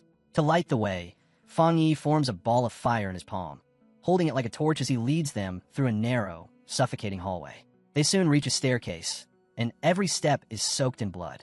The sight makes Fang Yi's gaze turn grim. From the sheer amount of it, he knows the truth is far worse than the official numbers. Not 53, at least 500. Then his expression tightens. His eyes glow red as a sense of danger crawls over him. They enter what appears to be a supermarket area. The brown-haired man and the purple-haired woman scan their surroundings, nerves stretched thin. Blood and garbage carpet the floor, but there is not a single body in sight. The woman wonders aloud if the monsters devour the victims so completely that nothing remains. They never see the shadow. A massive, terrifying shape with glowing green eyes coils within the darkness, ready to strike. Fang Yi feels it instantly. He shouts for everyone to guard themselves. The purple-haired woman whirls around, screaming as she sees the monster leaping straight toward them. In the same heartbeat, Fang Yi moves. His flaming sword leaves his hand like a blazing comet, tearing through the air past his teammates. It cleaves through the monster midair, ripping its head clean off in a violent explosion of black blood and roaring flames. The burning corpse slams into the floor, twitching once before going still. The brown-haired man stumbles back, shock written all over his face as he realizes the truth. Another monster had been hiding right beside them the entire time. Fang Yi stands calmly amid the flickering firelight, unshaken. His gaze sweeps across the group as he asks if they truly felt nothing wrong at all, exposing the terrifying gap between his perception and theirs. His eyes shift to the flames curling around his hand as he thinks. Then he speaks again, directing his words at the gray-haired man. The two monsters they killed were strong, yes, but nowhere near enough to surround and annihilate an entire rescue team. That simple fact clicks into place, and realization strikes him. This place might not be the real Tianbao building at all. The team freezes in the blood-soaked hallway, confusion spreading instantly. The gray-haired man and the blonde woman both ask what he means. Fang Yi answers quietly, pointing out something they all missed. Despite the rivers of blood, the smell in the air is wrong. He breaks it down coldly. The suffocating stench here comes from dark attributes and monsters, not from rotting corpses. There is no scent of the dead at all. That contradiction hardens his gaze. At that moment, he decides to test his suspicion. The purple-haired woman watches nervously as Fang Yi begins gathering power. She admits his reasoning makes sense. This place feels wrong. Too empty, too clean in the wrong ways, as if no living thing ever truly existed here. Fang Yi voices the conclusion they are all beginning to fear. This is not the real building. It is nothing more than a hollow replica, a shell constructed by the anomaly itself. He extends his hand. A terrifying surge of purple energy erupts outward. If his guess is right, then this space has already been completely hollowed out. A massive sphere of black-purple energy rapidly expands, unfolding into his limitless dark world. The team staggers back in shock, instantly recognizing the unmistakable aura of the dark attribute. A system window flashes into existence, confirming it all. It detects a similar dark attribute, Inner Dark World, and asks whether he wishes to view the data. The explanation follows. An Inner Dark World is formed by splitting the dark attribute, creating a nest-like space that overwrites the original location. To reach the real inner world, one must find the door that constructed it. Fangyi understands at once. He turns back to the team and explains calmly that to enter the true Tianbao building, they must locate that door. The same rule applied to those who tried to escape. The people trapped inside were affected by the dark attribute, subjected to intense hallucinations. In their panic, they mistook windows for a way out. As Fangyi controls the swirling dark energy around him, he states the truth without softening it. That is why those who tried to flee through the windows died. The purple-haired woman's face drains completely of color. She realizes the victims were deceived until their final moments, tricked by the dark attribute itself. Her voice trembles as she asks if their next step is to search for the door. Before Fangyi can answer, everything collapses into chaos. A sharp warning explodes inside his mind. The system reacts instantly. The hostile Inner Dark World has responded to his presence and fully manifested. Fangyi's eyes widen as an overwhelming blast of purple energy crashes down from above, slamming into the team like a falling mountain. The brown-haired association member and the blonde woman crumple to the ground on the spot, clutching their heads as their spiritual defenses fracture under the pressure. They scream that they can't hold on. Fangyi reacts without hesitation. One eye burns red, the other flares gold. In a single breath, he raises his power and erects a barrier. A radiant dome of golden light erupts outward, colliding head-on with the crushing force and blocking it completely. Inside the barrier, the blonde woman and the brown-haired man gasp violently, their bodies shaking as the unbearable pressure vanishes. Relief floods their faces when the pain finally stops. Then they look up and freeze. Fangyi stands calmly at the center of the golden dome, untouched, unmoved, as if the devastating dark energy never existed. In that moment, they understand. That power nearly killed them without even making direct contact. Without Fangyi, they would already be dead. Suddenly, Fangyi's gaze sharpens. His attention locks onto a single point in the empty air.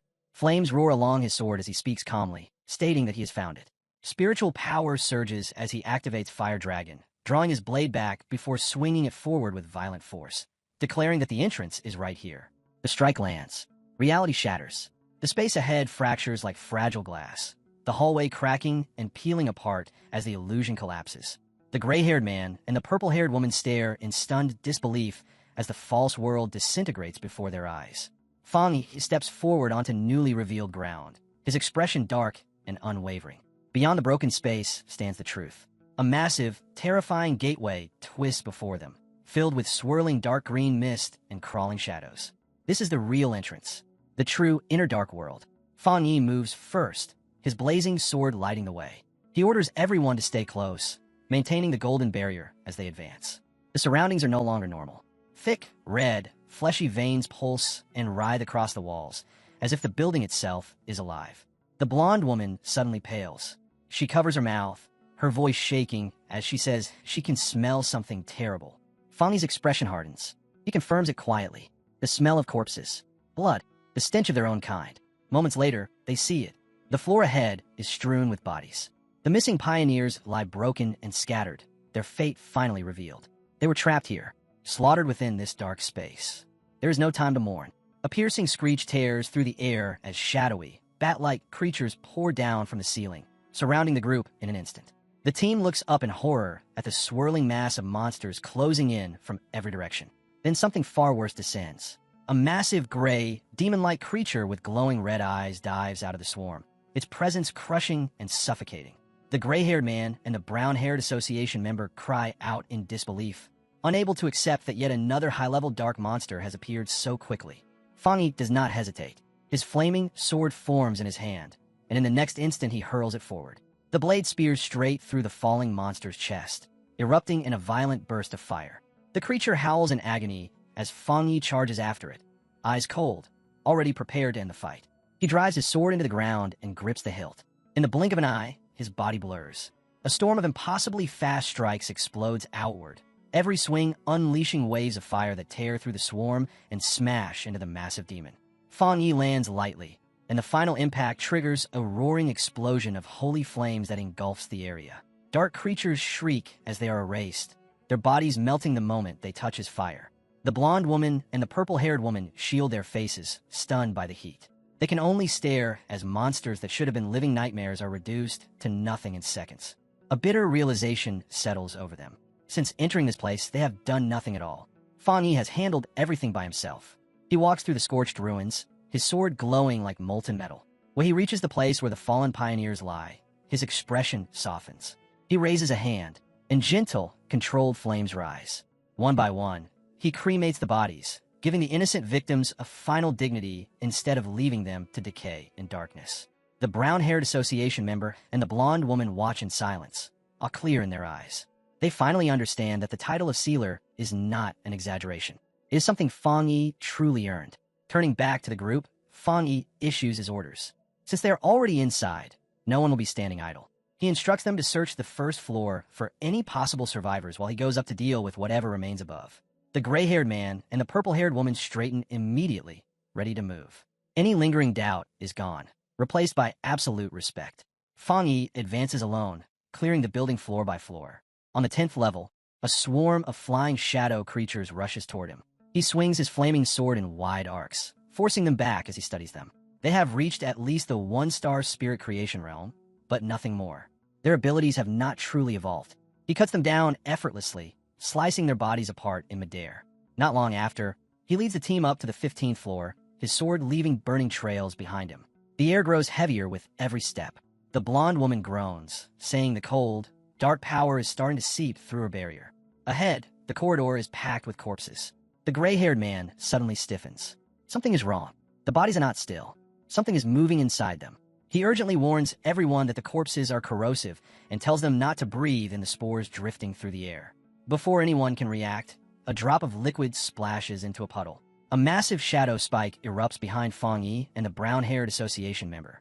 The monster finally reveals itself, a grotesque, multi-eyed horror towering over them. It lets out a deafening roar and unleashes a storm of dark energy spikes. Instead of retreating, Fang Yi smiles. For the first time in a long while, his voice carries genuine excitement as he says that things have finally become interesting. He spins his sword in a blur. Flames explode outward, forming a rotating wall of fire that smashes the incoming spikes one after another. Seeing its ranged attacks fail, the monster dives straight in.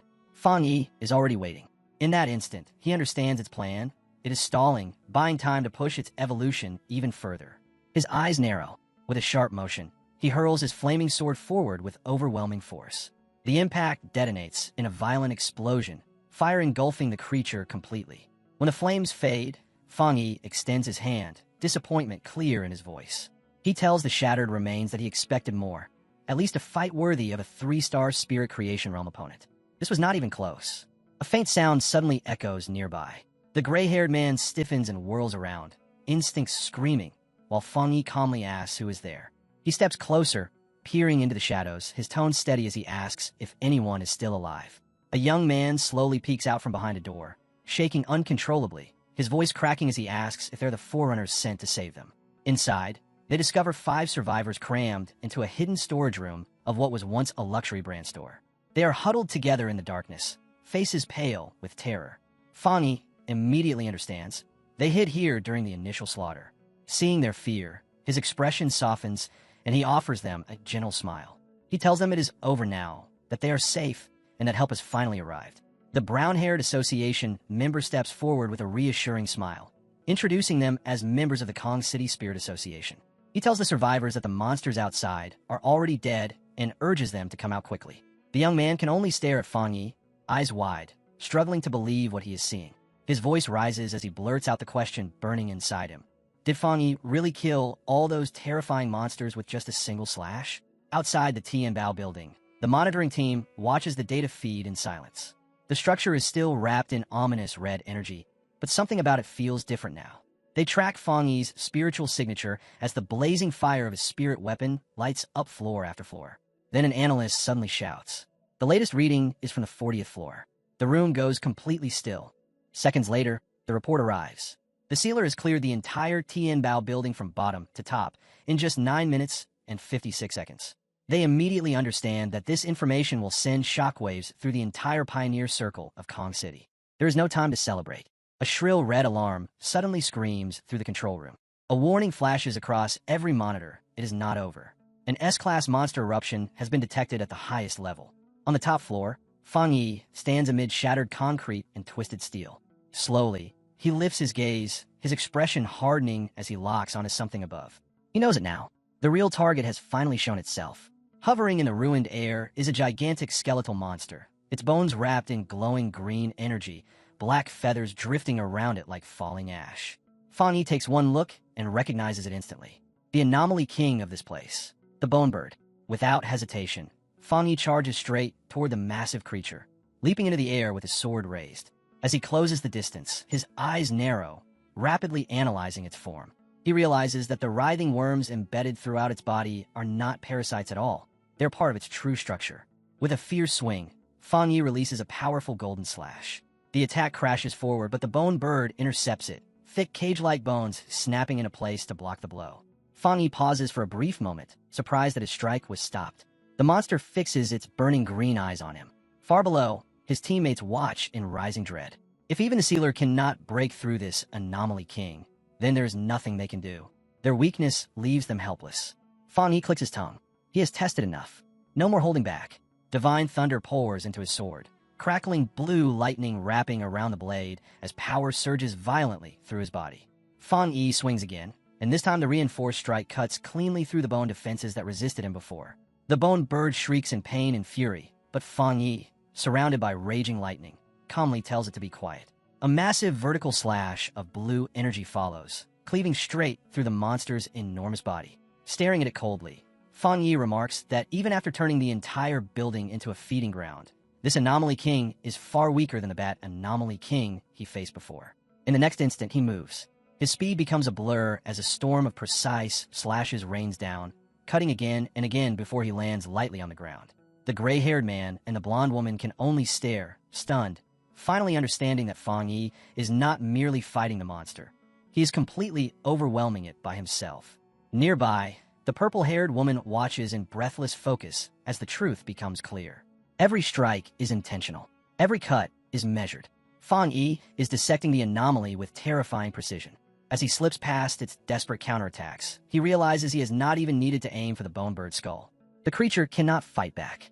The gap between them is simply too great. In that moment, Fang Yi understands the truth. He has already surpassed the anomaly king itself. The monstrous bird lets out a broken, desperate scream as it struggles uselessly to recover. Fang Yi looks down at it, one eye glowing with a cold, ominous red light. He asks calmly whether it truly thinks it can still heal, whether it really believes he has been playing with it this whole time. As his words fall, an overwhelming surge of spiritual energy gathers around him. Brilliant blue lightning erupts, snapping through the air like living serpents. When the charge reaches its peak, Fang Yi launches himself into the sky. He brings the power down. A colossal pillar of lightning crashes into the Tianbao building, tearing through it from top to bottom and igniting the dark red heavens.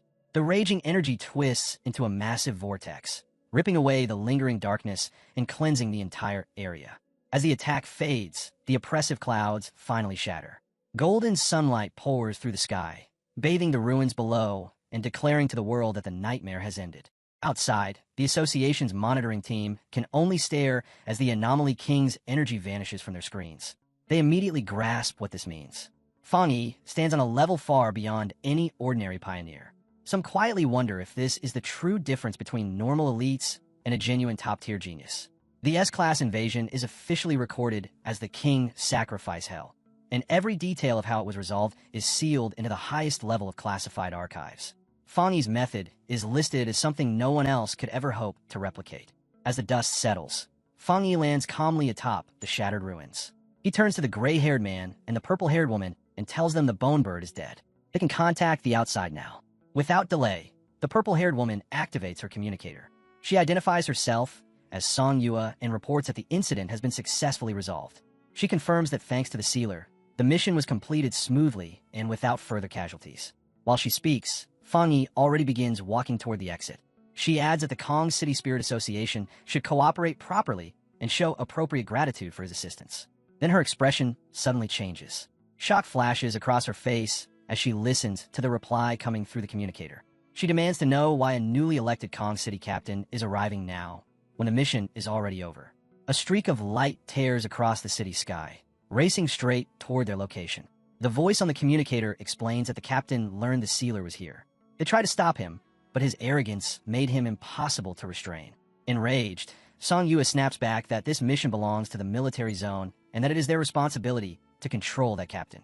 She turns toward Fang Yi, tension clear in her eyes, declaring that they must send him away immediately. To her, the captain's sudden arrival is not help. It is a provocation. As Fang Yi walks down the staircase, the purple-haired woman speaks firmly, declaring that the sealer is the most important captain recommended by their zone. She warns that anyone foolish enough to challenge him will have to bear the consequences. Fang Yi keeps moving, clearly ready to leave now that everything is over. He steps out of the Tianbao building, takes only a few strides, and then stops. His brows knit together as he senses something tearing through the air from above. A figure crashes down like a meteor, slamming into the ground in front of him with a violent shockwave. The newcomer straightens, an energy weapon humming in his hand. He introduces himself as Yufeng Jiang, the newly appointed captain of Kong City, and immediately demands to know whether Fang Yi is the sealer from Tai City. Fang Yi does not move, meeting his gaze with icy calm. Yufeng Jiang steps closer, invading his space as his eyes narrow, studying him. He assumes Fang Yi is a wind attribute pioneer, then frowns, sensing something off. Fang Yi is deliberately hiding his power.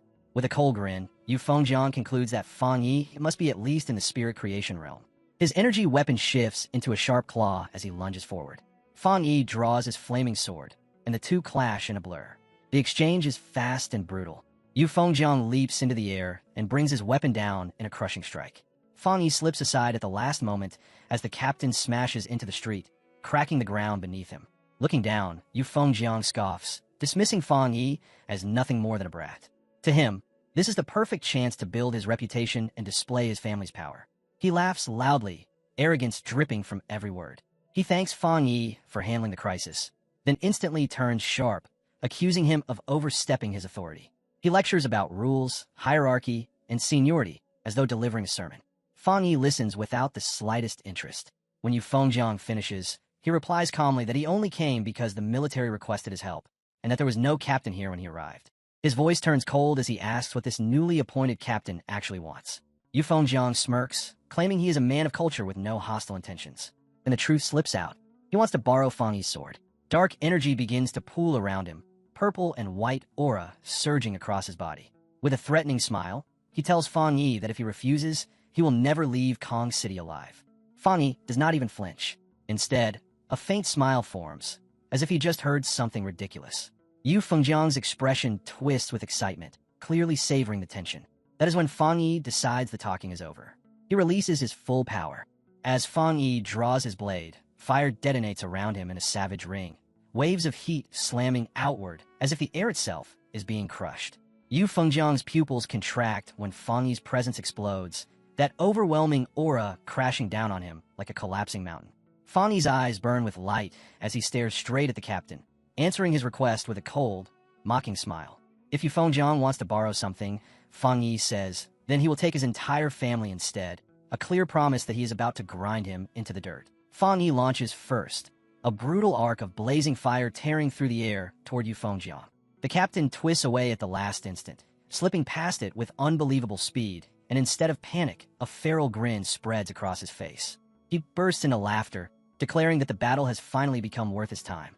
Not far away, Song Yue stiffens as she realizes the violent clash has cut their signal again. She immediately orders her people to move, telling them to report to the military and higher command while evacuating the survivors to safety. Wrapped in roaring flames, Fang Yi turns his head just slightly and delivers a quiet, deadly warning. They have 10 minutes to leave. If they linger, he says flatly, they may end up witnessing a captain's death.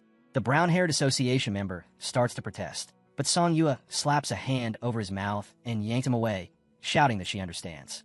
As they retreat, she vents her fury, cursing Yufeng Jiang for stirring up chaos the moment he became captain.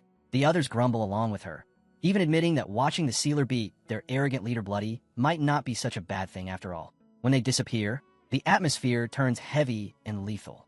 Fang Yi locks eyes with Yufengjiang and slowly raises his hand. Thunder detonates as a colossal bolt of lightning crashes down, ripping through the street toward the captain. Yufengjiang blocks it with his weapon, but the impact sends a violent tremor through his body. Gritting his teeth, he shouts that if Fang Yi truly intends to kill him, he should stop holding back and unleash everything he has. Fang Yi does not bother replying. He steps forward and drops his blade in a crushing strike. The air detonates, shockwaves tearing outward as an explosion erupts behind Yufengjiang, flattening the buildings in its wake. The captain is thrown backward, skidding across the ground before barely managing to steady himself. His heart pounds like a drum. What he just felt was monstrous. Sweat beads down his face as he stares at Fang Yi. And for the first time, the arrogant captain truly understands. Fang Yi's yang power is not just strong, it is violently, catastrophically overwhelming. For the first time in his life, fear seeps into his bones. Fang Yi stands in the center of the inferno, a dark silhouette wrapped in flame, crimson light burning in his eyes. A faint, mocking smile tugs at his lips as he remembers Yufengjiang demanding his full strength. In a bored, almost casual voice, he says that if he actually used 100% of his power, he doubts Yufengjiang would last even 10 minutes. Yufengjiang suddenly throws his head back and laughs, a wild, unhinged sound as he convinces himself he has uncovered the truth. In his eyes, that terrifying might does not belong to Fang Yi at all. It belongs to the blade. He decides it must be some newly engineered spirit association weapon, a classified prototype stuffed with monstrous energy, and Fang Yi is nothing more than a lucky kid holding it. Fang Yi offers no rebuttal. He simply watches with a flat, indifferent stare that carries neither surprise nor concern. Inside Yufengjiang's mind, a perfect image takes shape, a sealed containment tube holding a legendary weapon that should have been his. The instant that thought settles, jealousy coils through his chest. A treasure like that, handed to a brat? His breathing turns greedy as a crooked grin spreads across his face, already deciding that this entire trip has paid for itself. He has found his prize, and he will rip it away. Purple light erupts as he tears off his shirt, power surging wildly around him. With naked arrogance, he sneers at Fang Yi, calling him a mere two-star cultivator and ordering him to surrender the knife. His voice drips with threat as he declares he will kill Fang Yi and take it himself, mocking that the boy has not even shown enough strength to be worth his time. Far away, inside the Tai Tai Spirit Association headquarters, the atmosphere is thick with dread. The superior slams both palms onto the table, rage blazing in his eyes as he learns that the Kong City captain has directly challenged their own captain, Feng. Su Jingming watches nervously, catching the sweat sliding down his forehead. Sensing how dangerous this has become, she reminds him that the sealer was invited by the Star God War Zone. This is no petty conflict, but a problem tangled in top-tier military politics. Before he can reply, his assistant leans in and whispers an update. Startled, the superior demands he repeat it, certain he misheard.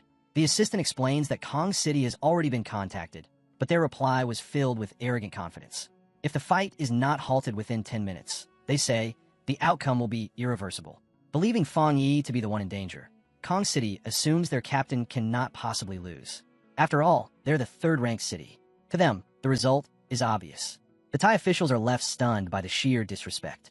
The superior slams his fist down again, cursing them as idiots. They think sealing a top-level monster is simple. They have completely misjudged Fang Yi. The assistant adds one last piece of information, that the Kong City captain has just advanced to 3-star rank and is backed by an enormous family with limitless resources. The superior turns toward the window and scoffs at the mention of 3 stars.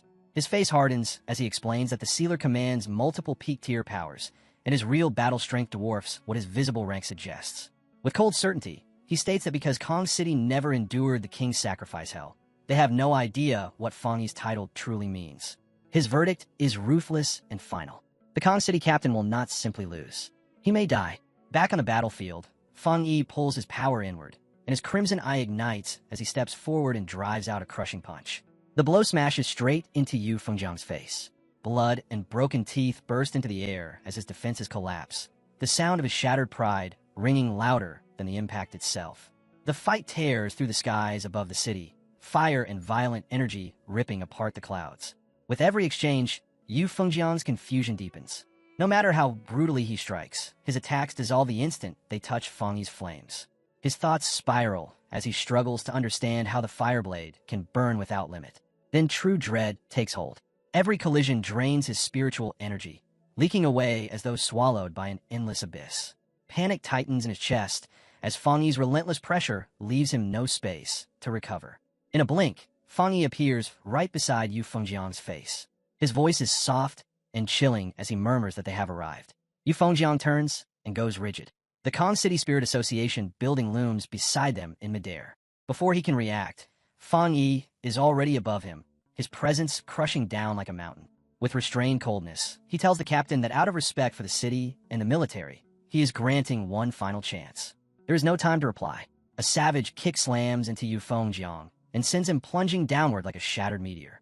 Fang Yi presses the assault. Flames erupt as countless fire slashes roar toward the building, his voice booming through the heavens as he announces that he can sense people hiding inside, and he intends to make his existence impossible to ignore.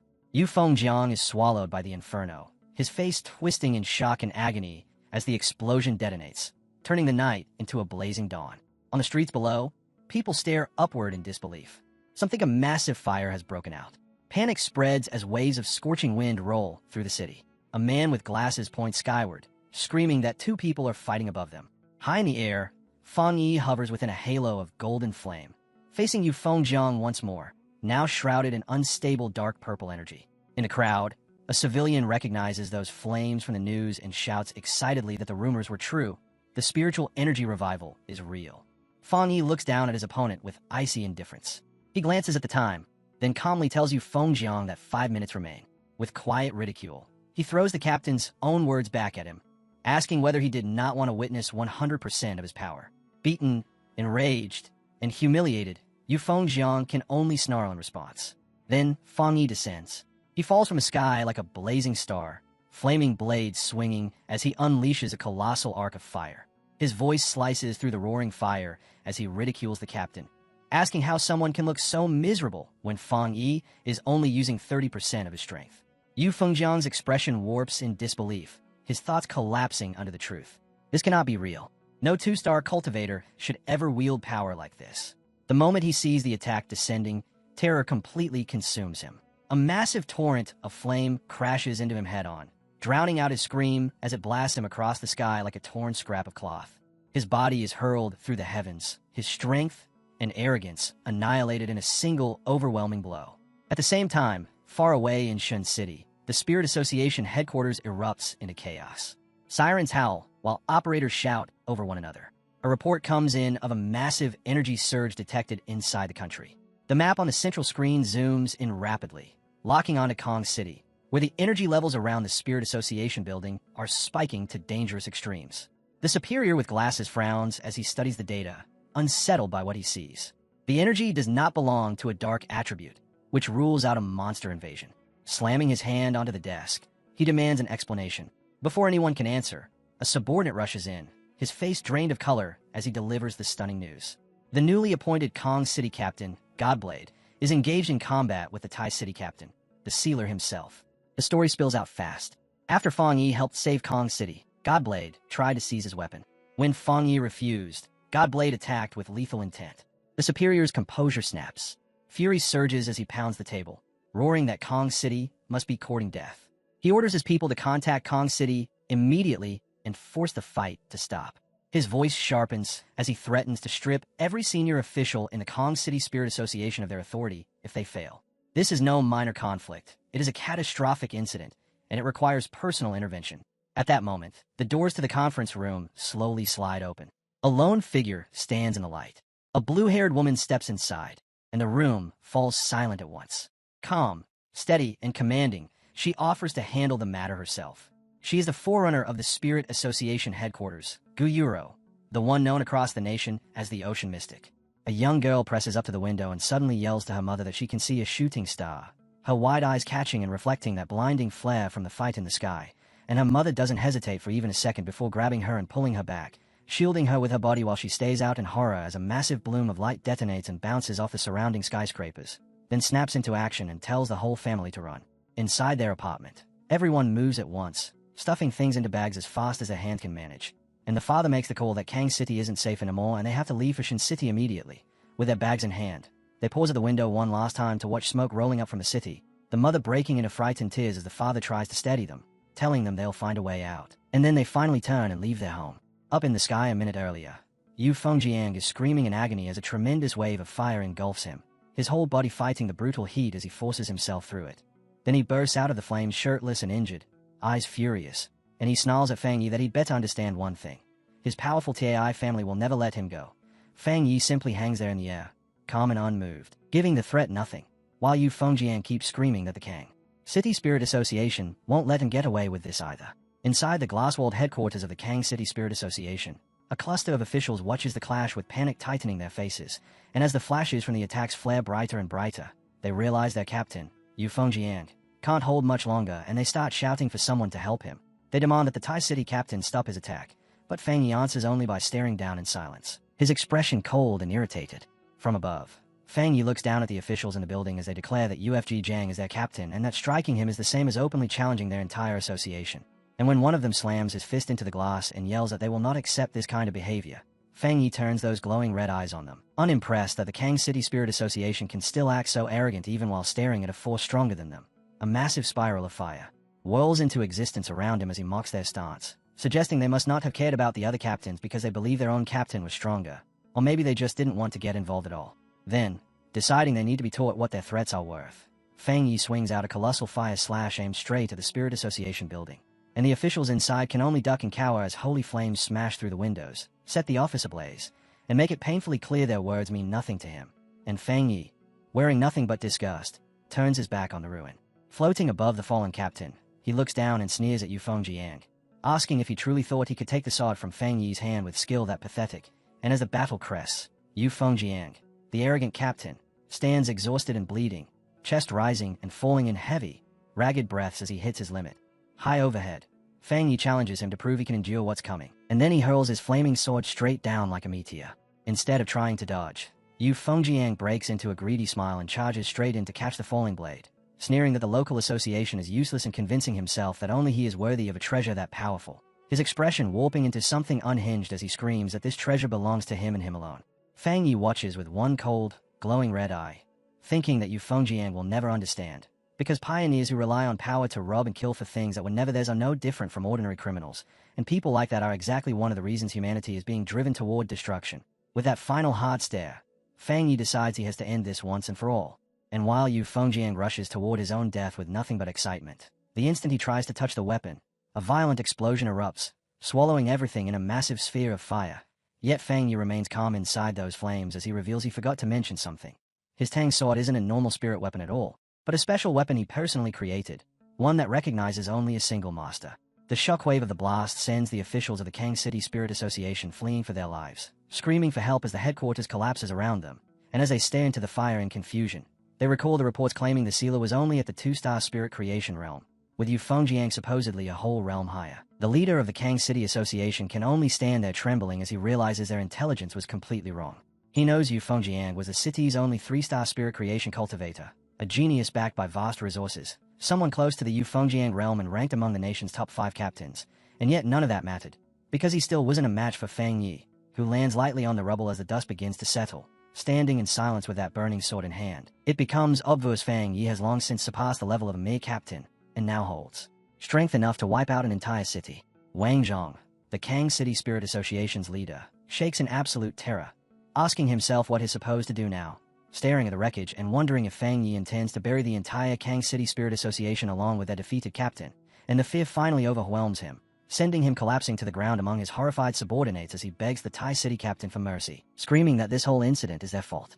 Then, without warning, the growing thrum of an approaching helicopter slices through the tension, and inside the cockpit the pilot reports to his boss that there's a pure, extremely strong yang attribute ahead, though he also notes that the flames around the Spirit Association appear to be weakening.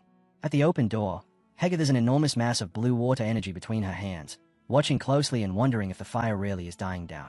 Worried they may have gotten here too late, he doesn't hesitate and unleashes her power, sending streaks of blue energy cascading down like rain to smother what's left of the fires. And as she takes in the wreckage below, she openly acknowledges Fang Yi's strength, thinking it's incredible that he could nearly ruin the 3rd largest city by himself. In her mind she places his capability at the level of a national-level pioneer. But as her rain continues to fall, a sharper understanding settles in, because the only reason her water can extinguish those flames is that Fang Yi deliberately drew back his own power, meaning he showed mercy. Otherwise her water would never have been enough to stop his fire. On the ground, Wang Zhong tilts his head up in sudden joy and shouts to Fang Yi that headquarters has arrived to save them.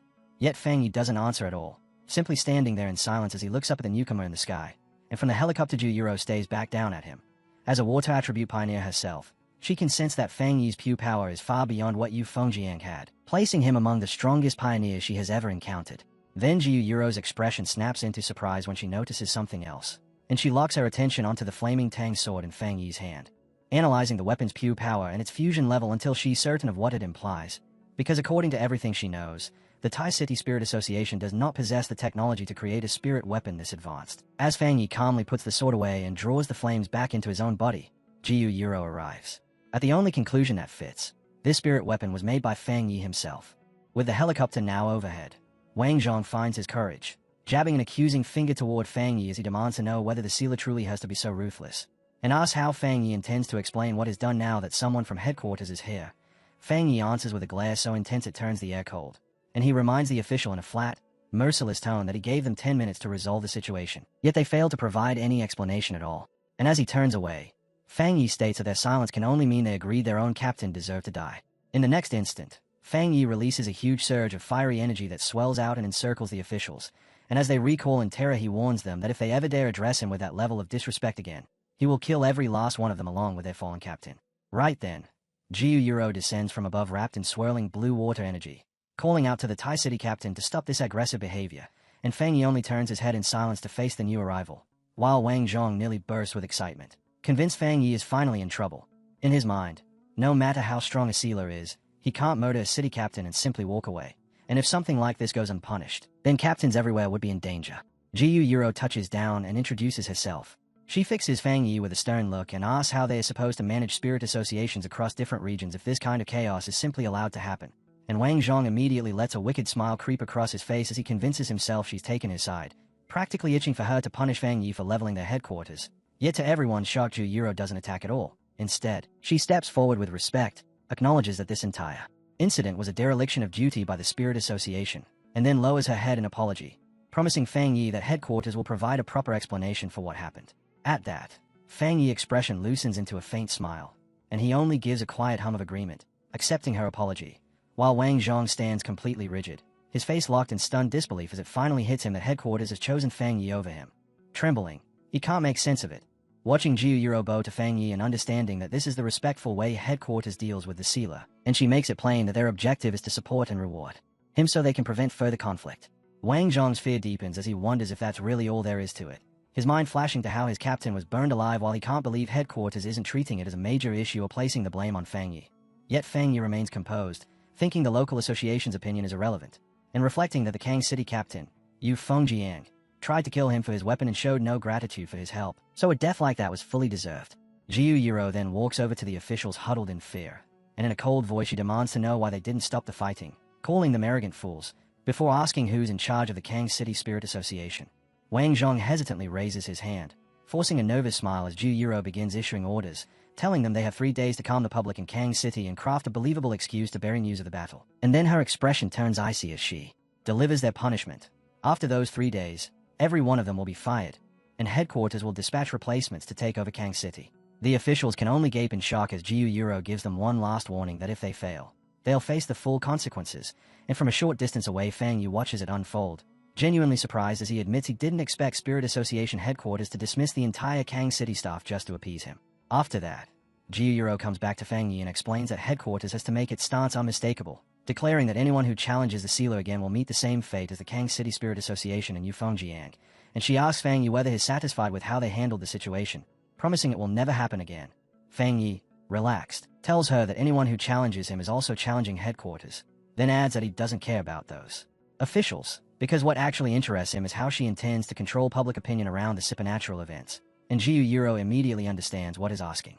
She speaks directly to the lingering doubt of whether news about the revival of spiritual energy can still be kept under wraps in major cities, explaining that supernatural incidents are happening more and more often now, and that disasters triggered by anomalies keep appearing.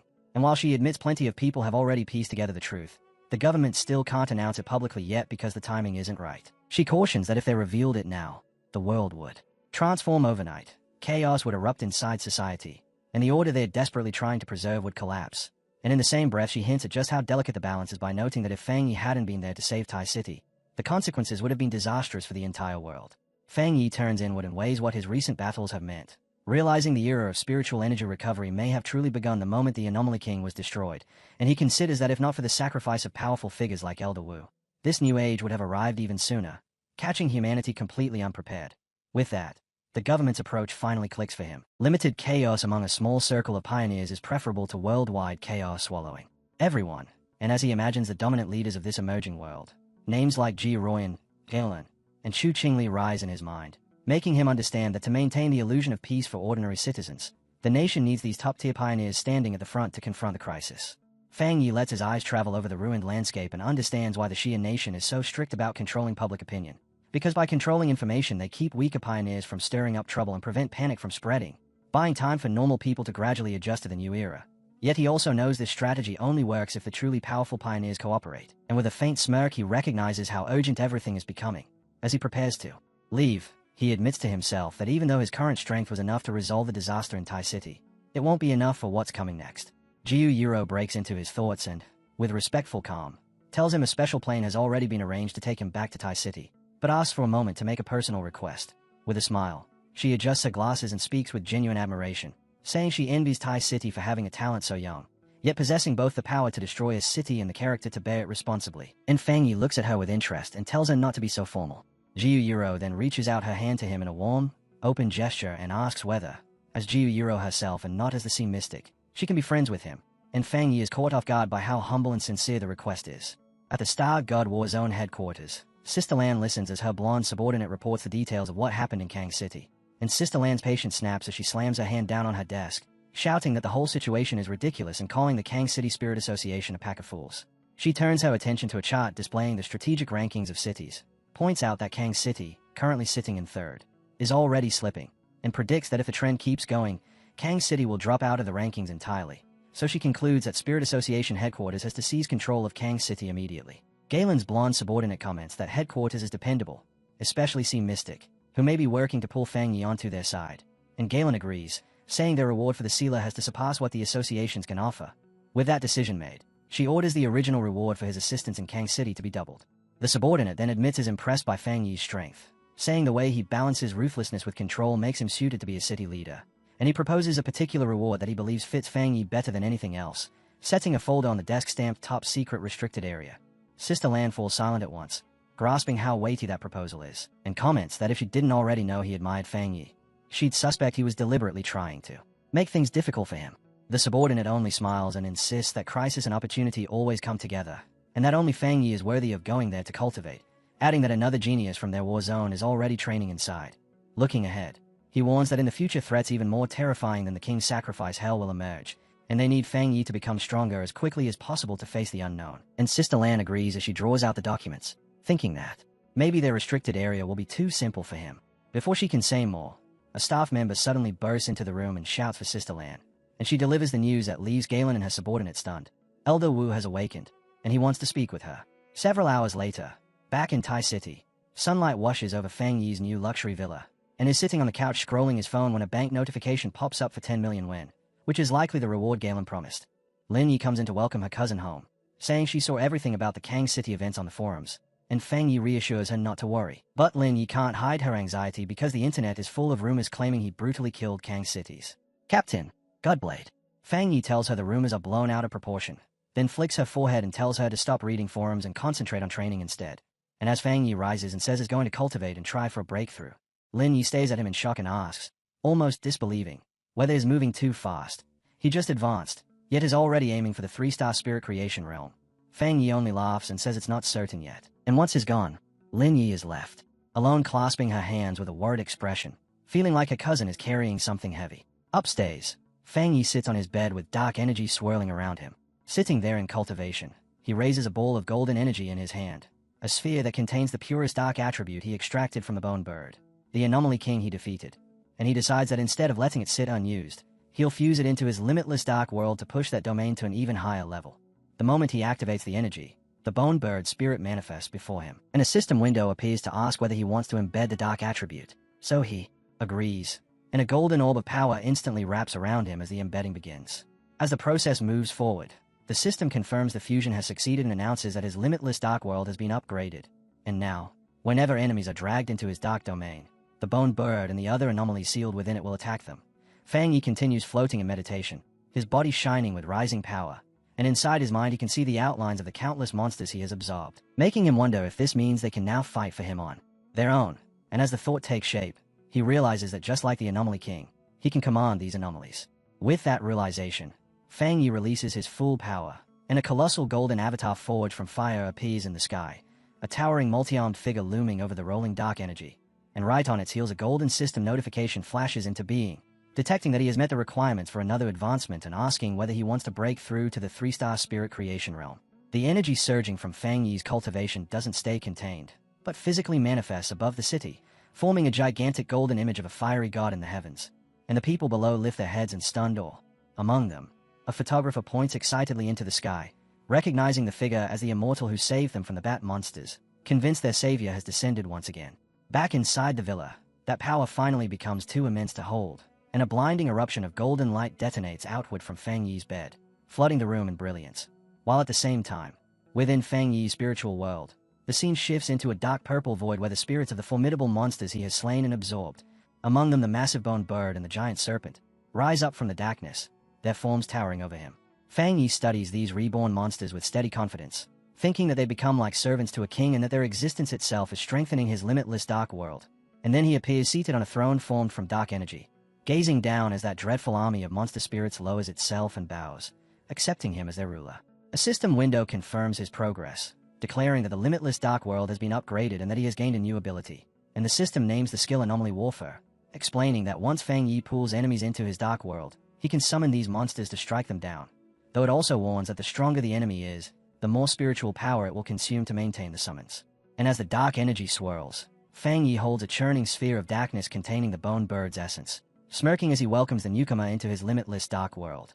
He praises the bird spirit for being unbelievably pure, noting that it's going to give his own strength a huge boost. And then he addresses the gathered spirits and tells them to work hard for him, promising that if they do, he'll treat them well. As he surveys this newly formed army, it hits him that to truly unleash this new ability at full power, he'll have to raise his spiritual energy even further. Out in the real world, the accumulating energy finally crests, and a colossal pillar of golden light erupts from the city, spearing straight through the clouds and illuminating the sky, announcing his success to everyone who can see it. Inside his room, Fang Yi floats amid a thick golden aura as the system confirms he has successfully broken through to the 3-star spirit creation realm, and he silently feels the difference, sensing that his abilities now sit perfectly within his body. His power clean, refined, and purified. His eyes snap open, glowing with a keen red light, and he immediately notices the most important improvement of all. The sick, uncomfortable sensation he used to suffer whenever he used the dark attribute has vanished completely. Fang Yi steps down from the bed with his feet still shining with residual golden energy, and standing there in the room, he confidently summons flame into his palm, deciding that the only way to fully understand the rest of these new powers is to test them in real combat. Later, at the headquarters of the Star God War Zone, Elder Wu, now fully recovered, stands beside a massive window with Galen as they look out over the city, and their conversation turns to Fang Yi's astonishing progress, both of them acknowledging that he has risen in rank again at an absurd pace. Elder Wu asks how much time has passed since Fang Yi obtained the Shirai flower that saved his life, and Sister Lan confirms it's only been half a month, while Sister Lan thinks to herself that in just a little over 10 days, Fang Yi has accomplished feats that would count as a once-in-a-lifetime achievement for any other pioneer.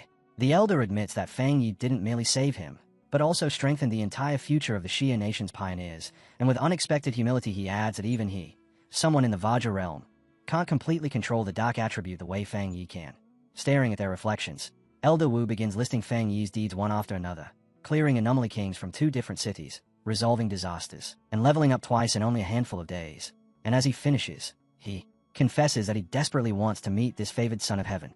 Meanwhile, over at the Tai City Spirit Association, Chu Qingli and the staff are suddenly alerted to a massive wave of energy surging from Fang Yi's new home, and Suke freezes in shock as she realizes he has advanced yet again, to seal Fang Yi's energy wave even greater than the one that appeared when the Anomaly King arrived. The association staff immediately launches an emergency plan to ensure Fang Yi's breakthrough won't be disturbed.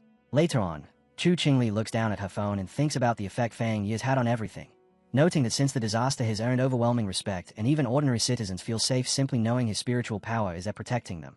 And as she scrolls through online discussions, she anonymously tells people just how strong the sealer truly is. She even mocks the Kang City pioneers for ever daring to look down on him, pointing out that their captain ended up utterly humiliated, and it leaves her satisfied because by helping inflate Fang Yi's reputation, she's also cutting down the chances of anyone causing him trouble in the future. Meanwhile, in an office in Kang City, Chu Qingli sits in front of a computer with a tight, frustrated expression, grumbling that cultivation is brutally difficult and that she's been stuck for ages trying to break into the 2-star Ghost Axe realm. She tries digging up information about the sealer on the Pioneer Network, only to find her messages being ignored, which makes her scoff and call the other pioneers mediocre. And in bitterness, she decides the real issue is that she simply doesn't know the sealer well enough. She starts wishing she could meet him face to face, confident that her beauty would make an impression. But the thought immediately twists into worry, because in this new era, she's not sure her current status is enough to truly catch his attention. Then, staring out at the battered, ruined city, she reads online that Kang City has completely offended the sealer and is no longer a place worth staying. So she decides she has to return to Tai City at once. And with determination hardening her face, Chu Qingli stands up and walks out, resolved to seize her future and whatever opportunity she can find. Sunlight spills over the modern home as Lin Yi asks her cousin whether he's finished his advancement, and inside, the two of them sit down at a large table to eat. Lin Yi asks if he feels any different, and Feng Yi answers casually that it's just okay.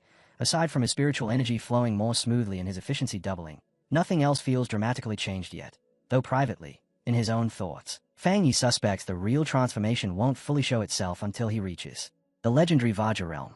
Lin Yi then holds out her phone to show him a message, explaining that Sister Lan asked whether she wants to go to the Tianhai Forest because it seems New World anomalies have surfaced there, and Feng Yi says he received the invitation too, guessing the Star God War Zone is trying to make up for the chaos in Kang City. Since they've both been invited, he decides they should go together, and Lin Yi immediately cheers at that. Not long after, they arrive at their destination, Tianhai Forest, a stretch of woodland on the border of the Star God War Zone's territory, marked with clear signs forbidding entry. It used to be an ordinary forest, but over the past 5 years it has grown at a wild pace, the spiritual energy inside soaring so high that plants and animals mutate at an extreme rate, making it both a perfect training ground and a place filled with unknown terrors. And that's why it remains firmly under military control. Within the sunlit forest, Feng Yi and Lin Yi are met by a familiar face, the purple-haired woman from the Kang City mission, who waves as she welcomes the Tai City captain, asks whether he still remembers her, and explains that she's currently stationed here. She adds that Officer Galen told her to meet them and brief them on the current situation, and says that right before they arrived, something troublesome changed inside the forest. A mutated fire has appeared, an unlike dark attribute. Flames. This one is extremely gloomy and cannot be extinguished. Feng Yi immediately guesses it's a new, unknown fire attribute, and the purple-haired woman confirms that's exactly what it is, then offers to accompany them for safety. Feng Yi doesn't accept the offer right away, but turns to Lin Yi and asks what she thinks, hinting that they don't actually need a guide, and Lin Yi answers with easy confidence that she agrees. The purple-haired woman doesn't argue, simply accepting their choice and saying she'll wait right there, urging them to be extremely careful. Yet as she watches them prepare to go, she suddenly realizes she's been so focused on the sealer that she barely paid attention to the girl beside him, and when she senses Lin Yi's aura properly, she jolts in shock. Her spiritual energy is astonishingly strong, possibly even higher than the purple-haired woman's own. As Feng Yi and Lin Yi head deeper into the woods, she follows them with her eyes and smiles to herself, wondering what could have made the two of them so absurdly talented. The pair soon steps onto scorched ground, the earth crunching beneath their feet as they enter the affected zone, and what greets them is terrifying. An entire stretch of forest burning under a strange, violent fire that roars upward as if it wants to claw at the sky.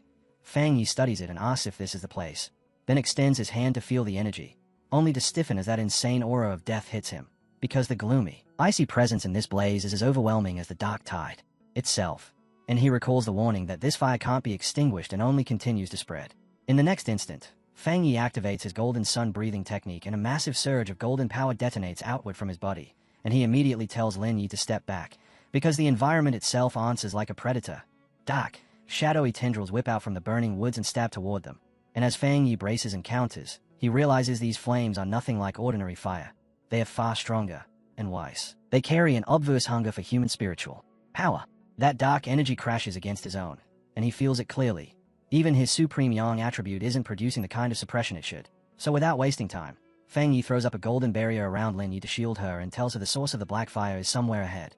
He warns her that because her spiritual power is what attribute, she's naturally at a disadvantage against fire, so she has to stay within his protection. And Lin Yi confirms she understands.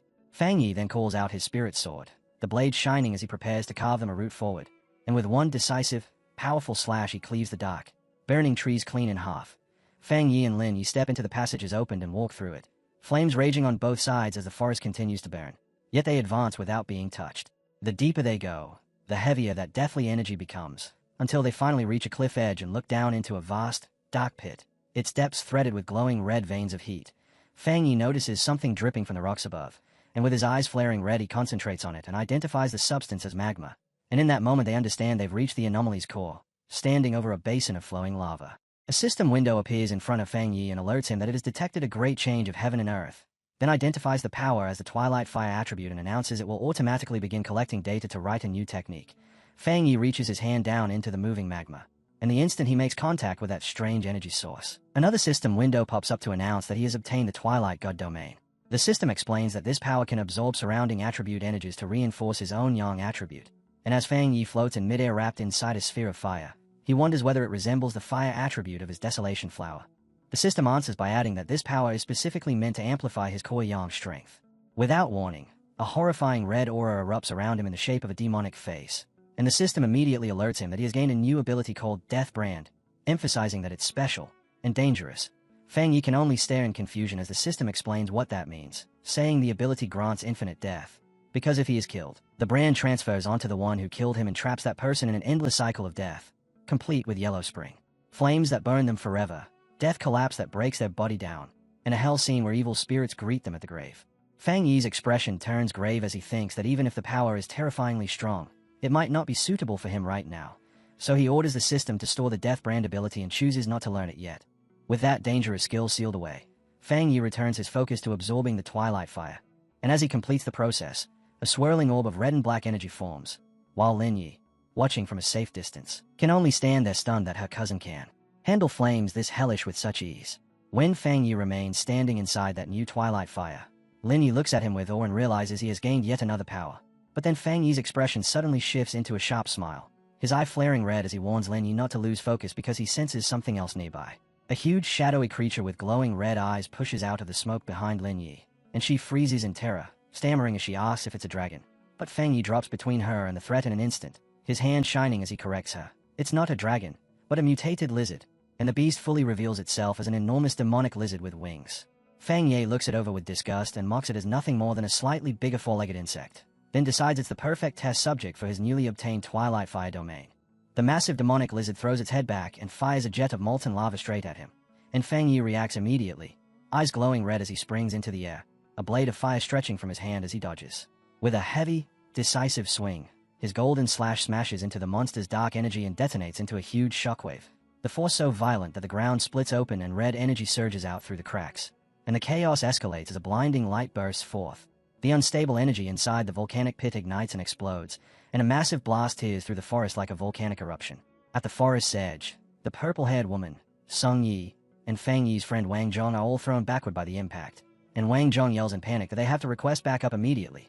While elsewhere at a monitoring station, a red warning screen flashes to alert the staff that a new mutated life form has been detected in the Tianhai forest. The incoming data shows the region's spiritual energy has spiked by a full 1000%, and the system classifies the danger level as SLE. At Star God War's own headquarters, Sister Lan and Elder Wu receive the alert, and Sister Lan immediately finds it odd that the forest's energy, previously stable, would suddenly spiral out of control right after the Sealer entered to train. Elder Wu, already in his combat armor, says that even though he trusts Fang Yi's strength, they should still go confirm the situation for safety. So without a second wasted, Elder Wu and Sister Lan launch into the air and tear across the sky at terrifying speed. And as they near the danger zone, Wang Zhong and Song Tai are already sprinting away from it. They glance up and catch sight of two streaks of light slicing toward them, recognize the arrivals instantly, and shout in a rush of excitement and relief that it's Officer Galen and Elder Wu.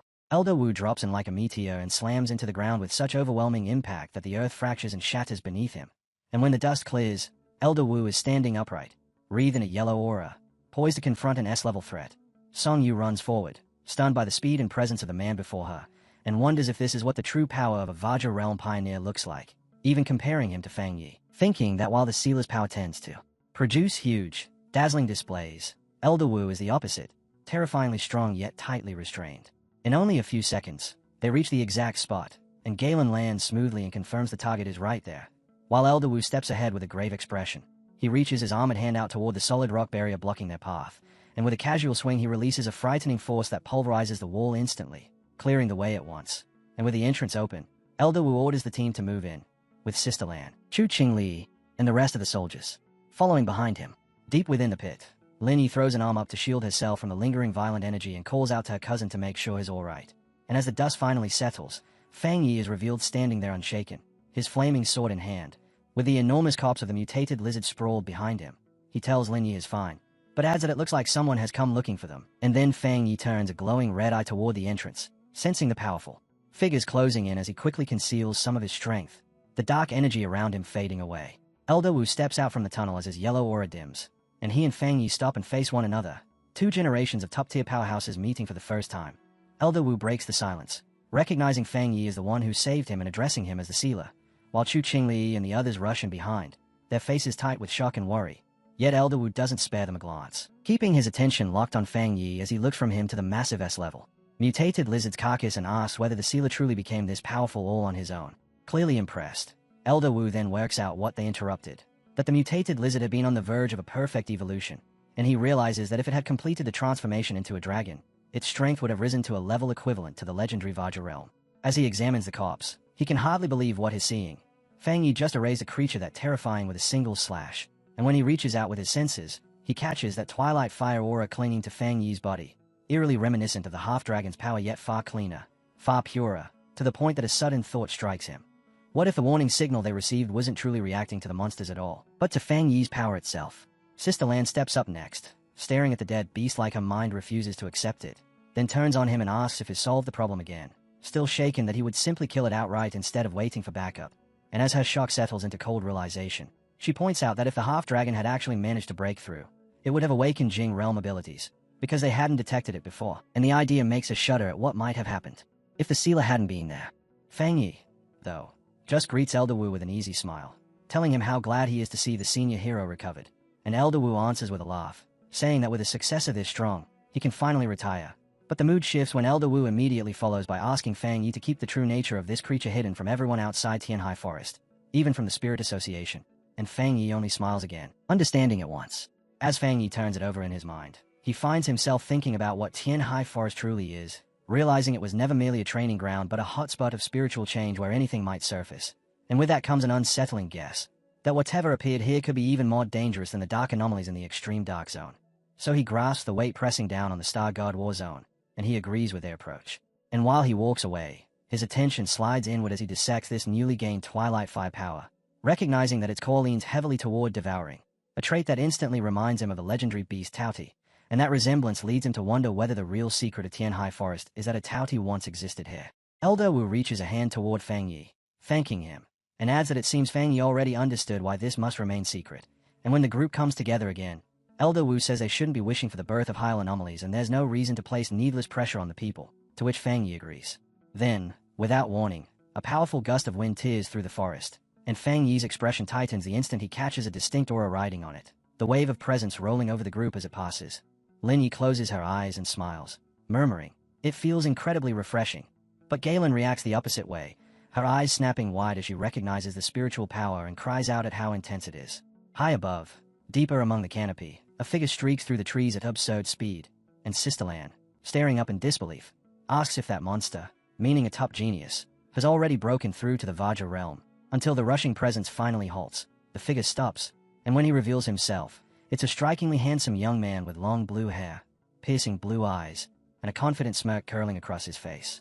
High above the bamboo forest, Baisu, the wood attribute pioneer and the Star God War Zone's ace, glides down with effortless grace, even planting a foot on a falling leaf in mid-air as if it was solid ground.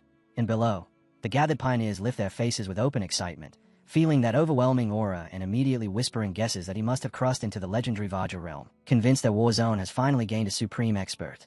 Fang Yi, however, watches with a cool, dissecting stare, his eye burning with a red glow as he analyzes what he's sensing, and he realizes the spiritual power around this man isn't what everyone else thinks it is. Baisu touches down and speaks to Elder Wu and Galen, stating that he has completed his training. Then he sweeps his glowing blue eyes across the group, pauses when he notices Fang Yi among them, and asks who this stranger is. Elder Wu introduces Baisu as their zone's ace, explaining that he has been in seclusion to push into the next level, and Baisu offers a greeting, yet immediately corrects the assumption hanging in the air by saying he's only at the half-step Vajra stage and has not truly broken through. Fang Yi answers with an easy, confident smile as he introduces himself as the captain of Tai City and the Sealer, and while he speaks, he continues observing the green energy flowing from Baisu, noting that unlike most people's power, Baisu's feels clean and comfortable, so similar to his own that Fang Yi quietly confirms just how difficult it is to truly step into the Jing realm. Baisu's expression turns doubtful at Fang Yi's claimed title. But Elder Wu cuts in at once to correct him, stating bluntly that Fang Yi saved his life and resolved the Tai City disaster, making him a crucial partner, and he follows that with a stern command for Baisu to show respect.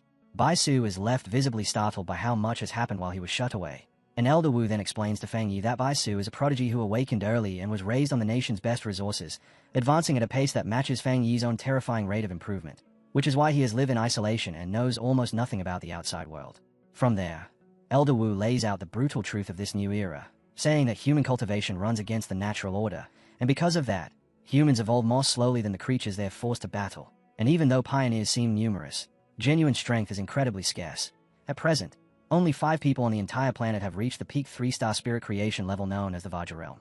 Fang Yi listens as the Elder admits that hidden talents may exist, people like him, but the wall separating them from the next level is enormous, and Elder Wu describes the Yu Fengjiang realm as a sheer cliff that most pioneers will never scale, with countless dying just attempting the climb. Yet he also explains that the moment someone truly breaks through, their body undergoes a complete transformation, becoming almost like the immortals spoken of in legend. Elder Wu finally turns back toward Baisu with a proud smile, praising him for reaching the half-step Jing stage and emphasizing how calm and pure his energy is, calling it a remarkable achievement, while Fang Yi says nothing and simply watches the exchange, until Baisu suddenly steps closer to Fang Yi, closing the distance and fixing him with a hard stare as if daring him to blink first. Baisu makes it clear that during his seclusion, he felt the shockwave from Fang Yi's breakthrough, and he explains that the surge of energy from that wave is what pushed him up to his current level. So because of that strange connection, he's been itching to measure himself against Fang Yi and see what the source of that power can really do. The moment the intent is spoken aloud, the 2 top-tier pioneers square off and release their auras, Fang Yi wreathed in the image of a golden fire dragon while Baisu answers with a green dragon of nature, and Baisu remarks that even though their attributes differ, he can tell they're the same kind of people. Fang Yi meets it with a confident laugh, golden energy flooding over his body as he accepts the fight without hesitation, and with a clash clearly seconds away, Elder Wu immediately steps between the sides as referee, ordering everyone else to retreat to a safe distance while warning both fighters to stop before they truly injure each other. Fang Yi and Baisu hold each other's gaze, eyes burning with power as they call to strike, and in the next heartbeat their forces slam together, detonating into a massive explosion that rips through the forest. Chu Qingli stays in stunned disbelief, unable to look away from a battle between 2 monsters of this level, while Galen watches without a word, and Elder Wu keeps his eyes fixed on the collision, silently weighing the question of who will prevail, the rising star of Tai City, or the Star God Warzone's longtime ace.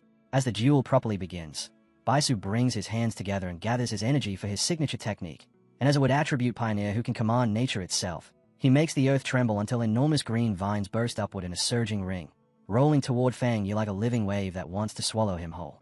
Fang Yi answers instantly, condensing blue spiritual energy into his hands. Then moving with such speed he seems to weave through the chaos, he slices the onrushing vines apart with sharp energy blasts while noting to himself that Baisu can treat the entire forest like an extension of his weapon. More vines lash out from the shadows to snare him. But Fang Yi only grins and says that all this wood is perfect kindling for him. He calls his sword, flames flaring along his hand, and with one heavy swing he sends out a massive arc of fire that cleaves into the giant roots, fully expecting the blaze to catch and consume them. Yet instead the severed vines flare with green light and the wounds knit shut in an instant, repairing themselves before the fire can even spread. Fang Yi's expression tightens as he realizes his fire isn't taking effect, and facing that towering wall of vines, he asks if Baisu's plants are somehow immune to fire, pointing out that wood should be weak to it. Baisu places a hand on the thick trunk and answers with calm confidence that while that's normally true, his plant army is different now, and it can no longer be suppressed by the fire attribute. Fang Yi glazes back, his red eyes shining brighter. Then the ground beneath him erupts again, the vine shooting up so suddenly he has no time to react, and massive roots surge over him from every angle, binding his body and locking him away inside a huge spherical cage of wood. With Fang Yi sealed inside, Baisu stands outside the prison as if nothing could be more natural, asking how he likes that move and adding that if there were genuine enemies, this wooden cage would have been impossible to escape. While in the vine-darkened interior, Fang Yi stays composed, his red eye glowing steadily as he evaluates the situation. Fang Yi reaches out and presses his palm to the inner wall of the cage, his hand flaring with energy as he tests it, and immediately he notices just how pure the wood energy is in here. Yet the instant he makes contact, a corrosive poison bites into his skin. Outside the sphere, Baisu watches with calm confidence and warns him not to keep touching the wood for too long, explaining that the giant tree carries toxins naturally, and now that his spiritual power has saturated it, the poison has become even more lethal. Fang Yi doesn't flinch. Instead he smiles, his eyes igniting with golden light as he challenges that warning, deciding he wants to see for himself exactly how strong this poison really is. A blinding radiance suddenly bursts through the cracks of the wooden sphere, and Bai Su's face snaps from confidence to shock as he senses a terrifying surge, because in the next instant a colossal pillar of golden fire detonates straight upward, blasting the cage apart and painting the night sky in flame. Bai Su stares in outright terror, sweat streaming down his face as the heat rolls over him, and his mind reels because it should be impossible.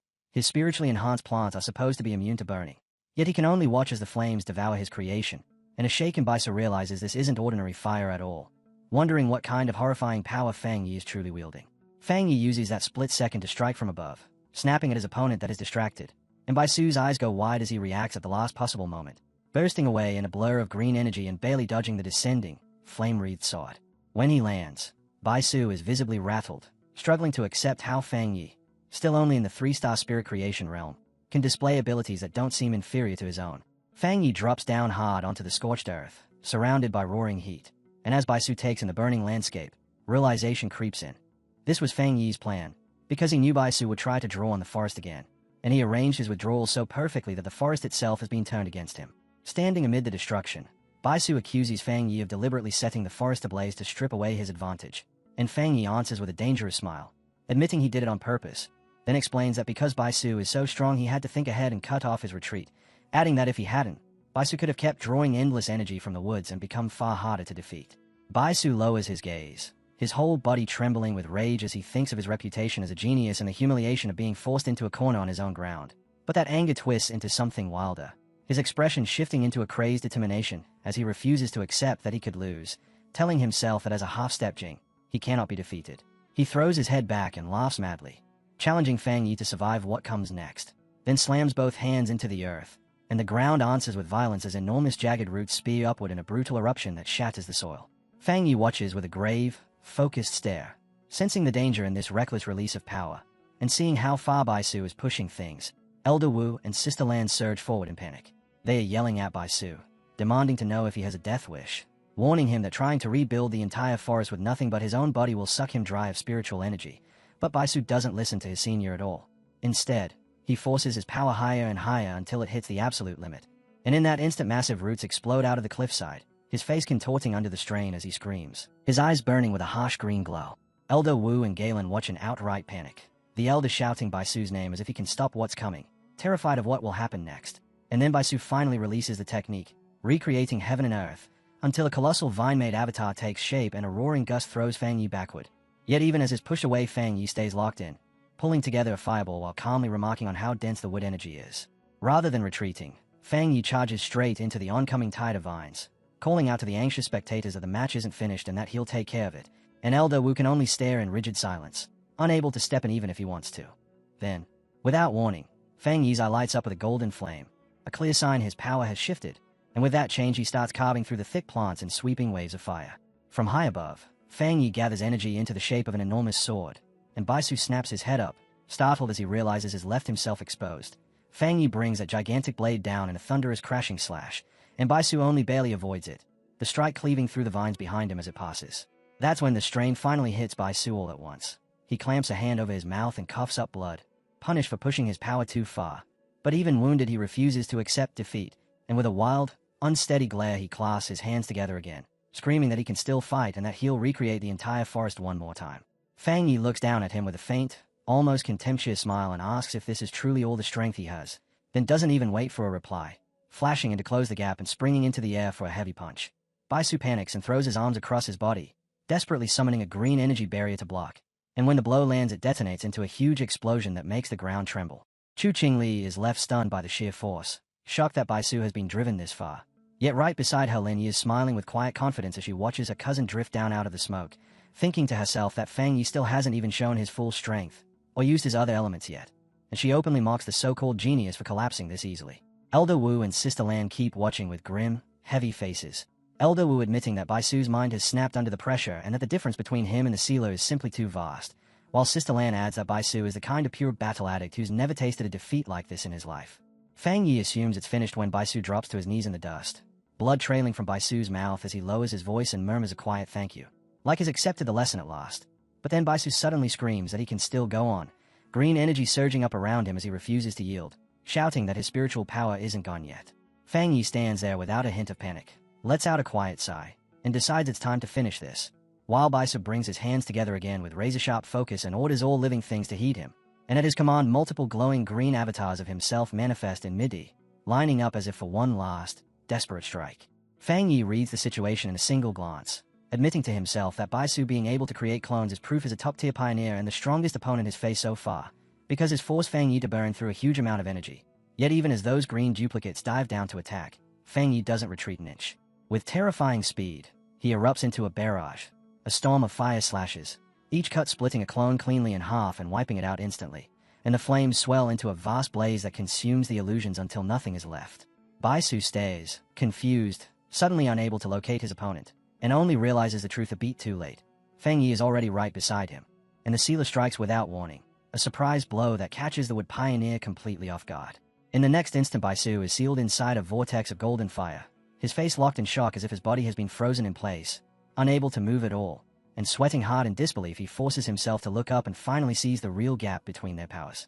Fang Yi is standing atop a gigantic dragon head formed from golden fire, sword leveled and pointed at Baisu, and with the same calm tone as ever he asks if they can finally end the match. Elder Wu watches the spectacle and knows Baisu's defeat is already decided, leaving him with nothing to do but marvel again at how the sealer keeps overturning his expectations, while Galen remarks that she did expect Baisu to lose, just not to lose this completely. Behind her, Lin Yi only smiles and says she knew it would turn out like this. Chu Qingli and Wang Zhong agree as well, saying the result isn't surprising at all, because Fang Yi is the man who handled two anomaly disasters by himself. The duel closes with Fang Yi landing smoothly, flames settling, while Baisu remains across from him drawing heavy breaths, and Baisu keeps staring at the man who beat him, muttering in disbelief as he wonders whether Fang Yi is a half-step Vajo or simply a monster. Bitterness and disappointment wash over Baisu's face as he admits that compared to Fang Yi, his own strength was nothing more than this. And finally humbled, Baisu clasps his hands and bows deeply toward Fang Yi, thanking the sealer for the lesson, only to abruptly add an apology, saying he has urgent business and must leave. Before anyone can stop him, Baisu explodes into a streak of green light and shoots away, and Sister Lan shouts after him. But Baisu's voice carries back on the wind, saying he's returning to seclusion to train. Sister Lan spins on Elder Wu in frustration, complaining that the war zone still needs Baisu. Yet Elder Wu watches with understanding and says this is the first time that proud genius has ever been driven into such frustration, so they should let him go. Then Elder Wu shifts his gaze to Fang Yi, who is extinguishing the lingering flames in his hand, and as the last embers fade, the Elder walks up to him and makes a serious offer. Elder Wu asks Fang Yi whether he'd consider remaining in the Star God War Zone, saying he could take a position under them while still keeping his role as captain of Tai City, and with a grave expression he finally reveals what he's really after. He wants Fang Yi to become his successor. Fang Yi is visibly stunned by how direct the offer is, but Elder Wu keeps going, explaining that the Star God War Zone holds the second best resources in the entire Xia nation, then shifting into a description of the true center of power, Shin City, the largest city in the nation, where the people who control everything are the absolute peak pioneers. He promises that if Fang Yi accepts, he'll eventually be brought into that higher circle. Even so, Fang Yi turns him down with courteous restraint, his red eyes glowing as he thanks Elder Wu and says plainly that he has no such plan, adding that he isn't even formally part of the Spirit Association and only accepted the captain title to protect his hometown, and he states without wavering that he doesn't want to belong to any specific group. Chu Qingli and Wang Zhong are stunned when they hear it, unable to imagine someone refusing an offer like that. But Elder Wu takes Fang Yi's rejection with calm understanding, because he knows the strongest pioneers hate being bound by rules. Rather than press him, Elder Wu proposes something else, friendship, telling Fang Yi that even if he doesn't join, he can still ask for anything, forming a relationship of mutual backing. Fang Yi then says that he and Galen will remain in the forest to continue training on their own, and right as those words land, the sky suddenly dims as storm clouds roll in.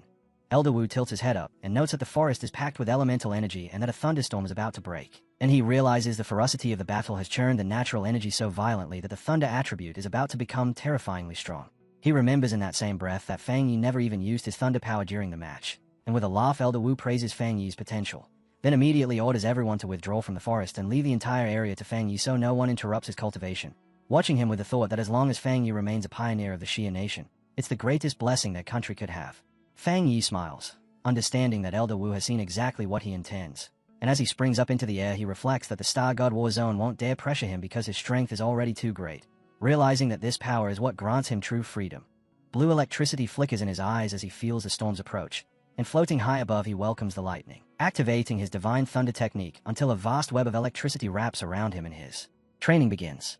In the Tianhai forest, with the heavens darkening overhead, Fang Yi flies straight into the violent lightning storm, and below, Baisu, still healing from their fight, raises a protective barrier and watches in disbelief, thinking it's insane for someone with such a powerful fire attribute to go and touch an equally pure thunder power.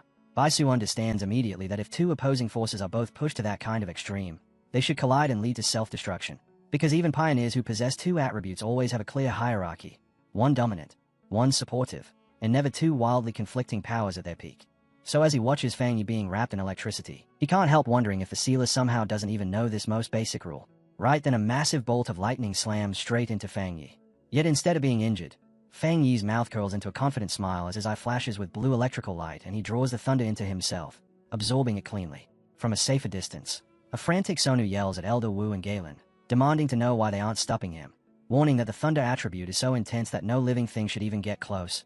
But to her disbelief, Elder Wu and Sister Lan remain completely composed. Sister Lan turns and tells her team the shocking truth. Fang Yi isn't in danger because he also possesses a top-level thunder attribute. And she goes even further, explaining that the pioneer called the Tyrant and the Sealer are actually the same person. Chu Qingli and Wang Zhong freeze in stunned disbelief.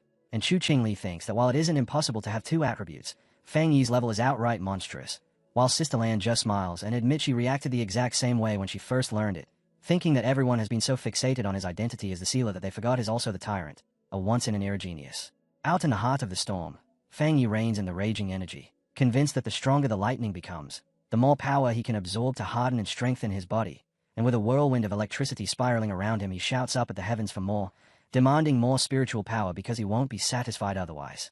Suspended in the violent electric field, Fang Yi uses the divine thunder to temper his body, feeling that immense force surge through his bones, his muscles, and every part of him as it refines him from the inside out, and as the tempering continues his various attributes, fire, yang, and even dark, begin to intermingle, smoothing out and settling into a more balanced state within him.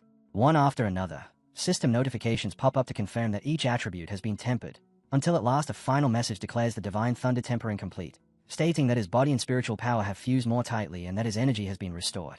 Fang Yi smiles with absolute confidence, feeling as if he's been reborn, and to try out this renewed power he casually flicks a bolt of thunder toward a distant mountain, blasting its peak apart in a violent explosion.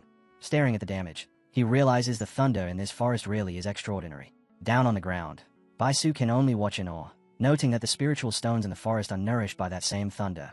Yet Fang Yi just destroyed a mountain with a single strike, and Baisu can sense he didn't even use a third of his full strength, concluding that no other pioneer could possibly do something like that from so far away.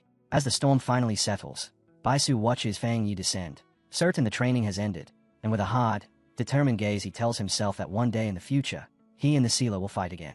Not far away, Elder Wu smiles to himself, thinking that this young talent never stops overturning his expectations, and the urge to keep Fang Yi in their war zone only grows stronger. He runs through Fang Yi's astonishing achievements in his mind, recognizes that his talent is practically without limits, and believes that if someone like that became his successor, he could leave this world with no regrets. When the last of the storm fades, Elder Wu lets out a laugh while Sister Lan remarks that the truth is the Star God War Zone needs the Sealer's help, not the other way around. And Elder Wu turns to Sister Lan to comment on how much she's matured, which only makes him more confident about their future, prompting a flustered Galen to ask if that's really true. Elder Wu's attention shifts again, and when he notices Lin Yu meditating in calm focus, a new thought strikes him. If Fang Yi won't be tied down, maybe they can invite her instead. With his training complete, Fang Yi lands lightly near his cousin, who is still drawing in the storm's rich spiritual energy, and with red eyes faintly glowing he tells her this chance is rare and that she need to work hard. Then he realizes Elder Wu and Galen are still present, and Fang Yi asks them why they haven't left yet. Elder Wu says he has a new proposal, one that asks nothing of Fang Yi, and he formally extends an invitation for Lin Yi to come cultivate at their Star God War Zone. And as he speaks, Lin Yi's green spiritual energy swells and surges around her. Fang Yi weighs the offer, thinking it's an incredible opportunity for his cousin, yet he still wonders what she herself truly wants. And when Lin Yi hears everything, she opens her eyes and ends her meditation. Fang Yi turns back to Elder Wu and thanks him, explaining that as her guardian it's difficult to refuse something like this, but he can't make the decision in her place. Then Lin Yi stands, and after Fang Yi asks whether she's finished her training, she faces Elder Wu and states simply that she won't go. Looking straight at the Elder, she thanks him for the generous offer, but repeats firmly that she doesn't want to go. And though he's surprised, Elder Wu stays composed and asks what her reason is. Lin Yi says her thinking might sound a little childish, and adds that if her reason were only that she doesn't want her cousin to be used, that would be disrespectful. But as a pioneer she has pride of her own. With determination in her eyes, she declares that she wants to obtain everything she deserves through her own ability, not because of her cousin. Fang Yi goes quiet for a moment, caught off guard and genuinely surprised that his cousin has finally grown up, while Elder Wu doesn't take offense at all. He laughs, gives her a thumbs up, apologizes for being one-sided, and tells her they'll keep watching her, urging her to do her best. Lin Yi, visibly delighted, promises that she will, and later the scene shifts to Fang Yi's villa at night. As he and Lin Yi head up the stairs, Fang Yi turns inward, running through everything that's changed, thinking that the problem of his spiritual energy reserves is basically settled now, and that what he needs next is to figure out how to properly wield this new Twilight Fire attribute. While the Death Brand ability he obtained feels even trickier, a thorny issue he'll have to unravel sooner or later. When they reach the upper floor, Lin Yi abruptly halts and points ahead, asking her cousin why there's someone squatting right in front of their door, and the figure lifts her head to reveal Chu Qingli, looking exhausted as she stretches and tells them they're finally back. Caught off guard, Fang Yi asks Chu Qingli what she's doing here, and Qingying explains that something major has happened at the border, so serious that the captain of Tai City rushed to their spirit association in Tai City, urgently begging for help. Fang Yi immediately asks where that captain is now, and Qingying answers that the captain is badly injured and currently being treated at a medical facility, adding that she fought her way out of the disaster in Tai City just to deliver a message, and with no other option left she specifically requested aid from the sealer at the Tai Spirit Association Medical Center. Fang Yi and Chu Qingli go to meet the wounded captain, and in the hallway of the hospital a young woman with short, messy dark hair, her face and arms wrapped in bandages, turns in surprise when someone calls her name. It's Qingying, arriving with Fang Yi, and the young woman greets Chu Qingling with obvious relief before her eyes shift to Fang Yi and she asks who he is. Qingying introduces him as the captain of Tai City, the sealer, and then introduces the injured woman as Chen Ruo, the captain of Yu City, and the moment Chen Ruo hears it she immediately greets Fang Yi and, in a surge of desperation, grabs his hands and begs him for help, explaining that the anomaly in Yu City is far more dangerous than what was reported, definitely above A+ rank, and that she's heard he has experience dealing with disasters on that scale. Fang Yi doesn't answer right away, staying silent as he calmly examines her, and Chen Ruo realizes she came on too strongly, releases him, and apologizes, explaining that she's acting out of sheer desperation. She says the anomaly was only supposed to be B-level, but pioneers started disappearing, her entire team was wiped out, reinforcements also vanished, and even her own powerful sister is among the missing. Fang Yi listens without missing a word, his expression tightening into something serious as he thinks it's deeply suspicious for a so-called B-level anomaly to cause this many disappearances, because even a border city should have competent pioneers, and he turns to the shaken captain and asks her bluntly whether the pioneers, including her sister, are truly missing, or if they are already dead. Chen Ruo can't give him a clear answer, and Qingying steps in, telling her to calm down and speak slowly, guiding her to sit, while Chen Ruo explains that she honestly doesn't know what happened because she can't reach any of them. Clutching her head as if the pain is splitting her, she insists that she shares a special connection with her sister and can still feel that her sister is alive. After a brief pause, she suddenly looks like she's remembered something crucial, and she tells Fang Yi she nearly forgot the most important part, a thank you gift in exchange for his help, then digs into her bag, pulls out a small dark brown box, and offers it to him while pleading that she truly has no other options left. Fang Yi accepts the box and immediately senses that whatever is inside is wrapped in heavy seals. Yet through that sealing he can still feel a familiar yang attribute energy leaking out, so he asks her what it is and why it needs to be sealed. Seeing his reaction, Chen Ruo's face brightens with hope as she thinks her approach might actually succeed. Chen Ruo explains that the gift is a spirit crystal, condensed from a high mountain in Yu City where yang energy once erupted on a massive scale, and she says it holds enormous spiritual power and is considered one of their city's treasures. As she opens the box, a glowing yellow crystal is revealed, and she admits they originally intended to use it to nurture a yang attribute pioneer, but no one was able to absorb it. Some people were even burned simply by trying. Qingying, standing right beside Fang Yi, stays in shock at the sight of a real spirit crystal, then hurriedly explains to Fang Yi that spirit crystals are extremely rare and incredibly valuable because pioneers who don't already have a specific attribute can absorb one to awaken power, which is exactly why they are so fiercely sought after. Fang Yi responds with a confident smile, closes his fist around the crystal, and absorbs its golden glow, then tells Chen Ruo it's a deal and asks if they should leave immediately. Chen Ruo, startled by how smoothly it went yet clearly relieved, stammers that there's no problem. Later, the group is driving along a mountain road toward Yu City, and inside the car Fang Yi asks Chen Ruo to explain the anomaly from the beginning.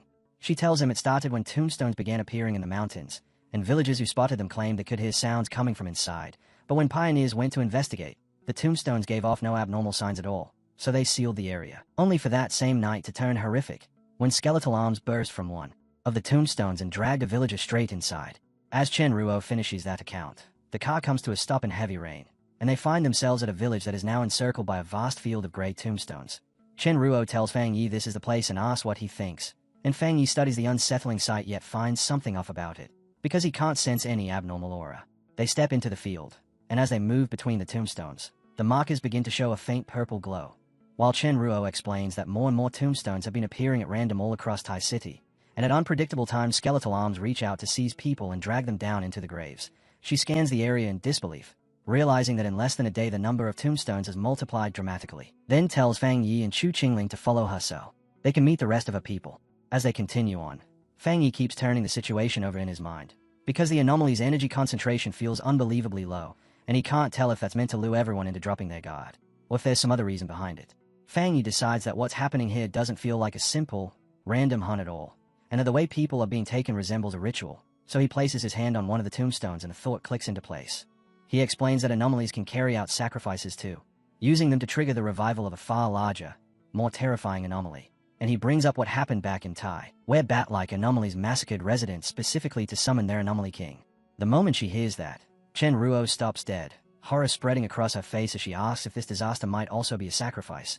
And then, panicking, she adds that the mountain villages here are extremely traditional and have refused to evacuate. Wise, they are even preparing to hold their own ceremony the very next day. She suddenly yells that it's happening again, and right in front of Fang Yi a skeletal hand, glowing purple, blasts up from the ground. Fang Yi slips away from it effortlessly and notes that its strength really is weak, only B rank just like the report said. Then he calls out his flaming sword and cleaves the arm in half. But another skeletal hand instantly erupts and clamps onto his shining blade, and Fang Yi's eyes sharpen as he watches, because that hand is connected to something far bigger, a huge, monstrous skeleton with multiple limbs that tears its way out of the earth, while all around them more skeletal creatures burst up in a ring, closing in on Chu Qingling and Chen Ruo. Chen Ruo shouts in disbelief, demanding to know why these things aren't afraid of Fang Yi's powerful yang attribute, and within moments a massive horde of glowing purple skeletons floods the area. Yet instead of showing worry, Fang Yi's lips lift into a faint smile as he thinks his theory is probably right, though he still needs proof, and he remarks that the mission has suddenly become interesting. In the middle of the chaos, Chen Ruo raises her flute and plays, even as skeletons surround her, and with each burst of green energy she releases she slices them apart, grimly noting that although the skeletons aren't high level, they are relentless precisely because they don't feel pain. Then dismay creeps in as she realizes their numbers have swelled far beyond before and seem impossible to erase completely. And as her hope starts to slip she can't help wondering if even the sealer might be helpless here. Chu Qingling sees her falter, kicks away several skeletons, and tells her not to lose heart, only for Qingying to suddenly find herself encircled by an enormous wave of hellish red fire that incinerates the skeletons around her, leaving her staring in shock as she wonders what this unfamiliar power could be. At the battlefield center, Fang Yi releases his Twilight Fire domain, lifting into the air above a gigantic sphere of red energy while the ground beneath becomes a sea of flames that annihilates the skeletal swarm in an instant.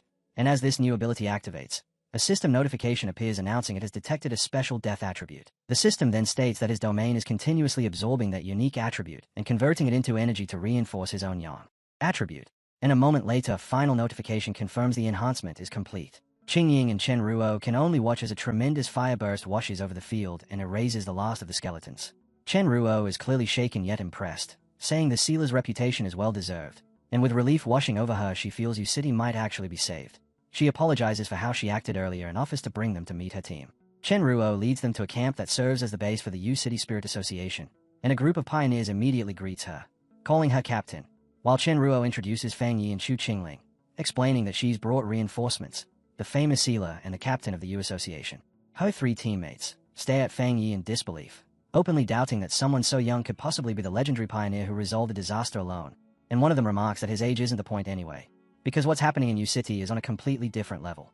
The atmosphere tightens when he snaps at Chen Ruo for coming back at all, and for dragging outsiders here to die alongside them, shouting that almost no one is left, that the city is on the verge of being swallowed whole, and that they were deceived, lured here so they could be used as sacrifices. As Chen Ruo tries to explain how badly her team has already suffered, Fang Yi simply watches the exchange with calm attention. Then, wearing a sober expression, states that he accepted a request and he'll fulfill it. With absolute confidence, he declares that he will solve what's happening here. Meanwhile, Chen Shi tries to calm the furious he, explaining that because their city is remote and their customs are more traditional, the people turn to prayer when they face problems they can't overcome, pleading with the gods for help. From the edge of a cliff, Fang Yi looks down at a village wrapped in a strange purple haze rising from the tombstones, and he wonders if the villagers are preparing a large ceremony to seek blessings. Thinking about those old traditions and ritual habits, he begins to suspect that their customs are tied to the anomaly itself. A sudden, eerie wind stays through the woods, making Chen Feng and Chen Shi flinch, and when they reach a clearing they see a huge crowd of villagers gathered for a ritual. Chen Ruo realizes the ceremony is about to start and worries that if a tomb anomaly erupts during it, the result will be a catastrophe. Yet in contrast, Fang Yi finds it intriguing, and and with a confident smirk he asks who wants to watch the activity. Up close as he starts walking straight toward the crowd. They arrive at Wan Square, where an enormous bonfire is roaring, and the villagers, driven to desperation, cry out to their god to witness their suffering. One man even offers his own life if it will save his children, and all around them people kneel with heads bowed, begging for the heavenly god's mercy. Then, without warning, the bonfire snuffs out, the stone platform splinters, and deep cracks spider across the square, and the real terror begins as skeletal hands claw up from behind the tombstones. Someone shrieks that the tomb monsters are coming out again, and from a swirling purple mist several skeletons rise with glowing red eyes, fixing their stare on the villagers as panic detonates through the crowd. An old man shakes uncontrollably, trying to insist this must be a trial sent by their god, while everyone else screams and bolts in every direction. A mother clutches her sobbing child, terror carved across her face as the little one cries and asks whether their god will still save them, and the chaos only intensifies as skeletons rush in and the villagers break apart in every direction, screaming for someone, anyone, to help.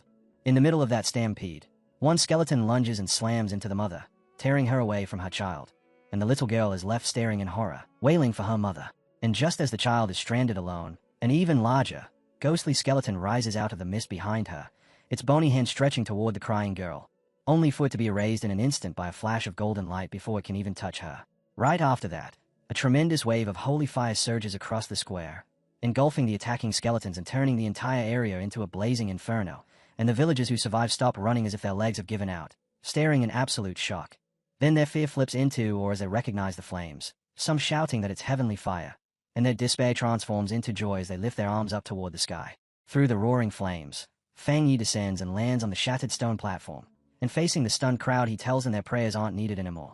His expression is cold and severe as he delivers the truth straight to them. There are no gods in this world, and no gods are coming to rescue them.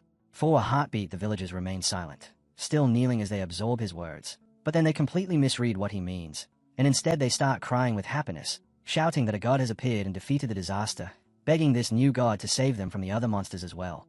Watching them, Fang Yi can only let out a quiet sigh at the misunderstanding.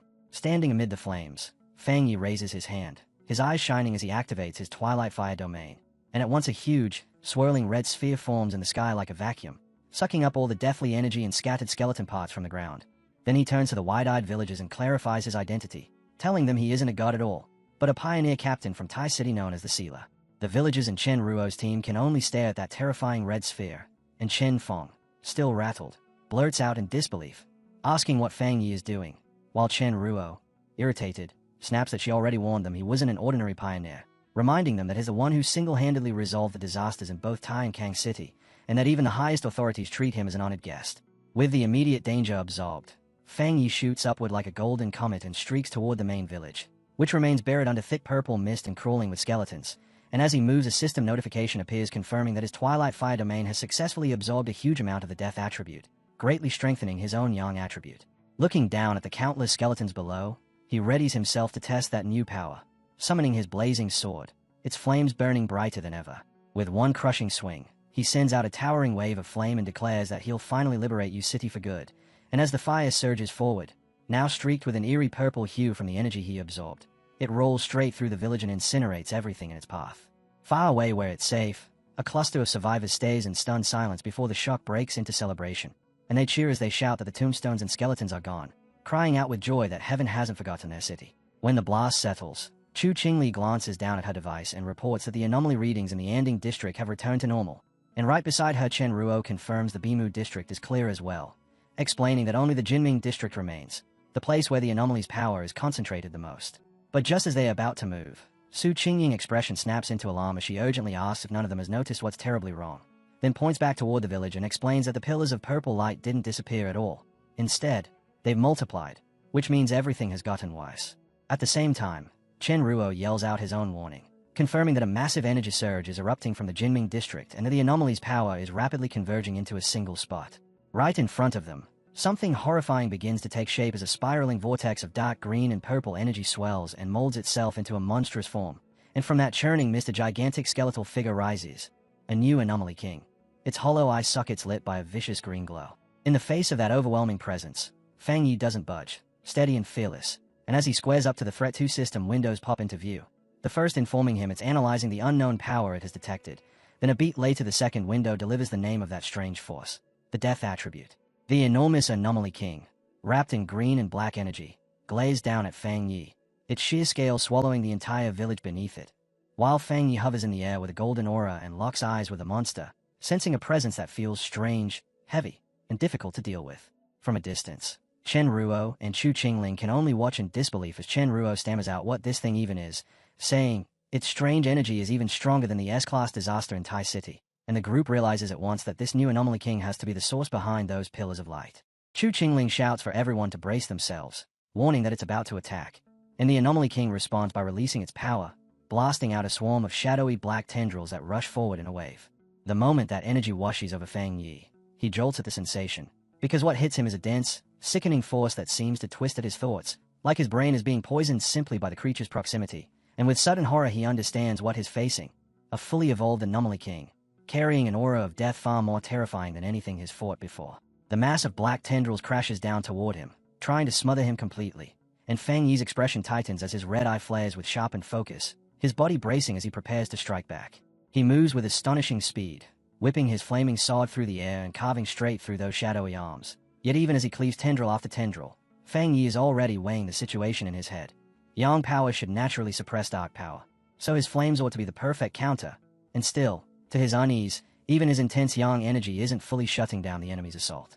The instant he finishes cutting the tendrils apart, the Anomaly King's power swells again, and at the very same time the surviving villagers begin chanting and praying once more, pleading for their god to descend, as the Anomaly King answers by releasing its full power. Watching from outside, Chu Qingli can only stare with eyes blown wide in shock, and inside that violent storm of energy, unnatural green tendrils suddenly burst forth and cinch around Fang Yi's body, binding him so tightly he can't move as Su Qingying shrieks his name in pure terror. Then, a heartbeat later, his sword drops from his grasp, hits the ground, and shatters. Far away in Yu City, Lin Yi is struck by a sudden, crushing dread, and she calls out for her cousin as if she can feel him hurting, then paces restlessly through a forest trying to steady herself, unable to understand why she's so terrified when this was supposed to be just another mission for him. She forces herself to remember how strong Fang Yi is, but the worry won't leave, and regret starts gnawing at her as she wishes she'd ignored his advice and gone with him instead, her anxiety tightening as she keeps staring at her phone, until it rings, and the screen shows Sister Lan calling. Sister Lan's voice comes through hard and serious as she delivers the awful update.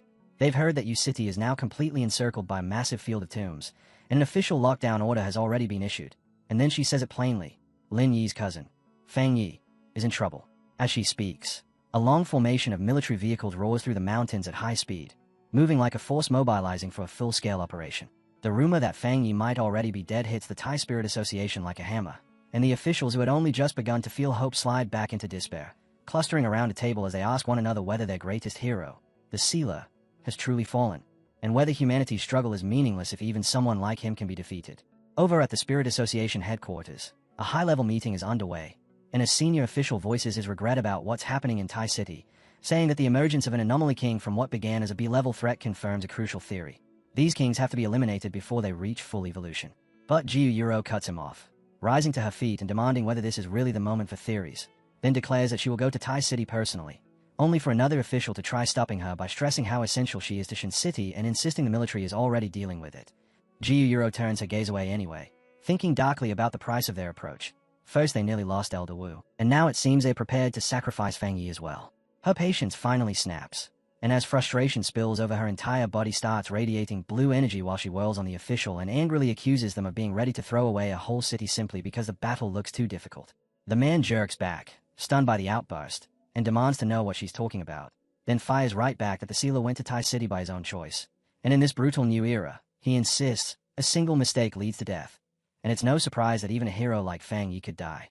That only detonates Jiu Yuro's fury, her blue aura surging higher as she tears into the official's attitude and demands what the point of fighting even is if they're all just going to sit around and wait to die, then throws the disaster in Shin City in his face and asks why Elder Wu would ever have risked his life if their real plan was simply to abandon any city they couldn't win easily. She shoves past several officials who try to talk her down, and with undisguised disgust she spits that they're all a bunch of fools, thinking to herself that she has witnessed the Sealer's true power with her own eyes and refuses to accept that he could be taken down so effortlessly. Out on the outskirts of Tai City, a massive military convoy has already formed a blockade, and inside a command vehicle Elder Wu watches the unfolding situation on a monitor as he explains that this new Anomaly King carries a twisted variation of the Dark Attribute, something they've begun calling the Death Attribute. With Sister Lan and Lin Yi seated with him, Elder Wu speculates that the Sealer's loss is likely because it's collided with some kind of inescapable rule imposed by the monster itself.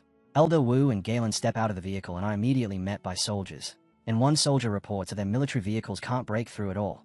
Galen presses him to explain, and the soldier says that even after throwing everything they have at it, every attempt has been pointless, because Tai City is now buried under an enormous spread of tombstones, and whenever they send soldiers in, an equal number of tombstones rise up to strike them. He ends on the bleak confirmation that all their frontline troops have already been dragged down into the graves, then adds that the Anomaly King's power is still slowly pushing outward from the city. Lin Yi begins trembling with fear as the soldier, grim-faced, declares that the odds of resolving what's happening in New City are zero and asks Elder Wu whether they should give the order to retreat, explaining that the Anomaly King appears immune to every kind of power and has already captured all the pioneers at the front, including the sealer. The moment she hears that, Lin Yi screams and refuses to accept it, then turns to Elder Wu and Galen, thanking them for everything they've done, but declares that she'll go back to Tai City alone because she won't drag anyone else into what she calls a suicide mission. Deep within the anomaly in New City, the landscape has warped into a horrifying, silent graveyard washed in an eerie green light, and the earth itself begins to churn as gigantic tombstones force their way up through the ground. The names etched into these newly risen stones are Chu Qingling and Chen Ruo, and high above this graveyard the Anomaly King draws its death energy out like a weaver, twisting it into thick, heavy strands until those threads lock together and condense into an upright stone coffin. Inside that coffin, Fang Yi hangs trapped with his body slack and unresponsive while ghostly green centipedes crawl across him and coil around him, binding him as if they mean to keep him forever. And with his face drained of life and his eyes sunk into hollow darkness, it truly looks as though the sealer has died, sealed away inside a tomb shaped by the monster's own power. Yet in the deepest black of that death, a system notification suddenly flares to life, announcing that the death brand ability Fang Yi obtained earlier has successfully activated, and the system confirms that he has now acquired the power of infinite death. Soon after, the system declares that the death brand trial has ended, and Fang Yi, drained to the bone but unmistakably awake, releases a long breath as he thinks to himself that the death brand trial was an unbelievably intense ordeal. He lifts his gaze toward the massive, terrifying green skull of the Anomaly King looming above, and notices that the King of Death now seems far more friendly toward him than before. Still, even as his eyes brighten with power, he admits inwardly that he never wants to endure that rebirth trial again. He remembers the instant just before the coffin sealed him in, when he realized the Anomaly King had singled him out with an unavoidable, inevitable death ability he couldn't evade, and with death guaranteed he gambled on a last, desperate move. He chose to manually implant the dangerous death brand skill, the one he'd taken from the magma but had been too hesitant to learn earlier, directly into his own body. The system confirmed the implantation and began learning the abilities, and in the next moment a massive surge of scorching red, agonizing energy erupted from Fang Yi as the skill fused into him. While the system prepared to activate it, that energy tightened and compressed like a vice, leaving Fang Yi standing helplessly before the Anomaly King as the monster readied the killing blow. Then the system warned Fang Yi that the King's inevitable death rule was beginning, and in that instant Fang Yi truly died, his eyes rolling back as his body slackened completely, while the system confirmed the death and stated, Step 1 of the ability was complete. But because Fang Yi was slain by the monster while carrying the brand, the system immediately identified the killer, announcing that the death brand had been driven into the body of the King of Death, thereby completing Step 2. And as Fang Yi's lifeless body fell, still wrapped in the monster's dark, lethal energy, the system initiated its final phase by triggering the death trial. That trial began while Fang Yi was already dead, which explains both how he was able to return to life afterward and why, now, he looked so utterly exhausted, yet standing within the coffin's green aura he has successfully come through the entire process. The system then explains that the death trial he just endured was a triple trial meant to test the holder, and that Fang Yi had to withstand 3 horrific tests in order to obtain the death brand's 3 abilities. First, the fire attribute's mystery Yellow Spring, where he was burned without end by hellish flames. Second, the poison attribute's Death Collapse, where his body was cursed to shatter apart again and again without respite. And third comes the earth attribute's Hell Evil Scene, where the gates of hell itself swing open and try to haul him down into a burial swarming with evil spirits. And as Fang Yi relives it in his mind, he thinks about how the agony was so extreme he could barely separate reality from illusion, as though he were trapped in an endless loop of dying over and over. Still, after clawing his way through that brutal test with immense effort, he has finally mastered the skill, and his eyes snap open, blazing with a sharp red glow as he decides this is the moment the real fight begins. He lifts his head with a hardened look, realizing he is now actively resisting the Anomaly King's inevitable death rule, and blue electrical power starts surging into his hand, stirring the air with a disturbance that the Anomaly King immediately senses. The colossal skeleton leans down through the green haze, confused by the sudden strength rising from within the coffin, and then, without warning, a violent burst of blue lightning rips through the stone prison as Fang Yi smashes apart the slab, breaks free, and drops out, slamming into the ground. The monster peers down through the emerald mist, watching its prisoner escape, while Fang Yi pushes forward through smoke and shattered debris, one hand covering his face as he gasps for air, spent from resurrection. but alive, and finally free. The Anomaly King is struck dumb with shock, incapable of understanding how the human it just killed has returned to life, and as Fang Yi stands there facing it, the system reveals that the Death King has already sensed Fang Yi's resurrection. The giant skeleton gathers its power, preparing to crush this revived threat, and without giving Fang Yi even a second to recover, it rains down a barrage of massive green energy blasts from the sky. Each strike slams into the earth with terrifying force, and the impacts bloom into a huge eruption of green energy that swallows the spot where Fang Yi had been standing. But when the dust and energy finally thin, Fang Yi is there in a low crouch, completely uninjured. A grin tugs across his face as he realizes the monster's attacks no longer affect him, and the system confirms it outright. Fang Yi has successfully bypassed the inevitable death rule. He rises to his full height in front of the towering skeleton, his cape snapping in the wind, while above him the Anomaly King stays down, confusion turning into fear, and Fang Yi looks up with a chilling expression, one eye burning red, blood sliding from the corner of his lip, yet his smile is pure confidence. In that instant the Anomaly King is hit with a crushing sense of danger, its empty sockets widening as it understands the truth. The hunter has become the hunted.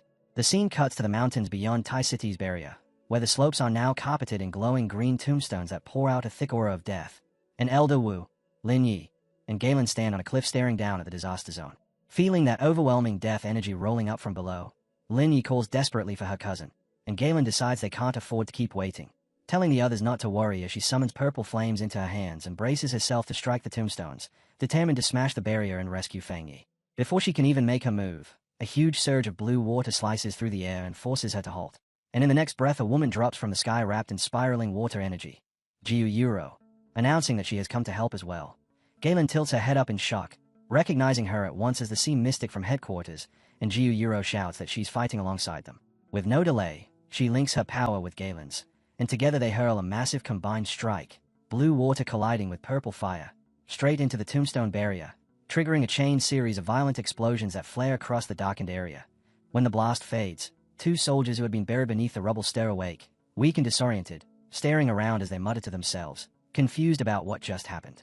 The anomaly answers immediately, making the earth quake as enormous green tombstones burst up from below like spears, and Jiu Yuro, Sister Lan, and Linny end up forced into a back-to-back stance, completely boxed in by a ring of towering stone slabs. Sister Lan clicks her tongue in annoyance, realizing the trap has activated again, and she warns the other two to stay sharp, explaining that this anomaly can drag any living creature into the tombstones. All at once, skeletal hands punch out of the ground and claw from the stone surfaces, and a swarm of skeletons drops in from above, diving toward the three women, only to freeze mid-attack, their bodies trembling as terror washes over them as if they've sensed something far more horrifying than the enemies in front of them. Instead of pressing the assault, the skeletons panic, scrambling to disappear as they fling themselves back into the earth and into the tombstones, desperate to hide, leaving Jiu Yuro and Lin Yi staring in complete confusion, unable to understand why the monsters suddenly fled. The group moves across the now emptied battlefield, trying to make sense of why the Anomaly King would order such a mass retreat and what it could possibly be planning. And then a heavy boot thuds down. Elder Wu arrives, carrying two unconscious soldiers slung over his shoulders, and he tells them this might actually be a good sign. He explains that the Anomaly King has withdrawn its power, which means anyone who was buried alive still has a chance to be revived. And as he surveys the field, where countless soldiers lie unconscious but safe, he concludes this can only mean the sealer hasn't died. In fact, Elder Wu reasons, Fang Yi must be causing so much chaos inside that the Anomaly King was forced to pull its power back just to defend itself. And as the smoke finally thins, Fang Yi's sharp red eyes appear, calm and steady, his body completely untouched as he stands in the center of the battlefield. The system then refreshes its report, death count, 2, and it explains that because the King of Death used its power to kill Fang Yi, it has been dragged into a cycle of death, and as punishment its strength has been reduced by 10%. Fang Yi silently weighs what that means, thinking about how being marked by the King of Death usually equals guaranteed death, and he knows it's that inevitable death rule that makes this monster so uniquely dangerous. Yet a dark, self-assured smile curls across his face as he realizes the tables have already turned, and in his own mind he tells himself that the so-called inevitable death rule is about to apply to the monster instead. Far overhead, the creature stays down in stunned disbelief, unable to comprehend why this human is still standing, and in a rush of panic it attacks again, blasting a torrential barrage of green energy beams straight out from its ribcage. The beams pour down like a storm, and Fang Yi doesn't even bother to dodge, simply standing there as the strike lands at full power, detonating into a massive green explosion that swallows him completely. The monster flashes a grin, convinced it has finally won, but the system manifests again and bumps the death count up to 3, declaring that because the king has killed Fang Yi once more, its strength has been reduced by another 30% and it has begun collapsing. Right on cue, the monster's body starts to come apart, its face splintering as chunks crack loose and drop away. And then, from the lingering smoke, Fang Yi steps out at an unhurried pace, his body knitting itself back together until he is once again fully intact and unharmed. The monster can only gape in pure horror, green eyes blown wide as it understands the truth. Every attack it throws is damaging itself. Fang Yi drags a hand across his mouth with a smirk, openly taunting the creature as if it's perfectly willing to keep repeating this cycle until it's erased, and he gathers his focus and fires an enormous beam of energy straight at the monster. The creature casually flicks it aside with a single hand, but at that same moment a system notice pops up announcing that a new mark has been activated. In an instant, red, hellish flames burst across the monster's body, blending into its green aura, and the creature stays at its own arm in bafflement. Fang Yi doesn't waste that opening. He springs into the air, yanks his sword free, and the blade is already roaring with fierce fire as he comes down to strike, while the system confirms the monster has been inflicted with a hellfire burning debuff that will deal constant damage. The monster glazes up at him, eyes glowing an angry green, and as it bristles at being forced back, Fang Yi pours everything into a full force swing, his heavenly fires slash, only for the monster to catch the blow with its massive hand, the collision erupting into a brutal clash. The impact hits the monster hard, and the system updates again, raising the death count to 4 while announcing the monster's power has been slashed by a staggering 4 to 5%.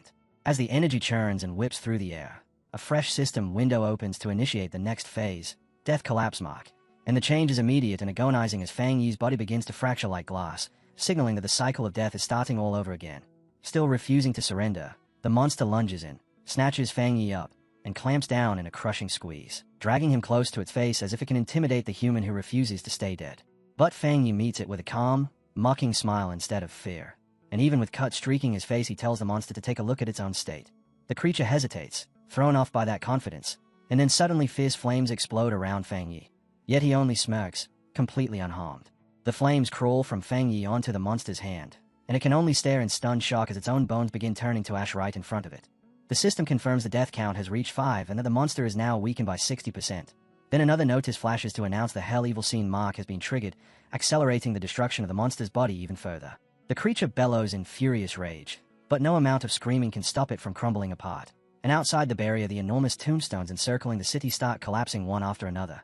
Sister Lan watches, unable to believe it, realizing the entire anomaly is breaking down, and overhead the dark clouds peel away until light finally pours through, making Lin Yi lift her eyes with a bright, relieved smile because her cousin is still alive.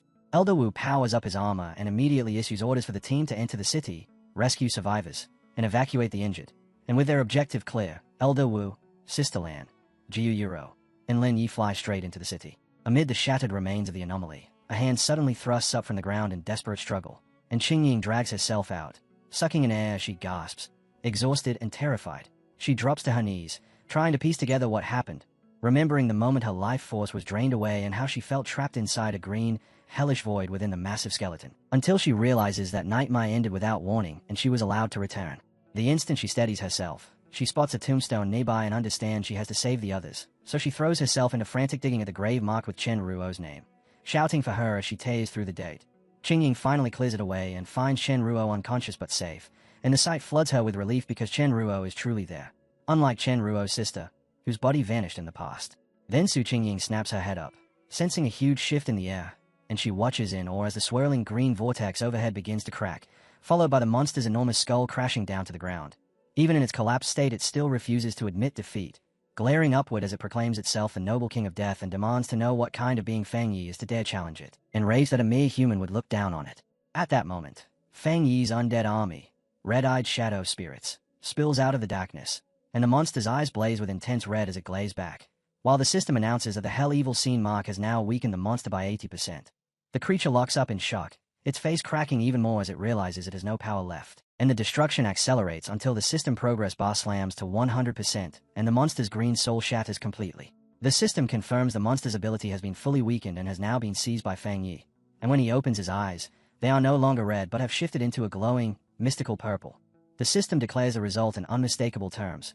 The old king falls, the new king ascends, and Fang Yi stands in victory atop a high cliff, wrapped in a swirling aura of purple energy, bearing the death attribute power he has just claimed. Behind him, the dark clouds split apart, and golden sunlight pours down onto the new king as, from that swirling purple power in the sky, Fang Yi begins to descend slowly, his whole body washed in a divine glow while the darkness continues to peel back, unmistakably signaling the disaster's end. Below, the survivors can only stare in stunned disbelief, Su Qingying braces the injured Chen Ruo on her shoulder, while Jiu Yuro pushes her glasses into place with trembling hands, still shaking as she tries to understand how the sealer not only lived through the Anomaly King's inevitable death rule, but even seemed to call up spirits from hell to devour the monster. And Elder Wu looks up laced with a grim realization as he thinks that Fang Yi's strength may be far beyond what they ever assumed. Fang Yi has done what shouldn't be possible. Since he couldn't escape the death rule, he shattered it, then seized the very power that governs life and death. And Jiu Yuro turns to Elder Wu to ask whether humans can truly wield something like this. Yet as she stays up at Fang Yi, she glimpses the ghostly skeletal face of the Death King layered over his own, and panic spikes through her as she wonders if the Anomaly King has awakened inside him. Before that fear can spread, Galen steps in wearing a confident smile and tells Jiu Yuro to look closer at the battlefield, because across the emptied land something miraculous is unfolding. The shadowy spirits Fang Yi summoned aren't attacking at all, and instead the people believed to be dead are sitting up, unharmed, as the death power is being turned toward saving them. Among the broken rubble the villagers discover Qingying, bruised and battered, but alive. And when she comes to, she looks around in confusion while Grigali blurts out, asking if she wasn't already dead, confirming that she has been brought back. All around them, the people of U City lift their eyes to Fang Yi floating above, and the crowd splits. Some see that dark aura and call him a death god, while others insist he is the sealer who saved them. Then the little girl who was rescued earlier cuts through the arguing, loudly complaining that the sealer's name sounds ugly, and with a bright smile she recalls the golden flames that shielded her, declaring that to her he is their god who defeated the evil. High in the night sky, Fang Yi decides it's time to end the conflict once and for all, so he raises one hand and summons a massive, jagged scythe forged from dark purple energy, and with a cold, unyielding expression, one eye glowing red, he declares that everything must end now. He swings the enormous weapon downward and unleashes a gigantic arc of purple light, making the U City pioneers on the ground, including Chen Feng, gape upward in absolute shock at the sheer spectacle of power. The strike rips straight through the dark energy barrier that had sealed the city, then slams into the swarm of red, ghost-like spirits in the air, shredding and absorbing them with terrifying force. And amid the raging storm of red and black energy that follows, Fang Yi orders the spirits to return to where they belong, before shifting his power again and drawing on his yang attribute to unleash a mass purification. He stretches out his hand and releases a blinding surge of golden light, letting it sweep across the battlefield to scrub away the last traces of death energy. And the survivors can only watch in awe as that brilliance punches through the darkness and turns the night bright as a second sun. When the technique finally ends, Fang Yi feels a quiet relief because the fighting is truly finished at last. Not far away, Chen Ruo breaks down crying and throws her arms around Chen Feng, overwhelmed with joy that they made it through. While Fang Yi, fully aware that battling the King of Death drained an enormous amount of his spiritual power, can't help worrying about what unknown side effects might come from the death brand he absorbed. Still, he slowly descends from the sky and lands lightly among the ruins. The moment his feet touch down, Lin Yi barrels in without warning and tackles him into a fierce hug, shouting in pure relief for her brother and leaving Fang Yi momentarily confused, until he gently steadies her and pats her head to comfort her. She blurts out how terrified she was that he'd died, and Fang Yi only smiles and tells her everything turned out fine. Then Fang Yi's sharp gaze catches something off to the side, and he turns to see Su Qingying standing there with a bright smile, thanking him, which makes Fang Yi look a little lost until Su Qingying glances past him toward the survivors, where the U City captain, Chen Ruo, is sitting on the ground sobbing with relief as she clutches her teammate, and Fang Yi watches that scene with a warm smile before asking whether Chen Ruo's sister is still alive, thinking that in the middle of so much misfortune, saving her is a rare piece of good luck. Meanwhile, the tone among the leaders is far heavier as Elder Wu receives the final damage report, and the sight alone is bleak, rows of body bags and coffins laid out.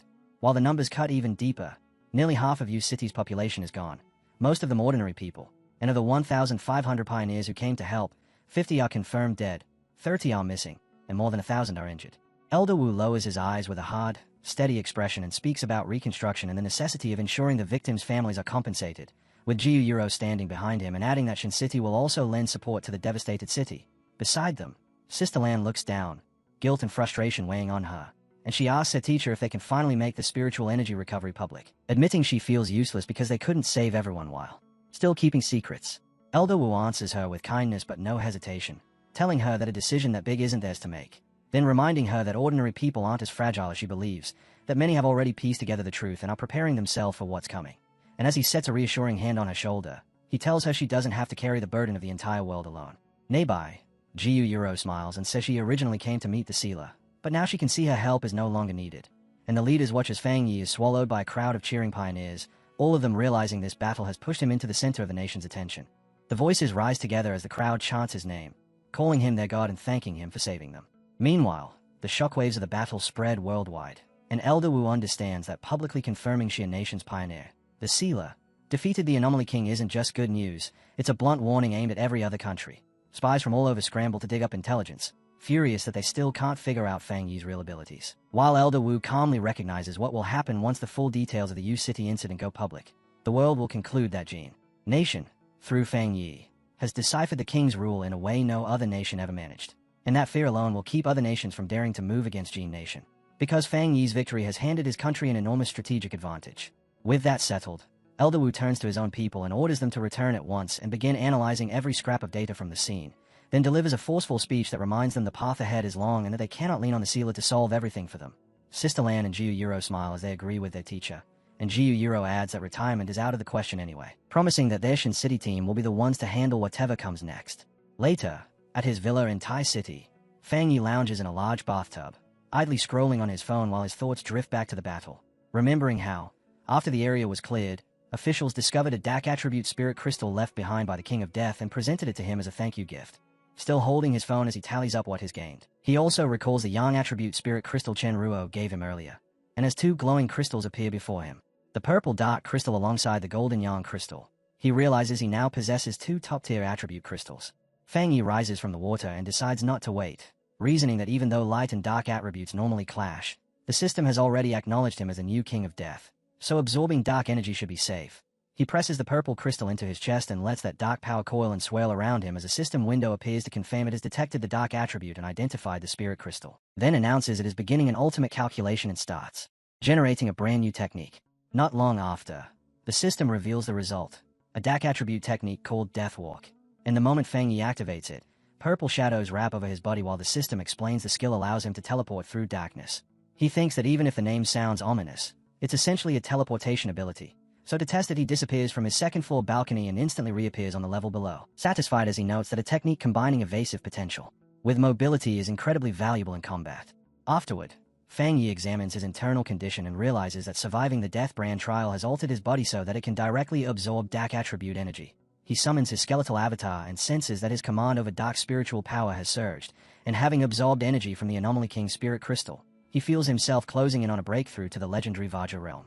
He then turns his eyes to a cabinet where a warm golden glow is leaking out, and there it is, the Yang attribute spirit crystal, the reward Chen Ruo had promised him. Fang Yi remembers with a wry sense of humor that after the battle, city officials decided it was far too casual for Chen Yu to hand over something that valuable in private, so they staged a grand, formal ceremony to present it to him properly, and he even heard they'd gone as far as putting up a statue in his honor. Letting that memory drop, Fang Yi lifts the golden crystal, thinking that coming into possession of two top-tier crystals is a rare stroke of luck, then holds it up near his eye to study the pure yang energy churning inside. The moment he sends his power into it, a surge of fiery red energy whips up around him, and the system activates again, detecting the intense yang aura, before announcing, just like it did with the dark crystal, that it's beginning an ultimate calculation to derive a new technique from this source. Fang Yi concentrates and pours everything into refining the crystal, and the system confirms the new technique has been successfully created, as a blinding golden radiance suddenly erupts from Fang Yi's body, shining with the intensity of the sun itself. The system declares the result, a new yang attribute technique called Sun God, and wrapped in roaring, spiraling flames. Fang Yi releases the full force of this newborn power while the system explains that Sun God allows him to summon a sun avatar capable of burning through anything. A glowing golden symbol forms on his forehead, and high above the city a gigantic golden bird of fire manifests in the sky, illuminating everything beneath it. Down on the streets, a reporter breathlessly broadcasts the unbelievable sight as online comments explode, with people joking that they're getting blinded by the light even from distant cities, and the reporter urges citizens not to panic, suggesting their guardian, the Sealer, is simply becoming stronger. On the internet, guesses fly that the Taoist god who saved them before is undergoing yet another trial, and over on a Pioneer forum, users confirm the phenomenon is centered in Tai City, recognize that familiar yang energy, and conclude the Sealer must have awakened a new ability. In a dense, glowing forest, a team of pioneers is paused to rest, and among them is Fang Yi's ex-girlfriend, Su Qingying. One of the male pioneers starts praising the Sealer for being so formidable and for humiliating Country B, then grumbles about that nation's so-called great prophet who had confidently predicted the nation wouldn't survive even the first year of the spiritual energy recovery. Su Qingying looks uneasy and asks whether that prophecy could still be true, but the male pioneer snaps back in anger and dismisses it outright. Even with his certainty hanging in the air, Su Qingying lowers her gaze, thinking about how many dangerous incidents have been erupting across the Sea Nation lately, and the atmosphere sharpens as the group turns on Su Qingying, with the same male pioneer sneering at her low cultivation while another man presses in to ask if she's a traitor, mocking her for still being stuck at the one-star Ghost Axe realm. He jabs at her by saying she used to be some rich young miss, but in this new world she's the one who's worthless. And Su Qingying folds her arms tight, forcing herself to hold on to what pride she has left as she fires back that their so-called strength is nothing impressive compared to the sealer. She challenges them outright, saying they don't have the right to sneer at her until they can stand at his level. The male pioneer bursts into laughter and asks if she's really thinking about teaming up with the sealer, and the three men laugh together as they're reminded the sealer is famous for acting alone, before turning vicious and declaring she's been kicked out of their team. As they start to walk away, Su Qingying, panicked, reaches after them and shouts that if she's leaving, they at least have to give her the portion of the reward she earned. The leader twists back with a greedy smile and coldly tells her she should be thanking them for not demanding she pay them instead. Then he snaps his power forward in a blast of wind energy that slams into her and throws her backward as he yells for her to get lost. Su Qingying lies there trembling with pain and fury, silently swearing that they'll pay for what they've done. Soon social media is overflowing with fear as that so-called great prophet from Country B announces a new prediction, that the Sea Nation will be destroyed within a year. And inside the Thai Spirit Association office, the association superior brings it up with Fang Yi, explaining that these rumors are rattling the local pioneers. Qingying adds that Country B is deliberately using psychological warfare to undermine their citizens' confidence, and the superior follows by saying word of Fang Yi's power has already spread, pushing Country B into more aggressive moves, to the point that there are even rumors they manipulated events to trigger a near disaster in another city. The superior admits the whole situation was abnormal, because every sign suggested the disaster should have occurred in Country B, yet it almost wiped out their own elite forces instead, and with panic rising, the association decides Fang Yi must respond publicly. He walks up to a computer and, with a single keystroke, sends out a message from his verified profile, Sealer 5, posting one short, forceful sentence. The apocalypse won't catch up to my speed of breaking through. The internet detonates instantly as a tidal wave of comments pours in, survivors insisting they saw Fang Yi destroy the Death King, and people begin ridiculing Country B's prophecy. Fang Yi figures the fastest way to silence them is to state the one fact nobody can argue with, his strength. And across the nation pioneers stare at their screens in shock as they realize Fang Yi is breaking through yet again, then erupt into cheers for the god of great Xia, convinced that even if the hell that prophet predicted reaches their city, Fang Yi will be there to stop it. Meanwhile, inside the enemy's headquarters, Country BS information post, the atmosphere is pure chaos, with staff working themselves ragged while cursing the sealer and his frightening power, still unable to obtain even his personal data. The Country B Pioneer Network's data expert finally snaps, roaring at the team for failing to dig up information on this single person and threatening to fire every last one of them. Back at the Thai Spirit Association, the atmosphere settles, and Fang Yi tells the superior that his statement should be enough to quiet things down, drawing a laugh from the superior as he thanks him. Then an assistant suddenly rushes in clutching a tablet, face tight with panic, and reports that a new restricted area has appeared in the western region of the Xia Nation after two powerful attributes collided, with the military already locking the place down. Fang Yi immediately asks what attributes are involved, and the assistant explains it's a blend of Yang attribute and Dark attribute, two opposing forces crashing against each other so violently that the zone is lethally dangerous, yet packed with enormous opportunity. The message also states that Sea Mystic Ju Euro from headquarters sent this notice specifically for him, inviting him to go the next morning, and Fang Yi accepts on the spot, clenching his fist as he thinks this is the perfect chance to test the two new abilities he's just obtained. Not long after, in the barren stretches of western Xia Nation, a military convoy rolls toward a swirling vortex known as the Black Sun Pool, until one armored vehicle pulls to a stop and Fang Yi steps out with Galen. Fang Yi remarks that they had to bring so many people purely for monitoring because of the black wind and rain curtain, a natural barrier they still have to break through, and he stands composed before the raging storm, studying the magnificent, chaotic clash of Yang and Dark attributes twisting within. At his side, the team asks whether he's ready, and facing the gigantic tornado of dark power, Fang Yi steels himself to meet this new challenge.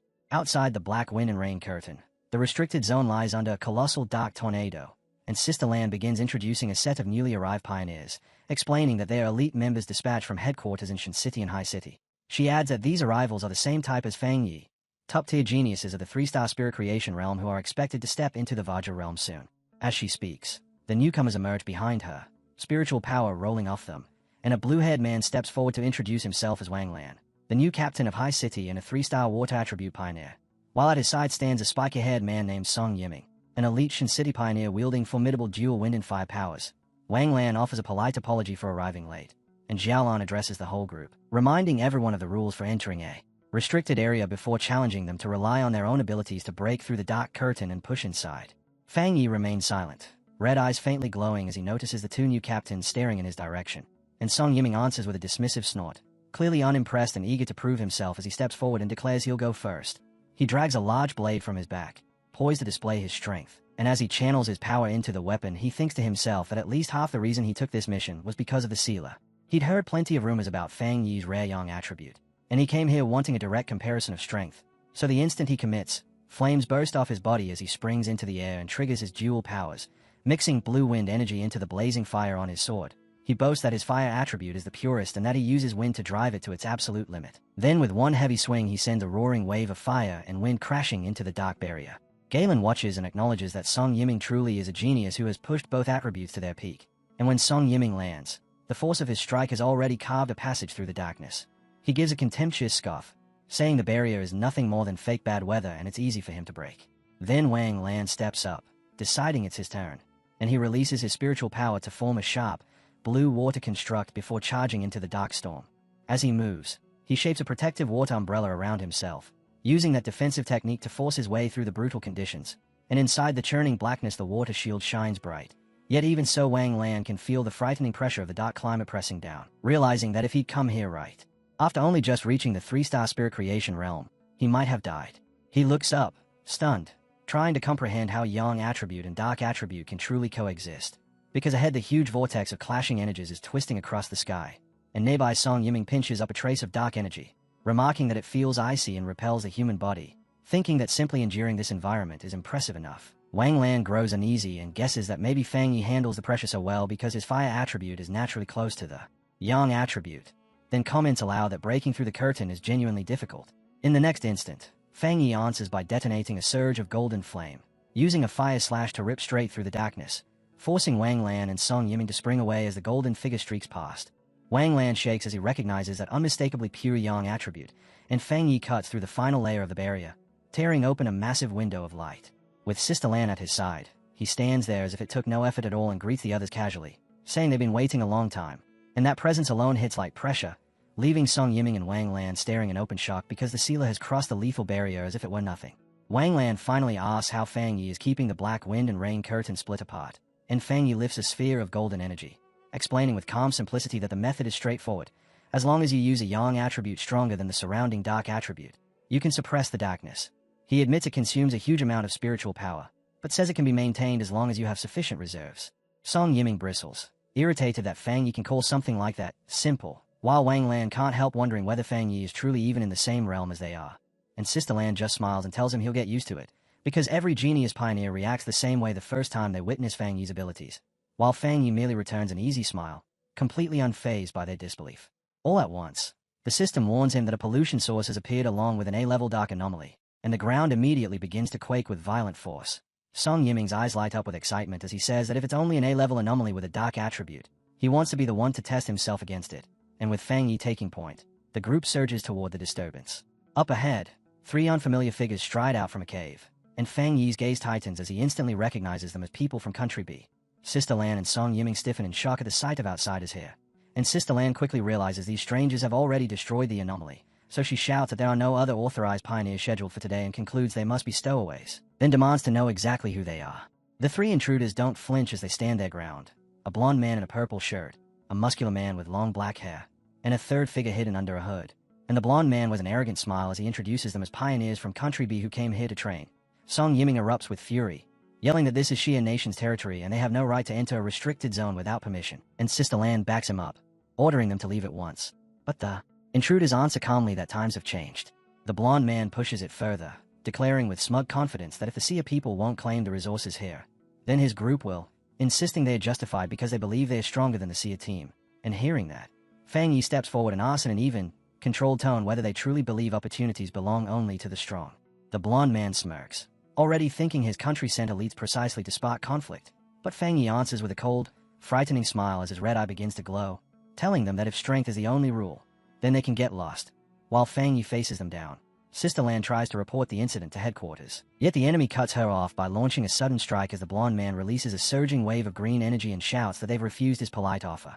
Song Yiming and Wang Lan recoil in shock as they realize the enemy wields a rare, deadly dark attribute, and the blonde man laughs, proclaiming that within this dark attribute environment he's fighting on his perfect home field. Galen studies the nauseating energy and identifies it as a nether poison attribute mutated from decaying corpses, and panic flashes through her as she yells that the blast has destroyed all their communication devices, severing them from the outside world.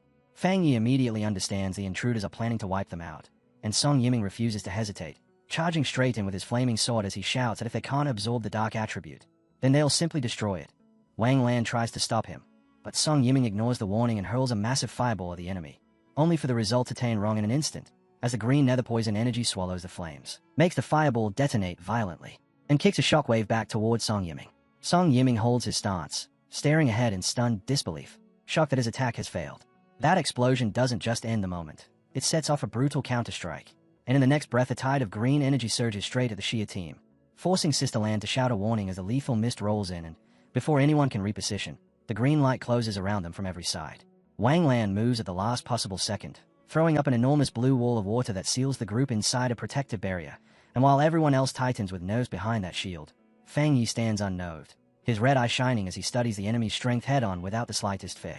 The fight spikes again when the blonde man from Country B slams an attack into Wang Lan's water barrier, a gigantic shadowy claw ripping into the shield, and Fang Yi immediately steps forward and orders everyone to scatter, then swings out a fierce arc of golden energy that cleaves through the dark mist and drives the enemy backward, catching the blonde man off guard as his strike gets halted.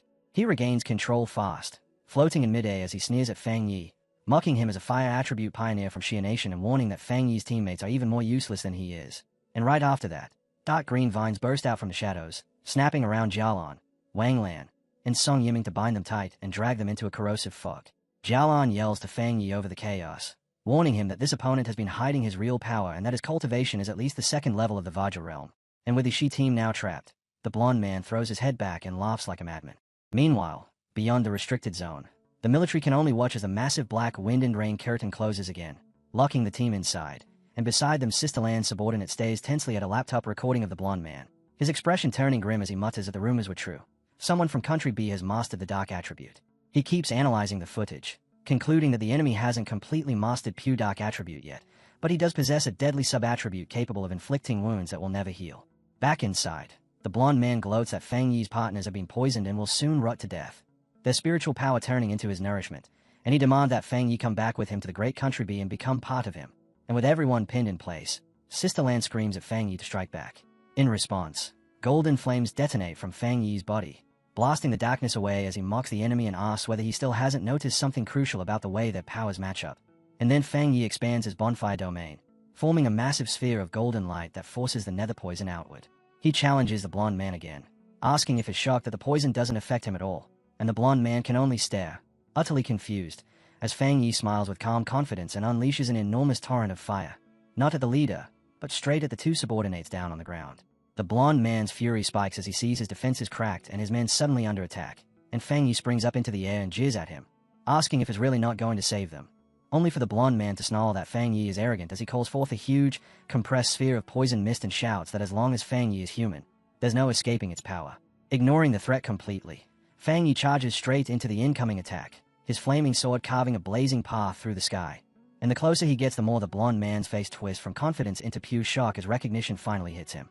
With a jolt of horror, the blonde man realizes what Fang Yi is wielding, the Yang attribute, the one force that can truly counter him. And Fang Yi lifts his burning sword high and calls out the name of his strike, Skyfire Slash, then brings it down in a single overwhelming swing that tears clean through the enemy's defense and his body, splitting the blonde man in half. Stunned beyond belief, the blonde man can't accept it, unable to understand how a human could command a power so close to that of an anomaly king. And as his severed body collapses and falls apart, he's left in a dazed, defeated confusion while Song Yiming and Wang Lan stare on in absolute shock. Even coughing up blood, the blonde man refuses to die, and drawing on the dense dark energy saturating the area, he uses green vines to hold his two halves back together, shouting that with a dark attribute this rich, Fang Yi can't kill him. Fang Yi just hovers in the air with a bored expression, thinking to himself that the nether poison attribute is too weak and that its healing ability is miserably low, and he decides this opponent doesn't even deserve his ultimate move. Then the blonde man suddenly stares at his own hands, bewildered, and as he realizes his regeneration has stopped, he screams out, demanding to know why he isn't healing anymore. Fang Yi answers by snapping his fingers, and the power he had quietly planted behind the enemy detonates in a violent burst of golden light that wipes him out completely. And after it's over, Fang Yi drops down lightly, strolling away from the scorched remains with the same cool, unbothered attitude. He extends a hand toward Wang Lan and Song Yiming, and crackling blue lightning coils around them, homing in on the green poison patches across their bodies, and Fang calmly explains that it's stripping away the dark attribute, leaving both pioneers staring at him in amazement. After that, he reaches over and taps Galen on the shoulder as well, purifying her too, and she can only voice her shock that he killed a Vajra realm pioneer so effortlessly. Fang Yi turns a moment over in his head, concluding that the blonde man didn't reach the Vajra realm through any normal path because his spiritual power felt contaminated and impure, and he finds it equally suspicious that the enemies acted as if they didn't even know he existed. Sister Lan admits she's confused too, but then she remembers an internal rumor. Years ago, Elder Wu threw his own body in the way of a strange disaster that was supposed to strike Country B, and they start weighing the idea that the rivalry between the two nations has always been intense, and that Elder Wu likely became a target precisely because of that heroism. The tension finally breaks when Song Yiming explodes with excitement, declaring that from now on he'll hang a portrait of the sealer beside his bed to push himself forward. And Wang Lan, dead serious, asks him if the Yang attribute has finally broken his mind. Fang Yi turns away from the group and tells them that even though he has removed the dark attribute, their condition still isn't good enough for them to enter the core area of the restricted zone. Fang Yi tells Sister Lan to either escort the others back or have them train in the outer area, and as he says it, he turns and walks forward alone into the churning wind and dust, leaving the team behind, because with his eyes burning gold he makes his real purpose clear. He intends to see the core of this restricted area's true face with his own eyes. He stops by himself before an enormous, terrifying storm made of blue lightning and dark energy, the sky splitting with raw force as he steels himself to step into the deadly core that nobody else can reach. And when Fang Yi finally strides into that storm, Sister Lan, Song Yiming, and Wang Lan can only stand and watch. Song Yiming, stunned by that audacity, stays in outright disbelief, while Wang Lan turns to Sister Lan and asks what their odds of success would have been if they'd gone in without him. And Sister Lan answers with a bitter smile that she used to be the top candidate to succeed Elder Wu. Yet ever since the sealer arrived, she's accepted being second. Song Yiming and Wang Lan are shaken to hear that their proud leader's mindset has changed so drastically. But before they can say more, the dark energy overhead suddenly crackles with violent intensity, and Song Yiming panics and yells, demanding to know what's happening.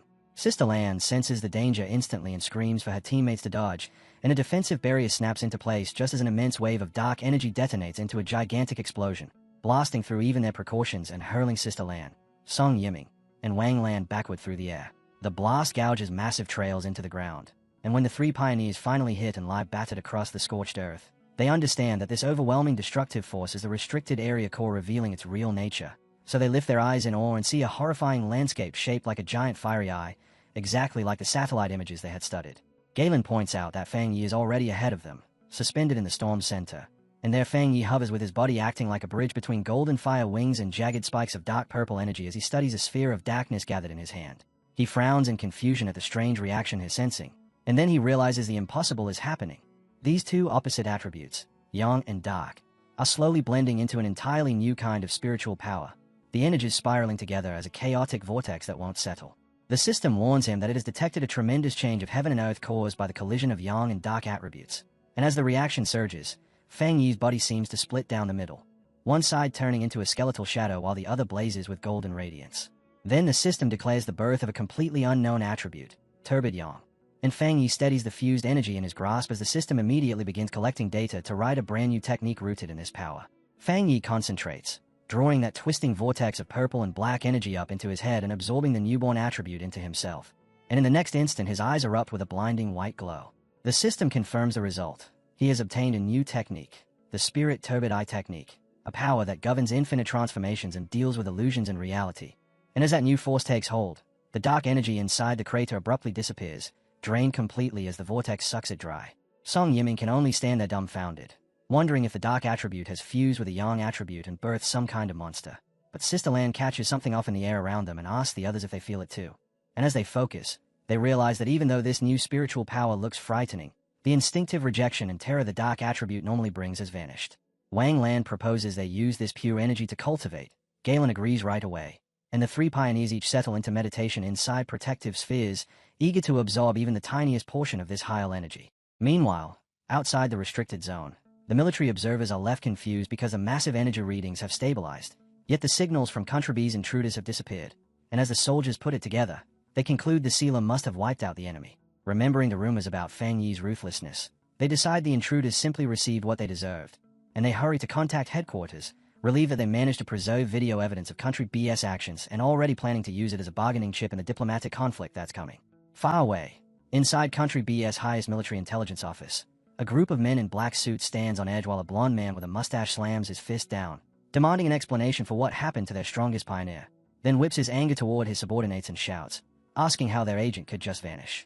A man with long, wavy gray hair answers with unsettling calm, suggesting the missing agents are most likely dead, and with a dark, heavy look he admits their side took severe losses and was outmaneuvered by the Shia nation.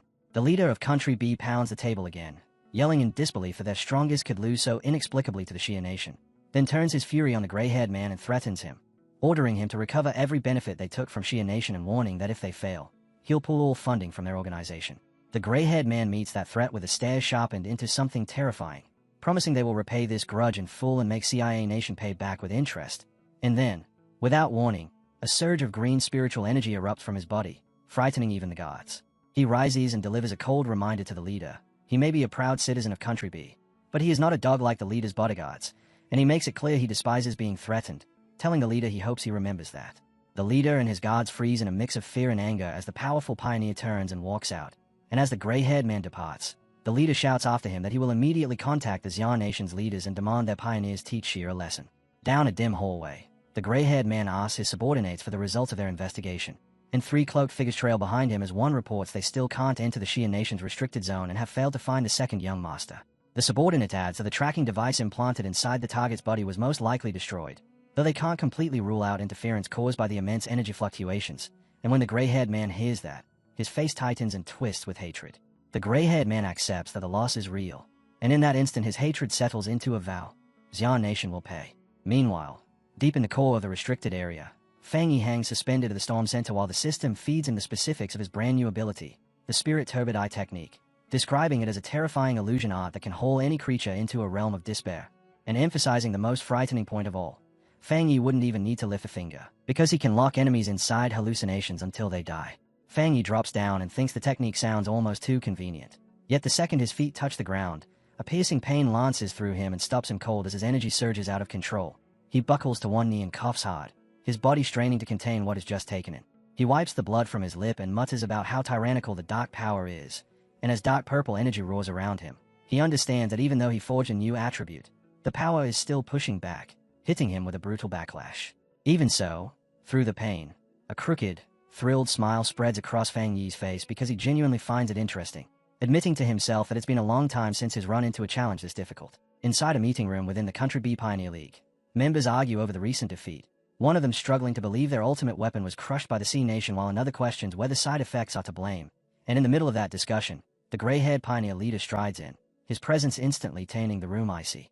He doesn't waste a second on words, unleashing his power as dark, ghost-like shadows lash out of the members, and with a cutting, sarcastic tone he remarks that they seem to have such unique insights, then points to a trembling subordinate and orders him to become bait for their next experiment.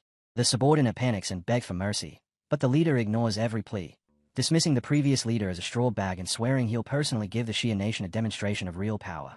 Elsewhere, in the Blue Star United Supreme Council Hall, tension thickens the air as a representative snaps that the CIA nation has gone too far, and the envoy from the E-Federation steps forward to issue a formal condemnation of the Shia nation for killing important pioneers from another country, insisting that with a global disaster looming, nations shouldn't be slaughtering each other's forces. Then, booming laughter breaks through the chamber, and someone loudly shouts, "Killed well," sending shock across the representatives' faces, and right on the heels of that disruption, Elder Wu, the Shia nation's commander, walks in wearing full combat armor. He surveys the room with open mockery and tells his men to swap everyone's drinks for chrysanthemum tea, implying they need to cool their internal fire and calm down.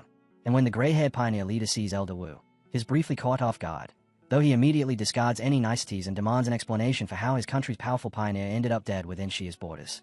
His suspicion sharpens as he studies Elder Wu and wonders how he recovered it all.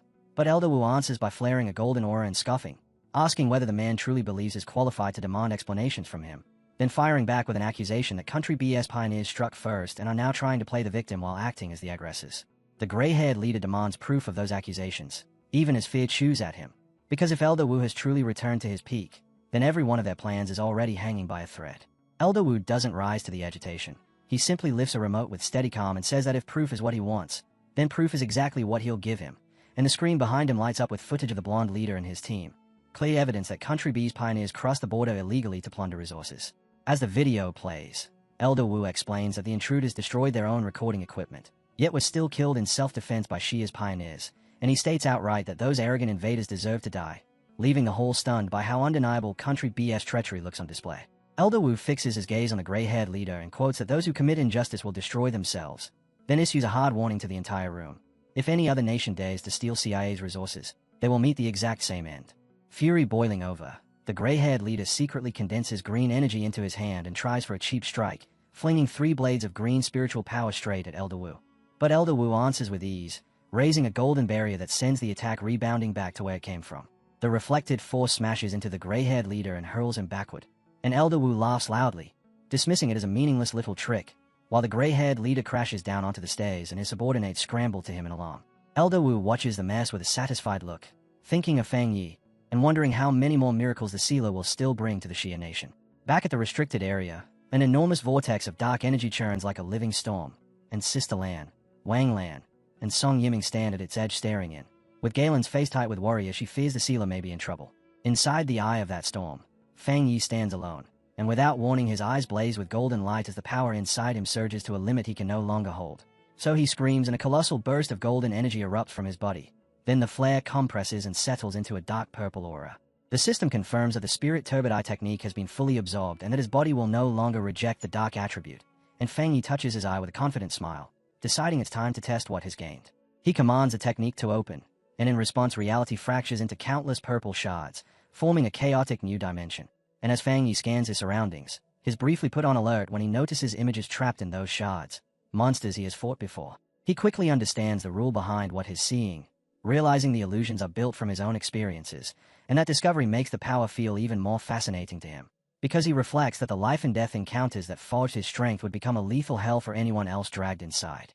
Moving forward along a road split cleanly between ice on one side and lava on the other, he turns over a new possibility in his mind, thinking that if he were to fuse this technique with the 3 hellish trials of the Death Brand, it would become something even more terrifying.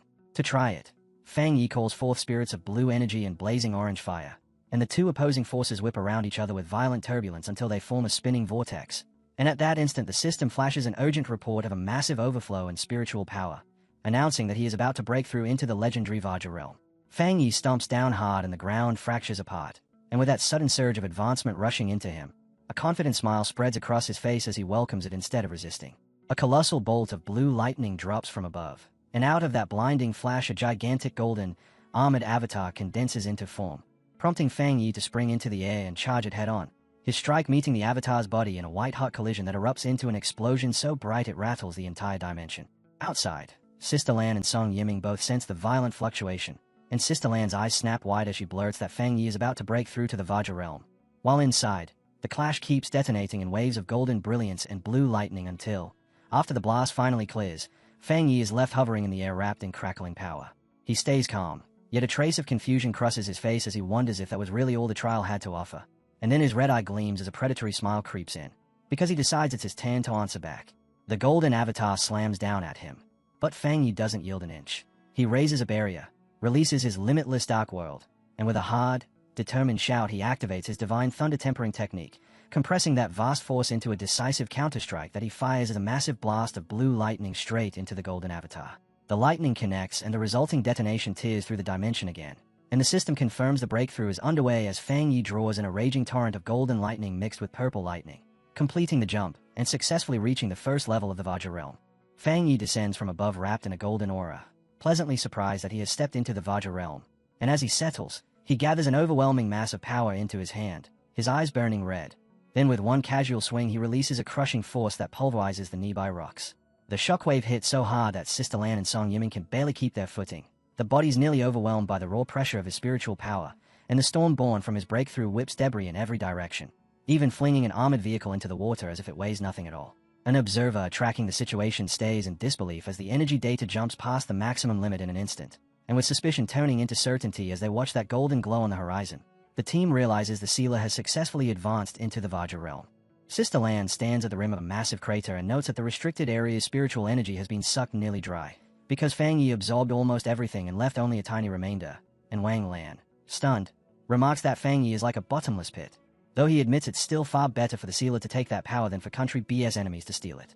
With that settled, the 3 pioneers move in and land near the heart of the phenomenon to meet him, but the moment they get close, Song Yiming goes rigid in shock at the presence pressing down on him, and out of the blinding radiance Fang Yi walks toward them with an aura so heavy it feels like an entire mountain is crashing onto their shoulders.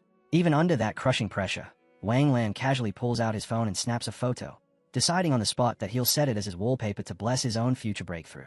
Song Yiming breaks into a nervous sweat, unable to stop wondering just how terrifying Fang Yi has become. And then our guy steps out of that golden radiance looking completely composed, greeting everyone with the kind of casual ease you'd expect from someone returning from a stroll, not someone who just whipped up a world-shaking energy storm. Sister Lan watches him with open admiration and thinks to herself, if he was once a sharp sword, he has now become a divine sword shining with immense power, and the whole group can't help but marvel at what they've just witnessed, reflecting on how brutally hard it is for a pioneer to cross that half-step gap into the Vajra realm. Yet Fang Yi did it in what feels like the blink of an eye. Sister Lan's smile deepens as she thinks about the shock he's given her, convinced it's a genuine blessing for the Xia nation.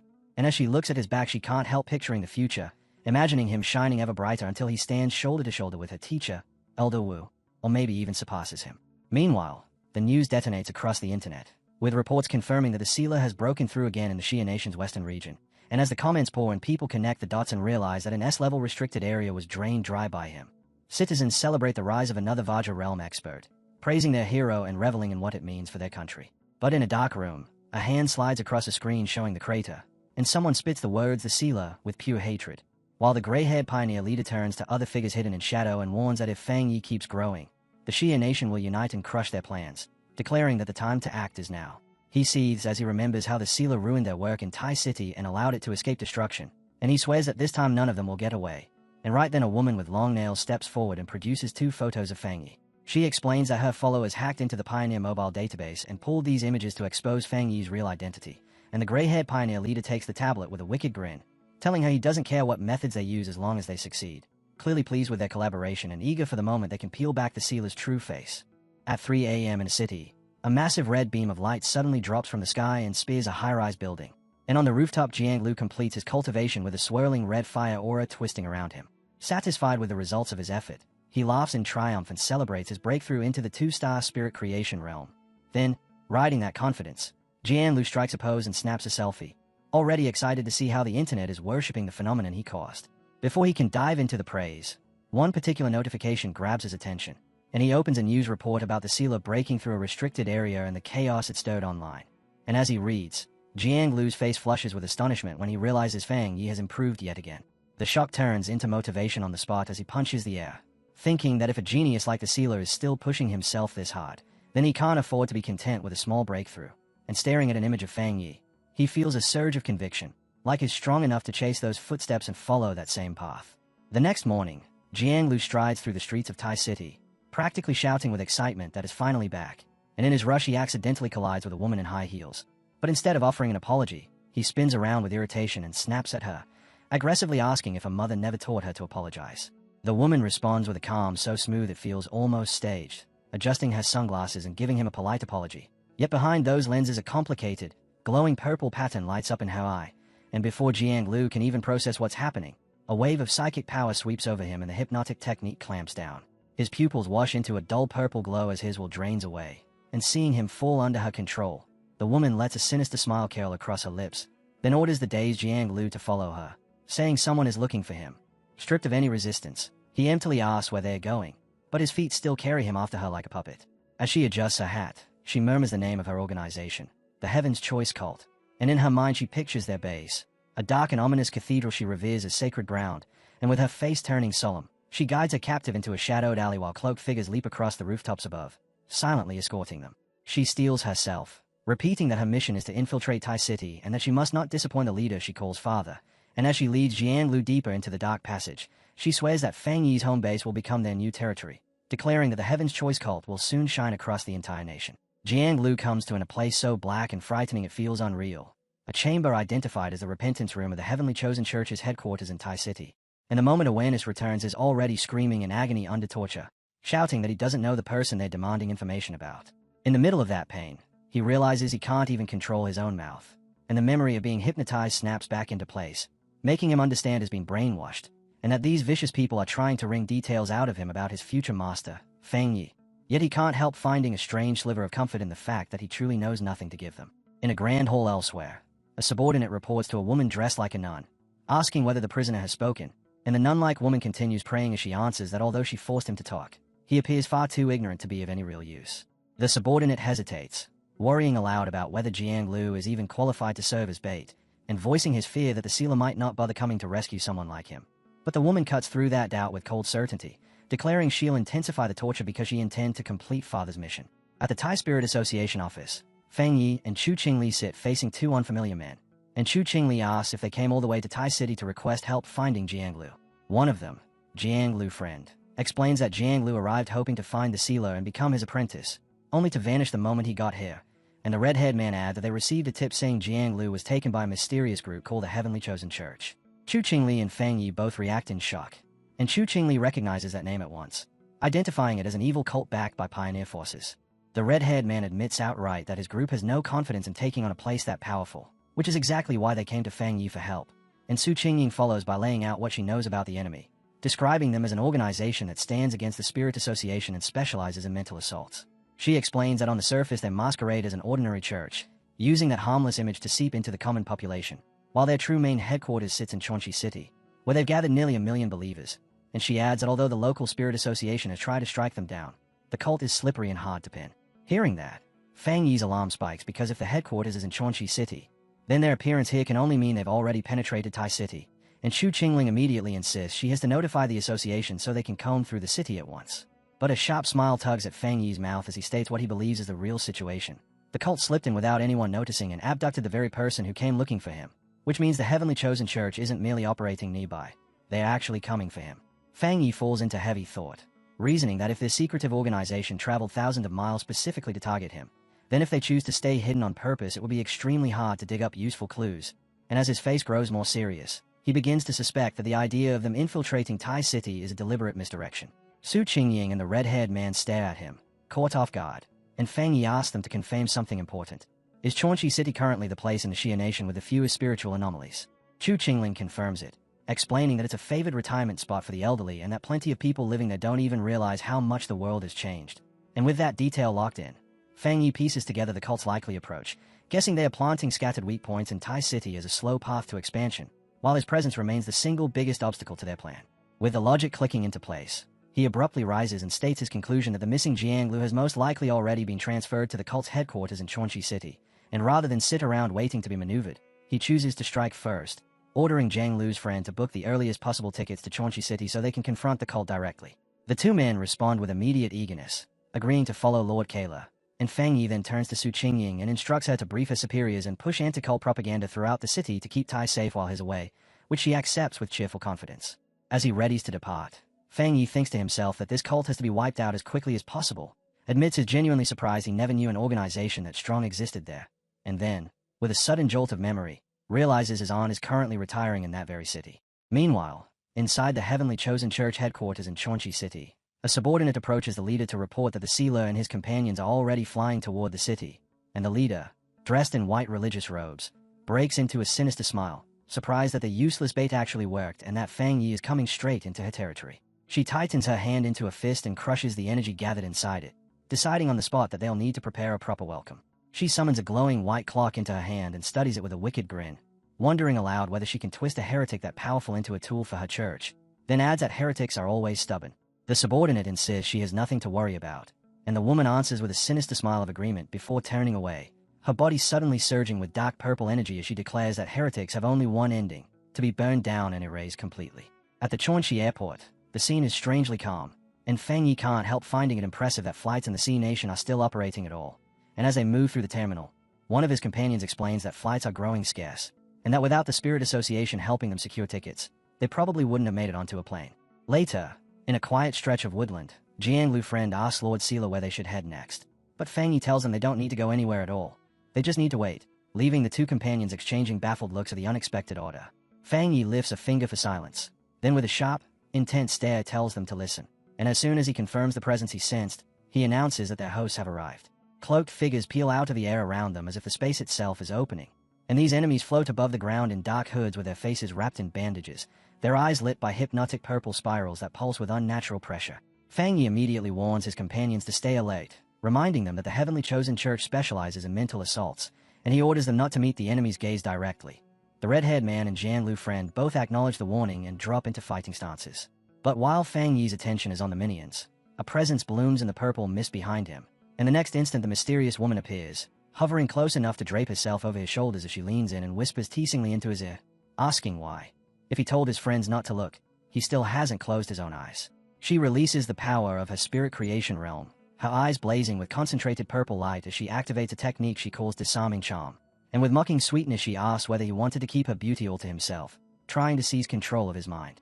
Fang Yi doesn't even flinch, and instead a dreadful red glow kindles in his eye as he smiles with a cold menace and asks her if she truly believed he would be fooled by something like that. And the woman's confidence collapses in an instant, her face snapping from smug certainty into outright shock. Behind Fang Yi, within the spiritual realm, a massive and terrifying red eye opens, crushing down over her purple power and overwhelming it completely. And Fang Yi calmly tells her that since she was the first one with the courage to come close, she deserves a reward, adding that illusion-type pioneers like her are particularly interesting to him. Inside the spiritual domain born from their clash, Fang Yi releases his mental force, his spirit turbid eye technique, and the woman of the heavens chosen cult jerks back in terror, stunned that the sealer could wield illusion arts at all, because none of their reports ever mentioned such a thing. The woman forces herself back into control and scoffs, declaring that illusion arts are her cult's greatest weapon, then produces a pocket watch glowing with purple light and calls Fang Yi inferior, brimming with confidence in the power her father has bestowed on her. Inside the illusion she casts, she believes she has already cut Fang Yi cleanly in half. Yet when the moment passes, Fang Yi is still standing there untouched, wearing a smug smile, and he coolly tells her to keep going, an answer that leaves her frozen in shock.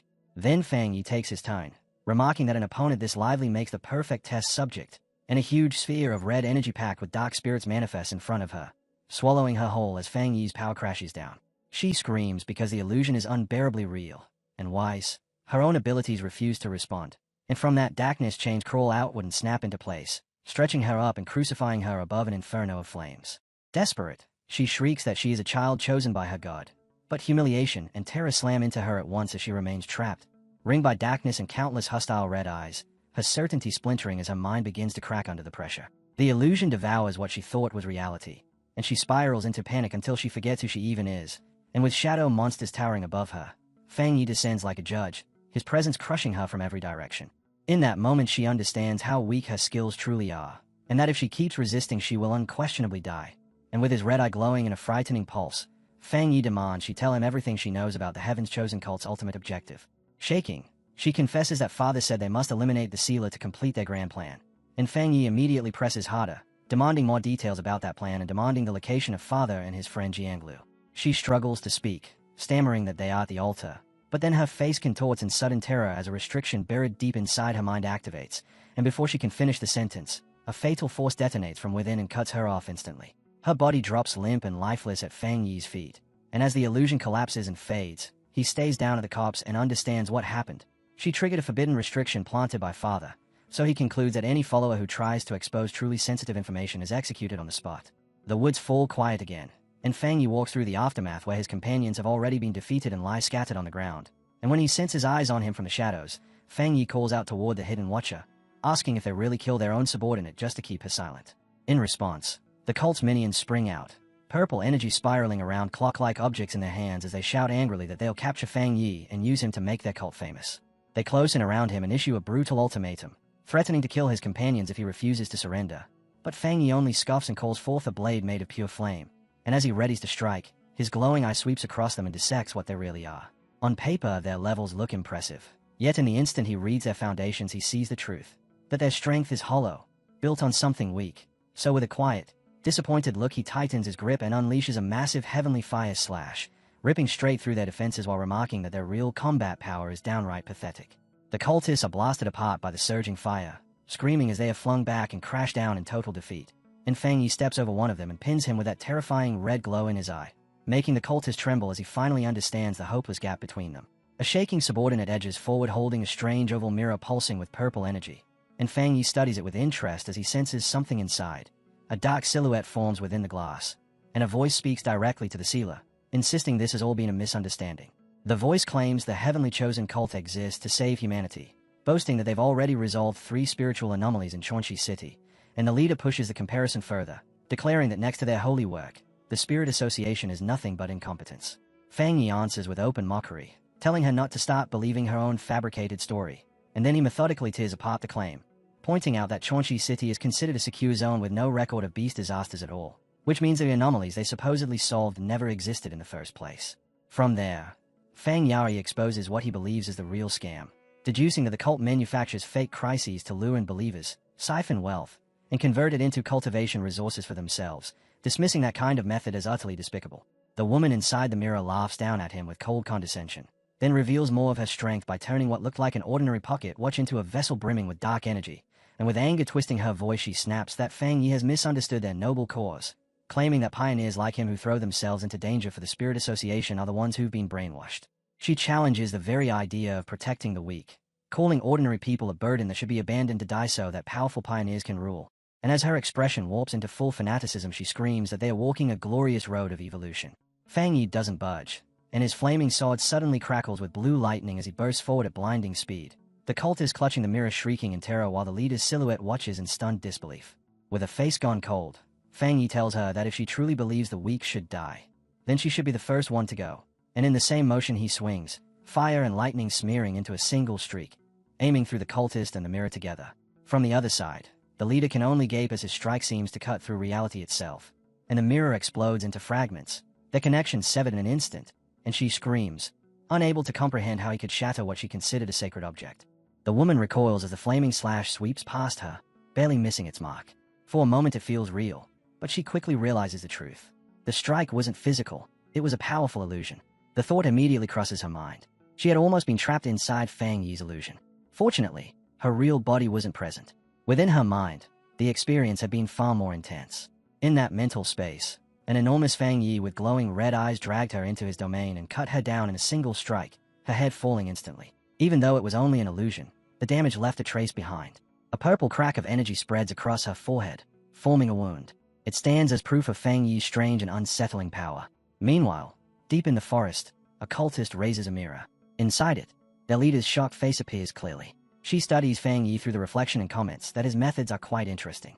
Then she regains control and acknowledges his strength. Since he's this capable, perhaps they should talk. Fang Yi notices the mark on her forehead. It isn't blood. Instead, the wound appears tainted with a dark attribute. From that detail, he reaches a conclusion. His illusion still isn't strong enough to fully trap her remotely while her real body remains elsewhere. So he delivers a clear ultimatum. She and the Heaven's Chosen cult must leave Chuancha City within 3 days. This is only a warning. If she refuses, then after those 3 days, something much bigger will happen. Blue lightning begins crackling around Fang Yi's hand as he adds another demand. They must release the person they captured. He already understands the cult won't retreat easily, so for now he plans to adapt depending on how things unfold. The woman listens before smiling. She agrees. The Heaven's Chosen cult will withdraw from Chuancha City. As long as she can leave safely, his companion will be returned in 3 days. At the same time, inside the cult space, 2 cultists drag an unconscious Jianglu across the floor and throw him down. Back in the forest, Fang Yi calmly accepts the terms. With the agreement reached, the purple portal begins collapsing before shutting violently. Just before the link disappears, the cult leader bids Fang Yi farewell as dark energy surges through the connection. The moment it breaks, a violent backlash erupts. The remaining cult minions are caught in it instantly. Dark energy floods the area and consumes them one by one. They scream for their father to save them, but the power devours everything around them. Fang Yi raises a barrier of light, shielding himself from the surge. When the chaos fades, the area finally grows quiet. One of the men nearby can't handle the aftermath. The pressure overwhelms him, and he begins screaming in panic. Fang Yi shifts his attention to Jianglu's companions. To snap the man back to reality, Fang Yi steps forward and slaps him hard. The shot pulls him out of his panic. Fang Yi then calmly explains the situation. Jianglu isn't the enemy's primary target, so he will most likely be returned within 3 days. For now, they should follow him to the Chuancha City Spirit Association and wait there. With his hands in his pockets, Fang Yi turns and starts walking. The others follow behind him, still exhausted and shaken. As they walk, Fang Yi checks his phone. His aunt lives in their city, but he decides it's safer to wait until everything is over before contacting her. Soon, they arrive at the towering building of the Chuancha City Spirit Association. Inside a conference room, Fang Yi meets with the local officials. The branch leader, already contacted by Su Qingying, offers the association's full cooperation.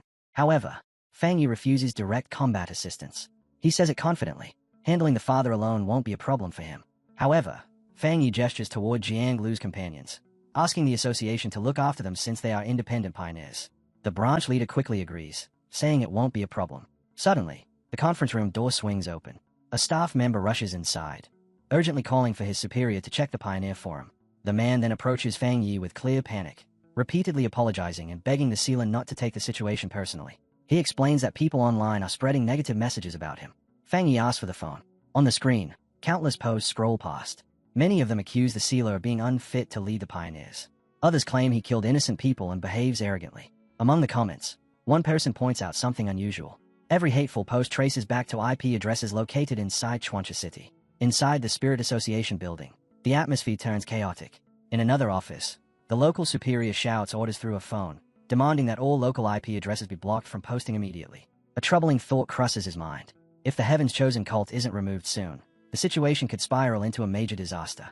At the same time, inside the cult's headquarters, the cult leader stands within a dark cathedral, speaking to her gathered followers. She tells them she has seen a future where the Chosen Ones are trapped within a cage of fire. Then she twists the story, claiming the lightning and flames they encountered were deliberate attacks from their enemies. Hovering above the crowd, she portrays Fang Yi as the villain. According to her words, the sealer slaughtered their members without mercy, and now he must be removed. Following her speech, the cult's propaganda machine begins moving. A giant hologram suddenly appears on the side of a skyscraper. The projection shows a manipulated recording of Fang Yi attacking someone, edited to make him look like a monster. The people watching below erupt with cheers, praising the cult's so-called justice. The propaganda spreads quickly. Before long, massive protests fill the streets. Citizens march through the city carrying banners that call the cult the savior of the world while accusing the Spirit Association of feeding the city to demons. Soon the angry crowd gathers outside the Spirit Association building, shouting that harming the cult would be the same as harming Chuancha City itself. High above them, Fang Yi stands by a window, looking down at the crowd below. Inside the office, the atmosphere grows heavy. The branch leader sits with his head lowered, saying that the association has completely lost public support. After a moment, he walks toward Fang Yi and explains the problem. As pioneers, they cannot use force against ordinary civilians. Fang Yi cuts him off before he can continue. He tells the official not to worry and adds that he never expected much help from them anyway. By now, Fang Yi already understands the situation. The cult has turned the people of Chuancha City into both weapons and hostages. Even so, he sees these methods as nothing more than petty tricks. Elsewhere, the leader of the Heaven's Chosen Church smiles beneath her hood. She addresses the sealer directly, asking if he enjoys the gift she prepared for him. She declares that every citizen in the city now acts as her puppet. If he wants to destroy the cult, he would first have to destroy the entire city. After making her point, she decides it's time to withdraw. She orders her followers to leave and prepare to return the useless captive they took earlier, mockingly stating that her cult is merciful. One of her subordinates suddenly throws a body toward the furious crowd below.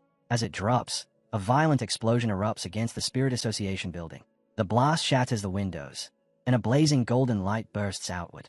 The people below cover their eyes and shout as the radiance spreads across the area. The church leader turns back in confusion, realizing something unexpected is unfolding.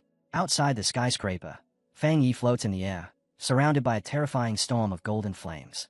His voice cuts through the chaos as he reminds them of his warning. If they failed to leave within 3 days, they would face the consequences. The cultists stare upward in shock, questioning whether he is truly willing to risk a massacre. At that moment, the cult leader realizes she has miscalculated. Powerful energy begins gathering around her. She shouts in frustration, admitting she should have killed the hostage earlier. Then she challenges Fang Yi, asking if he truly has no concern for the lives surrounding them. Fang Yi responds with mocking calm, saying there is something she still doesn't understand. He swings his sword downward. The technique flashes forward, created specifically to counter dark attribute anomalies. The cult leader's eyes widen as the massive flaming slash strikes one of her subordinates directly. In the next instant, Fang Yi vanishes. Using incredible speed, he reappears behind her without warning. His blade descends immediately, forcing her to summon a magical barrier to block the crushing strike. The two remain locked in place. Fang Yi looks straight at her, his eyes glowing with a cold red light. Then he asks a chilling question. Based on what he has observed, he concludes that she is not actually human. Her expression shifts in surprise. A crack forms on her forehead, glowing faintly with purple light. She admits she is impressed that he managed to figure it out. The fracture widens further. From within it, a massive purple eye slowly emerges. The creature stays back at him and remarks that nothing escapes his sharp perception. With that, it fully reveals that the body standing before him is not human at all. The monster admits it has been a long time since it encountered a situation like this. The figure wearing the cult leader's body begins tearing at its own face. Beneath the skin appears a grotesque form filled with multiple eyes. Across from this horrifying sight, Fang Yi remains still, his stance calm and unwavering. Suddenly the enemy's body explodes outward, transforming into a gigantic shape made of jagged purple shadows. At that moment, a system notification appears for Fang Yi. It warns that dark intelligence has been detected. The system explains that the entity is a self-aware sub-attribute known as grafting. It has no true physical body and survives by attaching itself to different pioneers, stealing their power and growing stronger. That is how it managed to take control of the leader of the Heaven's Chosen Church. A brief memory flashes past, showing the destruction of the church's headquarters as the building collapsed in flames. Back in the present, the enormous shadow creature towers over Fang Yi. It tells him that his body possesses exceptional spiritual power and declares that such a vessel should belong to it. Then the monster calls out to its remaining followers, announcing that it is time for them to serve their purpose. Instantly, their life force is torn away. Purple streams of energy burst from their mouths and eyes, rising into the air. The power rushes toward the monster and gathers into a massive sphere of dark energy. Moments later, the creature releases the entire mass. A devastating beam of power surges forward, racing straight toward Fang Yi. Fang Yi doesn't retreat. He raises his sword, flames racing along the blade, and swings forward. The fiery edge cuts straight through the darkness, splitting the massive sphere in two and severing one of the monster's huge arms. The creature stays at the fallen limb in disbelief, remarking that the pain is intense. Fang Yi steps forward with a burning sword still in his hand. He says the damage isn't enough yet. This creature needs to be completely erased. From what he has seen, this dark intelligence used a hidden trick, disguising itself as a human and slowly building its own faction. Fang Yi lifts his hand slightly and comments that destroying this thing might prove harder than dealing with the previous Anomaly King. Without warning, a gigantic claw made of blue lightning crashes down from the sky. From a nearby building, the branch leader and another pioneer watch in fear. Now that the dark attribute has gained true intelligence and can graft itself onto pioneers, they realize headquarters must be warned. The massive lightning hand slams down and grabs the shadow monster firmly. Fang Yi tightens his fist, controlling the enormous constructive energy. But inside the glowing grip, the monster begins to grin. It mocks Fang Yi, shouting that no matter how special he might be, he will eventually become nothing more than another vessel. Dark energy suddenly surges forward and swallows Fang Yi completely. The monster laughs and tells him not to worry. It promises to take good care of his body. A gigantic sphere of darkness expands over the city, while a brilliant golden light burns at its center. Maniacal laughter echoes through the air. Inside the raging storm, Fang Yi smiles. He admits that this dark intelligence is indeed powerful. As the surrounding darkness tries to consume him, Fang Yi comments on its impressive ability to suppress him, even though his yang attribute naturally counters it. Then his expression shifts. A cold red glow appears in one of his eyes within the shadows. He tells the monster there is something it still doesn't know. Behind him, a massive demonic face formed from red energy suddenly appears. Fang Yi calmly declares that he cannot be killed. The monster senses the terrifying presence and shouts in confusion, demanding to know what he just said. The purple sphere of energy begins swirling violently as the balance of power starts to shift. Outside the sphere, panic spreads among the people watching. The red-haired man shouts in disbelief, asking if the sealer has truly been swallowed. Beside him, Jiang Lu's friend watches with fear while supporting the injured Jiang Lu. The woman nearby remains hopeful. She insists that Fang Yi will survive, though she admits this dark intelligence is unlike any enemy they have faced before. The branch leader raises his voice and orders everyone to calm down. They must believe in him. Amid the chaos, Jiang Lu slowly regains consciousness. Still dazed, he asks what is happening. His first thought is a frightened question about whether his master has been defeated. But inside the swirling purple dimension, Fang Yi is completely unharmed. He walks calmly through the storm of dark energy, looking around as he realizes something important. He is standing inside the body of the dark intelligence itself.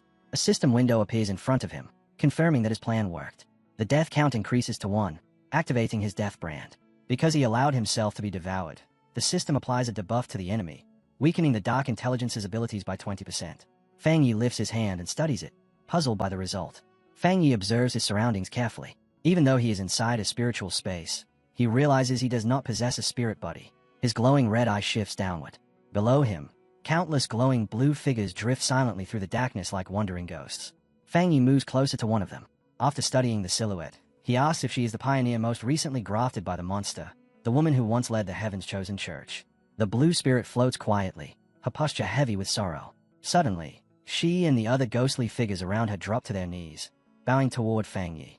He looks down at them, his red eyes narrowing as he understands what they are trying to convey. They are begging him for release, begging for freedom from the monster that trapped them. Fang Yi quickly reaches a grim conclusion. These pioneers are already dead. What remains before him are only fragments of their soul breaths, imprisoned and bound to the creature. He summons his sword. The truth is tragic. The trapped souls share the same life force as the dark intelligence. Destroying the monster will also destroy them. Fang Yi gathers his strength, deciding that the only mercy he can offer is to burn everything away with his pure world divine fire. He lifts the blade and swings with full force. A massive arc of fire tears through the darkness, splitting the giant shadow entity straight down the middle. As the purifying flames spread across the space, the spirit of the female pioneer slowly fades.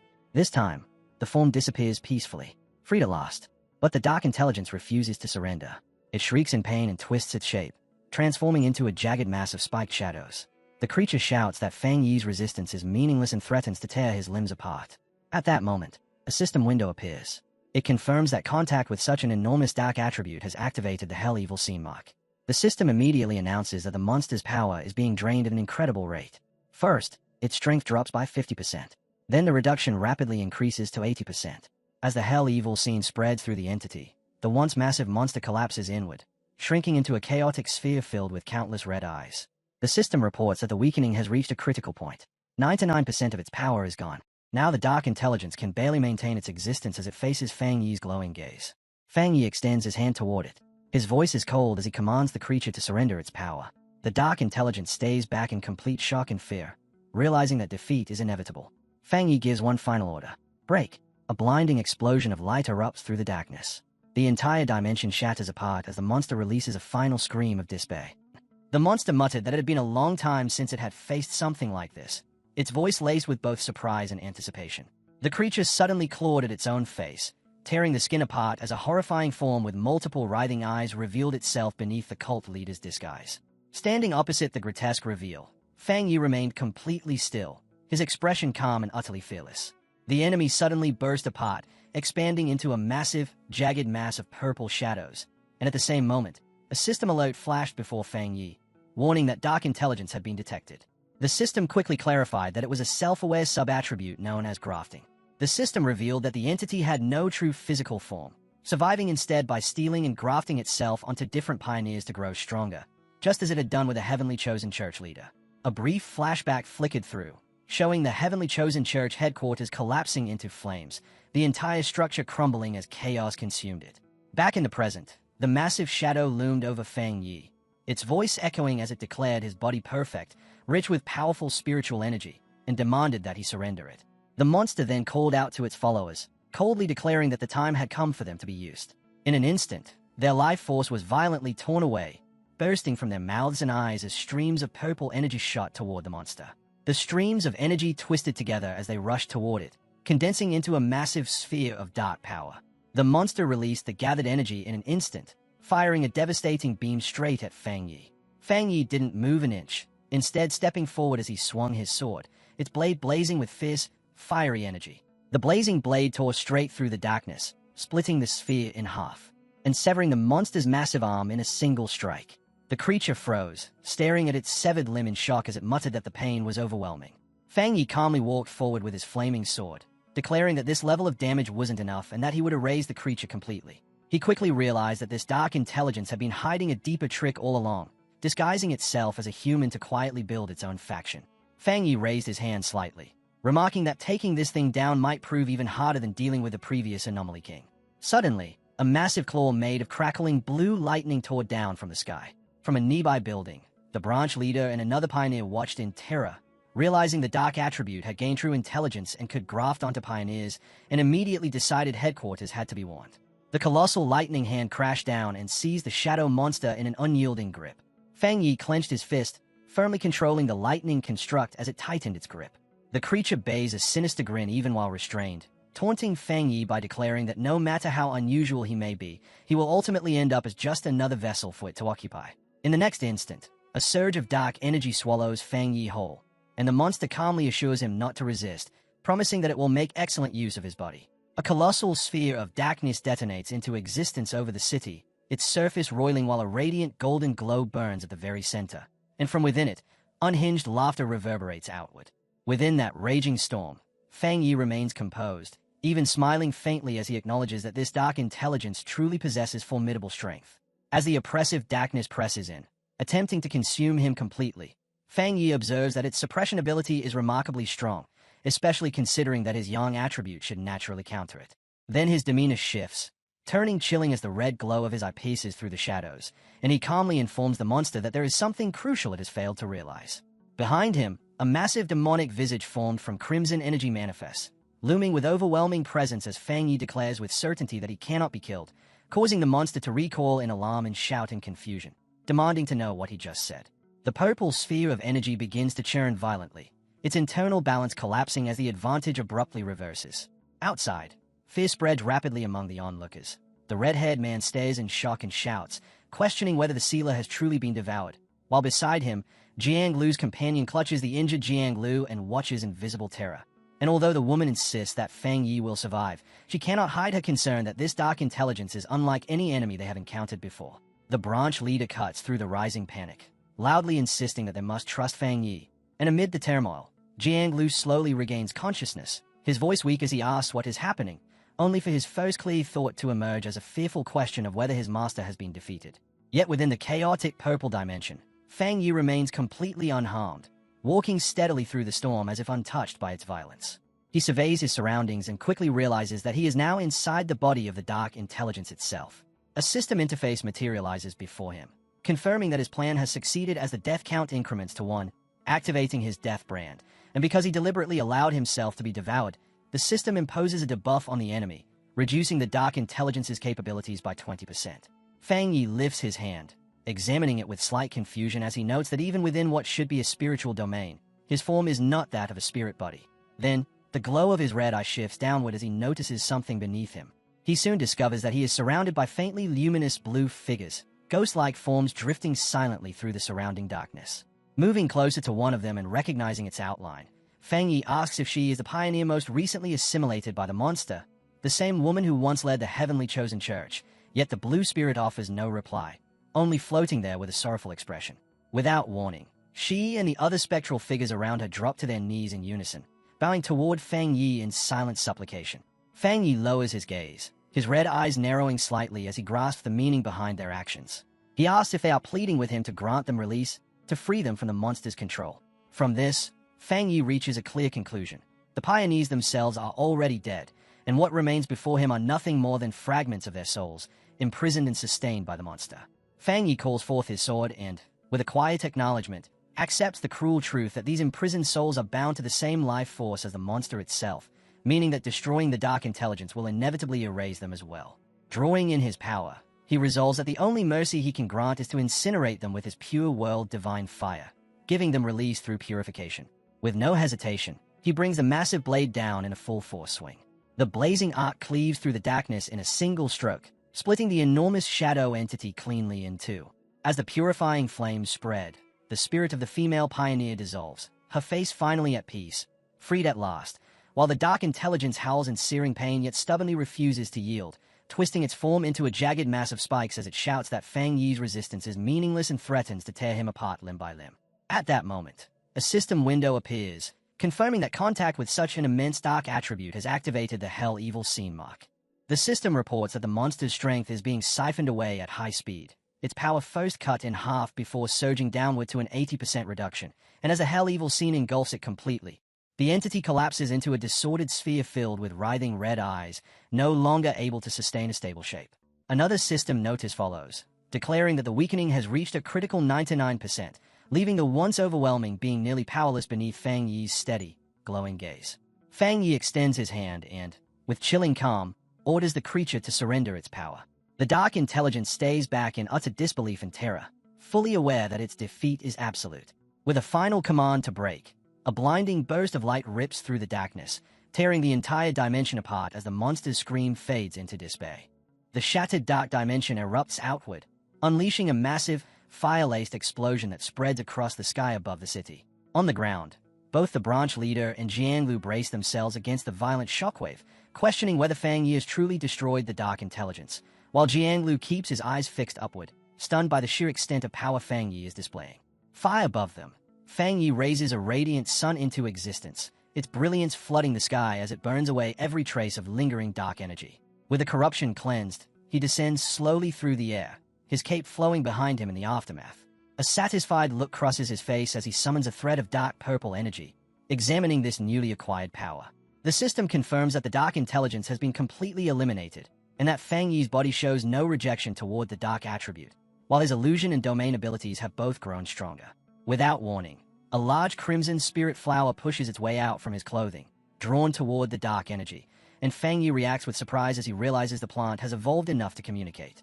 The moment it appears, the red flower eagerly pulls the dark purple energy from his hand, absorbing it without restraint.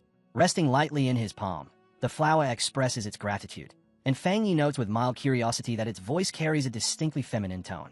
Bathed in a gentle glow, Fang Yi regards the spirit flower with a hint of fondness, recognizing that it has continued to grow stronger in the shadows ever since he reached the Vajra realm, especially after taking in such a vast amount of dark spiritual energy. Moments later, the flower shrinks back down and retreats into his clothing to rest, prompting Fang Yi to smirk as he remarks on how much sleepier it seems, deciding to examine it more closely at a later time.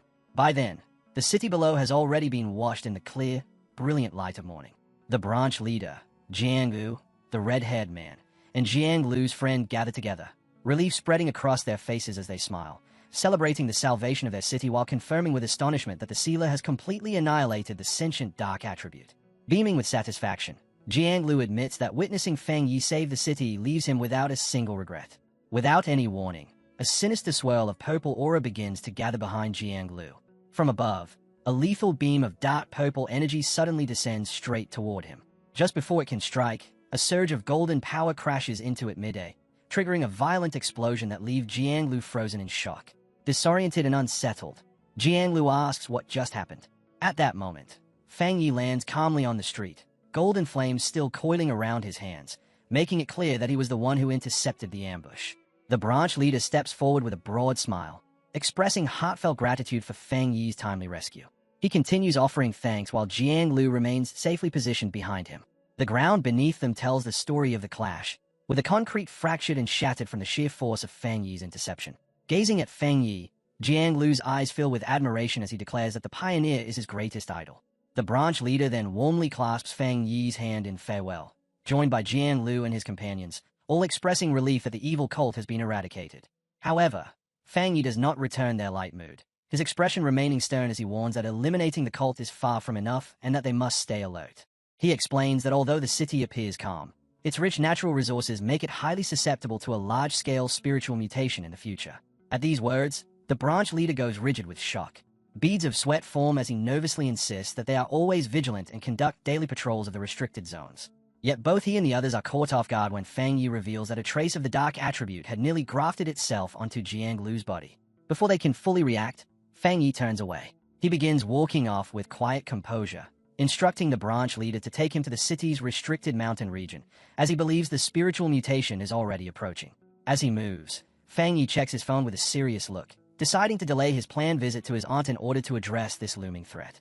Soon after, an official SUV races along a dirt road cutting through a dense mountain forest. Inside the vehicle, the branch leader drives while cheerfully asking Fang Yi whether he would like to see pandas or enjoy hot pot once their task is finished. Seated in the passenger seat with his eyes closed, Fang Yi politely declines, stating that their priority must remain on official duties. Quietly, he reflects on the laid-back attitude of the locals and considers whether the concentrated spiritual energy in the area could cause pandas to mutate into something far more dangerous. All at once, a sharp flicker of energy flashes across his forehead as his senses activate, his eye glowing red.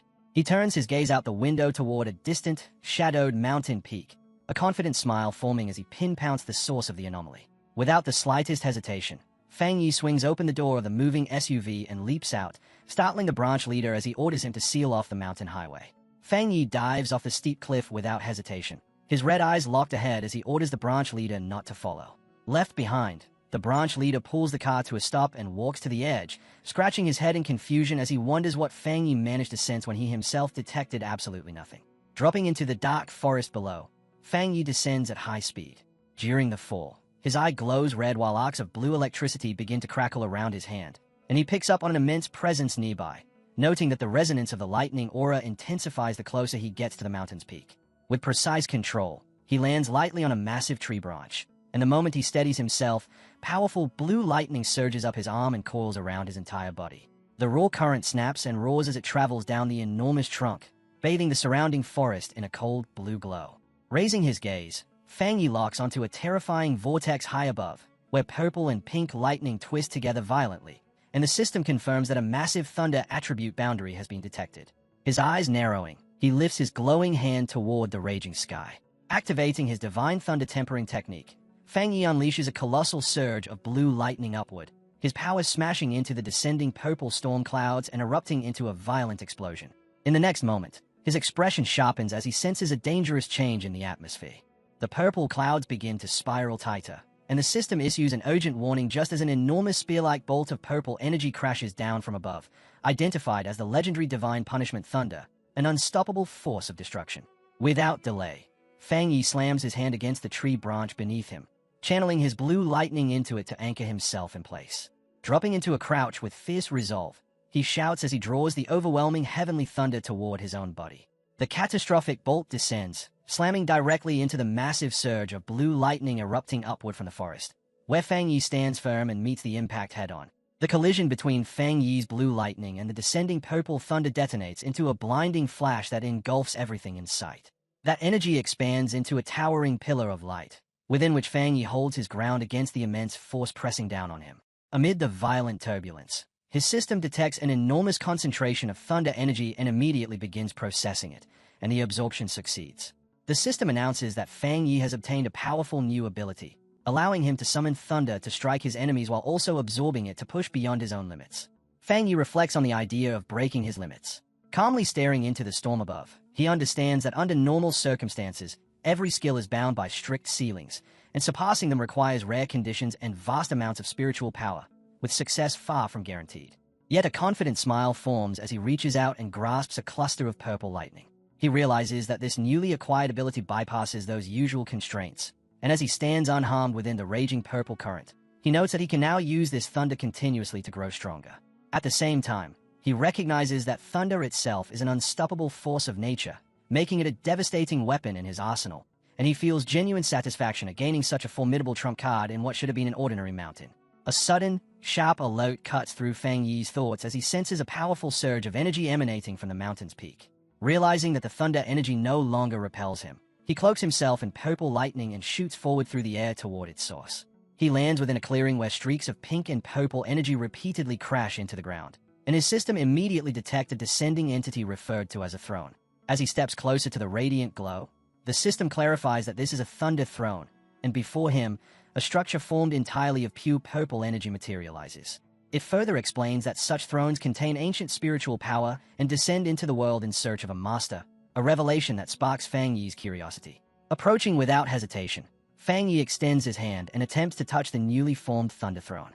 The moment his fingers make contact, a burst of energy repels him, forcing his hand back. A system alert follows, informing him that the Thunder Throne already recognizes a master and is rejecting him, prompting Fang Yi to look more closely, where he discovers a small gourd vine growing directly from a throne. He is struck by the realization that this ancient entity has chosen something as simple as a plant to inherit its power, and with a faint smile, he reflects that in this era of spiritual resurgence, any form of life, even a mere flower or blade of grass, can encounter extraordinary opportunities and rise to greatness. At that moment, the red spirit flower emerges from Fang Yi's coat, asking who is calling out to it.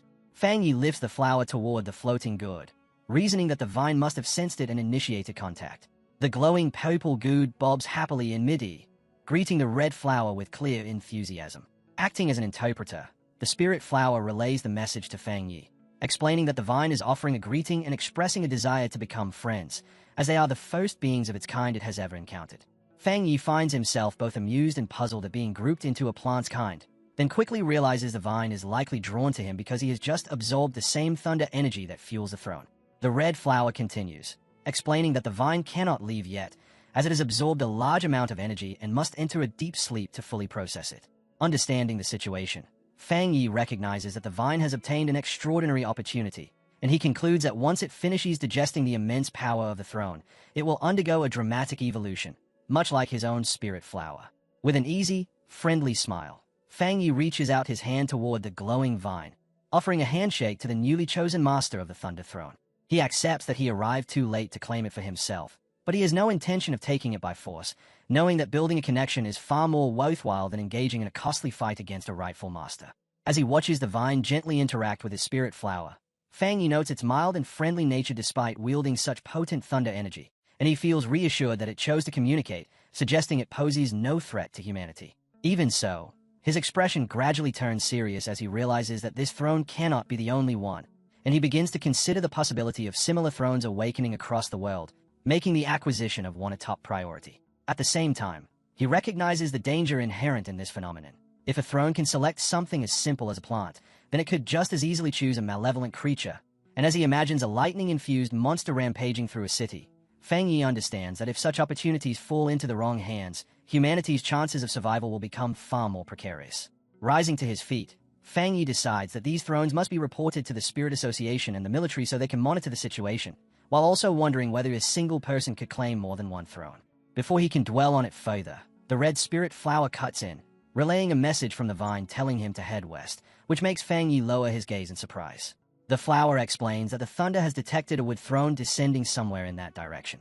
A confident smile spreads across his face as he prepares to pursue this newly revealed opportunity. Just as he is about to take off, the green vine gently coils around his ankle, halting him in place. Fang Yi looks down in confusion, and the red flower explains that the vine wants him to stay and practice his newly acquired thunder ability here instead.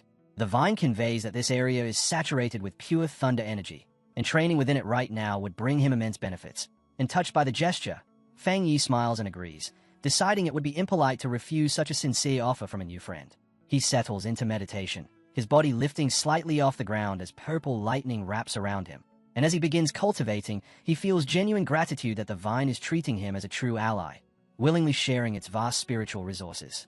Fully activating his new technique, the Thunder Divine Limit, Fang Yi draws in the surrounding energy, causing a massive storm of purple lightning to spiral around his body. Eager to test the boundaries of his strength, he unleashes a powerful surge of thunder into the darkened sky, intent on discovering how far this energy can elevate him. The purple lightning roars and spreads uncontrollably, expanding in all directions. Within the raging storm, Fang Yi's eyes shine as he simultaneously activates his golden sun-breathing technique. In response to his power, a colossal pillar of golden thunder crashes down from the clouds, engulfing the forest in an overwhelming explosion of light.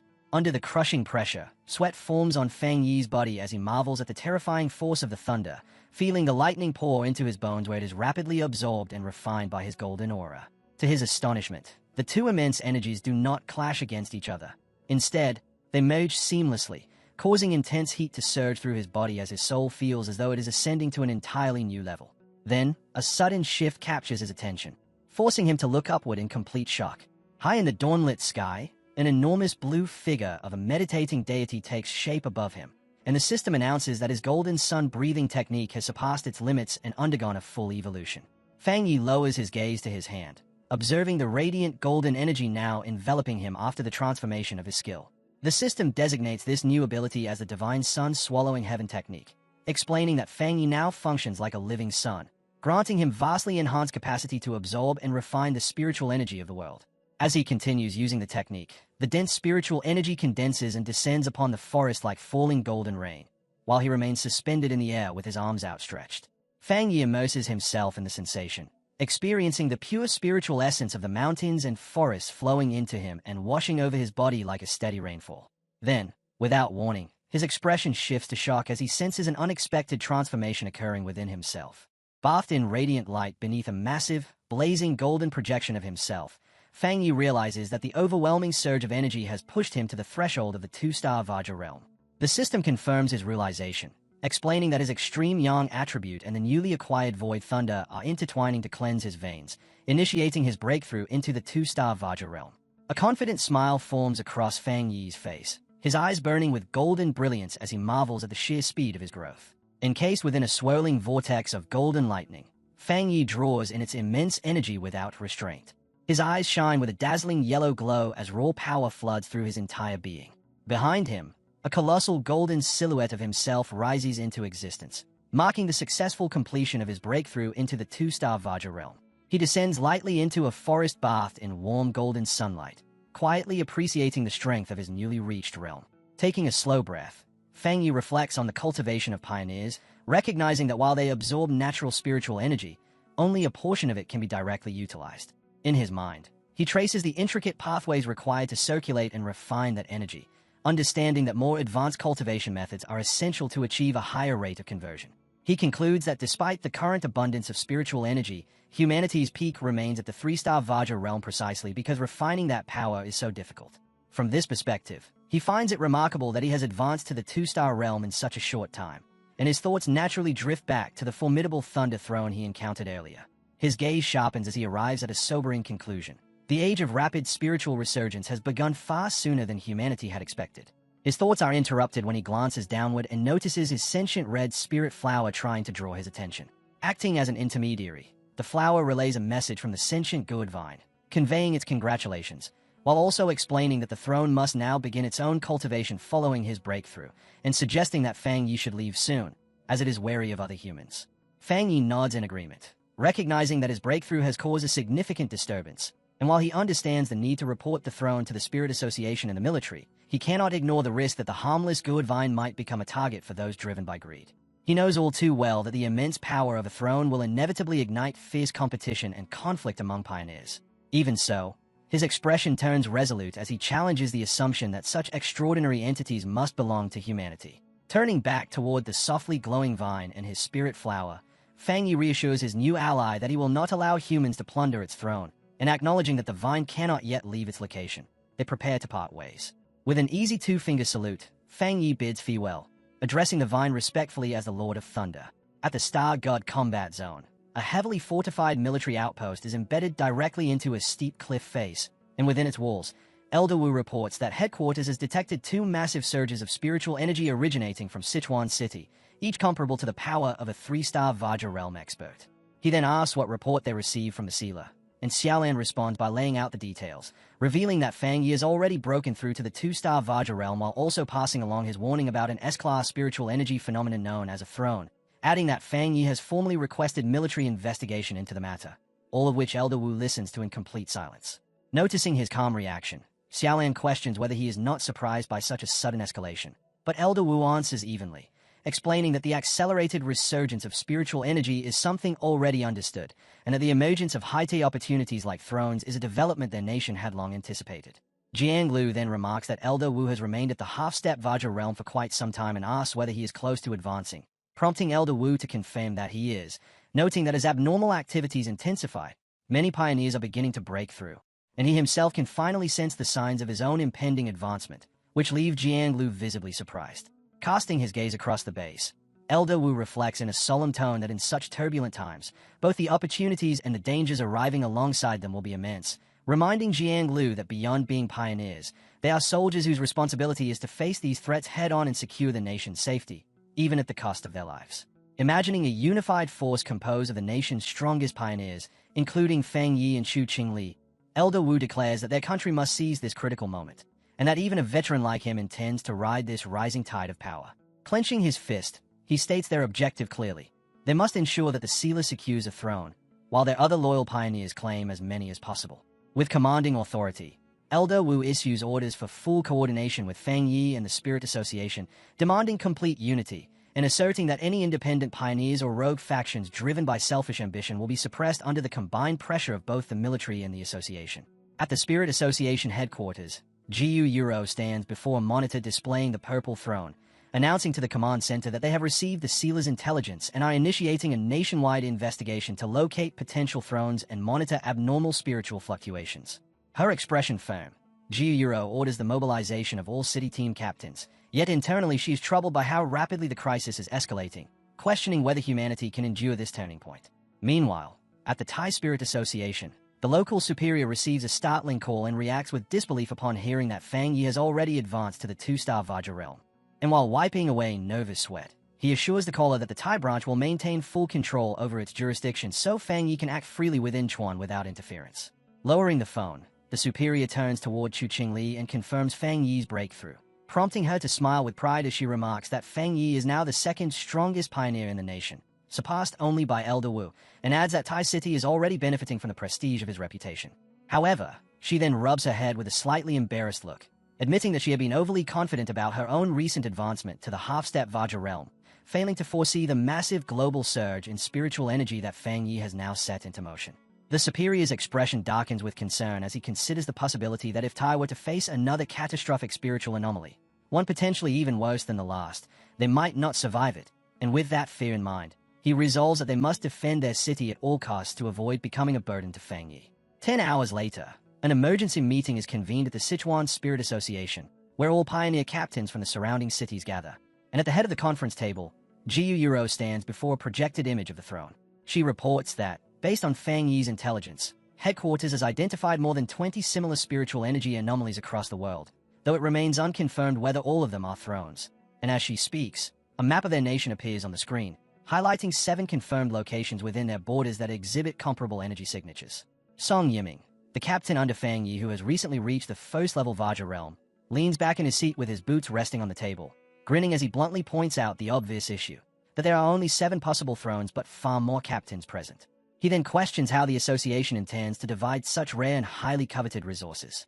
Nearby, Wang Lan, the captain of Haisha who has just stepped into the half-step Vajra realm, calmly prepares tea, seemingly unaffected by the tension, and casually reprimands Song Yiming by telling him to remove his feet from the table during a formal meeting. Offended by what he perceives as disrespect from someone of a lower realm, Song Yiming fixes Wang Lan with a fierce glare and challenges his right to speak. Without hesitation, he releases a burst of wind energy across the table, attempting to intimidate Wang Lan while mocking him for daring to desire a throne. Wang Lan remains completely unmoved, channeling a trace of lightning energy to steady his teacup against the gust, and responds calmly that everyone present desires a throne, making such intimidation meaningless. Around them, the other captains remain silent, watching the confrontation unfold. As the tension rises further, Chen Ruo, the captain of Yuishi, sits quietly, observing everything with a cold and detached gaze.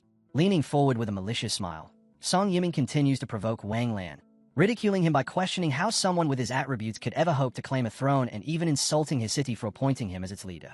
Finally pushed past his limit, Wang Lan forms a swirling vortex of water and spiritual energy in his hand, preparing to strike back. Before the conflict can escalate into violence, Gyuyuro slams both hands onto the table and angrily orders them to sit down, strictly forbidding any fighting during the conference. At that exact moment, a crushing aura descends upon the room. Gyuyuro, Wang Lan, and Song Yiming all freeze instantly, their expressions shifting to shock as they feel the overwhelming pressure bearing down on them. Song Yiming is forced violently back into his chair, pinned in place by heavy, phantom-like hands formed from dark purple energy, leaving him gasping in terror under the sheer oppressive force. Sweat pours down his face as he frantically wonders if Elder Wu from the Star God Combat Zone has arrived. Then Fang Yi steps through the doorway, golden energy crackling around him, and as the captains sense the magnitude of his power, they realize it rivals the very peak of the 3-star Vajra realm. Song Yiming shivers in confusion as he realizes the crushing aura filling the room does not belong to the Elder, and at that moment Fang Yi steps inside with a courteous smile, calmly greeting the gathered captains and offering an apology for arriving late. As he walks toward the table, Gyuyuro formally acknowledges him and announces the sealer's arrival, while Song Yiming shrinks back in his seat, stealing nervous glances at Fang Yi and wondering why every instinct in his body is urging him to retreat, until it finally clicks that this seemingly ordinary young man is the legendary pioneer everyone has been discussing. Yet in the next instant Fang Yi's polite expression disappears, his gaze sharpens as he fixes his eyes on Song Yiming, and he coldly demands to know what was going on just before he entered. Overwhelmed by Fang Yi's presence, Song Yiming stammers anxiously that nothing is wrong and they were only in the middle of a discussion. But Fang Yi says nothing and simply locks him in place with a silent stare, his red eyes piercing straight through him. While Song Yiming, pinned under the pressure of a purple energy claw, is left in shock, unable to understand how his first-level Vajra realm strength has been completely immobilized. Then, as the pressure eases, Fang Yi takes a seat at the conference table and greets Wang Lan and Chen Yu, remarking that it has been quite some time, prompting Wang Lan to respectfully welcome Lord Kayla and explain that they had been discussing the matter of the new throne. Leaning back, Fang Yi states that he came specifically to share intelligence, confirming as a member of the Spirit Association that the anomaly at Sichuan Mountain is a thunder-attributed throne possessing world-altering power, before revealing a critical detail, that the master of the Thunder Throne is a sentient good vine, which immediately ignites outrage among the pioneer captains, who argue that leaving such divine authority to a plant is a complete waste and insist it should belong to a capable human instead. Song Yiming eagerly agrees, slamming both hands onto the table as he declares they must seize the throne by force, arguing their nation would become a laughingstock if it were controlled by a plant. Fang Yi's expression turns cold as he firmly states that he will not allow it, then addresses everyone present, making his stance unmistakably clear as he warns that if anyone attempts to take the Thunder Throne, he, the sealer, will personally reclaim it, and the weight of that threat freezes the entire room into stunned silence, beads of sweat forming as no one dares respond. At that moment, a bandaged arm suddenly lifts into the air as Chenro breaks the tension by raising her hand in agreement with Fang Yi's decision, followed by Gyuyuro, who also supports him and cautions the captains not to underestimate plants blessed by spiritual energy, revealing that even before this meeting began, the mountain where the throne resides had already turned into a deadly purgatory of violent lightning. Wang Lan then raises his hand as well, voicing agreement with Fang Yi, and, with no real room left to argue, A dissatisfied Sun Yiming concedes and suggests they search for other unclaimed thrones instead. Jiu Yuro exhales in relief, acknowledging how Fang Yi's overwhelming presence makes maintaining order far easier, while reflecting on how difficult it has become for the Spirit Association to manage these top-tier pioneers, after which Jiu Yuro turns to a map and begins assigning search zones, dividing the captains across 4 regions based on detected energy fluctuations, making it clear that while the association will not interfere with competition, concealing the discovery of any throne is strictly forbidden. Yet before she can continue, a panicked staff member rushes in and interrupts the meeting with urgent news that the Lord of Thunder has already evolved. The panicked staff member hurriedly reports that their drones cannot even approach the mountain and that the entity's power readings are rising far beyond all projections, before announcing that the plant's strength has already reached the level of a 3-star Vajra realm, a revelation that sends shock through the captains as they grasp that such an existence could easily dominate the entire nation. Yet while the room falls into fear and unrest, Fang Yi remains composed, calmly reasoning that such explosive growth is only natural given the throne's vast and ancient power.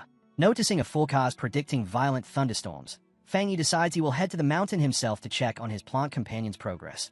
And with that, Jiu Yuro brings the meeting to a close, the captains leaving with determined expressions as she wishes them success in securing thrones of their own.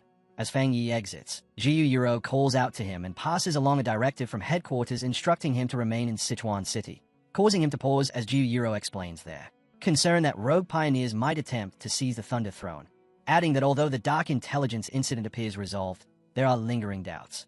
Fang Yi narrows his eyes and asks whether the association believes the shadow monster may have survived. And as Jiu Yuro adjusts her glasses, she confirms his suspicion, explaining that both the throne and that entity are manifestations of the world's rapid spiritual recovery. And while the association can keep watch over the throne's ancient power, they fear remnants of the Dark Intelligence could still be concealed somewhere, especially since Fang Yi only weakened and sealed it within Sichuan, leaving open the possibility that it remains a catastrophic threat. Glancing down at his phone, Fang Yi scrolls past his aunt's contact and decides to delay his visit home, ultimately agreeing with Jiu Yuro's caution as he acknowledges it is wiser to stay prepared, confirming that he had already considered the same possibility and will not leave the city for now. Later, Fang Yi returns to the restricted mountain zone and walks straight into the forbidden territory, completely unfazed by the violent purple lightning crashing down around him. And as he senses the overwhelming power saturating the area, a faint smile forms as he welcomes the storm and decides to use this thunder energy to refine his cultivation techniques. As he approaches the radiant Thunder Throne, a voice suddenly speaks, remarking that Fang Yi's cultivation speed has already surpassed its own, revealing the sentient good vine entwined with the throne as it expresses gratitude for his assistance. Caught off guard, Fang Yi questions how he could have possibly helped, only to realize that the Lord of Thunder has already developed human-like intelligence, something expected at the peak of cultivation. And the vine explains that the throne's awareness showed it how Fang Yi protected them during the meeting, prompting it to offer its spiritual energy in return while admitting it had feared he might not come back. At that moment, the red spirit flower bursts eagerly from Fang Yi's clothing, clearly wanting a share of the offered power, and holding golden fire in his hand. Fang Yi smiles and admits he had planned to include the spirit plant in this training session, then without hesitation accepts the offer and sits cross-legged to meditate, allowing the red spirit flower to rest beside him and absorb the surrounding aura as the good vine channels its strength, sending waves of purple lightning and dense spiritual energy surging toward them. Within the swirling vortex of energy, the red spirit flower spins happily, drawing in the immense power to accelerate its growth, while Fang Yi, enveloped by crackling lightning and a blazing golden aura, sharpens his focus and uses the crushing environmental pressure to drive his red fire blade technique toward its next breakthrough. As power surges through his glowing eyes, Fang Yi summons his blazing golden blade into existence above him, the enormous sword forming in the air before crashing downward, radiating searing heat as it collides head-on with a raging storm. At that moment, a system notification appears, reporting that a massive influx of thunder energy has been detected, and as the blade absorbs the violent lightning, the system confirms that the red fire blade technique has reached the point of breakthrough. Fang Yi focuses deeply, drawing in and refining the chaotic power as the system announces that his blade technique is evolving. And while he continues to meditate, towering pillars of golden fire and crackling blue lightning wrap around him, pushing the skill to its absolute limit until, in a sudden burst, his eyes snap open, glowing with intense red light as the system confirms that the red fire blade technique has successfully evolved. Gripping the newly enhanced sword, Fang Yi unleashes a single, overwhelming swing, the upgraded technique now merging his fire with a thunder attribute, and as the strike lands, it detonates into a violent explosion of lightning and flames that rips across the, shredding and obliterating everything in its path in a terrifying display of his newfound strength. Funi's system immediately notifies him that heavenly thunder has tempered his blade technique, allowing it to break past its previous limits and evolve into a fused thunderfire attribute, and as he lifts his weapon, the system confirms that the blade's enhancement is finally complete, while the sheer force of his breakthrough ignites a massive, awe-inspiring eruption of fire and lightning at the mountain's peak. From a distance, Wang Lan and Chen Ruo spot the blazing phenomenon and instantly recognize the familiar flames, questioning what Fang Yi could possibly be doing within the restricted area of the Thunder Throne. While not far away, a restless Song Yiming grows suspicious, voicing his belief that Fang Yi may have gone back on his word to seize the throne for himself, only for his subordinate to quickly counter that Fang Yi actually regards the entity as a friend.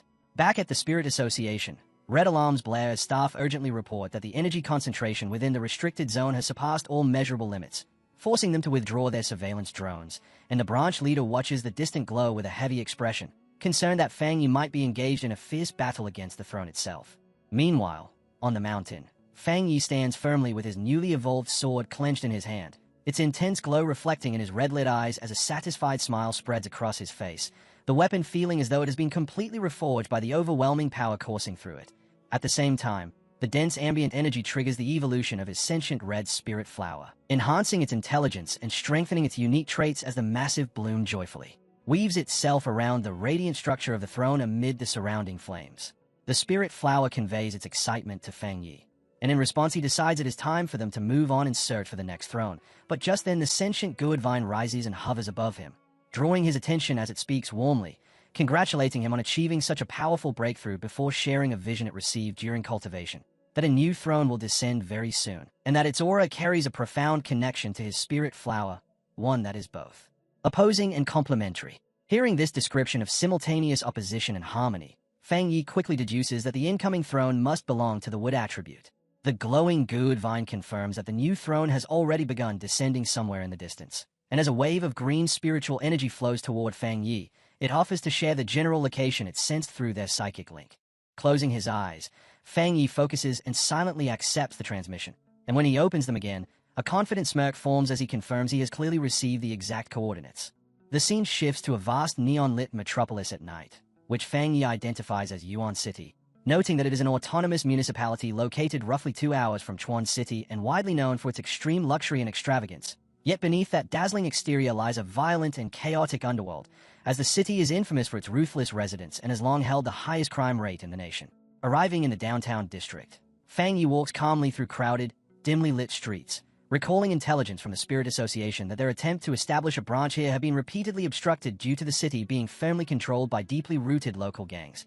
As he observes rough-armed pioneers lingering beneath glowing neon signs, he reflects that none of the awakened individuals here are willing to cooperate with authorities, leaving Yuan City as a lawless zone, with no official Spirit Association branch and no assigned captain to enforce order. Suddenly, Fang Yi senses a sharp change in the surrounding atmosphere, and his sentient red spirit flower slips out from his coat, urgently tugging at his sleeve, prompting Fang Yi to acknowledge its reaction as he notes that both of them can feel a new energy rising from the west. To the west, at the base of a dark, towering mountain, stands a massive and lavishly illuminated private estate, where inside its walls a luxurious nighttime pool party is in full swing, attended by the city's elite. A bodyguard wearing sunglasses approaches the host and quietly delivers a report, causing the host to raise an eyebrow with interest upon hearing that other pioneers have appeared nearby. The host, Jian Zhenxing, the infamous kingpin of Yuan City, bursts into arrogant laughter, flinging his jacket open as he boasts that no one has the power to stir trouble within his domain. But his laughter is abruptly cut off when a blinding surge of green light erupts from the mountain directly behind his estate, as a colossal sphere of pure green energy, the descending wood throne, slams into the mountain peak and unleashes a devastating shockwave that tears through the area. The impact reaches the mansion in an instant, shattering glass and sending debris flying everywhere, leaving Jian Zhenxing visibly stunned as his guests erupt into terrified screams. Yet quickly regaining his composure, the enraged Jian Zhenxing storms toward the mountain alongside his bodyguard, vowing aggressively to find out who dares to cause chaos on his property. Just 2 minutes later, Jian Zhenxing and his bodyguard make their way up the forest-covered mountain, now saturated with dense, lingering green spiritual energy, only to be stopped in their tracks by Fang Yi, who stands calmly within the eerie glow, stating that the source of the disturbance lies just ahead. Enraged by the intrusion, the bodyguard launches himself through the air toward Fang Yi, shouting to know who dares trespass on young Master Zhang's private property, and as a heavy punch hurtles straight for his face, Fang Yi lets out a dismissive scoff at the arrogant claim. Then without even removing his other hand from his pocket, he casually catches the incoming fist mid-air, stopping the full force of the attack instantly and leaving the man completely stunned. His eyes glowing red, Fang Yi fixes them with a cold stare and states that the mountain is national land belonging to all the people of Yuan City, firmly declaring that from this moment onward, the area falls under the strict jurisdiction of the Yuan City Spirit Association, before releasing a burst of blazing energy from his palm that sends the bodyguard flying away, all while mocking their ridiculous claim of ownership. Meanwhile, deeper within the forest, Jian Zhenxing confronts the newly descended with throne, struggling violently as dark green vines from the sentient entity lash out to repel him, yet unwilling to accept rejection. The arrogant kingpin shouts that the throne must obey him simply because it landed within his territory, and as he forces his way forward using his aura to tear through the dense vines, Jian Zhenxing stubbornly insists that the seat of power belongs to him, even threatening to destroy the ancient relic entirely if it continues to refuse him. Watching this display from the side, Fang Yi lets out an amused scoff, the sound instantly drawing attention as a furious Zhang spins around and demands to know who is lurking nearby, only for Fang Yi to step forward and walk past him without concern, calmly explaining that high-tier treasures possess awareness and select their own masters, then bluntly stating that Zhang lacks the qualifications to command the wood attribute. Humiliated and enraged, Jian Zhenxing stays in disbelief as Fang Yi continues toward the violently swirling green energy of the throne, and unable to endure the insult, he suddenly lunges at Fang Yi's unguarded back while screaming a threat to kill him. But in the very next instant, he freezes in place, his eyes widening with overwhelming terror as Fang Yi, without even turning around, summons his massive sentient red spirit flower to silently intercept the attack. Faced with the towering and oppressive presence of the spirit plant, Zhang begins to tremble uncontrollably, completely paralyzed by fear. While Fang Yi casually remarks that this so-called gang boss is somehow even weaker than his own bodyguard, then with a faintly mocking smile, dismisses the infamous ruler of Yuan City as nothing more than a disappointment, and leaving the terrified man behind, he steps forward alone until he stands directly before the immense, crackling green structure of the wood throne. Preparing to make contact, Fang Yi faces the churning green energy of the wood throne as his system announces that the ancient relic is beginning to match with a master, and within moments the confirmation arrives, identifying Fang Yi's sentient red spirit flower as the rightful master of the wood throne, triggering a massive eruption of green energy that bursts outward from the mountain peak.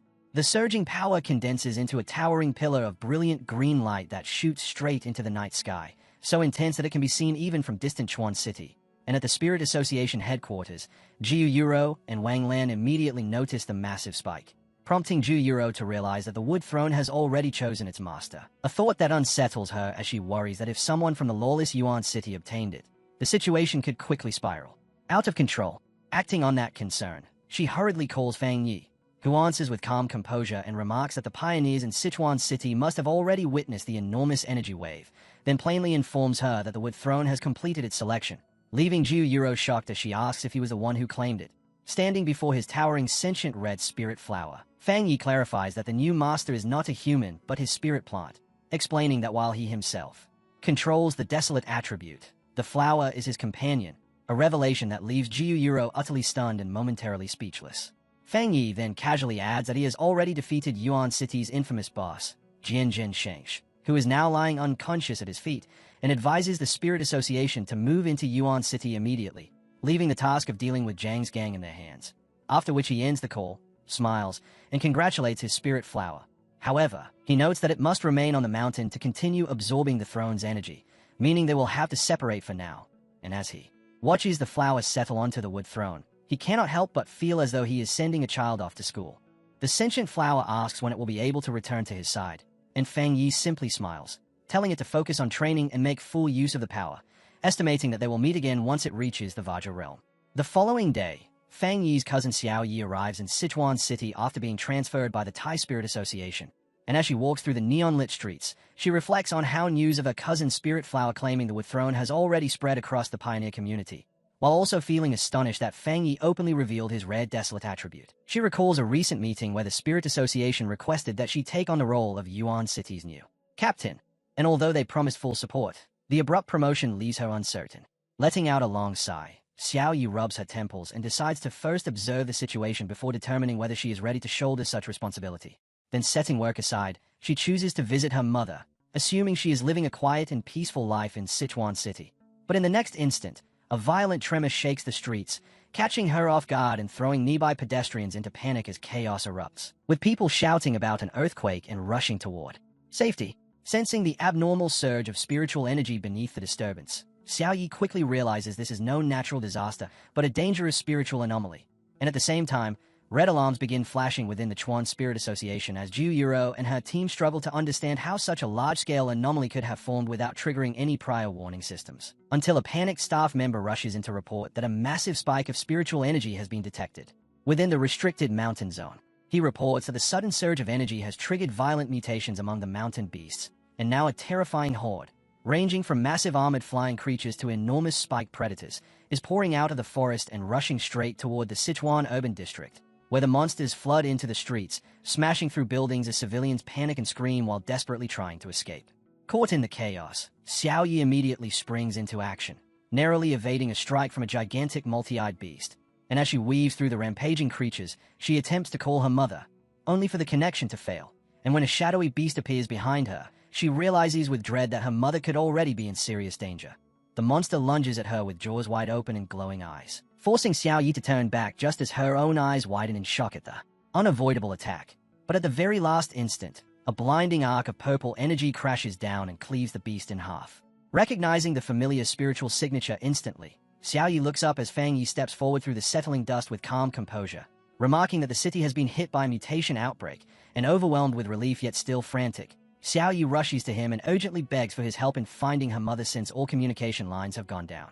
Elsewhere, within the devastated Tuanchi urban district, inside a wrecked supermarket, a trembling voice calls out for a father while nearby a man lies motionless beneath a collapsed shelf, and as the small voice shifts to crying for a mother, a frightened young boy stands alone amid scattered groceries and flickering lights, unable to understand where his parents have gone. Fear overtakes him as his body shakes and tears stream down his face, until he finally collapses to his knees and cries out loudly into the empty store. Suddenly, a woman rushes in and quickly covers his mouth. It is Fang Yi's aunt, Xiao Yi's mother, and she pulls the boy close, whispering urgently that loud noises will attract the roaming beast, while the child, still trembling, looks up at her with tear-filled eyes, clearly missing his parents. Trying to soothe him, she offers a gentle smile and takes out a bright yellow package of a popular snack, causing the boy's eyes to light up. And kneeling beside him, she promises that if he stays quiet and waits patiently for rescuers, he will receive the snack as a reward for being brave, prompting a small smile as he reaches for it, momentarily distracted from the fear around him. But at that same moment, a shadowy wolf with glowing red eyes silently slips into the aisle behind her, letting out a low growl as it bays its sharp teeth and fixes its gaze on its target. And as it suddenly charges forward, Fang Yi's aunt senses the danger, quickly scooping the boy into her arms and sprinting down the aisle in an attempt to escape. However, in her haste, her foot catches on a discarded bottle among the debris, sending her crashing hard onto the floor as she instinctively curls her body around the child to shield him. The wolf lunges forward with claws extended, ready to strike. Embracing herself for the inevitable, she shuts her eyes, prepared to sacrifice herself. But just before the attack lands, a blazing streak of golden energy tears through the darkness and slices the beast cleanly in half, as Fang Yi arrives at the last possible moment, stepping in front of his aunt with his flaming sword raised in protection. Glancing back, Fang Yi calmly asks whether they are unharmed. But his expression suddenly shifts as he notices something familiar, his gaze dropping to the terrified boy held safely in his aunt's arms, clutching a yellow snack packet, and the sight instantly stays a deep sense of nostalgia within him. In his mind, he recalls a sorrowful childhood memory of himself crying before a gravestone while his aunt stood beside him, gently stroking his head and offering him that very same snack to comfort his grief. Returning to the present, his aunt looks up at him in disbelief, her eyes widening with relief as she recognizes a nephew, and Fang Yi's expression softens as he asks about the child she had just risked her life to save. Despite everything, she smiles warmly and explains that the boy was separated from his parents during the chaos in the supermarket and that she could not bring herself to abandon him to the monsters. Before the moment can settle, a familiar voice suddenly calls out for her mother, and turning in surprise, the aunt sees Xiao Yi rush into the ruined store, tears streaming down her face as she throws herself into her mother's arms, admitting how terrified she had been, while her mother gently smiles and strokes Xiao Yi's hair, soothing her and assuring her that she is safe. Nearby, Fang Yi watches the emotional reunion in silence, a faint smile on his face. His attention is then drawn downward when he feels a small tug at his sleeve, and looking down, he sees the young boy gazing up at him with hopeful eyes, calling him a superhero, before bravely holding out the yellow snack as a reward and asking if the hero can take him home. Moved by the gesture, Fang Yi kneels and accepts the snack with a warm smile, telling the boy to make a wish on it and promising that it will help him reunite with his family. In the next instant, An alert flashes through Fang Yi's senses, and his gentle expression sharpens into a deadly glare as he detects a massive spiritual presence closing in, prompting him to shout for everyone to get back as he grabs the boy and leaps away just as a gigantic claw crashes through the building, sending heavy debris raining down. The ceiling collapses completely, exposing the shattered store to the night sky, and through the swirling dust, Fang Yi lifts his glowing red eyes, locking onto the overwhelming aura of the approaching enemy. As the smoke begins to clear, a towering, muscular monster steps into view, its wild manner, glowing red eyes, and massive prayer beads giving it an imposing presence, and Fang Yi's expression turns grim as he states that this is no ordinary creature, but the Beast King leading the mutated horde. Without hesitation, Fang Yi releases a powerful surge of golden energy that expands into a protective barrier around his aunt, his cousin, and the young boy, knowing that as the one with the strongest spiritual energy, he will become the anomaly's primary target, which in turn reduces the danger to the others and buys them time. Turning to Xiao Yi, he tells her to take the two of them and escape immediately, explaining that he cannot fight at full strength while shielding them, and Xiao Yi quickly nods in agreement. As they begin to retreat, the colossal Beast King towers over Fang Yi and unleashes a deafening roar that shakes the surroundings, prompting Fang Yi to study it closely and note that it possesses both thunder and wood attributes, a combination he finds far too coincidental given the recent descent of the two thrones. Before he can dwell on it further, the Beast King attacks, slamming its massive fists into the ground, but Fang Yi reacts instantly, springing backward to evade the crushing blow. Raising his glowing golden sword, Fang Yi senses the violent fluctuations in the creature's aura and quickly realizes it has been tainted by the dark attribute, and as his flaming slash cuts across the battlefield, it lands cleanly, leaving a burning wound near the monster's red eye. However, the Beast King shows no hesitation, gathering force for another assault as it lunges forward with jaws wide open, only for Fang Yi to leap back calmly once more. Then mid-E, he swings his blazing sword. With tremendous force, the impact driving the enormous creature backward and forcing distance between them.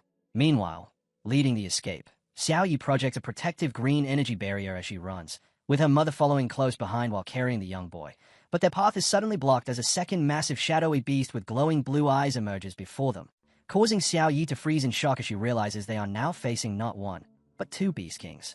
The second creature radiates an overwhelming presence as it looms above them, its blue eyes glowing ominously, and without hesitation, Xiao Yi raises her green energy shield to protect her mother and the frightened child. Understanding she must act decisively, she reassures her mother and then surges forward, leaping away from the civilians and toward the towering monster in order to draw its deadly attention onto herself.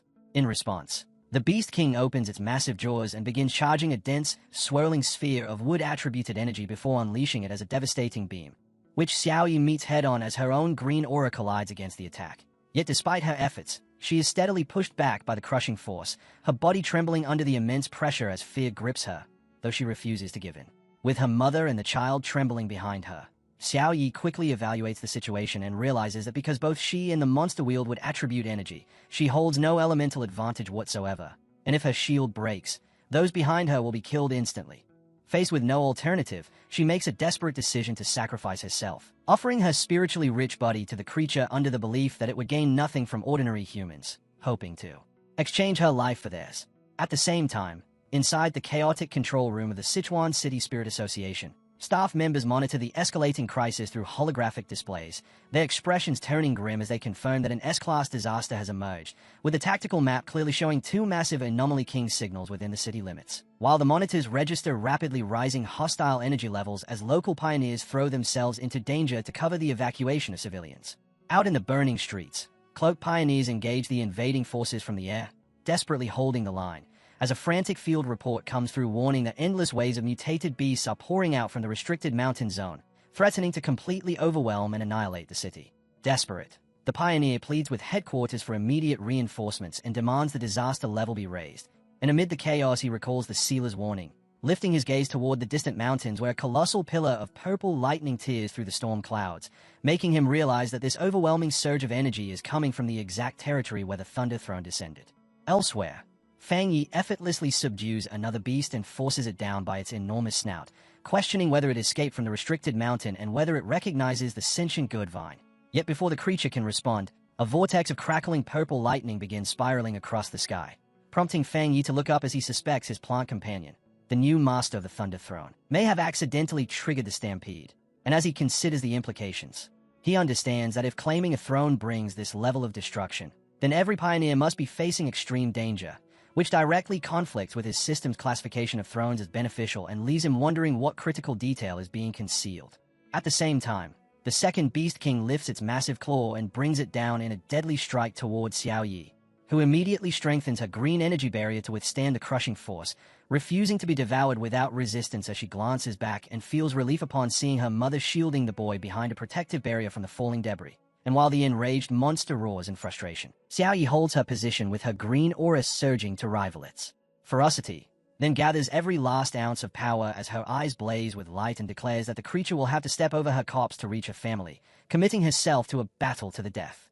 Without warning, a surge of purple lightning rips across the darkened sky and halts the desperate clash as a colossal pillar of thunder crashes down from above, and from within that blinding radiance, the glowing form of the sentient Good Vine slowly descends, while nearby two members of the Spirit Association stare upward in complete shock as they recognize the overwhelming aura and realize that the Lord of the Thunder Throne has arrived on the battlefield. Watching in awe as the enormous, radiant purple vine manifests above the city and towers over everything with its majestic presence, Fang Yi silently watches the sky, and rather than continuing their assault, the ferocious Beast Kings suddenly stop, begin to whimper, and shrink back in fear, completely overwhelmed by the immense pressure. And as he observes them trembling before the giant vine, Fang Yi finally understands that the beasts were never acting under the throne's command but had merely absorbed its residual energy to mutate, leaving them now utterly suppressed by its true master, leading him to conclude that neither the throne nor the sentient Good Vine intentionally caused the stampede. Massive, glowing purple goods hang from the ancient vine's branches, each pulsing with immense spiritual energy. And then one good suddenly opens to release a swirling stream of green energy that lashes through the air and coils around the aggressive Beast Kings, purifying the corrupted creatures and transforming the once terrifying monsters into harmless, fluffy beings.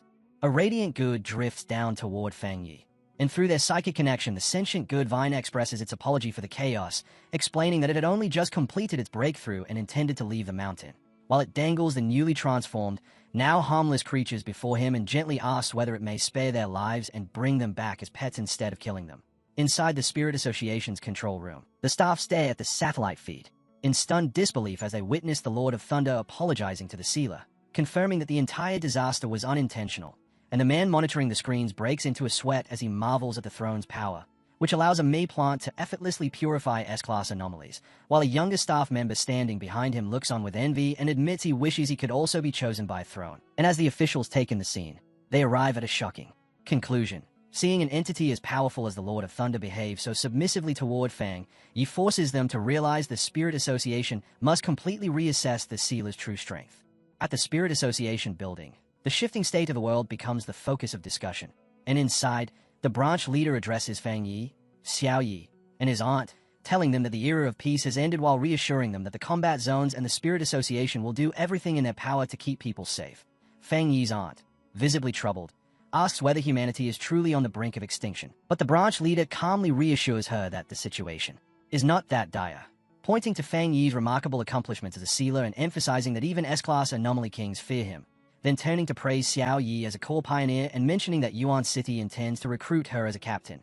Yet the aunt, seated close to her daughter, responds that in times this dangerous such praise offers little comfort, explaining that her only concern is whether the two young people are exhausted or hurt, and admitting she fears the possibility of them sacrificing their lives, prompting the branch leader to gently tell her not to dwell on such thoughts. Fang Yi then shifts the conversation by asking about Jiang Lu and his group, noting that they had gone missing during the recent beast mutation crisis, and the branch leader, sounding exasperated, explains that he had them sent to the hospital, but they slipped away overnight, adding that Jiang Lu had been restless during his stay and insisted on continuing his training because he felt ashamed of his own weakness. Suddenly, a frantic man and woman rush into the room calling out desperately for Xiao, and the young boy immediately recognizes them as his parents, as his mother rushes forward in tears to embrace him and expresses heartfelt gratitude, identifying Fang Yi's aunt and the others as the ones who saved her son, while the father bows deeply to Fang Yi and his aunt and says that although they are ordinary people, they will not hesitate to help if they are ever needed, only for the aunt to humbly refuse and say they simply did what was right, after which the parents leave happily, with their son riding on his father's shoulders.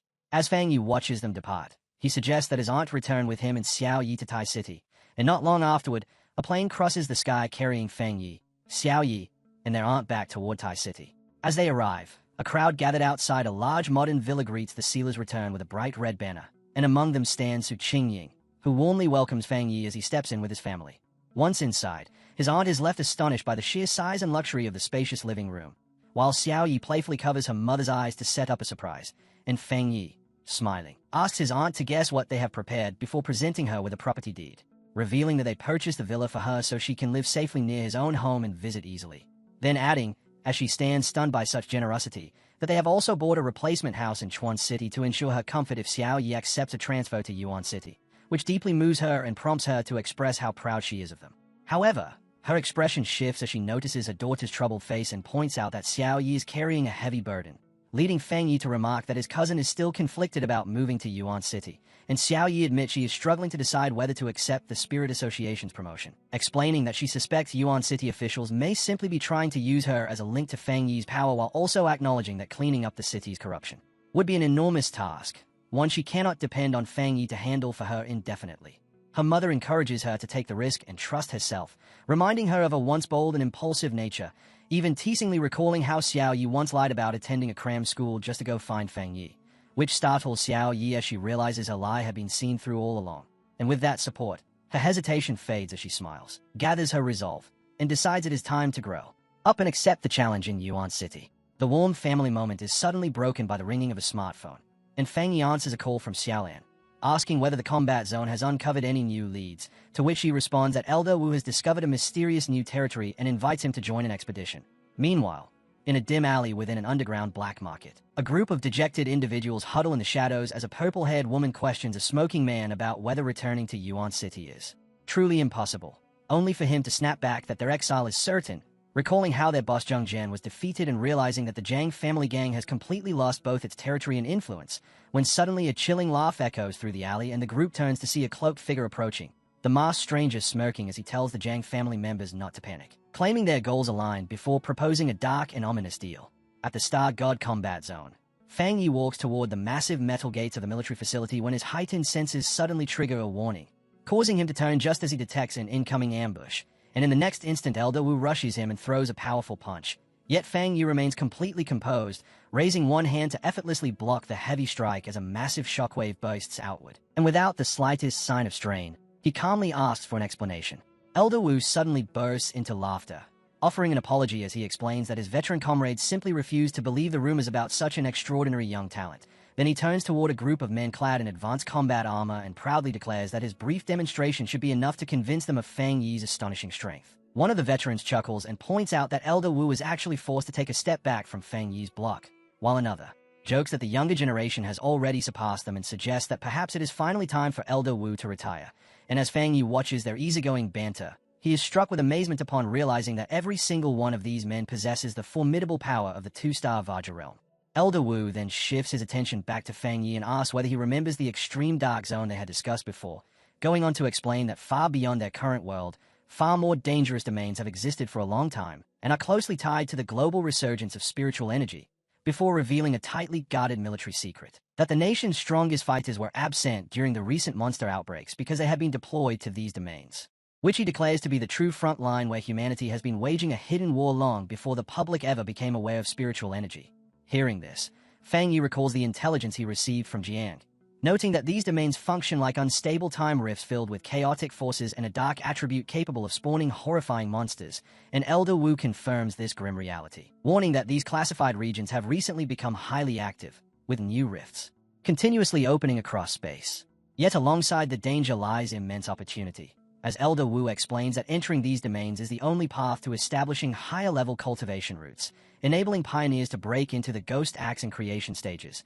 And as Fang Yi listens closely, he comes to understand the government's long-term foresight, realizing this is precisely why polluted zones were restricted long before spiritual energy fully awakened. When he looks again at the veterans, he feels the weight of what they have endured, recognizing that secretly venturing into such hellish landscapes while safeguarding the nation demands unimaginable resolve, and he further notes that their solid two-star Vajra strength implies the Star God combat zone's military power runs far deeper than it appears on the surface. Elder Wu's expression then turns grave as he brings the discussion to their present mission, finally revealing their objective. They are to explore the most dangerous of these domains, a terrifying monster-infested cavern known as the Tomb Cluster. As Fang Yi stands alongside Elder Wu and the veteran soldiers, another figure steps out from the shadows within the base, prompting Elder Wu to introduce the newcomer as Zhong Tian, an elder of the Star God Combat Zone. Yet Zhang Tian merely scoffs, turns his back, and begins to walk away without acknowledgement, causing Elder Wu to lean in and quietly explain to Fang Yi that old Zhang has a stubborn nature and a notoriously difficult temper. Though despite his attitude, his combat strength ranks among the top 3 in their group. And he adds that they specifically brought him along for this mission as an extra layer of security because of his unwavering loyalty, to which Fang Yi responds calmly that he holds deep respect for veterans who serve their country and that an unusual personality is simply part of who they are. Hoping to ease the tension between them, Elder Wu calls out to Zhang Tian once more and formally introduces Fang Yi as the Thai Spirit Association captain known as the Sealer, adding that Fang Yi had recently resolved an S-class disaster on his own. And at the mention of such a threat, Zhang Tian halts and glances back, clearly intrigued. With everyone now assembled, Elder Wu declares it is time to open the portal to the mysterious domain, and the group advances toward a blue vortex hanging in the sky, the door of the void, which serves as the gateway to that unknown realm. While Fang Yi observed that despite its simple outward appearance, it contains immense power. And as Elder Wu takes the lead, Fang Yi notices a spiritual energy seal placed upon the gateway, realizing that someone had repaired the rift in the past. Then upon touching the swirling blue energy, he senses the extreme instability of the area and reminds himself to remain vigilant, all while feeling surprised by the dense, overwhelming energy radiating from within. Soon, the group is drawn upward into the enormous blue tunnel, and as they drift through it, Fang Yi questions whether the strange, shifting visuals around them are merely side effects of the intense energy, until his sharpened perception detects something far more profound, revealing flashes of space and ghost-like whale-shaped forms moving through the void, whose energy feels utterly alien, as though it originates from beyond their known universe. As they pass by strands of green energy, resembling vines, Elder Wu warns everyone not to approach or stare directly at those shapes, cautioning that their raw power could destroy them instantly. And Fang Yi, sensing the chaotic blend of elemental and void energies, understands that even the slightest contact could annihilate both body and spirit, while also recognizing that because these dangers are pure manifestations of energy rather than living beings, his Death Seal ability would be useless against them. As he looks upon the fractured reflections of countless worlds suspended within the void, Fang Yi grasps the sheer scale of the threat, realizing that if this massive rift is not contained, it could bring about a catastrophe capable of ending their world. And at last, the tunnel opens into a vast dark expanse where Elder Wu, now visibly serious, announces that they have arrived at their destination. Stopping before a gigantic dark tier floating within the blue energy, he instructs the team to prepare themselves, his body glowing with a bright blue aura as he orders everyone to release their power and maintain their position before crossing over. And once they exit the portal, they find themselves suspended within a gloomy, ominous cavern known as the Tomb Cluster, where an oppressive aura of death saturates the air. Below them, a dense pool of green energy begins to churn and bubble, signaling the approach of danger. And recognizing the threat, Elder Wu commands the team to ready themselves for combat, emphasizing that they must end the fight quickly. When suddenly a towering column of dark green energy erupts from the depths of the cave and rapidly takes shape, forming a terrifying shadowy monster with glowing green eyes. The team is caught off guard by the creature's sudden and without hesitation Elder Wu and Zhang Tian charge straight toward the monster, only for the shadowy entity to retaliate instantly by firing a lethal beam of dark green energy from its hand. In response, Elder Wu and Zhang Tian combine their golden power to form a shared Vajra Realm defense in an attempt to block the. Yet the monster's strength proves overwhelming as the beam shatters their barrier and sends both men crashing backward, while coughing up blood, leaving the surrounding veterans frozen in shock as they witness their strongest fighters defeated so effortlessly. Recognizing the severity of the situation, Fang Yi states that they are in critical danger and must coordinate their attack, and as the veterans rush to catch Elder Wu and Zhang Tian, they quickly realize that the monster's dark energy is actively suppressing a pioneer's spiritual strength, with one veteran pointing out that the weakening effect is so severe that even Elder Wu and Zhang Tian could not unleash a tenth of their true power. Unfazed by this, Fang Yi's body ignites with golden light, as he summons his sword and declares that he will test his own strength, then leaps into the air while enveloping his blade in blazing golden flames to execute a powerful dragon slash, which collides with a giant shadow monster and erupts into a massive explosion of clashing energies. As the smoke gradually clears, Fang Yi remains suspended in the air, though his aura has noticeably dimmed, and he calmly remarks that his strength was heavily suppressed by the cave's dark energy, otherwise that single strike would have been enough to kill the creature, a statement that leaves the veterans below in awe as one of them points out that Fang Yi nearly destroyed the monster alone, confirming that his reputation is no exaggeration, while Zhang Tian stares upward in stunned respect, and repeats Fang Yi's title, the Sealer, with newfound reverence, prompting Elder Wu to comment that they would be even more shaken if they understood the true meaning behind that name. Ignoring the oppressive weakening effect, Fang Yi sharpens his focus and releases a surge of dark energy, forming massive shadow claws around himself as he activates his Twilight Fire domain. Then with a swift command, he sends the claws forward to seize the green monster while his system confirms the successful activation of the domain, and the claws begin ripping through the creature's chaotic energy. Although the system detects the dense dark energy permeating the area, it informs Fang Yi that his unique technique allows him to bypass the suppressive effects. And as the monster howls in agony, the system locks onto it as a target, draining its strength and reducing its dark power by half. Hovering above the now weakened beast, Fang Yi's sword ignites once more, spinning with a deadly fusion of golden flames and twilight darkness, and with a cold, unwavering gaze, he prepares his finishing blow and issues a single decisive command to kill the monster. Fang Yi releases a blazing slash toward the creature, and upon impact, the strike detonates into a blinding explosion of energy, while Fang Yi remains firm and unyielding, his eyes glowing with a fierce red light as he unleashes a massive surge of golden power that bursts outward in all directions from his body. The radiant golden light surges outward, aggressively incinerating the lingering dark remnants of the monster. And as the spectacle unfolds, Zhang Tian stands frozen in absolute shock at the sheer magnitude of the power on display, while beside him Elder Wu carefully studies the technique and observes that Fang Yi is utilizing a potent yang attribute to actively suppress the surrounding dark energy. Far away, at Yuan City's wood attribute throne, the sentient good vine begins to shine intensely, its body glowing with a vivid green radiance among the mountain crags, and the sentient red spirit flower flares in response as it senses that its master requires aid, prompting a reaction as a massive, concentrated beam of green energy violently erupts from the peak where the sentient good vine is rooted. Back on the battlefield, Fang Yi remains engulfed in chaotic, crackling golden energy as he continues pressing his attack, yet it becomes increasingly clear that despite wielding the authority of death and being the throne's master, the Dark Giant possesses extraordinary resilience and is proving extremely difficult to eliminate.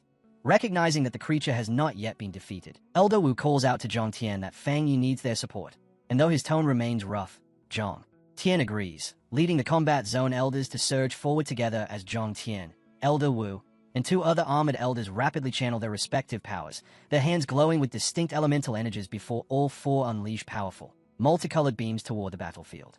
The converging streams of energy strike Fang Yi in the back, merging into him as he drives his own golden power to its absolute limit, and the fusion of their combined triggers a colossal, blinding explosion of golden light that engulfs everything in its path, while the violent shockwave forces Elder Wu, Zhang Tian, and the others to shield themselves as they are pushed backward. When the smoke and turbulent energy finally begin to settle, the environment has been drastically transformed, and, as the elders look down, they realize that the blast has revealed the area's true nature, a vast, desolate burial ground filled with countless tombstones stretching across a deep, newly formed chasm. Fang Yi approaches the group and politely thanks the seniors for their timely assistance, acknowledging that without their help he could not have eliminated the Dark Giant so smoothly, then admits that he had underestimated the enemy earlier and asks whether anyone was injured in the aftermath of the explosion. And his humility catches Zhang Tian off guard, leaving him flustered as he awkwardly apologizes for his earlier hostility and expresses sincere gratitude to Fang Yi for saving him, which prompts Elder Wu to smirk and joke that perhaps Zhang Tian has been possessed since the notoriously stubborn man actually managed to say thank you. The brief moment of ease is abruptly shattered as the ground beneath them violently splits open and skeletal hands glowing with an eerie green light claw their way out of the earth, followed by a terrifying horde of reanimated skeletons radiating the same ghastly energy as they crawl from the freshly exposed graves and begin advancing toward Fang Yi and the stunned elders, remaining calm. Fang Yi asks Elder Wu if he remembers the unnatural disaster mutation that once occurred in Moon City, and Elder Wu grimly confirms, realizing with dread that they are facing that exact horrifying phenomenon once again. Repulsed by the sudden emergence of the undead, Zhang Tian steps forward eagerly, gathering bright yellow energy into his hands as he declares he will take the lead, then rapidly unleashes a barrage of explosive blasts into the approaching skeletal horde. While unwilling to remain on the sidelines, Elder Wu and another combat zone elder charge into the fray alongside him. Zhang Tian launches himself high into the air and gathers an energy sphere crackling with intense yellow lightning, declaring a portion of the battlefield as his own before hurling the destructive force straight down onto the skeletons, while below, the combat zone elders clash head-on with the undead army, cutting through them with precise efficiency using powerful energy slashes and piercing beams. Amid the chaos, Fang Yi's glowing red eye tightens as his focus shifts away from the immediate fight, and at that moment, the system alerts him to a strong fluctuation of dark attribute energy nearby, instructing him to make contact with its source in order to compile a new technique, prompting him to warn the elders about the dangerous energy before dashing forward to investigate. Following his movement, Elder Wu notices a massive, imposing structure looming through the murky distance and questions its nature, while another elder speculates that it might be an illusion, only for Elder Wu to dismiss that idea immediately, pointing out that the enormous stone tablet is actively emitting dark energy, though its sudden appearance leaves him puzzled. Fang Yi concludes that it must be a physical manifestation of the region's dark power and decides to approach it, ignoring. Zhang Tian shouted warning as he propels himself directly toward the towering monolith, cloaked in a protective golden aura while flying through the dense dark mist until he reaches the immense, weathered surface surrounded by swirling, ominous shadows.